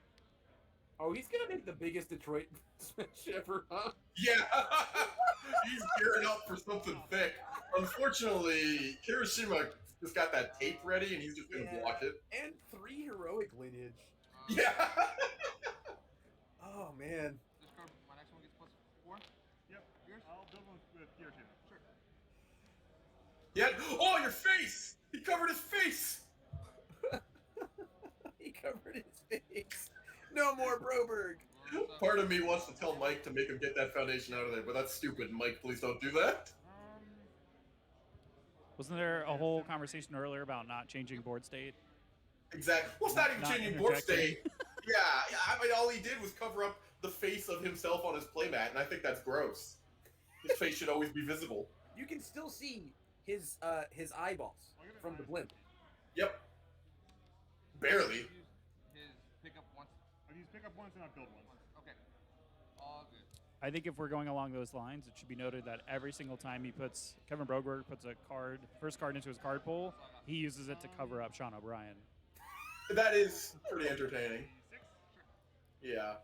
Number They'll one even play down a little bit. gameplays person ever. Sounds good. Sean? 7. Oh my God, he's going deep. Wow. Okay, I guess we're not going for the Detroit today. Just going back to Velo City. Yeah. Get another momentum, and it comes to another 4. Are we sure that milkshake number 2 is mine? I got a really weird one. There's no way that hand's better than whatever you could draw, dude. Slam it. I need not to check.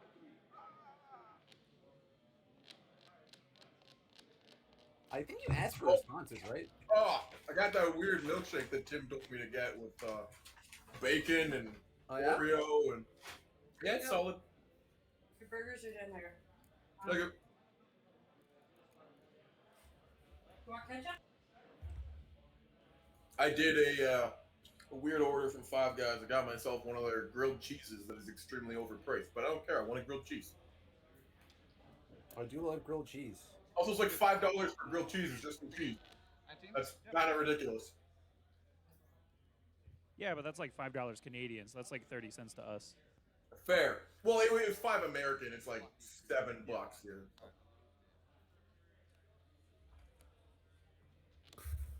How Brandon audibly messes with his cards. I love that Bernaden Bueno messes with his cards.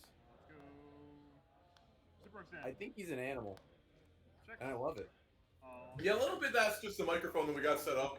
We can kind of hear the match next to them louder than them, usually. It's because it giggles, right? Yeah. Yeah. That match, though, Giggles is sitting here, but there's no opponent. So I don't know what's going on. So he's winning. Man, I really love that Kevin said, good symbol. There's no way he has deadlock. Oh, it's Reciprocal time. I mean, Good does have a fantastic deadlock in Pull No Punches. True. Fantastic deadlock. Yep. I'll respond to put effect print stats, print speed, and I'll get 2 damage from the Reciprocal. Oh, yep.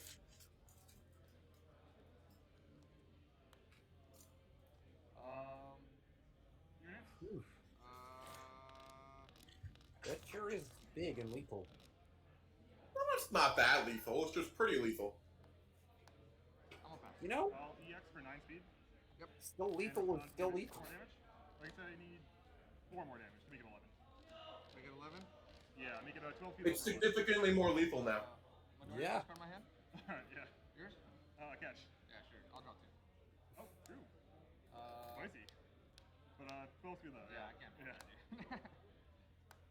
Dude, that's when Brandon pulls out the one of Flame Aura. Mm-hmm. Yeah, I needed not to check a 3 on my last turn to throw this, and I was like, oh, well. And then you try to block your Flame Aura against a low attack and it doesn't work. Yeah. I mean, unfortunately, that Detroit Smash was still not lethal. That was still going to get blocked. This is just a rough matchup. I'm sorry, the one for alls are in his sideboard? What? So he just starts off with a regular Deku and then upgrades to Money Deku. You're going to take out the... Oh, I guess it makes sense to take out the jabs, right? Because... Or not jab, whatever that one is. So it's an interesting card into Kirishima, because you make him discard his hand, right? The hardened chop, right? Mhm. But then he just picks up the zone that he needs in the next one. But it does prevent him from sculpting. Oh, yeah. No, that is a hot deck. I didn't think of that deck.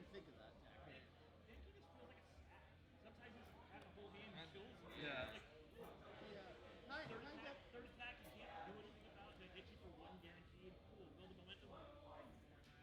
Oh, well, the build I had, I did meteor shower stuff and home run. Another shout out to Recipro's Burst's price of like $4 in the chat. Jeez. Everybody buy those up, dude. Yeah, Heat Wave sure is expensive. Because it's pretty and short printed. Me too, thanks. Deadlock is for sure a worry to think about. There are plenty of Deadlock enhances. But I think that people worry too much about Deadlock. Yeah. Personally. Feels so bad. Just in general, even in Standard where you have things like Face of Monster and... Yeah. He really has. Oh boy, it's Frigid Heat Wave. We haven't seen that since game 1 today. And gets to pick up 2 blocks. It sure does draw 2 cards, so that's pretty cool. Yeah, dude. This is the only character I've lost to. And I knew I was going to. Exactly. It's like you got so much PR stuff and whatnot. It was this man right here. Yeah, he was my only loss.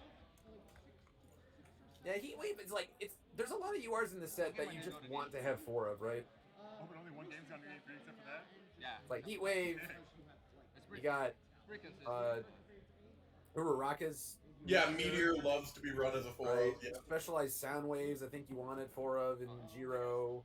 Relentless Barrage requires you to play 4. Yeah. Like it's kind of annoying how many cards just say, "Hey, you better run 4 of me." Yeah. Like at ultra rarity, I'm not a fan of that. It's really nice that that Kirishima is kind of dog shit. So you Yeah. don't have to play any of it. Yeah. Well, someone else has the same dice. They were missing one. I was like, I'm gonna find out. Dark Shadow Ruin in Ultra Tokyo, that's a 4 of. Yeah. Good luck. Good luck. Stab Strike, 4 of. Reciprocal Burst, 4 of. Well, there's some decks that can get away with running 1 or 2.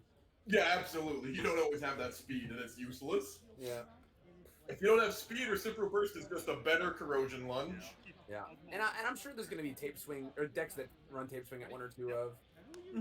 Decks that run, Sound Waves at 1 or 2 of. Stuff like that. Ooh, I saw it coming. I felt it. I should have played it safe. There are sure a lot of cards in the set that feel like you need 4 of. I don't know if it's gonna be safe, but we're going for it. We're going for it.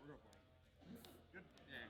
I'm gonna maybe review one. I'm a fan of the like workhorse ones, like Naval Laser, Turn to Death. Naval Laser can do so much cool stuff. Yeah, I'm a big fan of that card. I'm in super bad shape. Bill with Kirishima. Oh, he's doing this trash. Oh, okay. I pretend like they're not there. Yeah, here we are. You So got it, he- boss. 3 minutes 7. More. Jesus Christ.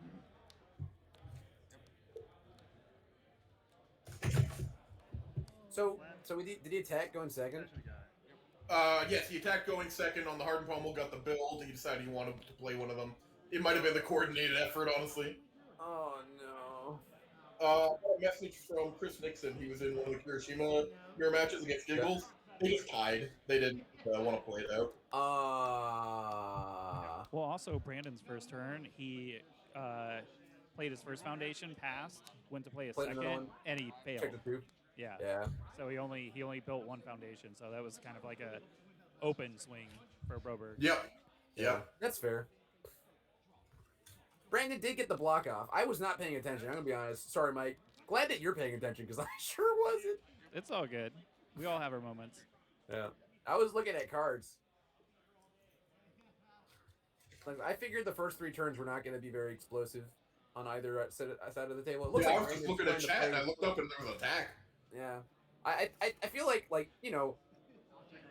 Kevin is just playing, the poke game, and then Brandon wants to play 5 attacks in a turn. He really does. Yeah. Like, he's just building 4 every turn. Look at this. He's just like, yep, this. It's not really, like, a big think. You're on how many foundations? A lot, but not deadlock. Yeah. A lot, but not deadlock. Yep. Yep. All right. Review second word never. Tight. All right, man. Draw the heat. Maybe your cards have the word deadlock on them yet. Not yet. All right. That's sweet. Not I like the yet. sound of this. I like where it's going. Did you hard? I am a huge fan of Brandon's decks, though. He tends to make, like, just, Not hard. like, decks that do not give a shit about You'll defense. Kirishima first. Sure. Osei, I can answer your question. I have absolutely seen Setup Strike in this deck. He has. I guess he's just not pulled at this game, but yeah, he's definitely playing it. Yeah, he played it. He played it game 1 into Bounce a face down, build one. Texas Smash. It was a real pretty smash. Real pretty. Stay safe, stay sanitized. Thanks, Brandon Blary.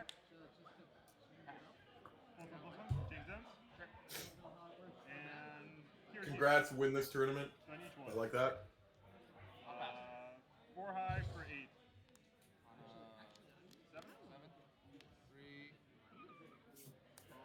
I definitely agree, Sam. By the way, going back to your comment a couple minutes ago, the games that have been going long have been with newer players, just because there's so many interactions. Right, Kevin is a very fast player.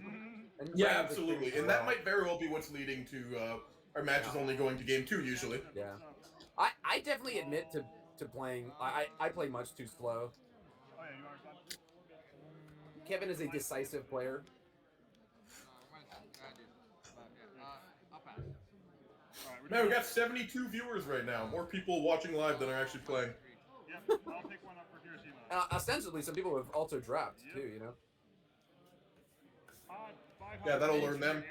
Standings will certainly get posted. We got hot single. Not the hot single. I would look out on the My Hero Build my Facebook. hoodie. Not the booty. What's their plan? Oh god, that's booty. Back up. Back that ass off. Whoa, whoa, whoa. What? Yay. Go ahead. There's a question on the chat on how in this tournament playing out, has this changed any of my opinions on how the best decks are? I personally think that I hate Kirishima more now. I like a few other characters a bit less. Like, Ida did not have a good showing in what little we've seen of him today.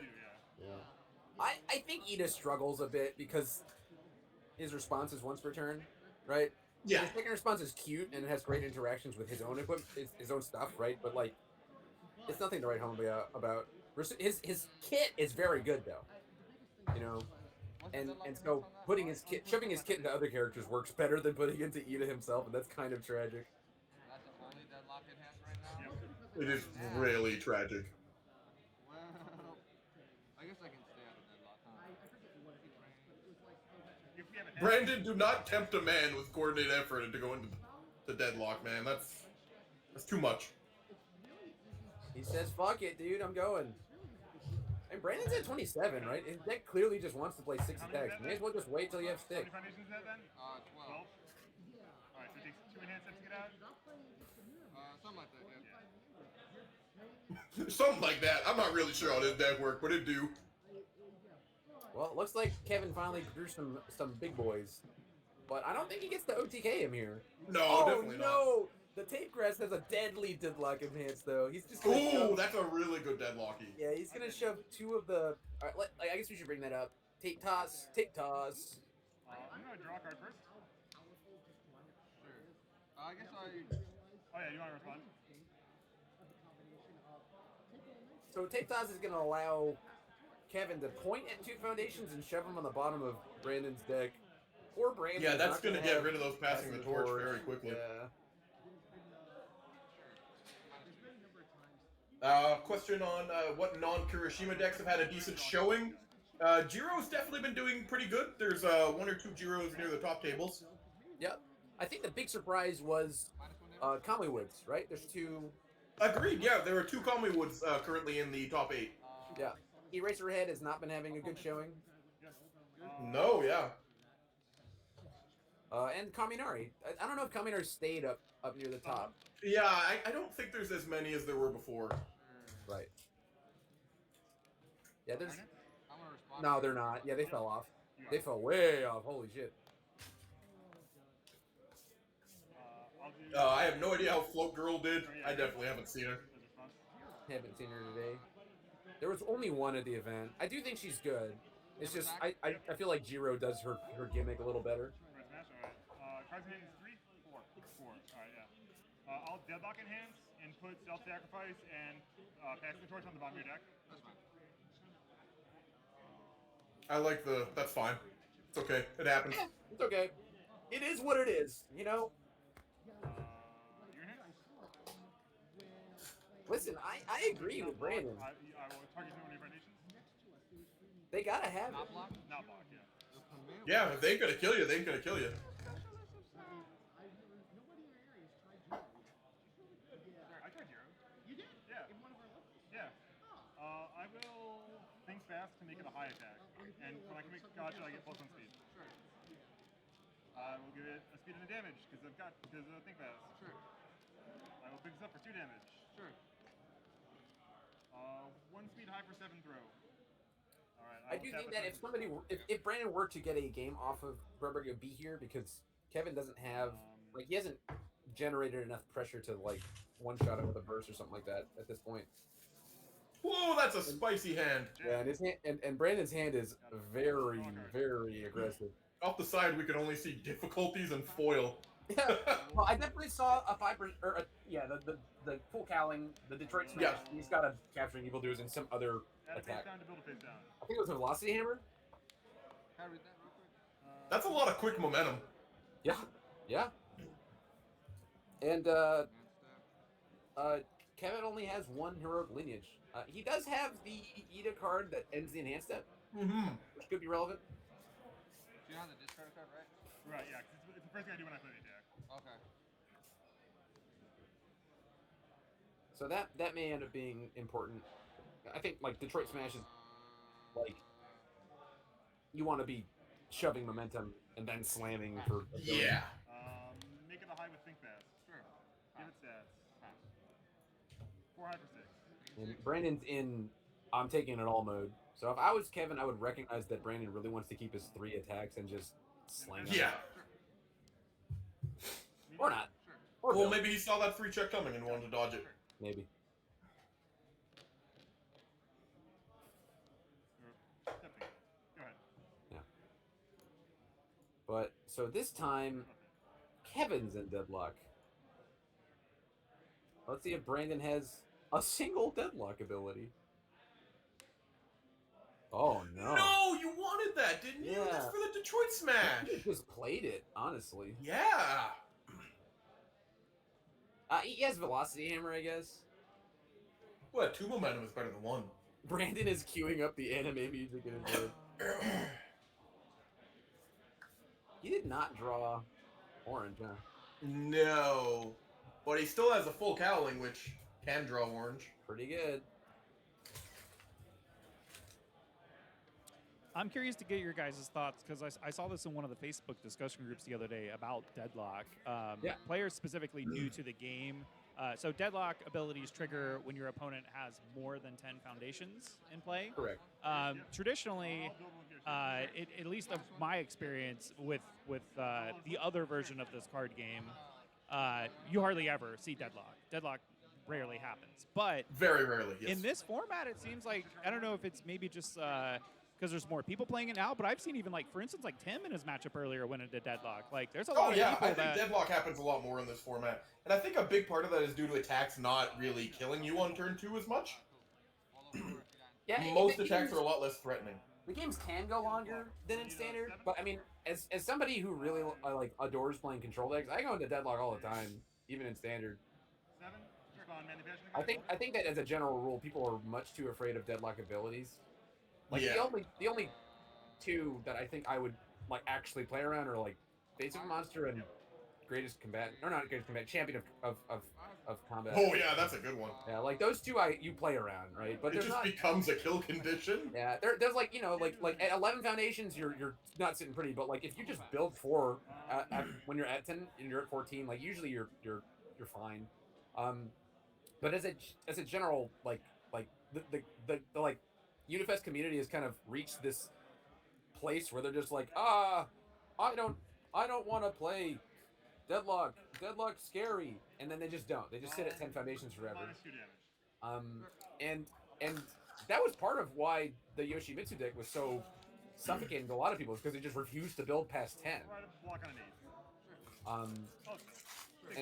And we preyed upon it with it. And in this format, like there's really great deadlock abilities, but I just like I think that people are afraid of it for more so than they should be. Does that make sense?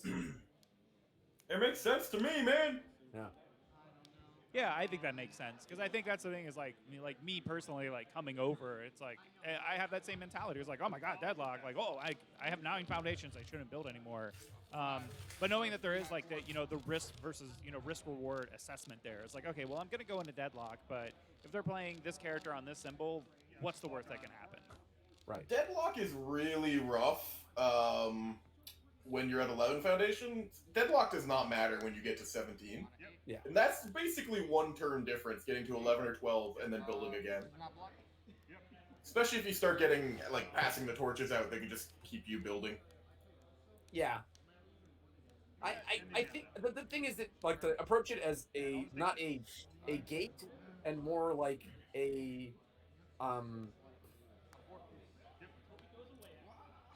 like a level up in terms of gameplay, right? Like we've reached the point of the game where we must, like we unlocked these abilities, right? As opposed to like I'm being punished for going to this place. It's like, oh, my opponent gets to use things because they're behind, or I get to do things because now my opponent has reached the second tier of gameplay. So and that just like the mentality around it, I think, is most of the problem with people's approach to the game where it concerns deadlock. But Church is totally right. It matters a lot when you're at the cusp, right? When you're at 11 or 12. But past that, it's like, who cares all that much? Like, there are definitely deadlock effects that matter. Like the take throw, putting 2 of your foundations under your deck. It's gonna suck. Oh yeah, of course. But it's not game breaking to you when you're at 17. Right.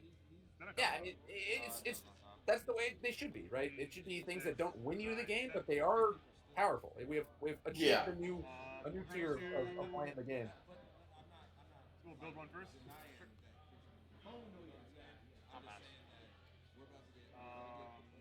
I will pretty comfortably say that Brandon's dead here, though. Nothing ready. There's a Recipro with multiple momentum. Yeah, Sam, that's a great point. Sam says, I love how deadlock is the kind of thing where you never, ever, ever choose a card just for its deadlock ability because it's so unreliable, but you still avoid it because you might get oopsie daisy.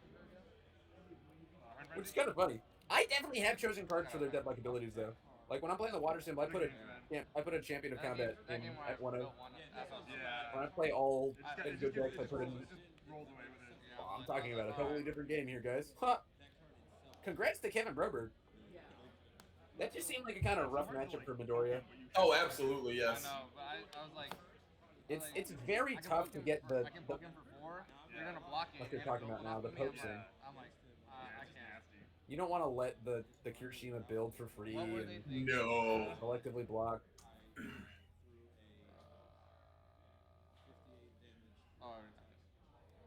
Man, he sided in Capture Evildoers and the full cowling, but he didn't even use the capture evildoers, which is Yeah, I think maybe he was just like, I might block something with this or something like that. And then when he got to the point where he was like, this is the turn, he looked at his hand and he said, I need another attack, right? So he started to try to dig for another one. That's probably what ended up happening, right?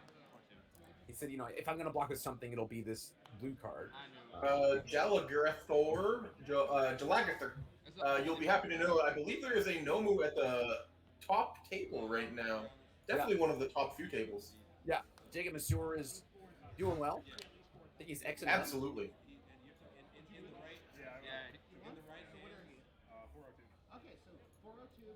And there's a benefit to being Nomu into Kirishima because although he loves churning butter, he has a bit of a higher life total. And if Kirishima misses any of the attacks that Nomu sends out, he's losing at least a third of his life. So yeah, it's gonna really connect. Yeah, you can go Unga Boonga, ape escape him and just kill him in a turn. It's certainly possible.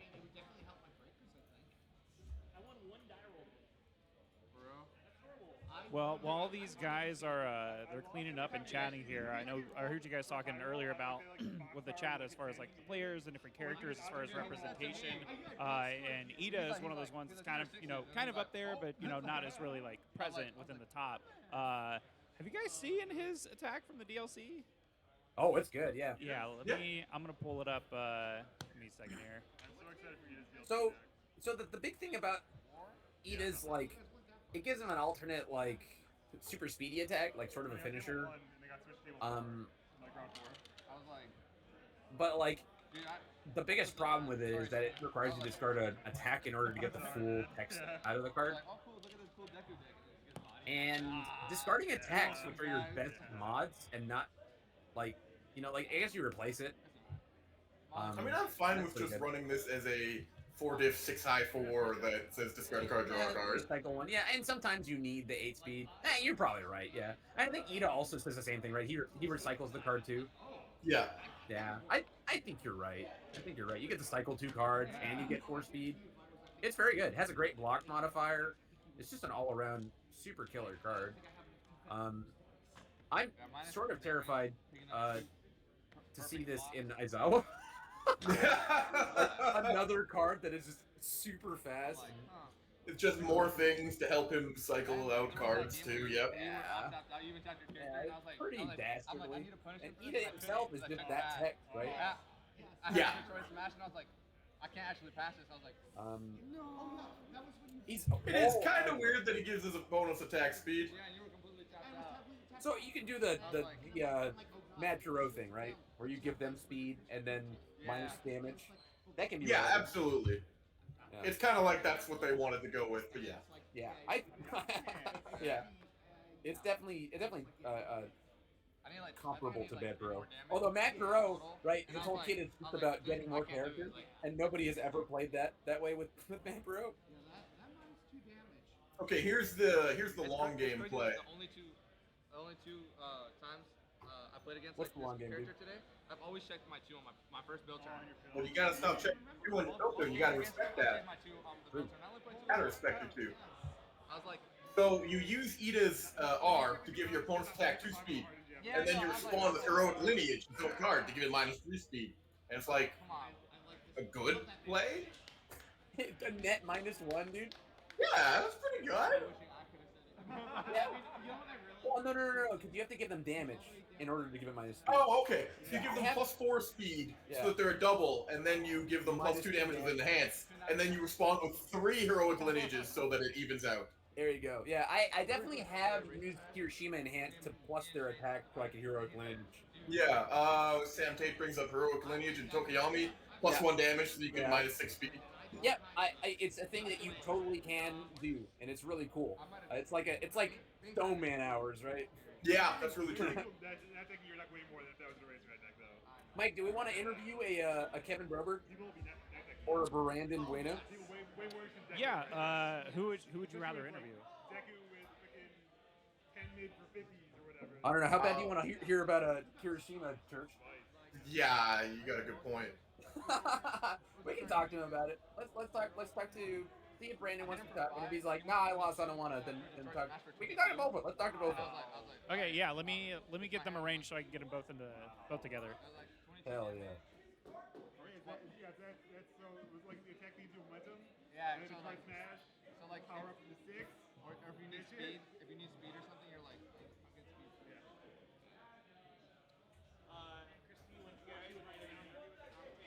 Sorry?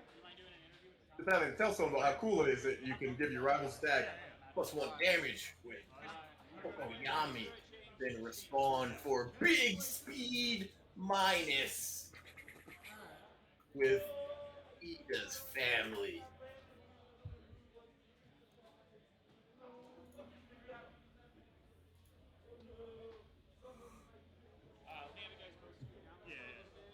Come, buddy, come.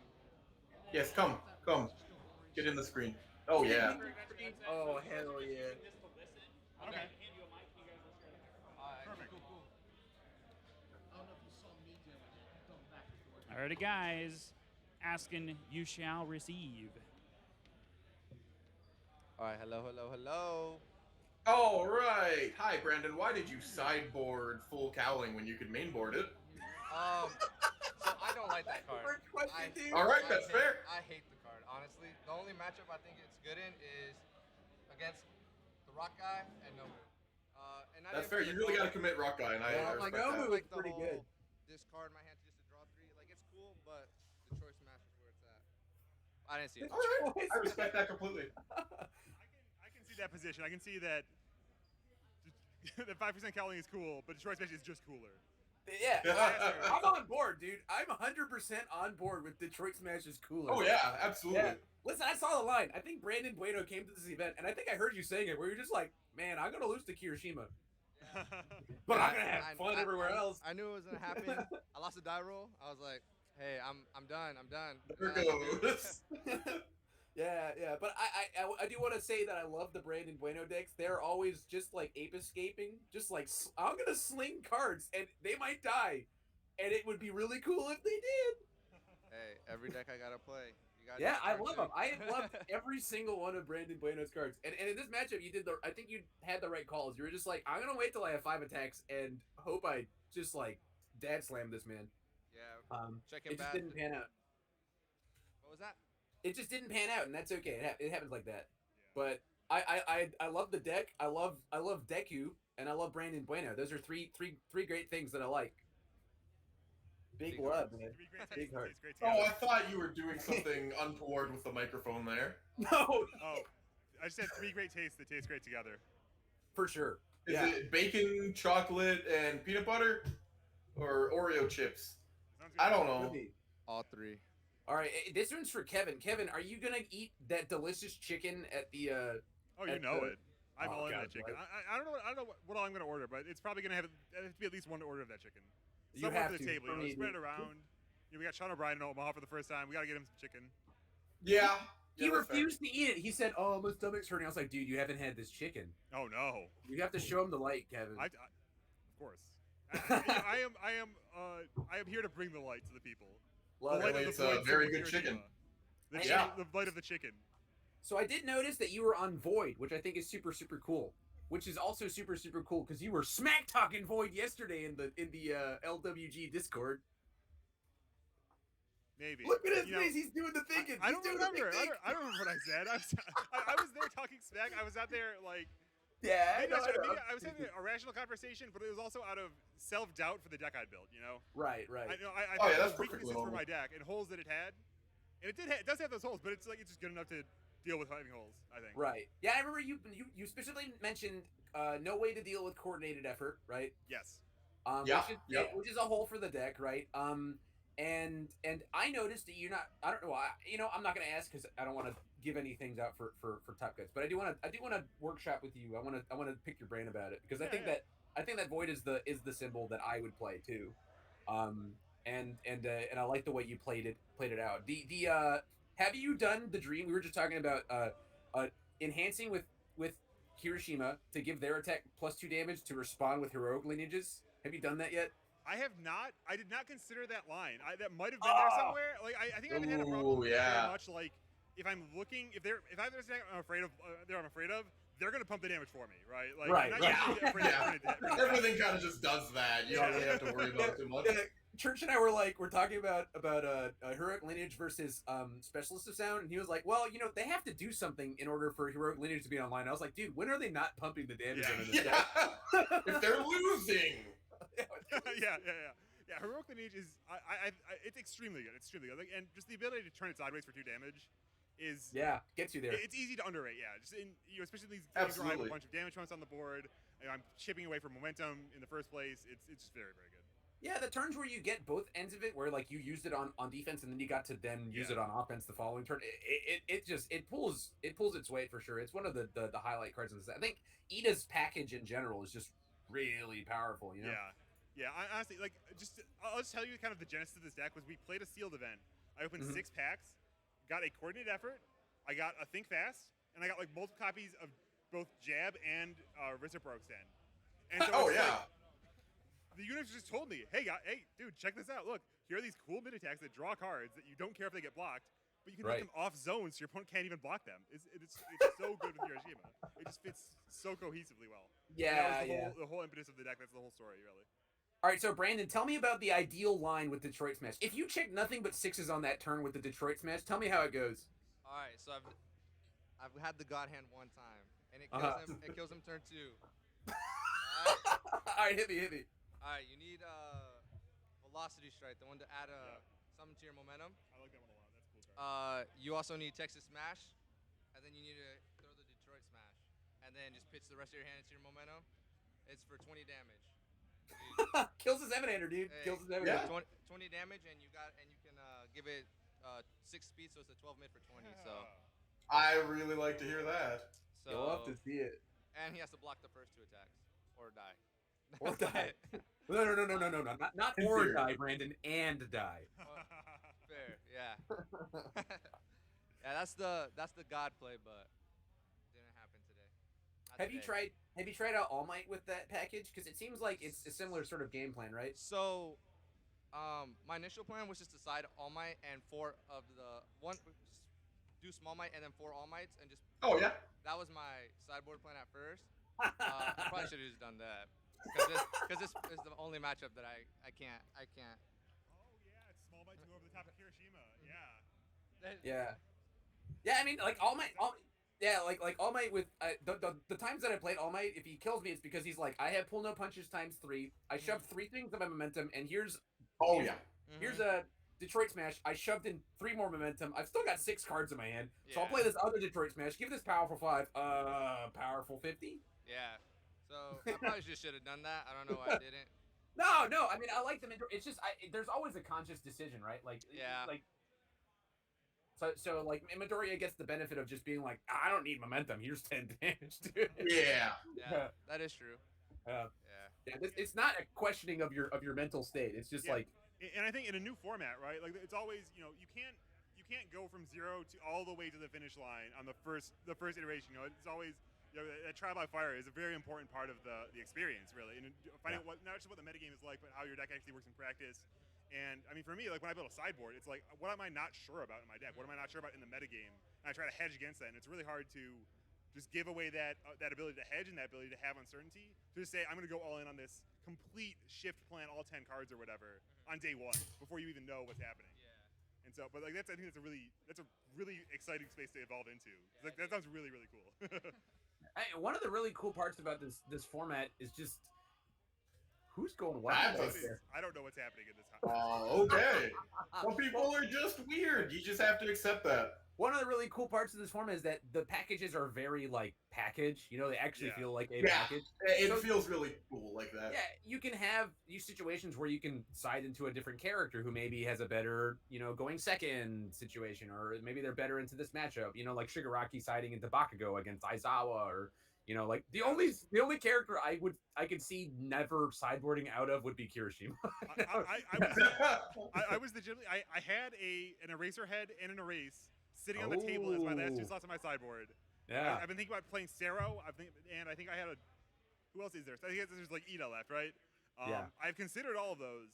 I just couldn't quite imagine when I would actually want to pull the trigger on it. Yeah, when you want to do it. Just because, especially because Kirishima's like, he's such a core part of like the resource engine of the deck, right? Like the Correct. building face downs, Absolutely, like the picking up the flip draw card, right? Just those little things, and also just having Hardened Jab have text, right? Because if I'm Ida, it's not going to do very much.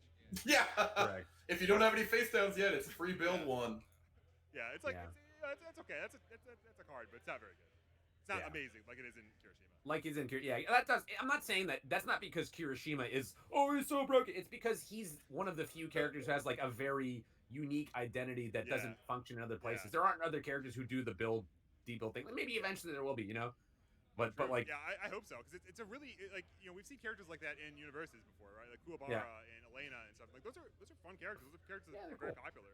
Andy is very fun. I can confirm that. Kevin Broberg, I heard it. Like characters in staging area sometimes. It's good space. those build down and pick up card guys do keep getting banned though. We gotta be careful. With And them. they keep getting made. They gotta not do that. Well, that's how you figure it out. You gotta try. You gotta keep trying. Okay. Okay. So what's your predictions for winners for the event? I mean, it's just like by numbers, it's Kirishima, right? Like it's not an exciting bet because it's like half of the field, right? Yeah. Yeah. If I tried to pick one, that'd be more exciting, but I'm not gonna do that. Pick one symbol. Which one wins, and is it yourself? I mean, I feel Which like symbol there's is like 17 best? good decks in tops too, right? Like I played good the last 3 rounds. There's been a lot of good decks, yeah. But what do you think is Kirishima's best symbol? Because that's been a point of contention in chat too. Yeah, I don't know. I was just listening to Jeff a little bit there, so I might have missed something. No, that's fair. Dude. What's your pick for Kirishima's best symbol? I mean, I think it's Void because I think my deck is really cool and really good. Yeah. And really swell. I don't know if that's actually true or not. It's a metagame thing too. It's right? a loaded question. I don't expect you to say anything other than the deck you're playing. Yeah, it just makes sense. Yeah. If you say anything other than the deck you're playing, you're wrong because you should have brought that. That's the softball question to end all softball questions, dude. Don't worry. Well, I could believe it's good. I could believe that it could be Earth in all seriousness. I mean, I don't know. I haven't built a lot of Earth. I haven't played a lot of Earth, so I don't know what holes it has. But I do like having Apathetic, and I do like having Super Regeneration and Coordinated Effort. Those are all amazing cards. Yeah, those are all good cards. Yep. Yeah. Agreed. Okay.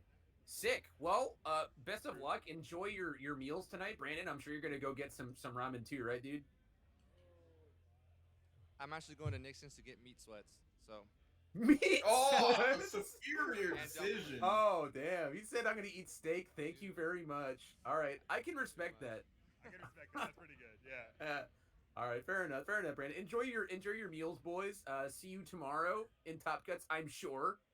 Okay, and yeah, just have a wonderful weekend. It seems like it's been real cool just to begin with, but yeah, go steal that $10 million headband, boys. Oh, let's go. Yeah. Wait, you can just steal it? You don't need to fight for it? Defeat him in battle. Yeah. Like, you can defeat him in battle or in loaded battle. You choose the. Yeah, it doesn't say anything about Universes or Mahagaka. You can just defeat him in battle. Just shoot him, yeah. It just kill the man. Take it from his rotting corpse. We'll wait by the bathroom holding a knife. I want to leave this card game now. All right, guys. Just because you don't want 1 million points or 10 million or whatever is your problem. 10 million double dollars? Double dollars. Sorry, I'm trying to think of the Big Shot Cowboy Bebop thing, but 10 billion double dollars. That's Vash the Stampede. All these are good. All these are good references. I don't know. Anime card game now, boys.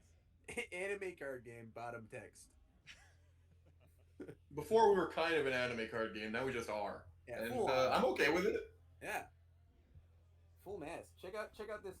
Oh, I don't have my box. Church, show me your box. I have a box. Slam it. Hell yeah. Oh, It didn't go far. You gotta hit the trash can at some point. There it goes. He hits it. Slam part 3. Oh! That one actually had packs in it. I heard it. I know, that one was heavy. That one was heavy. That was heavy. That was an impact. I think It's gone forever. In the trash can, though. It's gone forever. First throw. Oh man. Yo, Kevin, have you seen Tim Friedlieb's Air Conway Woods deck? He told me a little bit about it. I'm very excited. I hope It's that cool. wins. It's cool. No dude. spoilers if he hasn't seen it. You know he's got to see it fresh. Correct. As he Yeah, I'm not eats it. spoiling anything. Yeah. Yeah. I didn't hear him shout at the top of his lungs, Save the rainforest though. So he may not have won He yet. may not have won. I might have missed it. I don't know, Brandon. What's he look like? Does his face look like a winner? Tim Friedley's face right now. Where's he at? Where's he at? I don't know. He's definitely near the top tables. He was like table 5, 6, 7, somewhere around there. Face of a winner for sure. I think he already finished. Damn. Okay, good. So he's already saved the rainforest. He speaks for the trees. He speaks for the trees. Good. That's what I like to hear. All right, sick. Oh, I see him. I see him. Winner's face. Yeah. Yeah, winner's face. Did you save the rainforest? Yeah, he saved the fucking. Okay, good. Saved the rainforest. Thank you for asking correctly, Brandon. Oh, that's wonderful. Oh, God bless. So we're definitely seeing at least one Cowboy in Top Cut, and that's super hype. And then we're gonna see 18 Kirishimas, and that's cool too. Yeah, there's only like 6 at the event. I think there was 8. 8, Eight. yeah. There was 2 comic books though, right? 4. There were 4. Yeah, 4 Kamuis, dude. 4 Kamus. Yeah, 4 Kamuis. That's not saying how many did good, but that's There's still like a 20 number. characters in this format, right? So like, Yeah. with 60 players, like you have to have 3, or else you're like you could have a flat 3 for everyone, right? Yeah, 3 would be the some average. More Yeah. popular, some are less popular. So, but like 2 to 4, yeah, they kind of range. I think be. The fact that Kamui Woods is above average for a guy with literally no support is really cool. Yeah, I mean the fact that there's Aoyama showed up at the event, Mineto's here, somebody played Todoroki. Yeah. Mineta is All Might the kindest words I will ever say about Mineta. Yeah. All Might 1 did not show up. As far as I can tell, the only All Might is Small Might. True, yeah, it's true form, which is sad. Wasn't that JJ? Yep, that's JJ. Yeah, JJ Yep. was on Small Might, yeah. Mm-hmm. Yeah. F in the chat, boys. F in the chat. F in the chat. Oh man. Okay, well we'll let you go, guys. Thanks again for the interview. Love you both. Hope you have a wonderful, wonderful weekend. I'm super envious. I wish I was there, but alas, I am stuck at home. Yeah. I'm glad to be here, and I'm excited to watch to come back and check out what you guys did on the commentary all day today, and check out these decks from another angle. Oh, don't do that. We're dog shit at our jobs. Well, I can watch my 2x, so it'll be fine. It'll be fine. Oh, there you go. We did not ask for a Kirishima match until round 5, and you're not our first Kirishima match. That's true. Am I the first Deku? We accidentally got Yes. a Hiroshima Max earlier. In round 2 or 3, we specifically asked for Deku to be thrown on stream, and then we got Kirishima versus someone who wasn't Kirishima. Yeah, somebody not named Hiroshima. They lost. I don't remember. It was Deku. I'm sure It you was can look Deku. forward to the Kirishima Mirror tomorrow, which is the Oh. hardest match of UFS I've ever played. Oh. Well, you were playing Shane Duckworth too, right? Well, I played Shane and I played Chris Nixon. Back to Oh, yeah, the double, yeah. That's 2 not like Not bad terrible players, Yeah, that's We split the games 2-2 between the 2 of us. Oh. Nice. It's 2 fighting unintentional draws. Damn. But Yeah, Chris so Nixon hard, also so fought hard. Giggles in the last round and got the tie in Yeah, they another. eventually drew. They're Yeah, but that is definitely a lot of Kirishima's tying. Yeah. That's some integrious results. Integritous results. These are big words, man. Yeah. Hypothetical words are still big. Yo, the hypothetical word is really the biggest word you could imagine, right? Like you can just keep making them bigger. Yeah. Like that word that is just 4 Latin roots for no. Or like not quasi nasi nihilification. It's a word some college student made up back in 1820 or something like that. That's powerful. Yeah, it just means nothing. It actually means nothing. I would be scared if I heard someone shout that in battle. Yeah. Oh yeah, for sure. Yeah. Yeah. What does that mean? A lot more scared than you'd be if someone yelled "Save the rainforest." So I guess I can understand why you didn't like that. I haven't done anything to the rainforest. You're in action, you imperialist pig. And then Tim just runs outside with your character card and burns it.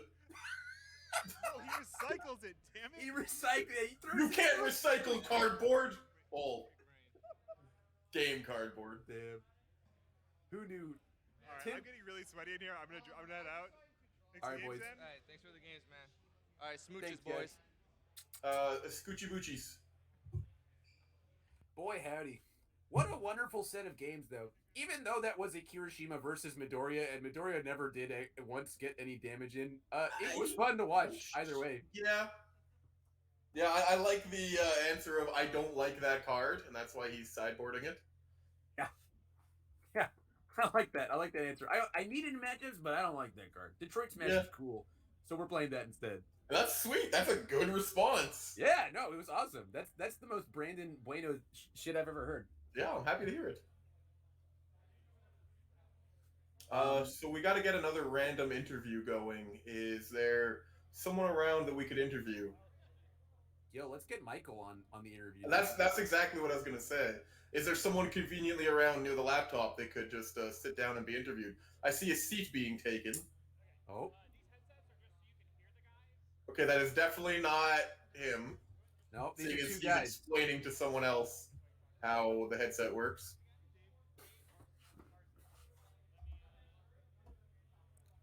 Okay, one of them's named Dave. I got that much so far. Dave. I'm really good at this. Dave.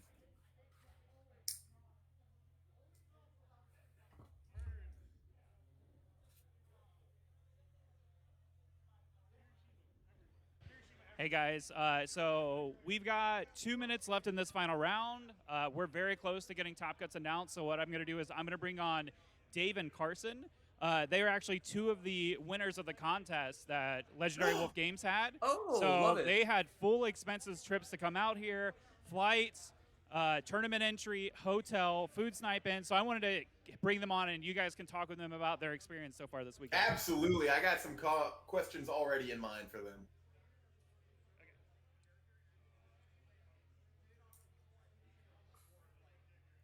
He's putting on the headset. The boys. All right. Hello there, Dave and or Carson. David and Carson. How's it going, guys? Oh, how's it going, man? Good. How are you guys? Yeah, you guys seem pretty excited. Yeah. Yeah, today's been fantastic. Like, it's been a pretty good day. It's a great experience, isn't it? I'm a little, we're both kind of envious and jealous about not being able to be there. Sorry. Yeah, sorry to take it. You should be, assholes. Probably the last time I saw you was in Atlanta. Dude, 2019 Atlanta? Yep. Oh, wow, that was time ago. Yeah, that was in the before times, dude. Yeah. I had a mustache. Yes. The world wasn't on fire. It was a very Oh, man, that was when I made second. Oh, good times. Damn. I enjoyed losing. Go ahead, Church. Yeah, so you guys, in theory, won the contest by buying lots of Crimson Rampage, correct? Not just by buying the first set. I actually just bought one of the first set boxes, and that's how I won. Well, fair enough. Hell yeah. 2 starter sets. Yeah, I literally bought one box the night before, like 10 o'clock, and I won. So, like, no Crimson Rampage for either of you, just both set one stuff? Yep. All right, well, I was going to lead into what do you want to see from Crimson Rampage? What would be cool? Like, speculation and stuff? Because it's completely unknown. All right, so I got stuff that I know I want to see, right? Yeah. I want to see a Fury throw, just one that has fire, or air, or death, so that I can play it on Bakugo. Yep. Just one throw. Just That's one, all dude. I want. Just one. I want to see Stain's character card because that's gonna be fantastic. Yeah. There's like we have the big Nomu, like the heavy Nomu, so we should get the fast Nomu in the next. Yeah, you want some fast fodder Nomus that didn't do anything. Exactly. Endeavor. Yeah, I want some. Yeah. Or the weird flying one that Endeavor had to javelin down. That was actually really cool. Yeah, that one was dope too. Yeah. More Endeavor cards too. A leader for him would be nice. It would be cool to get an Endeavor that you could actually play as. Yeah. That'd be sick. I couldn't remember. We did see the cover, of course, for Crimson Rampage. People have been able to buy it. Was he on the cover? It's for sure Stain. Stain is definitely on the cover. Yeah. If you don't get a Stain, I think a lot of people are gonna be mad. Yeah. Yeah. since it's just like probably like second season or very end of first season, I don't think we're gonna see a lot of like of the villains yet. Let's see. Oh, I found the cover that I brought up. Endeavor is on it. He's on the side of it, which might not mean a lot because I threw my boxes. I did have boxes here. On the side of the box that we have, there's like Sato and Koda. Like there's characters that don't exist in the game in some way hard announced. So it might not be the best to say, hey, Endeavor's on the box. Maybe that means he'll be in the game. But Sugar Rush, like Sato has a character card. Yeah, he was announced. He'll exist. Yep. But Koda still hasn't. Koda is just MIA completely. Yeah, he just doesn't exist right now. Well, they do have. It looks like Toga, Stain, and I'm playing Toga. Yeah, and, Yeah, a lot of people. Yeah, lots of people want to play that character. And Dobby too. Dobby's a popular one. Yeah, I just want to cut people though. Like it's looking a fair more villainous. Yeah, I mean we only had 2 villains in this set, but now we're going up to 3 villains, and that's pretty cool. Yeah. Yeah. We're looking forward to it for sure, dude. It's if it's anything like this first set, I'm sure it's going to be a rousing success. Yeah, absolutely. Yeah. But yeah, so how was your experience today, guys? The experience was amazing, dude. I wish I had something like this back at home in Ocala because this place is awesome, man. Miles is just a great guy. All the guys in this community is just amazing. Great people. They love to help out anyone new, and they're just really nice people, and it's a fun time for sure. Absolutely, man. What about you, Dave? So I'm really digging this headband thing. Speaking of JJ, don't go anywhere. As soon as I'm done with this, I'm coming for you. Did JJ get the headband back? He's got it back again. Oh, okay. Okay, that's pretty cool. Like the headband side of it, this is the coolest thing that they've ever done, and I think it should just be like a It's so much continuation fun, isn't it? at Yeah. each PTC. Like it should just be a thing. Everybody. I Can think it just escalates. I think it's very cool. I agree. And the headband thing I'm hearing about with buying the headbands and fighting together is reminding me of like the first season of Yu-Gi-Oh! On Duelist Kingdom. Yeah. Where everyone's betting their star chips. I don't know if I'm too old, but yeah, I mean, you seem to be getting. Yeah, that's exactly what it feels like because you just walk up and it's like, hey, you got any headbands? And they're And like, that's yeah, I got awesome. headbands. All right, 2 down. Let's get it. Yeah, let's do this, boy. And you can be fighting in a ramen shop tonight. Yeah. And that's just cool. And for the people at home, what are so you have the headband, right? Which is we win a case and get to play against Chris Sabat, and then there's the wristbands. What are the wristbands doing for the people at home? So the wristbands are. Oh, sorry. So the wristbands are. I'm not loud. So they're basically a starter pack, a wristband. So Nice.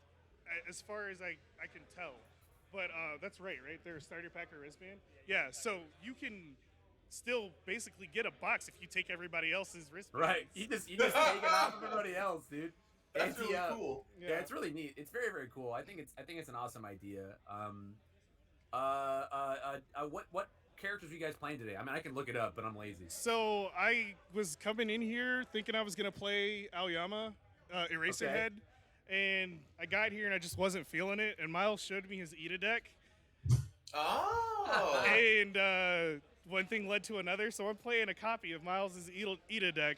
That's and really cool. If I wouldn't have made so many play mistakes, I'd be 5-1. But hey, we're not here to talk Well, about that. that's really cool, actually. It's good to know that, you're learning, you're experiencing, you're learning how the deck works. Yeah. I ran a Nomu deck. That deck's a lot of fun to run. Hell No, sweet. yeah. I think there's Nomu running around the Swing top 'em, tables dude. right now. Yeah. Yeah. That sometimes you just get your ass beat, you know? Yeah, like he's ready to slap at any given moment.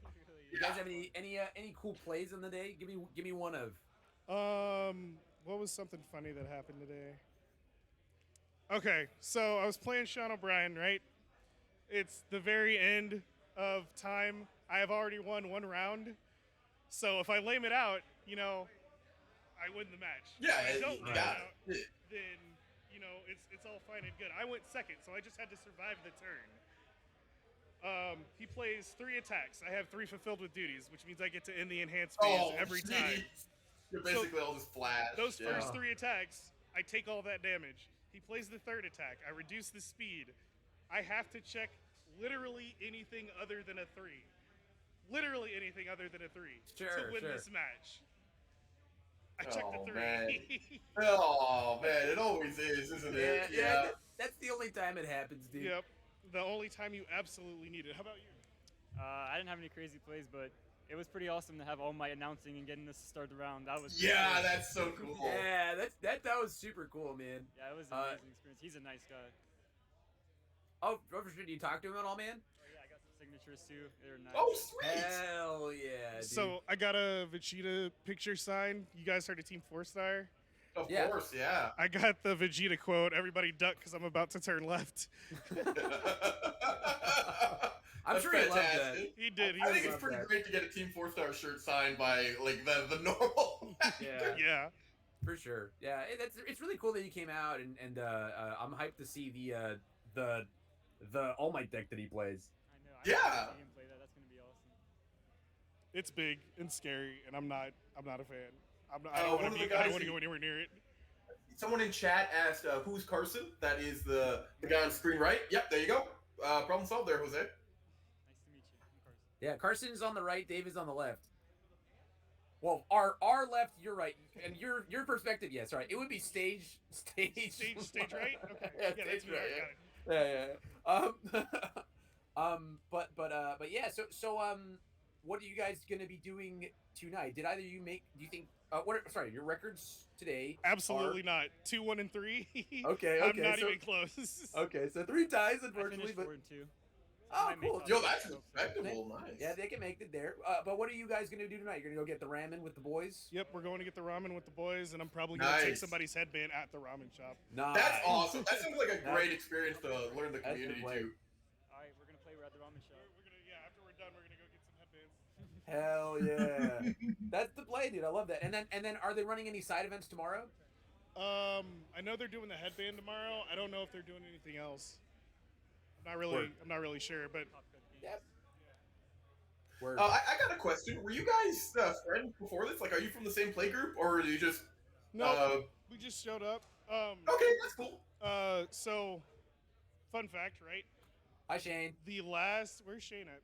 There he Shane's is. behind you. Oh, so the last PTC that they had in Omaha, the 2019 one, I traveled here from Hawaii, right? Dude, nice. And Miles gave out a Gen Con All Might promo to the person who traveled. I can see you, Shane. Like, I can see you. They gave out the All Might promo, right? So I took that home with me 2 years ago, and then come to find out, like, I was completely ignoring the stream because I didn't think I had entered. I didn't know. Buying the box. Yeah, just something as random as getting a box would enter you. Yeah. Would enter you, and I get phone calls from both Miles and Danielle. They're like, "Hey, you need to put in for leave. You won the sweepstakes. So bring your card so you can get it signed by actual All Might." Oh, that's right. Oh, dude. So he not only did he call you at your personal number, Yeah. not only did he remember that you were in the military, right, and knew you had to take time off leave, but he also remembered he handed you a Gen Con. Yep. Yeah, that's good super, memory. Yeah, that's super chill of Miles to call you personal like that. Yeah, Christopher Oh, Savage told me he forgot his card. And Christopher Savage was like, I forgot the card today. I'm gonna bring it tomorrow. He'll be here tomorrow. Yeah, there you go, dude. There you go. It's easy. And Carson, where are you coming from? I'm from Ocala, Florida. Shout out to all the Ocala boys. Oh, hell yeah, dude. I'm in Miami. Really? Yeah. Yeah. I don't know if you guys know Tyrell, but he's actually from Ocala too. And when I won the contest, I went to our local tournament. I had no idea who he was. He came up to me. He's like, "Did you win this tournament? I heard you won the giveaway." I was like, "Yeah, I did." He's like, "Oh, that's awesome. I'm going as well." I was like, "That's what a small world. That the chances of that." Yeah, that's a really cool. great guy. It's super cool that you get to go too as well. Like that's super neat. I definitely plan on coming back here, and anyone that thinks about coming, don't even think about it. Just come Yeah. over. Anytime there's Yeah. PTC in Omaha, I'm going. Just send it, dude. I just really like that you're two guys from opposite sides of the country who seem to be pretty good friends now. You won similar contests, and now you're going to ramen to beat up people for headbands together. Yes, sir. For sure. And that's for really sure. cool. Love it. Do you have any shout outs? Well, you said to Ocala, but you guys have any more shout outs to anybody back home? So I'm gonna shout out to San Diego, Matthew Valles, and all the guys that are over there that play up at Cardboardia. And then I'm gonna shout out my TTS group because we're literally in like the four corners of the United States. Two of them are in Virginia, one's in Washington, and I'm down in Southern Cali. And we play on TTS all the time and make decks. Oh, that's really cool. Nice. Yeah, you need that for sure. Shout Carson, out to you all my anything friends else? from Ocala, my girlfriend, she's amazing. My friends, my brother. He loves me and my brother first started playing this game together, and we play it all day long, and that's how I got. Hell yeah. That's how I got, I guess, somewhat decent to go 4-2. Yeah, fuck yeah, dude. Carson is the GOAT, says Crisco352. Love it. Nice, Oh, well, there you go. There you go. Yeah, there you go. There you go. I bet Sick. he's just sitting at home jealous you got to come here. Yeah, I wanted to bring him. I'm gonna bring him next time for sure. Same, yeah. Usually, like, me and Les don't travel, like, separately, but this sweepstakes just threw a wrench in all that. Yeah! Let's, Anybody gonna who get knows you going on us knows out. that, like, that's my teammate. Like, we go everywhere together. It's awesome to have someone good with you, just a teammate that you can stay consistent, Yeah. especially with the teams events for UFS. I actually don't know if they've announced if there's going to be team events for My Hero, but I really hope so. I love the format. Like a duo would be fantastic, where you're both like fighting at the same time. You can Yeah, if they after could get one that to or work. the other. Yeah. Yeah. Oh, that'd that'd be be some Galaxy Brain stuff. I got a plan. Yeah. Like I got a plan. I'm not gonna flesh it out right now, but I'm gonna tell Jason about it, and we're gonna go from there. We ran a really bad one of that 15 years ago in my locals, where it was a 2-on-2 style. One person could only play foundations, the other person could only attack, like on each team. It kind of made sense until about turn 2, when one guy attacked with no foundations, because his partner had the foundations. And then his attack was like, destroy X foundations, your rival destroys X or something, and I just got killed on turn 2 with an attack by a guy who had no foundations, and I never played the format again. That could work, but all right, I'll drop some knowledge on you real quick, right? So if you first of all, you have to decide to attack together. Like you can't just randomly attack. That's cool. And you have to attack the same person, because it's like that Street Fighter Alpha game where you had both people at the same time. Dude, that was such a cool mode. Yeah. So if one person plays a high and one person plays a low, that means whoever you're attacking can block with a mid, and your partner can block with a mid for you. Yeah. If both people play a high and a mid, if one person plays a high and a mid, then you can block with a mid or a high, but you can't block with a low. Don't get the mic too far away from your face. Oh, my bad. So, Yeah. so like the mid and the high, then you can't block with a low, but you can block with a high or a mid. And Yeah, that makes again, sense. your partner can block for you, and then you can go from there. So you don't have to worry about unblockables or anything. So you just gotta have Hiroshima as your partner. And Yeah, you're set for life. Or, Yeah, you're definitely set for life. Yeah, or like the tape swing. So all right, I'm gonna play a mid. but I can Oh block it. yeah, yeah. Right. That'd be interesting if they can do that. Yeah, I mean, well, so like in the sports festival event, they had that 3-man, I guess it was 4-man, right? Yeah. With where they all got on each other's shoulders and like Three the on the chariot. top. Yeah, 3 on the chariot, and then the one person up top. Yeah, the chariot. Yeah. Yeah, you could just style it like that and call it a day, right? True. Yeah. Because I love the teams format. I think teams format is one of the cooler things. I suck at it personally. Yeah, I'll win my games, but I'll like choose really bad matchups for my friends and stuff. Like I'm just really bad at it. Yeah, But, I suck at it too. Yeah. Same. I gotta let somebody else do all the decision making. Honestly, just play my game. but, but I think it's super cool, and I hope they do bring it back for My Hero. I would love it if they got a team format for My Hero. I would gladly play in that. Yeah. I would gladly make other people play in it with me too. Correct. Same. Yeah, there's tons of people who play UFS exclusively because they want to do team stuff. Right? Oh Like, yeah. I've never once seen Ben Shoemaker play like seriously in a singles event. You know, he's won singles twice. Yeah, he's won Why? singles twice. I know, but I wasn't there for that. That was back in 1941. I didn't know? see it. It didn't happen. Yeah. But like when he's playing singles, he's just like, I'm here to do some gun and check fives, you know, and then he does. But like Yeah, in teams, he's like, all right, boy, here we go, and he does. So like, there's definitely people who take it more seriously because that's what they prefer to do, you know. Yeah. And it's neat to see, neat to. Really? Are you all mighty right now? Oh hell yeah! It's your boy Miles Tyler. He's so obvious. He is so obvious. Well, you can't hear anything right now, unfortunately. The real. Yeah.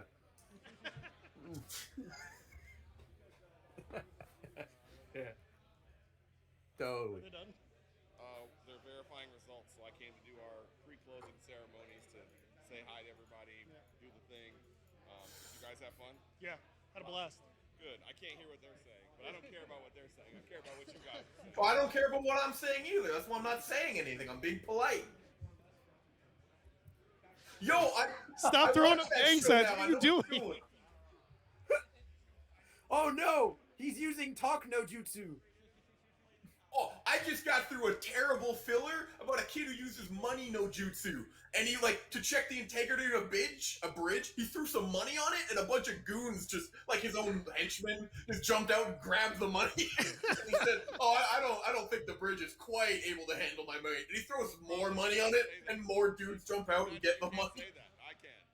Bro, we can't say what? Negro no jutsu. He didn't say that. He said I money no did. jutsu.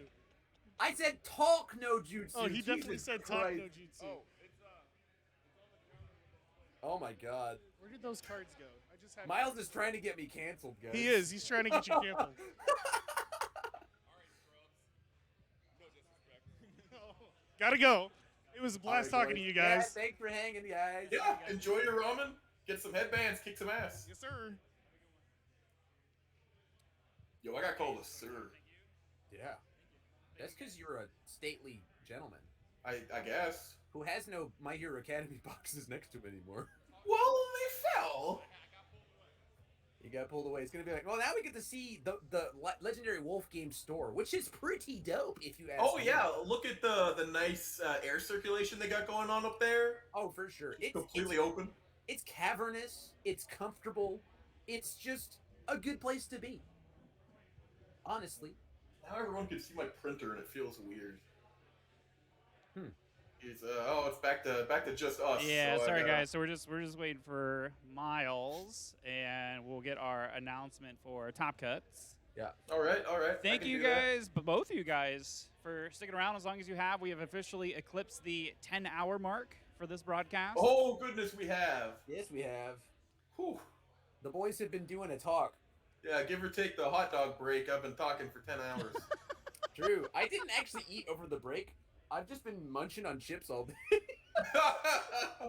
I haven't even noticed, so you must have been good at muting your mic through it if you've been doing that. I sure was not muting my microphone, dude.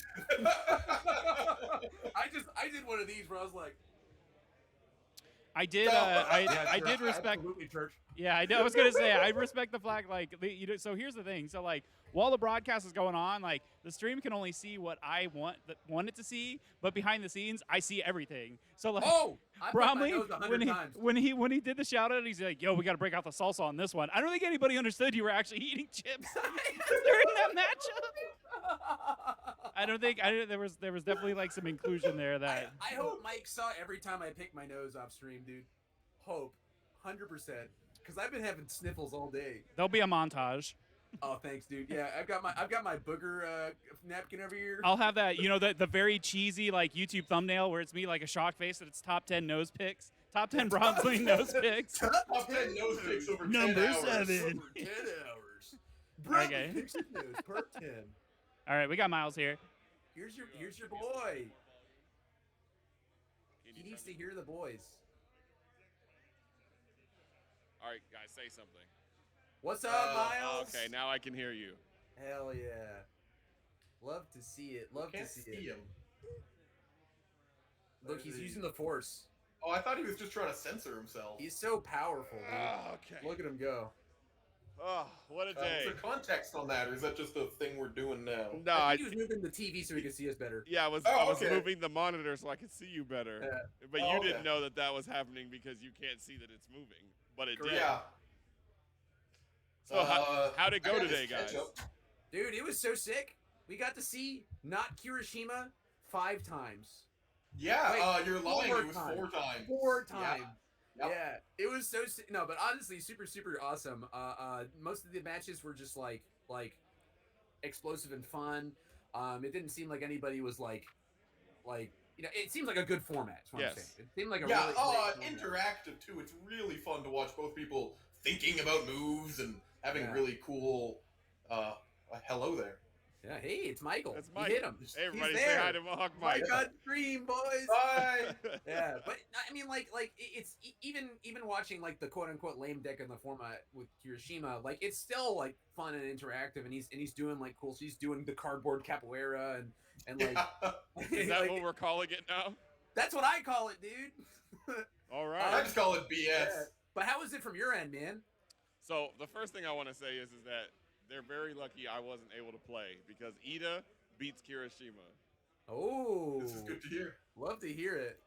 He wants to build in the deadlock, and I got flying thruster kick for free momentum. So yeah. if all your stuff is standing and this reciprocal burst is a 35 or 41, It doesn't work if you forget to do the deadlock E. Rewind about 8 hours on today's VOD, and you're gonna see that. Yeah, somebody did forget to use that deadlock enhance. I won't forget to use that deadlock. Yeah. Not this man. This man's too good. But yes, I knew that he was going to be good. I kind of wish that some of our more seasoned players would have went, I can play something better. I think everybody's so starstruck by him that instead of doing the thing that we tell people to do all the time, you know, branch out, try new stuff, everybody was just like, play Kirishima. Yeah, I could just not branch out. If there were an event that you wanted to like play the best deck, it would be the Miles Tyler patent pending money event, right? You know, so and especially since there's been nothing to have like a litmus for, right? Like you just like, oh yeah, this guy's good. Yeah, this guy is visibly good. Like we don't really know much about the I opponent, get right? it. Don't get me wrong. No, I'm with you. I would have played not Kirishima at the event, right? Whoa, you're crazy. I would have played Jiro because I think Jiro can just like go over the top of his like playing flash attacks is very good into him. I think that she can go tall enough and dumpster him early and late. Yeah. But like, I understand it. I think that all three of his symbols are very, very strong and very, very consistent. And as a player that wants to win an event, you look for those two things above everything else, right? You look for consistency and you look for, defense while also maintaining aggression. So he checks all the boxes, so I understand it. I'm not like I get not gonna crush on Shane and Miles and Chris Nixon and all these guys who play Kirishima because not me, Tony too. Yeah. But I get what you're saying. Yeah, fair enough. Well, sorry, my bad. I'm glad that you guys saw some good matches. Did you know that Dave Powell was playing like a complete replica of my deck today? Yes, he did mention that. He did mention that. Yeah, he said he was playing. Was it Sero? No, he was playing Aizawa. He was playing Aizawa, and then he saw you play one time, and he was like, "I want that." He said, "Give me one of those, please." It's good to know what you like. Yes, it is. But we had it was great here. Everybody had a good time. We almost broke top 16, which is nuts. Chris was fantastic. I don't know if they told you this earlier, but I think after like round 3 or 4 after the lunch break, I got to teach him how to play the game.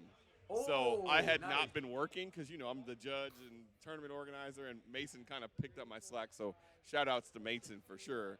But I got up after Chris went to the bathroom to go start signing autographs again. And I was like, all right, guys, I'm sorry for not doing my job. However, I just got to teach All Might how to play Universes. And the room was like, and I was like, and everybody was like, and it was great. That's an awesome experience. Dude's super down to earth. He was hanging out with everybody. He announced the round 4 start. If you didn't hear that, yeah, we heard. Oh, we sure did. We made sure to pause. We could hear it. Yeah, we're stopping everything we're doing and listening to Chris Savage. He told us that this is like one of the most fun events he's been to, and we have officially been crowned the store with the comfiest chair he's ever sat in because at conventions he sits in those things. Yeah, that makes sense. So like he was like, yeah, there we go, Mike. He sits in these things, or he's like, sometimes they get me folding chairs where your butt sinks in, or stools and stuff. And he was like, the fact that you got me some gaming chairs up here, this is great. So he loved the store. His assistant Francesco is really nice. Unfortunately, I don't think they're going to be joining us for dinner tonight because he's a grandpa and is tired. But like, he really enjoyed himself. He interacted with everybody here.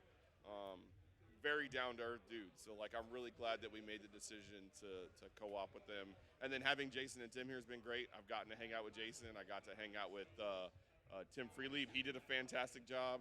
So we got to see Invisible Girl, if you can see her. No, I did not. Yeah, he let us see Invisible Girl, kind of. Like, we saw it, but we didn't see it. And he didn't let us take any pictures because it's not the confirmed version of it. So like, and you can't take any pictures because it wouldn't catch anything. It's like a vampire. Exactly, that was the point. We got to see her, but we didn't get to see her. But yes, everything was fantastic. I have a quick news update from LegendaryWolfGames.com. The desk. What? The headband has transferred owners. Hold on, I'm gonna pull this down for a second. What was your name again, boss? Richard. This is Richard. Yeah, because we spelled your name wrong.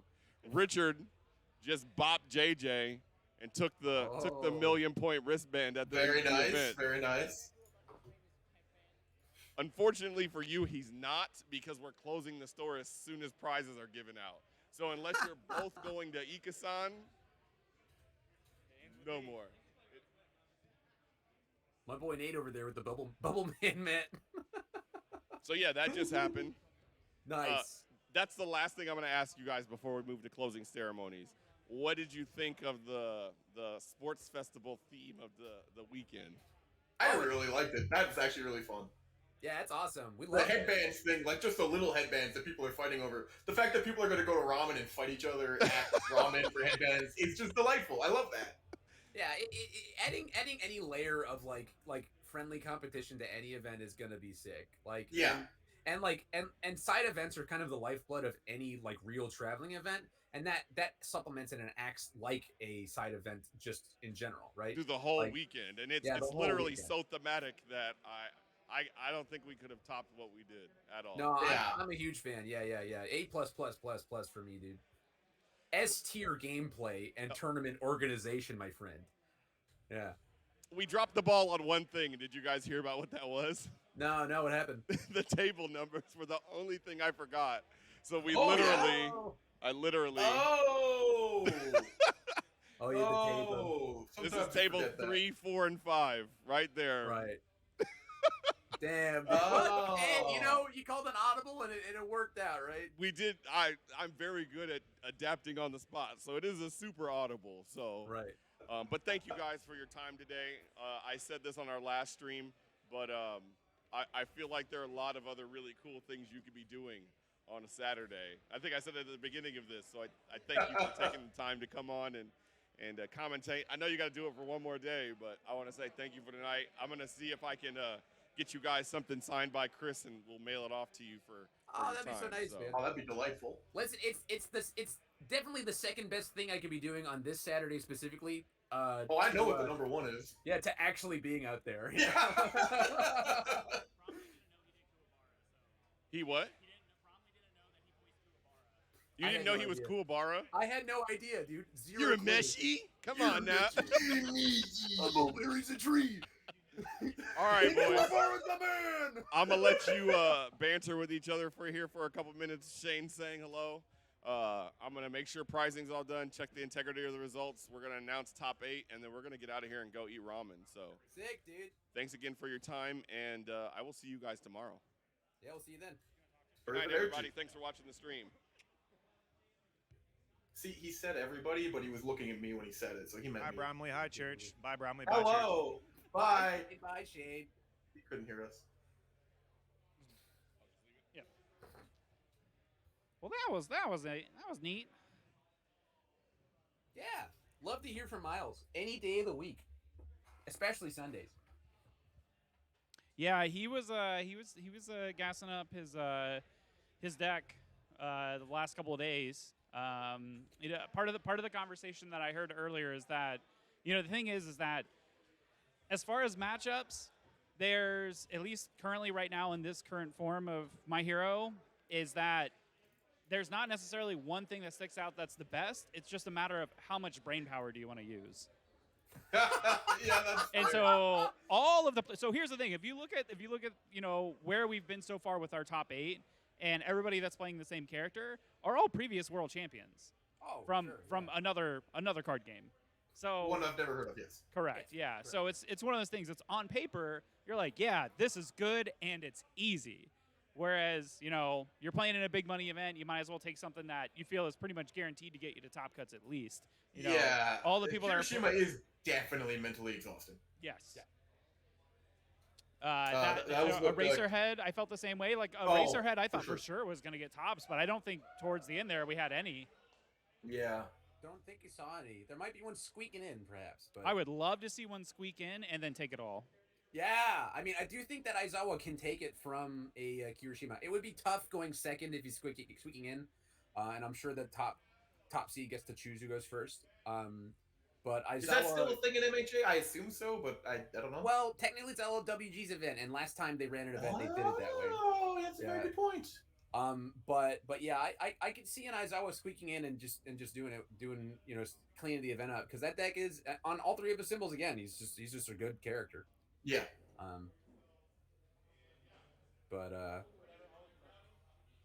Are they doing the announcements? Miles is making a real quick announcement about ramen. The printer is going off behind me, which means we do have top cuts. Grab it and tell us so we can announce everyone not at the event before they all hear. Oh, Sean could make it in at 312. Ooh. That'd be right near the bottom, and there's Yeah, no that- such thing as diversity, so who knows? Yeah, no diversity means maybe not. Yeah, top 16 is going to be really tight, as we were talking about below 64 players, which is actually, you know, the cutoff for top 16.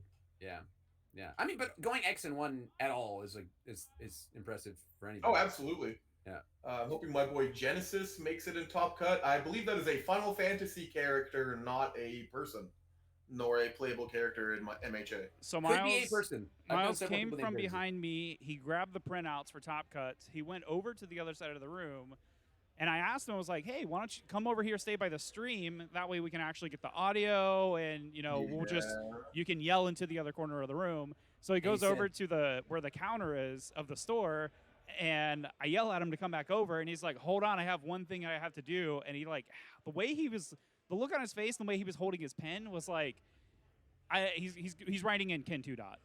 Like, I feel like there was a stipulation that nobody saw, and he automatically adds himself in. Probably not. Ken was legal throughout the whole event, and if no one played him, he was automatically into Top Cuts. Well, that's what we did at my event, right? Nobody asked if they could play retro characters. They just assumed that they couldn't. And so Tim Keefe played Cassandra 4 from... Right. Oh, hell yeah, here we go. Hey, I know him. They don't need to look at me. They can look at everybody else. I don't matter. I think you go from top Just down, on the right? side of the That's the building. hypest way to do it. That's way too on level with certain things, Giggles. I can't unsee that. Yeah. Danielle, will you snap? I should probably text my lady, huh? Tyrell. Oh, that's true. I guess I already did some with Soul. I don't know, but you ready?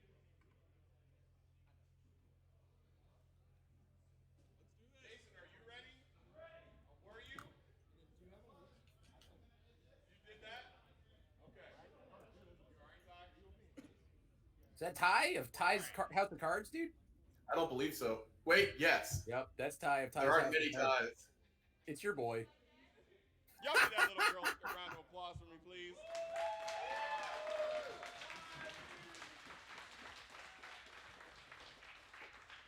That was Camera so pans to cool. JJ not giving a hand of applause. If you guys didn't know, Kyrie built the playlist for like everything. There was one for lunch, one for the beginning of the tournament, one for while y'all were playing, and now she's playing the award ceremony music.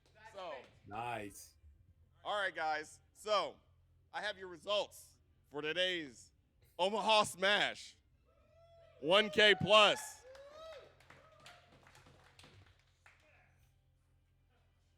First, I need you guys to give a couple of thanks for me. The first one is what I do. Big shout outs to Mohawk Mike for running the stream today. It's your boy, Mohawk Mike. You get the Mohawk tomorrow, right? The Mohawk is tomorrow. We'll see. You got Mike today. You might get Mohawk Mike tomorrow. Loves to see it. Next, I want to give a big shout out to our man Tyrell. He's been recording from Ty's House of Cards. He said he wanted to play with y'all and beat y'all booty, but he felt like this was more important. It is. Next, I want to say thank you to Mason and Kyrie. They ran the store all day, like flawlessly.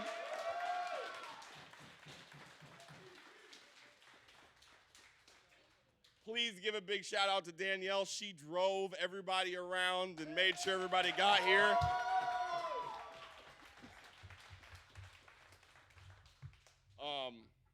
Yeah, I mean, like, real talk. Like, we aren't able to do any of this stuff without you guys. Otherwise, I'd be standing up here literally talking to myself. So thank you guys for traveling. That was pretty good, huh? Yeah. One laugh, it counts. Dad joke, don't care. I'll take it.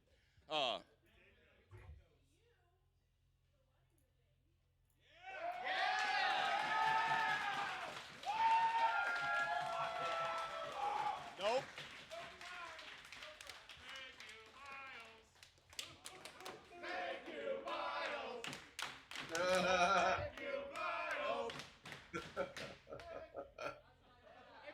Thank you. Thanks, son. All right. Without further ado, I have your top 8. Top 8. Top to bottom. Top to bottom. First I've heard of it. All right. We had one minor rules change. I don't know if you guys knew about this, but I'm actually implementing the diversity rule right now. Because he looked at top 8 and saw 5 Kirishimas.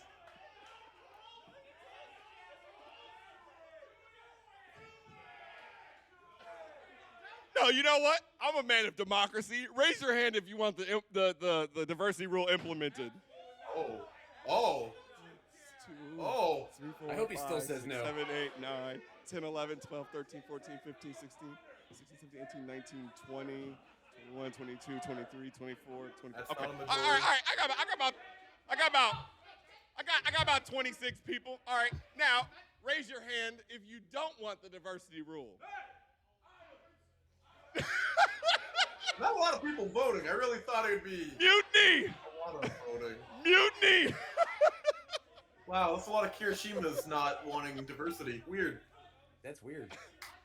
I think it would look better if there All right, was no Ty. All right. diversity. The good news for you guys is I was just trying to get y'all all amped up. So, it worked. Hashtag value. I did my job. You're a Swiss champion today. One of my best friends. A man that came out of the shadows and brought me Chinese food on more than one occasion. Mr. Anthony 2, let's go!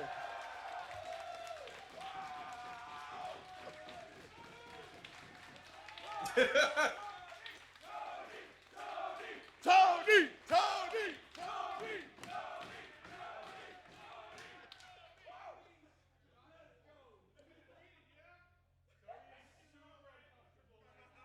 In second place, another man out of the shadows, straight from the land of sin and sun, Jasco's very own Timothy Friedleaf. Second! Wow!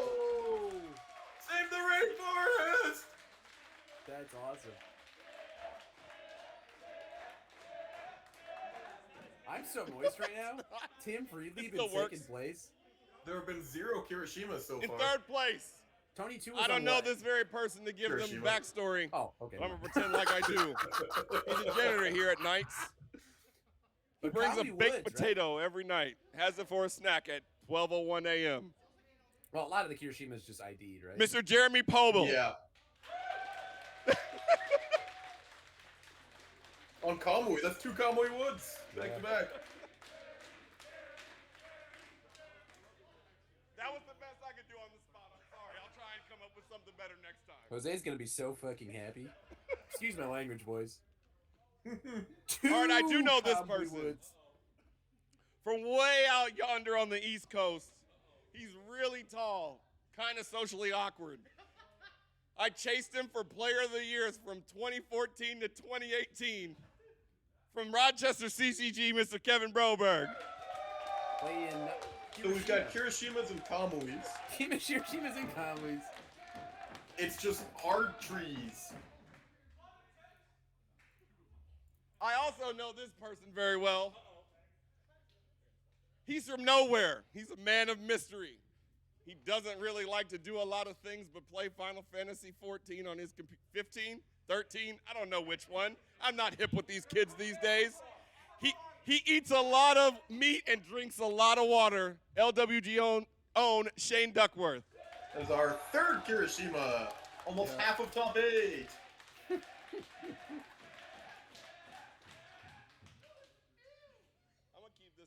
I like this. Y'all keep this energy up. I also know this gentleman very well. We've had a long-time rivalry. We didn't used to like each other very much. He's really good at this game. Lost to him in teams. Plays this game a lot. Plays a lot of games. His wife is really awesome. Their cat's name is Kuwabara. My friend, Mr. Christopher Nixon. Guess what he's playing? Yeah, we have to get the whole backstory, dude. Yep. I feel like with the one syllable. I kind of words, know you gotta this go person. With just like, He's all right. He's Chris, made things Chris, really yeah, awkward Chris, today. yes. Oh, yeah. He looks you know, like an orange in his jersey. inefficient chanting.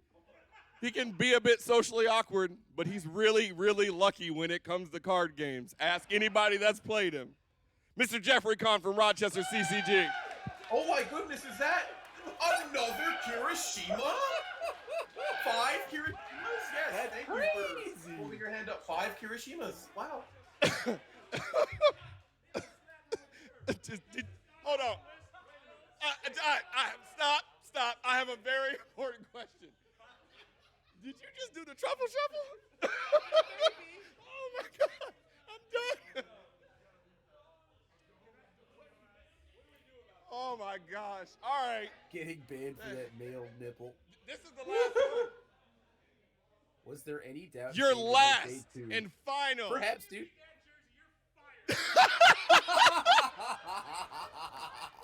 Did he say if it's Kirishima, you're fired? No, he said, give me that jersey, you are fired. Oh, okay. I will do my best, Mr. Cyclic.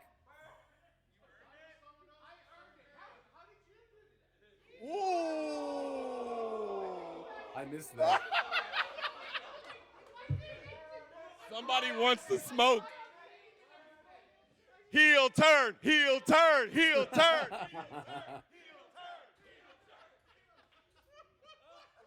It is a fighting game after all.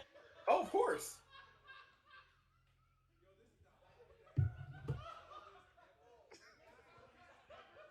Y'all really want to know who the last person in top 8 is, don't you?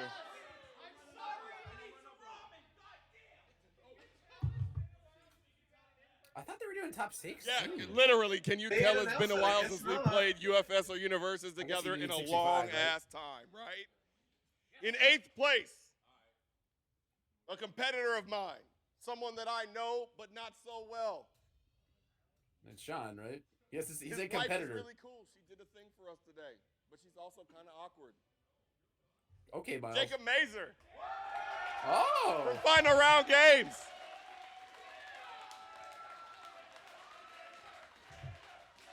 Nice, dude. Love to see it. The boy is in there. So does Nomu just lose to Kirishima? Or Your is it top like a 8, match? ladies and gentlemen. Thank Well, they're you at for 62. participating this weekend in the Omaha Smash 1K Plus. Don't forget, there is $1,610 So up for grabs tomorrow for 5 of top 8? 4. 5 of 8 are Thank you guys for Kirishima. coming out and And 2 playing. are Thank you for playing on Cowboy Legendary Woods. Wolf Games and taking games Yep. from ordinary to legendary. Woo! I appreciate you all. Mason has your prizes. What a top 8. So sick. Have fun. Stream. Deck checks. Deck checks tomorrow at 10:30 a.m. If you are not here at 10:30 a.m., important notes. The stream's going to want to hear this. If you are not here at 10:30 a.m. for top 8, it's an automatic game loss. I'm 10:30. so hungry, guys. I Top wanna eat so cuts bad. is timed. Top cuts is timed. Top 8 is an hour and 15 minutes. Top 4 is an hour and a half. And grand finals is 2 hours.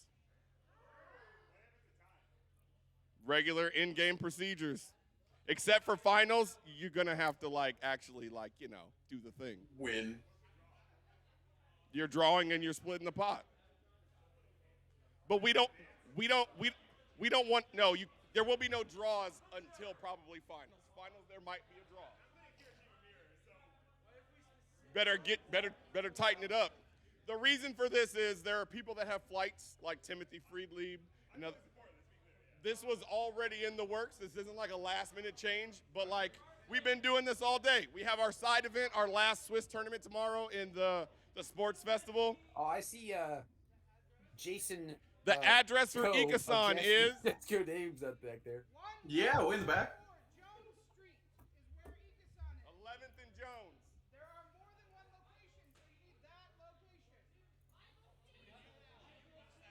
All right, guys, get your prize support.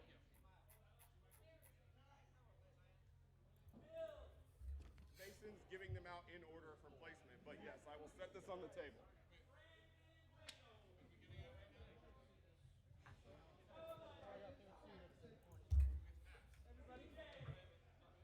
Everybody gets something.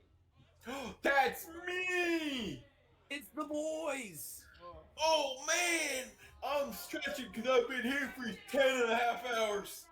I can't wait to get up and immediately hit a nerve improperly and have a lethal infarction. Oh man. Well, that's terrifying. Hey Miles, check this out. I got a hot dog from Five Guys to show solidarity with a hot dog. Oh hell haven't yeah, eaten hot it dog yet. cart. Thank you. I also Hot see dog. you're doing your best Mark Zuckerberg impersonation with that ketchup back there. Ketchup. Hey, I've got salsa over here, dude. I've got my salsa. Yeah, I mean, we got condiments for. I got myself a little Tim Hortons container. Oh yeah, I can play representing you a ditty Canada. on my harmonica, dude. Y'all. We were 2 people off from top 16. Or 3, because it breaks at 64, so 65. Yeah, we were 3 people off. Did you guys like our top 8 ceremony? Love that, I really dude. like that. That was cool. I like that you had the wrestler intro. You know? Oh yeah. The left corner, coming all the way from Rochester, New York. Fourth Hiroshima. Woo! Did you like the diversity scare? I think that was pretty good. Oh, dude, I was watching Kevin Broberg the whole time. I was watching Kevin Broberg's face the whole time. Dude. I was like, if He was like- anybody is gonna, yeah, Kevin was like, He gave us the Steve Harvey like real quick. yeah, hold on, what? They're not supposed to agree. Hang on. Well, again, thank you guys. I'm glad you enjoyed the show. Stream, thank you guys for tuning in. I hope we met your expectations. I hope you enjoyed what you saw. We'll be back tomorrow with top 8. We'll try and mix and match the standings. But yeah, thank you guys for tuning in. As I always say, thank you for taking your gaming from ordinary to legendary. We had an amazing event, and we're not even done yet. So we'll see everybody tomorrow. I'll leave you guys to closing out the show. I'm going to get these people out of here so I can go eat All dinner. right, bro. Have a good night. Good night, everybody. Love you. He said he's gonna throw around the matchup, so it's not just 2 different Kirishima mirror matches. Actually, I think there would only be 1 Kirishima mirror match. By the way, it's set up. It'd be Kirishima Nomu, Kamui no Kirishima, Kamui Kirishima, and then Kirishima. That's a lot of the word Kirishima. That is a lot of the word Kirishima. That is a Kirishima in all of them, I'm pretty sure. Yes, I think that is kind of impossible to avoid. Yep. Well, you could have had 2 mirrors, and then you would have had one. You could have one that was not. But there are not 2 mirrors. So yeah, so that's good. Life. Howdy, gang. Hello. What's up, Mike? Just wanted to give a big shout out. Thanks again, everybody, for tuning in. I know it was a long day, but I had a lot of fun. I don't know about you guys. I don't know about everybody dude, else. Had a blast. Got to watch UFS all day. I haven't done that in ages. I love the fact that at least like from the outside looking in, it looked like we had a really good mixture of viewership as far as new players and old players. So anybody that's new to the game, thank you so much for checking it out. It's completely unique. It's not like anything else. And again, the community is second to none. So stick with it. Build your local communities. If more big events like this are going to be happening. Obviously, it's not super safe to travel right now, pending your, your health status. But be on the lookout for more events like this. Hell yeah. For sure. Yeah. So that being said, Chris, we'll start off with you. Final thoughts? Anything you want to say before we go home?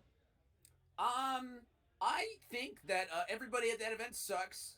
They're the worst. Nobody is playing the good characters. There's not enough Bromley in the mix. Save the trees. Save the trees. Now, but shout outs to all my boys all across the United States of America and also Canada. Okay. Devin hasn't come in chat one single time and said dead game lol, which is pretty impressive to me. Thank you to chat for hanging out with us all day. It's been super fun. I'm sorry that I haven't looked right over here to look at the chat enough. But thanks for hanging out with us. It's been a blast. Thank you, Mike, for putting up with our bullshit all day. You know, and answering our questions when we need it, and putting the cards up when we need it. And to Legendary Wolf Games for letting me watch this game being played for a number of hours and talk nonsense with my only boy almost Church. 11 hours. Yeah. And especially to Church for putting up with my bullshit and making coherent word strings together. We did get a dead game lol in the chat from Oh! 100. I don't know if that's Devin. I don't think I assume that's not Devin's Twitch account name. That'd be weird. He just switched up his account name for one thing. I told Devin he got a shout out. He said, "Don't do that."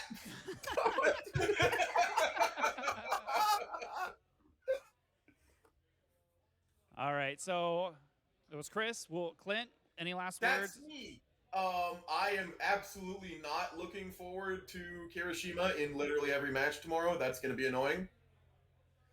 Let's not stream the Kirishima mirror match. Let's just go for any other one of them. Oh, absolutely. I mean, we kind of talked about it earlier. Like Tim Friedley, obviously from Jasco Games, has a very unique perspective on the game. So I like the fact that he's got. Not only does he have something a little different, but he's also not afraid to side into another character. So I think that and his other deck was really fun to watch. Yeah, absolutely. So yeah, we'll see how the matchups shake up tomorrow. But yeah, obviously we want to get the most unique games that we can on stream. And that being said, you know, once we get into top 4 and grand finals, that may be hard to do, but definitely It's just always going to be Kirishima. Yeah. Yeah. I was just about to say maybe Kirishima Nomu would be cool, and then Chris Nixon texted me and he said, I don't see any way that Tony loses to Nomu. So I thought, okay, maybe that's not fun. It's like he responded to me. So who is playing Nomu? Jacob Masur. Okay, got it. Listen, I'm telling you, I played in the retro event against Jacob Masur, and so did Jose, and we both were like, there's no world where either of us lose to this deck. And then he poppy slammed us. You know, he just mother mashed and father figured us. It was pretty fucked up.